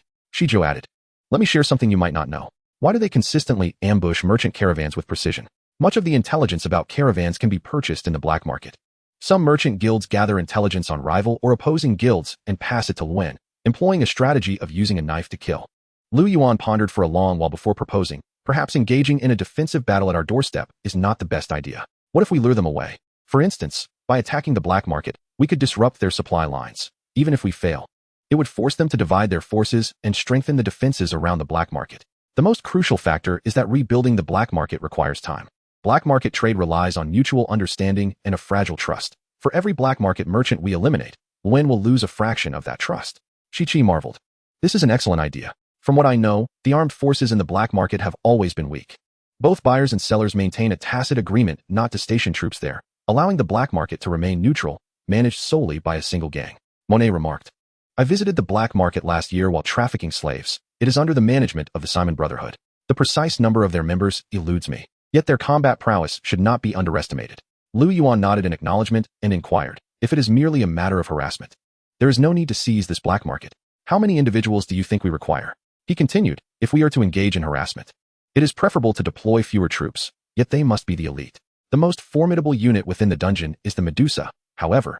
They have suffered considerable losses in this battle. Out of 7 Medusas, 3 have perished. 1 was buried beneath the city walls after succumbing to a close-range explosion. Another was cleaved in half by a siege axe, and yet another was slain by Quentin wielding a mace. Though their numbers were few, these Medusas played a pivotal role. Let me ponder this further. Liu Yuan gestured with his hand. After their meal, he set up defensive mines and then hurriedly retired to rest, striving to restore his energy. In the southeastern corner of Cold Hammer City, on the northern bank of the Little Western River, lay the Bloodscale tribe. The flickering glow from the hearth danced about. Owen sat upon a cold chair, cradling a drow elf in his arms, languidly inquiring, "Where is Quentin? Have the new slaves arrived?" The prostrated leader of the serpent folk respectfully replied, "There has been no news from Quentin as of yet." "No news." Owen, taking a knife, sliced a piece of roasted leg meat from the hearth and began to chew heartily. It seems he is indulging in the spoils of war. As the leader of the Bloodscale tribe, Wen was well aware of the rules among marauders. The victor is entitled to the spoils, a long-standing practice, which Wen could understand. However, this delay was excessive. Wen's expression darkened as he fixed his gaze upon the serpent folk leader, stating, "Send someone to check on them, urge them along, and tell Quentin to expedite his actions." "Yes." The serpent folk leader turned with a flicker of his eyes. Wen swirled his wine glass, a sense of unease brewing within him. In a camp of fewer than 50 men, a rabble of misfits, where could the problem lie? If Quentin was merely enjoying the spoils and had momentarily lost track of time, that would be one thing. But what if Quentin had absconded with the spoils? That seemed unlikely. The thought of Quentin being eliminated had never crossed Wen's mind. Even in defeat, they could return with ease, with their strength. Who could keep them from leaving? Wen downed his drink, attempting to soothe his nerves, and with the beauty in his embrace, made his way to the back room. The drow elf wore a pleading expression, which only ignited Wen's desire further. Noticing a broken toy in the room, a cold smile crept across Wen's rugged face. Chapter 70, The Iron Mind Trade. The gentle light of the medical room illuminated the lizard folk as a sharp dagger meticulously sliced along the texture of its leathery scales, revealing the underlying muscle and veins. Just as Liu Yuan carefully separated the muscle fibers, the automaton pinched his ear. "What is it?" The automaton gestured with its hands, forming the shape of a spider and an eye. Liu Yuan understood and slowly closed his eyes, a black and white screen emerging in the darkness. The remnants of the battlefield had yet to be cleared, blood pooling in the uneven mounds of earth, wheels having splattered crimson upon leather boots. A caravan was making its way down the passage towards the dungeon. It appeared a great battle had transpired here. "I smell a familiar scent." It is the unmistakable odor of shaped explosives. "It seems our friends have encountered difficulties." A voice echoed from the darkness. "Halt. Who goes there? Do not be alarmed. We are a trading caravan, having conducted business with your lord." Shadows gradually took form in the dimness. "Captain Barb? Sibin?" Captain Barb paused momentarily, guiding his logging machine forward. "Captain Barb, has your trade concluded?" "Indeed, I have come to fetch you." Barb scrutinized Sibin. "Where did you acquire this logging machine?" Sibin replied, "It was seized from the Bloodscale." Barb remarked, "I never imagined you would come to possess one. Many veterans in the tribe have yet to be allocated one. If they knew, they would be consumed with envy." Sibin boasted, "Not only can I operate it, but I also fought on the battlefield. Just yesterday, I used it to defeat the lizard folk." "Is that so? You certainly seem quite capable." Barb's logging machine was worn and dusty, stained with blood and unidentifiable fluids, dried and mixed with rust and chipped paint, presenting an especially decrepit appearance. In stark contrast, Sibin's machine gleamed as if freshly manufactured. Barb had business to discuss and, foregoing pleasantries, stated, "Quickly, take me to Liu Yuan. I have the iron ore he requested." "Very well, follow me. We must tread carefully. There are explosives buried in the ground." Barb shook his beard and muttered, "Humph, your explosives are poorly concealed. A seasoned bomb expert can spot them at a glance." Sibin scratched his head and asked, I buried those explosives. How did you discover them, Captain Barb?" Barb pointed casually, "Look at this loose soil. Compared to the surrounding earth, it is much looser, and the moisture levels vary significantly. The topsoil and subsoil are mixed, are they not?" "Indeed, that is correct. The proper method of placement requires using a shovel to remove the top layer intact, excavating the subsoil and taking it away, placing the explosives inside, and then completely covering it with the topsoil. If there is a layer of fungal mat on the surface, it must be thoroughly covered with stimulating fungi. There are many nuances here. You would do well to learn." Barb reined in Sibin's arrogance, patiently instructing him on the 6 methods of utilizing explosives. Outside the dungeon, Liu Yuan awaited their arrival, and upon meeting, they exchanged a few pleasantries. Barb glanced at the surrounding wall and remarked, "That breach was created by shaped explosives, was it not?" "Indeed, anyone could breach this wall." Barb chuckled, "Perhaps you should consider trying specialized construction materials." Liu Yuan inquired, do you have a source? Barb replied, certainly. I am well acquainted with both Black Moss City and the black market. If you are interested, I can keep an eye out. I appreciate that. Now, take a look at these iron ores. Last time you mentioned needing iron, so I specifically brought you 4 carts. Additionally, I have 2 carts of finished iron. Do you require them? The iron ore is 1,000 gold coins per cart, and the finished iron is 7,000 gold coins per cart. Liu Yuan chuckled ruefully. I fear I cannot consume such a quantity. Let us do this. I will take all the iron ore, as I promised you, but I cannot afford the finished iron. Barb contemplated for a moment before stating, if you take all of it, I can offer a slight discount. These 2 carts of iron are exceedingly heavy, and transporting them back will slow our progress. Could you possibly accept the trade for equipment instead? I captured a batch of lizard folk weapons yesterday. Liu Yuan instructed Coral to retrieve the weapons. Originally intended for arming the lizard folk in the cells, they were currently surplus to requirements and could be exchanged for iron. These weapons are commendable, yet I have no trading posts on my return journey, making it impossible to sell them, and they are of little use in the tribe. After all, they are lighter than finished iron, are they not? Transporting weapons back would expedite our return significantly, and I could bring them along for future trading runs. Barb mused, you make a valid point. These weapons are indeed lighter. I can offer you 2,000 gold coins for them, combining the iron ore and the iron.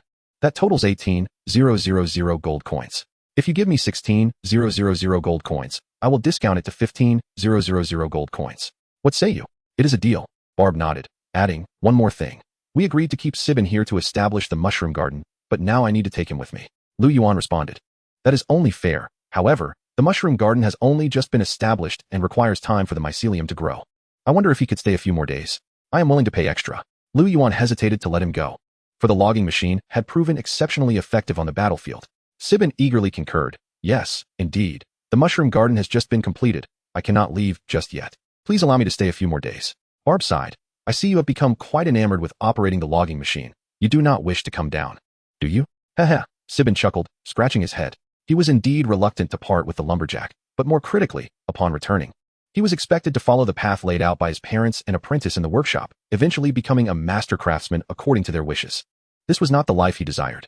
Ever since that day when he recklessly operated the lumberjack, he had fallen deeply in love with the exhilarating sensation it provided.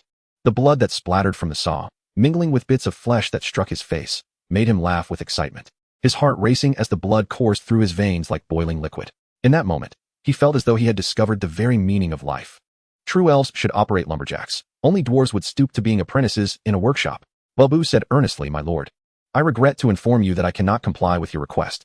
I am a close friend of Sibin's father, who entrusted this lad to my care. Considering the dangers along the way, I decided to keep him with me for the time being. It appears you have landed yourself in quite a predicament.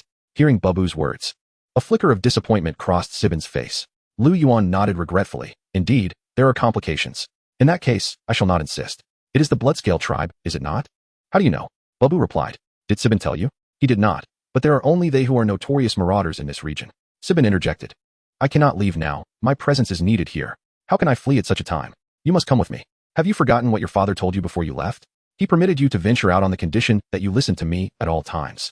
Sibin retorted defiantly. I refuse to go. If you have the ability, summon old Deng to see me. Chapter 71, The Workshop. Suddenly, the sound of a saw echoed through the air. Babu remained expressionless as the saw whirled with wild intensity. Memories of Babu's previous ruthless deeds flooded Sibin's mind, causing him to instinctively take 2 steps back in fear. He was still too intimidated to oppose his uncle Babu. Liu Yuan quickly stepped forward to intervene, positioning himself in front of Sibin. This lumberjack belongs to me. Any damage will incur compensation. At these words, Babu suppressed his anger and gradually halted the saw. Liu Yuan continued, since he wishes to stay, let him remain. I will do my utmost to keep him away from the battlefield and assign him logistical tasks. Babu replied, I cannot make that decision. I promised his father I would return him safely. How can I explain to his father if I keep him? Sibin hurriedly suggested, that's simple. I will write a letter for you to take back. Babu sighed and waved his hand. A cart laden with large crates slowly approached. Liu Yuan inquired, what is this? Babu lifted the lid, saying, I captured these on the road. They seem to have been coming for you. Inside the crate were 2 bound serpent people. What is this? Although these 2 serpents are quite defiant, they are likely from the Bloodscale tribe. I can smell their predatory scent from afar. Liu Yuan called out, Coral, summon Snake 7 and Snake 9 to come over. Yes, Coral sashayed into the dungeon. When Snake 7 and Snake 9 arrived, they scrutinized the serpents inside the crate. I have seen him. He has always been beside the chieftain. Indeed, he is a retainer of the chieftain, Babu confirmed. Since they are truly after you, you may handle these 2. Thank you. Liu Yuan asked, How did you detect them when the thermal imaging of the serpent people can sense from 50 meters away? Sibin interjected, because the lumberjack has the ability to perceive the air currents. It can detect prying eyes. May I inquire where you captured them? Babu replied with pride. About 5 or 6 kilometers away. These 2 serpents stealthily followed our merchant convoy. I instructed the convoy to continue forward while I circled back and captured them single-handedly. They are quite tough. They refused to divulge anything at first. I initially suspected they were scouting, but upon seeing your situation, they realized they were here for you. Oh, I see. Liu Yuan untied the rope binding the serpents' mouths and asked, were you sent by Wen? The 2 serpents cursed incessantly. You traitors. Sooner or later, the chieftain will level this place and flay your skins. Lowly bastards, wretched creatures without names. The god Semuana will rain down punishment upon you. Your souls shall never find peace. Silence. Liu Yuan smacked one serpent across the face, interrupting them. Be honest. Were you sent here for Quentin? The serpent's slit pupils revealed venomous intent, their throat scales subtly writhing. Babu, quick on the draw, clamped his hand over the serpent's mouth and swiftly closed the lid. Trying to resort to your little poison tricks again? Liu Yuan instructed Snake 7 and Snake 9 to take the crate back and fetch 2 bags of nutrient powder. Although Babu was gifting Liu Yuan something, Liu Yuan felt he must reciprocate. In the spirit of reciprocity, Liu Yuan provided 2 bags of nutrient powder. Babu's face lit up with surprise. Did you also seize these from the lizardmen? Liu Yuan nodded. Indeed, these are said to be consumed by the drow nobility. My mountain boars cannot digest fine grains, so I am gifting these to you. Thank you very much. Sibin, what do you think of this? Babu replied resignedly. Since this boy wishes to stay, let him remain. I will explain to his father. Please ensure you protect him. I will keep a close watch on him. After giving Sibin a few more instructions, Babu departed with the merchant convoy. Liu Yuan handed over the iron ore to the gray dwarves, instructing them to forge the first batch of iron. The finished iron was stored in the warehouse. Including the last batch, there were now 700 units of iron. At last, he could construct new buildings. The 3rd-level dungeon had 5 building slots. Liu Yuan had already constructed a medical room, a whispering hall, and a candle workshop. There were now 2 slots remaining, suitable for building a workshop or a maze or a garden cottage. Workshop, capable of crafting military equipment, requires blueprints. Resource consumption for construction, 500 iron, 500 stone. Maze, can produce 2 minotaurs, level 1, weekly, each costing 80 gold. Resource consumption for construction, 1,000 stone.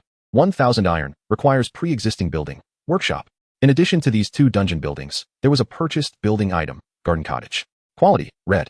Description, a one-time item that allows the construction of a garden cottage within the territory. Resource consumption for construction, 800 stone, 800 wood, 200 spiritual roots. Effects, can produce 12 small sprites weekly, each costing 12 gold. The combat prowess of minotaurs is undoubtedly superior to that of small sprites, as their construction conditions are more challenging and their costs higher. However, the resource requirements for building the maze are too substantial. Liu Yuan currently cannot afford such an amount of iron. Ultimately, it boils down to one word, poverty. For the time being, he could only construct the garden cottage and recruit a few small sprites. As for the maze and minotaurs, that could wait until the territory reached level 4. Shall we construct the workshop? Yes. 500 iron and 500 stone have been consumed. Glancing at the warehouse, it showed 200 iron and 300 stone remaining. Stone was running short. It seemed the kobolds would need to work harder at quarrying stone. Liu Yuan grasped the bone lantern and descended the stairs. Next to the medical room, a new building had appeared. The entrance was constructed from stacked stones, surrounded by a ring of steel, exuding a robust and vigorous aesthetic reminiscent of Soviet architecture. Liu Yuan pushed the door open. To his surprise, inside sat a woman, her head resting on the back of a chair in the center of the room, seemingly asleep. A triangular hat adorned with bird feathers concealed her exquisite features, while her attire, a jet-black coat, resembled a Victorian-style adventurer's outfit, complemented by knee-high boots that lent her an air of sharpness. One hand cradled her head, while the other grasped a flintlock pistol, intricately decorated with luxurious black and gold patterns that traced mysterious designs. Who is she? Why has she appeared within my domain? Liu Yuan felt a tumult of surprise and concern within him. He recalled browsing through forums earlier, where players summarized that each territory would possess an initial hero. Some territories would spawn their initial hero at level 1, while others would only do so at level 4. And some required the construction of specific buildings to reveal their initial hero. Could it be that this mysterious woman is my initial hero? Chapter 72, Freya. Tap, tap, tap. With measured steps, Liu Yuan halted before the enigmatic woman, bending forward and slowly extending his hand to part the long hair that obscured her face. Suddenly, the woman opened her eyes, leaning forward with her upper body, one hand seizing Liu Yuan's arm while the other brandished a short gun, pressing it against his chin to elevate his head. This series of motions was fluid and remarkably swift, despite Liu Yuan's utmost caution. He found himself subdued before he could react. The astonishing strength gripping his forearm rendered him incapable of withdrawal. The barrel resting against his chin seemed to issue a silent warning. Do not make any sudden moves. In a voice devoid of emotion, the woman whispered in Liu Yuan's ear, it would be best not to disturb the dead. A cold sweat trickled down his forehead. Her tone was hollow, lacking any fluctuation, devoid of sentiment. From her voice, Liu Yuan sensed a calm acceptance born of despair. The utter absence of fear in her demeanor was profoundly chilling. Abruptly, she released his forearm and, like a flash of lightning, drew the slender sword from his waist. A fine sword, she remarked. Stepping back from the chair, she created a distance of 7 to 8 meters between them, adopting a stance with one hand wielding the sword and the other the gun. Upon witnessing her retreat, Liu Yuan lowered his gaze, horrified to see his violin stripped away, leaving only a solitary scabbard. Fortunately, this woman seemed devoid of hostility. Otherwise, he would already be a corpse. The automaton swiftly conjured a mage's hand, materializing a luminous great sword within its grasp. Just then, Liu Yuan's vision was graced by her panel. Freya. Heroic unit. Status, healthy. Population, 20. Strength, 18. Agility, 25. Intelligence, 14.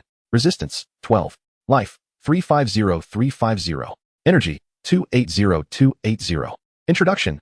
Lady Maria created this body based on her appearance. With a pure royal soul at its core, fueled by pale blood, a miracle birthed in a world of despair. Named Freya. Talent, royal soul construct, immune to curses and mind-affecting magic. Regenerative porcelain. A body crafted from regenerative porcelain, immune to flesh-based magic and all healing. Gains an additional 200 durability points. When damaged, durability is depleted first. When durability is fully expended, gains 1 second of invincibility and the shell break status, agility 5. Resistance 5, attack inflicts an additional 5 physical damage, lasting for 1 hour.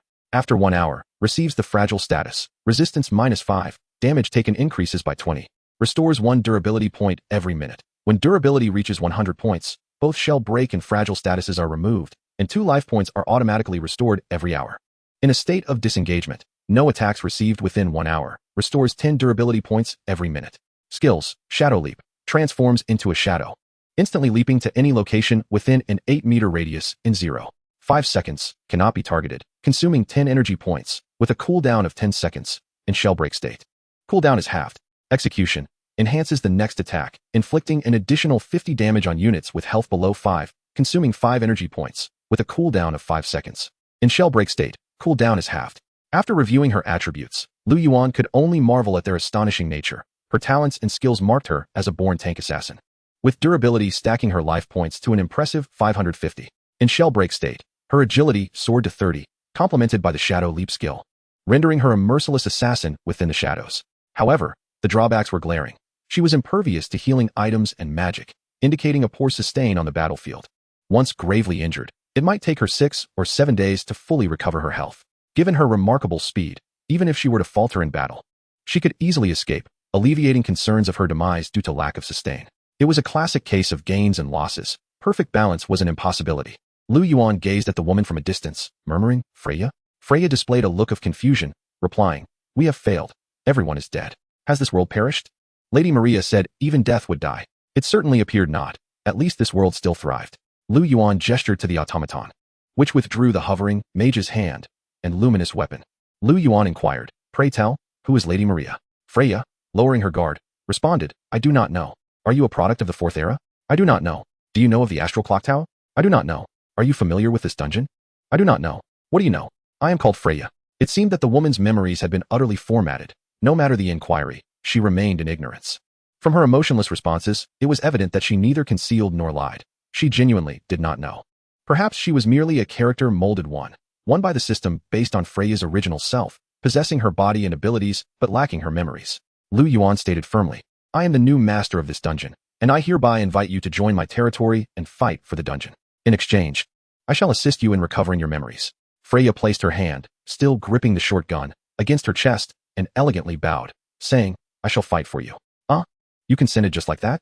Why is your agreement so readily given? Liu Yuan inquired, taken aback. Freya replied in her emotionless tone, I do not know. Well then, that's excellent. Not knowing is indeed favorable. Liu Yuan nodded in satisfaction, dismissing it. As long as she was useful, that sufficed. Knowing too much could be detrimental. As for the secrets she harbored, they could be unraveled gradually. Perhaps upon upgrading to a level 4 territory, she might recall something. Freya has joined your army. Freya. Level, 18. Loyalty, 100.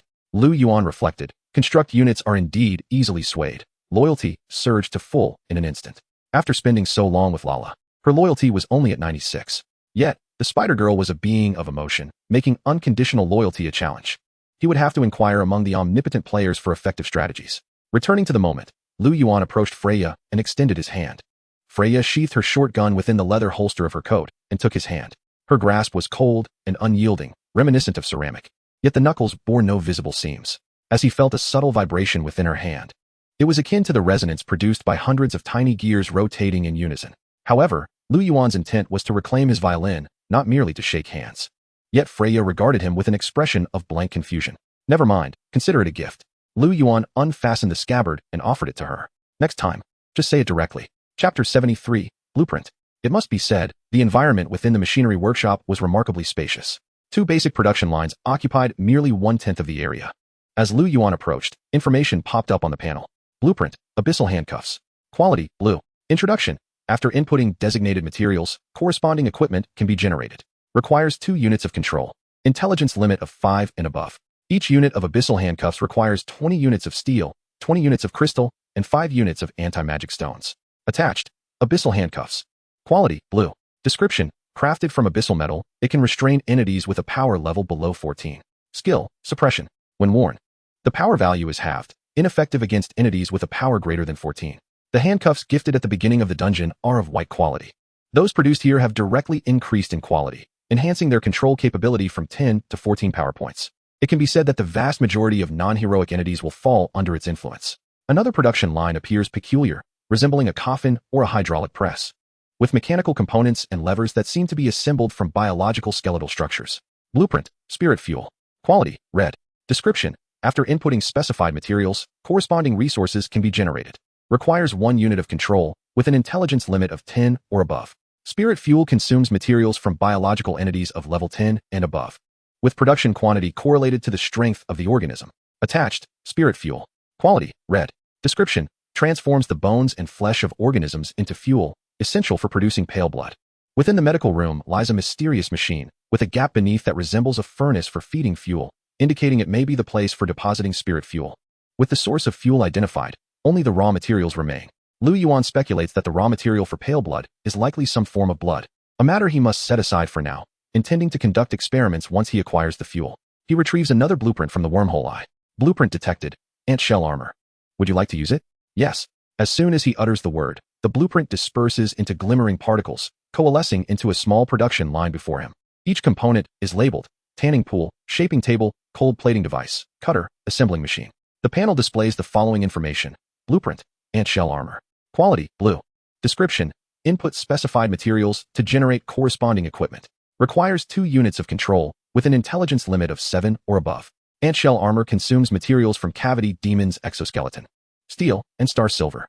Customization required. Attachment 1, worker ant shell armor. Quality, blue. Description, crafted from the exoskeleton of worker ants. It is lightweight and provides minimal resistance.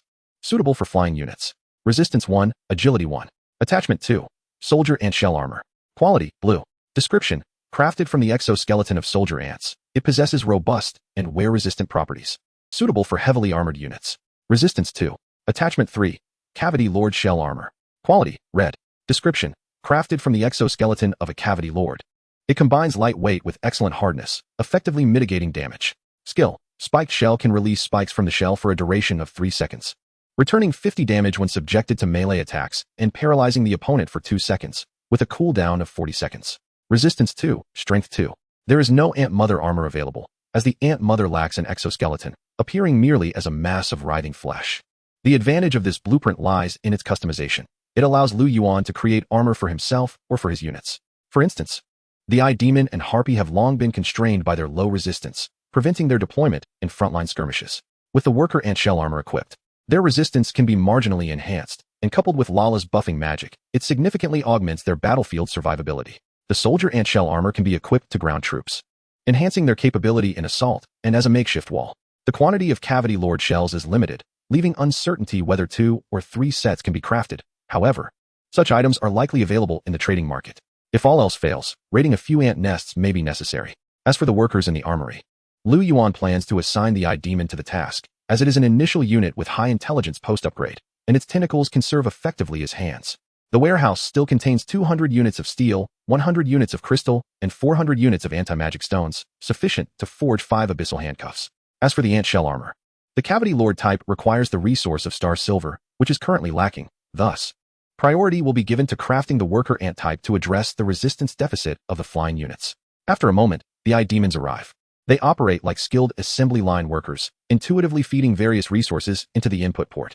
Subsequently, they control the production line, heating and forging the raw materials, while plumes of smoke are vented through the overhead exhaust.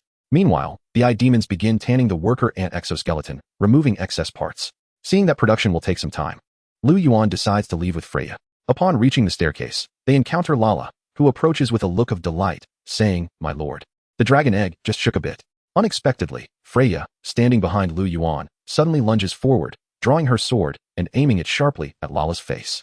In the face of this sudden turn of events, both Liu Yuan and Lala are momentarily taken aback. Freya's speed is astonishing, as she transforms into a shadow, leaping before Lala in an instant, her blade striking with the swiftness of lightning, nearly undetectable by the naked eye. The blade halts abruptly a mere centimeter from Lala's visage. "I can sense the aura of chaos," Freya declares. Liu Yuan is frozen for 2 seconds before he regains his composure and shouts, "Stop, Freya, she's one of us." Lala's eyes glisten with moisture. Freya, devoid of expression, states, "Chaos recognizes no allies, only the dying and the dead. Do you remember something?" "I do not know." Liu Yuan sighs. "All right, please sheath your sword. You frightened her." At his words, Freya retracts her violin into its sheath. Lala bites her lip, looking at Liu Yuan with a face full of grievance. "I truly apologize for startling you. I should have clarified beforehand. This is Freya from the armory, a hero I just recruited. This is Lala, also my hero. We are all allies here, and I hope we can coexist peacefully." Lala sniffs, retreating slightly behind Liu Yuan. Though she stands several heads taller than him, her instinct drives her to seek refuge behind him. Hello, I am Lala Bonrue," she stammers. Freya gazes at her coldly, as if scrutinizing prey. Liu Yuan explains, "Lala has merely been affected by the residual toxins of chaos. She is currently being suppressed by the essence of her soul. With sufficient pale blood, she can be healed, so please do not act impulsively." Freya seems contemplative. Pale blood. Indeed, does this ring a bell for you? Chapter 74, Mushroom Garden. Week 3, Thursday. Outside the dungeon, the sounds of stone being struck resonate throughout, accompanied by the silhouettes of those transporting stones. Constructing the garden cottage requires stone, and to remedy the shortfall, all goblins have been dispatched to quarry. As for the surrounding walls, repairs have been temporarily halted. Liu Yuan remains in the medical room, continuing his dissection of the lizard men. Through 2 days of research, his intelligence regarding the lizard men has finally increased by 7. Although he is not a specialist in this field, he possesses a modicum of knowledge regarding simple dissections, enabling him to perform basic organ localization and slicing, along with preliminary analysis of various physiological systems. For organs he cannot comprehend, he directly inquires with captured lizard men, tossing them a few pieces of beef jerky amidst their horrified gazes. Snake 7 and Snake 9 painstakingly recount every detail of their experiences with lizard men from birth to the present, with Lala diligently recording their accounts. Through these records, Liu Yuan finally clarifies the living habits and personality traits of the lizard men. This species exhibits remarkable survival capabilities and is ubiquitous across the main material plane. The bloodscale, lizard men migrated from the surface and have only stabilized for approximately 30 years. The habits and cultures of lizard men vary across regions.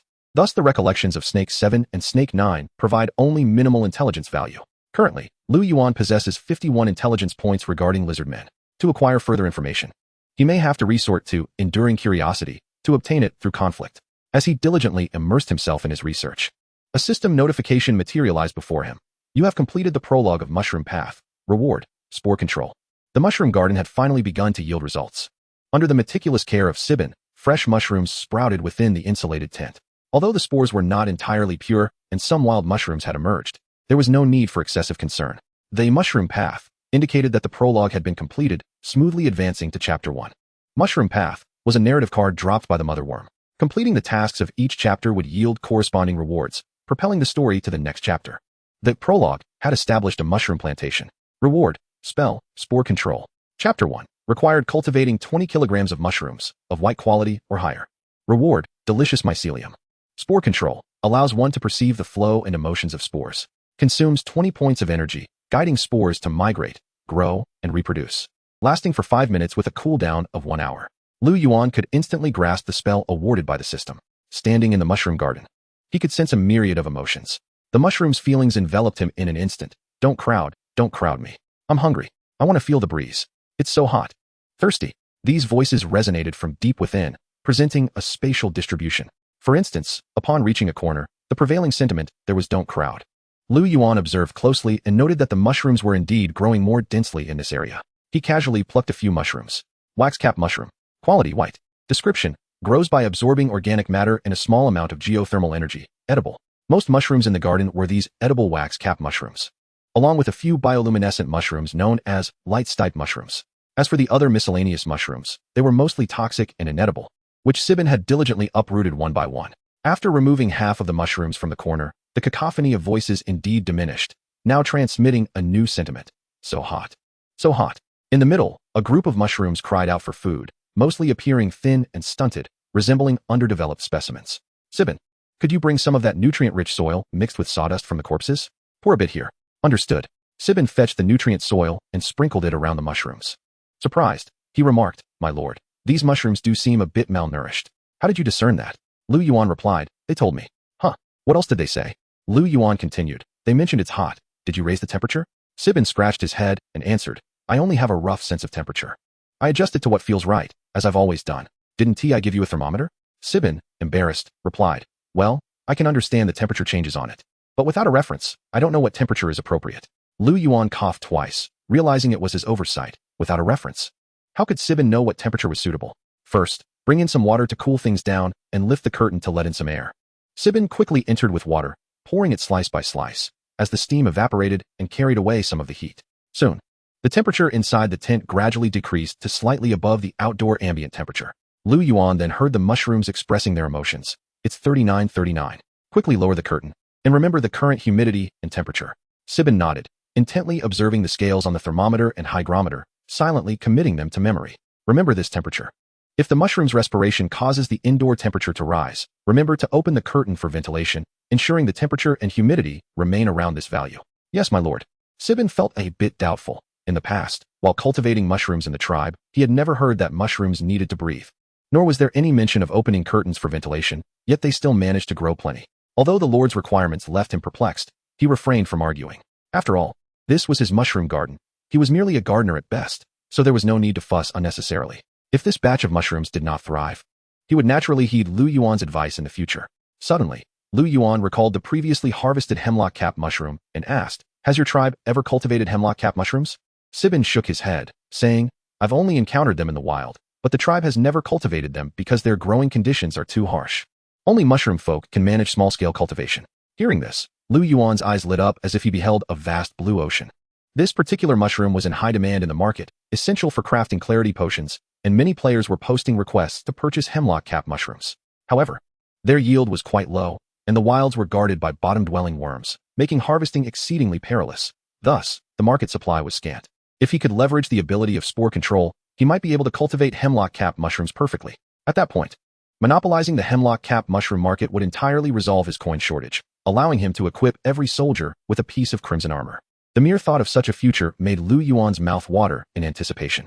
He swallowed hard and declared, "All right, I'll allocate an additional 1,000 coins to you. Please expand the mushroom garden. A new tent will be sent to you shortly." Sibin nodded earnestly. "Yes, I will surely complete the expansion task." Liu Yuan gazed at the mushroom garden and posed another question. "Isn't it a bit inefficient to only grow mushrooms on the ground?" Sibin inquired curiously. "Are you suggesting we plant mushrooms on the walls? Why not try growing them on the ceiling?" Liu Yuan elaborated. "I mean to construct a multi-tiered rack, layering soil on each level and planting mushrooms throughout." Sibin responded, "I once suggested something similar to the teacher who taught me to grow mushrooms. And what happened next? He kicked me in the rear." Chapter 75, Swordsmanship. Clang. The meat saw in his hand was parried for the fourth time. The sharp tip of the sword pressed against his throat. Freya sheathed her sword, her expression devoid of emotion. "You're far too weak." Liu Yuan seethed with frustration, his attacks completely lacking in structure as he swung downwards at her head. Freya leapt back to create distance, landing in a crouch to gather her strength. Taking advantage of Liu Yuan's overzealousness, she surged forward like a darting rabbit, her viola piercing precisely into the gap of his meat saw, her shoulder and elbow crashing forcefully into his chest. Liu Yuan felt an overwhelming force strike him, akin to being hit head-on by a motorcycle. His grip on the meat saw was shattered, and he spat out a mouthful of blood, his body flung backwards, leaving the meat saw dangling helplessly from the viola. In a mere 3 minutes, Liu Yuan had been disarmed. Lying on the ground, he pressed his hand to his chest, coughing incessantly. Having traversed through so many battles and close-quarter skirmishes, he had believed himself to possess considerable battlefield experience, considering himself somewhat of a veteran. Yet, against Freya, he could barely last 3 minutes. Clearly, she had not even exerted her full strength. It felt more like she had been holding back immensely. She moved with the grace and agility of a panther, effortlessly evading his every strike, regardless of its direction. In response to Liu Yuan's frenzied flailing, she exhibited minimal movement, dodging with pinpoint precision, even finding time to adjust her hair. Should they meet on the battlefield, he would likely be obliterated within moments. Freya flicked her sword, sending the meat sauce spiraling through the air, landing mere inches from his ear with a thud. She held her sword in one hand, her other arm resting elegantly behind her back, her figure tall and slender, resembling an insurmountable barrier. Lala scuttled over hurriedly on her 8 spider legs, gently helping him up. "My lord, are you all right? You have received the effects of a single target healing spell, restoring 30 health points. Perhaps you should rest for a while. Dinner will be served shortly." Lala presented a glass of water before him. After receiving treatment, he finally managed to catch his breath. Liu Yuan took the cup, rinsed his mouth, and spat out the blood-tinged water before handing the glass back to Lala. Slowly rising to his feet, he leaned on his knee, gasping, "Thank you. I'm fine, please continue." Concern was etched across Lala's delicate face. Was he truly all right? Her soft little hand rested gently on his back as she quietly invoked Holy Spirit's blessing and petrifying skin. Liu Yuan glanced at her and nodded, assuring her, "I'm fine, thank you." Lala picked up the meat saw from the ground and handed it to him, advising, "Don't push yourself too hard." "Rest assured," he replied. Bolstered by the enhancements, Liu Yuan wielded the blade once more, striking with determination. This was a special training regimen devised by Liu Yuan to enhance his melee combat abilities. Meanwhile, he did not neglect his arcane studies. After each bout of close combat training, he would nearly deplete his health points, only to collapse onto his bed, studying magic until his energy reserves were entirely exhausted. Lala's sister, Anna, had gifted him a tome of magical insights, which contained several spells, though he was yet unable to comprehend them fully.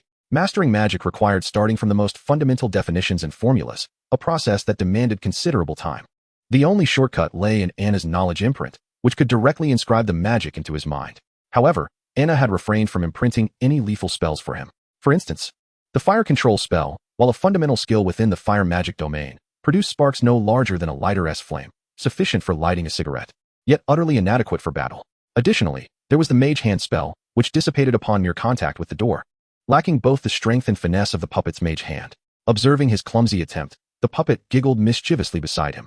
It then conjured a more substantial representation of the mage hand, effortlessly dispersing Liu Yuan's painstakingly summoned version. It was akin to building a sandcastle on a beach. While everyone had access to sand and water, the puppet could create castles, whereas he merely constructed a shoddy, illegal structure, an utter embarrassment. Liu Yuan glared at the puppet in frustration. The puppet turned its head, casting a taunting glance his way before reattempting to conjure the mage hand. This time, the process was painstakingly slow, beginning with the magical patterns, gradually transitioning to the flow of mana, and finally to the manifestation. As if disassembling the magic piece by piece for demonstration, Liu Yuan fixed his gaze intently on the spellcasting process, mimicking her every move, parrot-like in his imitation. Yet the hand he conjured shattered at the touch of the puppet's mage hand. The puppet erupted in laughter, as if to say, "What a fool." Liu Yuan poked her cheek, prompting her to pout adorably, her cheeks puffing up as she summoned a colossal hammer of radiant stone from the air. "Stop. My health is nearly depleted. Don't go overboard." "My apologies," she replied, softening her demeanor. In an effort to placate the puppet, he offered her a morsel of soul essence. Previously, Babu had gifted him 2 serpent folk, which he had been nurturing, precisely for the purpose of harvesting souls at will.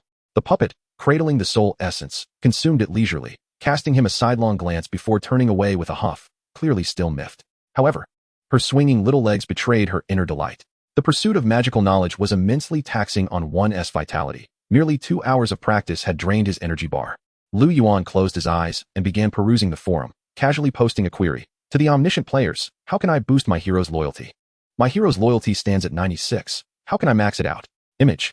The comments flooded in. "Simple, just send it over." "Wow, a giant spider? You have quite the unique taste." "To be fair, there's no need to max it out. 90 or above is sufficient." "What a beautiful face. More stunning than the elves around here." The timid expression paired with the fearsome spider. "Brother, you truly understand contrast." "I can manage. Sorry, I made a mistake regarding the spider legs. Humans shouldn't at least be so careless. My sister stepped on me." "Don't listen to him, OP. A loyalty of 96 is already quite high. My starting hero, after extensive training, only reached 85. Is it just my hero who has less than 80 loyalty?" "You are not alone. Clearly fishing for compliments. Do you really believe this?" "Hilarious. All 3 of my heroes have max loyalty. I'm not bragging." Is your hero undead? As far as I know, only the undead have max loyalty. This guy is just boasting. It's akin to playing a gal game. You have to gradually build affection and follow a guide. Of course, I'm no shut-in. I know nothing about this. Loyalty isnt crucial. My succubus has a loyalty of 78 and allows me to act freely. I don't believe it unless you post a picture. Add me as a friend. I'll stream it for you. Big shot, I want to see too. So do my friends. As the thread devolved into chaos, Liu Yuan decisively logged out. Chapter 76, Employment. Upon awakening from a restful slumber, Liu Yuan discovered an anomaly in the warehouse resources, not a depletion, but a surprising abundance. What could be the cause? How had so many stones materialized in the storage? And what was this shadow steel? Liu Yuan halted the wooden shield and inquired, what is going on here? Given the previous work efficiency, where 200 stones a day was already considered an impressive feat, waking up to find an additional 300 units of stone and 20 units of shadow steel raised suspicions. The wooden shield scratched its head and replied, I'm not too sure either. While you were asleep, a group of unfamiliar goblins arrived. Unfamiliar goblins? Indeed. Liu Yuan nodded thoughtfully.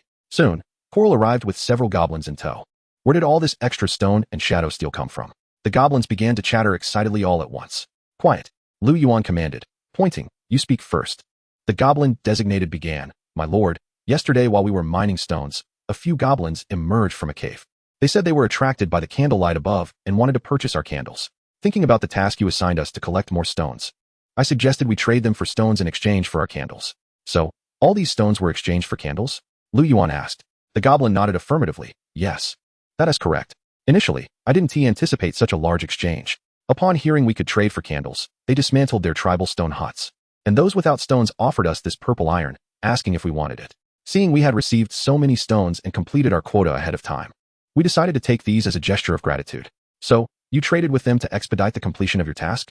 Liu Yuan inquired. The goblin nodded again. Liu Yuan pondered the implications of this situation. On one hand, they merely sought to complete their tasks swiftly and even exceeded expectations, acquiring an additional 20 units of shadow steel. On the other hand, their actions of engaging in trade without his consent raised concerns about the nature of such behavior. Perhaps he had long neglected to genuinely consider them.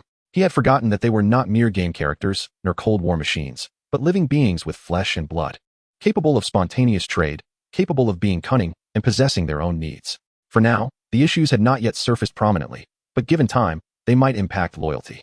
It might be prudent to establish a market mechanism internally, allowing his soldiers to engage in exchanges and procure goods from outside.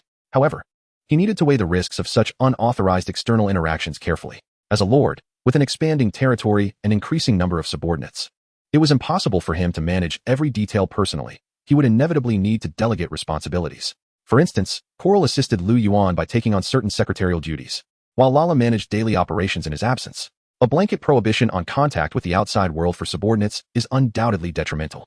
Yet a complete relaxation of such measures seems equally impractical. It is imperative to explore a feasible boundary moving forward. For the time being, Coral, please disseminate the following directive. No transactions with outsiders shall occur without prior authorization. Any trade requests from the external realm must be reported to me immediately. Do you understand? Liu Yuan turned to the Kobolds and inquired, have you comprehended my instructions? Yes, my lord, they replied in unison. Now, lead me to the Kobold tribe you mentioned. Liu Yuan summoned Floria and, accompanied by 10 Kobolds and armed with a dozen candles crafted from earth wax, set off. Guided by the Kobolds, they navigated the labyrinthine passages of the mine, at times requiring a crouching posture to squeeze through the lowest rock formations. After nearly 20 minutes, they finally reached their destination. What could be described as a tribe was more accurately a vast cavern. In the center lay a small space of about 7 to 8 meters, with several smaller openings radiating from it, each housing a kobold. From the brightest opening directly ahead emerged an unfamiliar kobold. You are the ones who came yesterday to sell candles? Upon seeing the kobold behind Liu Yuan, a seller of candles, his face brightened with joy. I quite like your candles. Liu Yuan replied, I'm glad to hear that. We have plenty more. My name is Liu Yuan, and I am their lord. I've come today bearing candles as a token of our first meeting. Upon finishing his statement, he produced 5 candles and extended them forward, instantly igniting the interest of the surrounding kobolds. Greetings, my lord. I am Chu Iron, the leader here. Chu Iron's tone grew warmer as he accepted the candles. Liu Yuan inquired, might you possess any peculiar stones, those of various colors or exceptional hardness? I am willing to trade candles for them. At this, the surrounding kobolds erupted with excitement, rushing into the caverns to retrieve unusual stones. Indeed, we certainly have some. Chu Iron declared, I shall go and search. We may lack many things, but stones are not among them. After a while, the small space was filled with stones to the point that Liu Yuan found it difficult to navigate. I'll take this one. You can have a candle in exchange. This one won't do, nor will that one. Ah, this is splendid. Here is your candle. The owners of the selected stones leapt for joy, while those whose stones were not chosen wore looks of disappointment. It's not that there are no good stones left, it's simply that I have run out of candles. Holding up a piece of shadow steel, Liu Yuan gestured before them, saying, for now, I shall accept only this many. Remember this type of stone, should anyone discover it. They may bring it to me, and I will trade for as much as they find. Oh, oh, excited shouts echoed through the cavern. Once the kobolds returned, each carrying their remaining stones, Chu Iron pulled Liu Yuan aside and said, my lord, I actually brought stones to your territory yesterday and observed its formidable strength. Therefore, I wish to bring my tribe to join you, provided you grant each of us 10 gold coins per week. Would that be acceptable? Chu Iron wishes to join your territory. Will you accept? How many kobolds do you have? Liu Yuan inquired. Not many, just over 80, Chu Iron replied. I cannot accept. This was a thought directed at the system. Addressing Chu Iron, he continued, if you find yourselves in peril, feel free to seek my protection. But for now, joining my territory is not feasible. The primary reason was the population cap of his territory. Adding 80 kobolds would be a considerable strain. Furthermore, the prospect of managing their wages, especially with their audacious demand of 10 gold coins weekly, was quite absurd. Many of his own subordinates were yet without gold. Chu Iron appeared somewhat disheartened. Thank you for your protection. By the way, if you discover stones, you may transport them to my territory for sale. Speaking of which, do you know where I might find an iron mine? Chapter 77, The Little Elves. Iron mine. Chu Iron paused, then replied, I do know of a certain location, but I'm afraid you may lack the courage to mine there. Oh, where might that be? Liu Yuan's interest was piqued as he retrieved a map from his compound eyes, one left to him by Marcus. After studying it for a moment, Chu Iron remarked, I cannot decipher this map. Liu Yuan explained the specific markings and symbols to him. Chu Iron pressed his finger onto the small river depicted on the map, then traced it upwards until reaching a fork, where he turned left and continued for a distance. Yes, this is the place. He marked a small circle on the map with his finger. This mining area is quite extensive. The best veins are controlled by several powerful factions. The outer regions are governed by a coalition of minor tribes, which do not allow outsiders entry. Who controls this outer area? Liu Yuan inquired. That I cannot say for certain, but it's rumored to be quite chaotic, with creatures such as gnolls, lizard folk, serpent folk, and minotaurs roaming about. Liu Yuan nodded in gratitude. This visit had yielded significant rewards. He had exchanged candles for 10 units of shadow steel. Had he not run out of candles, he could have acquired even more.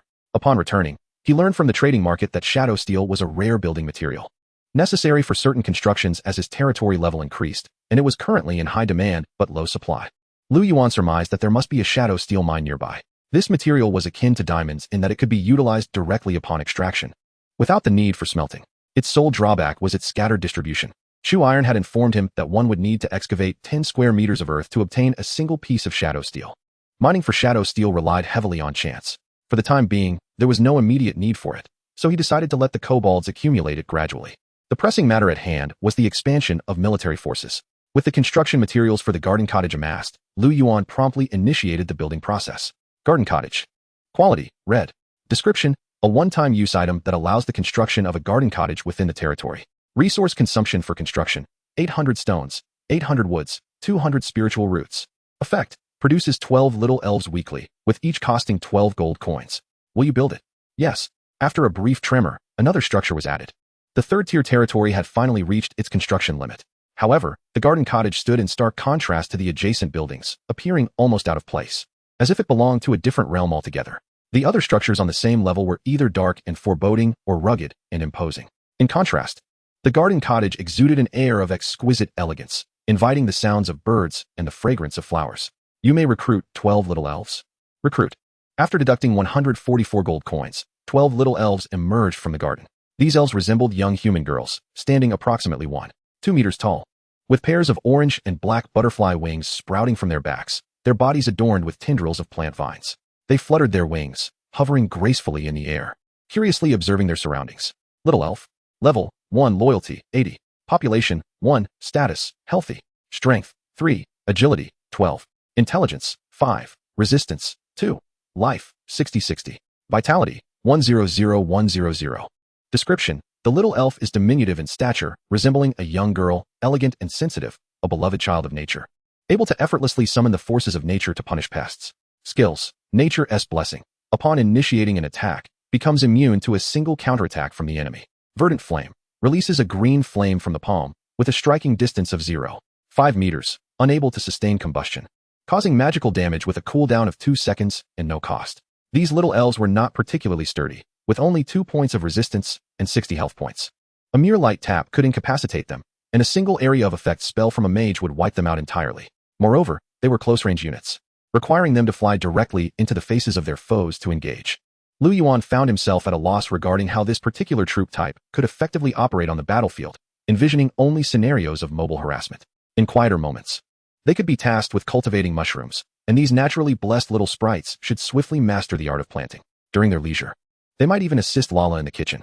The sprites flitted joyfully behind Liu Yuan, their flight resembling a graceful dance, akin to butterflies fluttering in the breeze, as they hummed an elegant melody.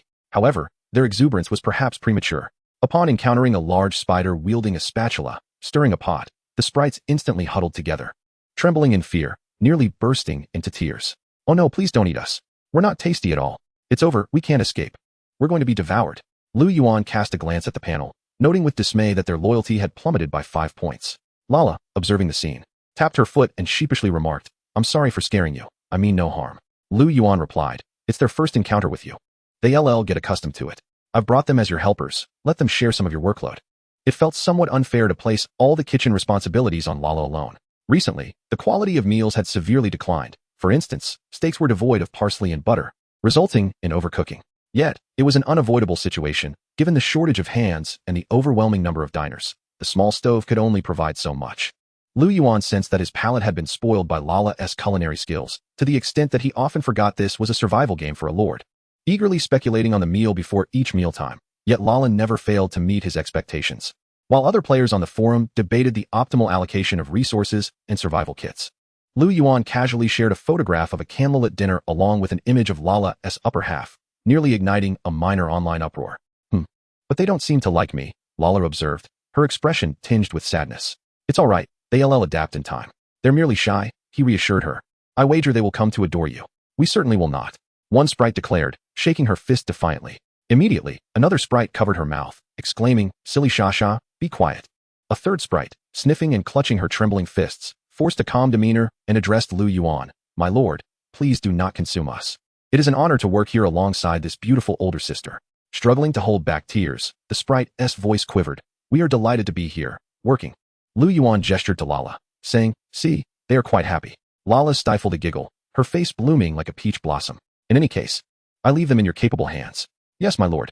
After Liu Yuan departed, the sprites huddled together in a corner, trembling. One brave sprite stepped forward, pointing at Lala and boldly declaring, "We are not afraid of you." Lala, holding the spatula, gently replied, "Could you please fetch me some parsley?" "Oh." The sprite darted away, retrieving the parsley from the basket but dared not approach Lala, placing it 2 meters away on the countertop. "Thank you. No, it's no trouble at all."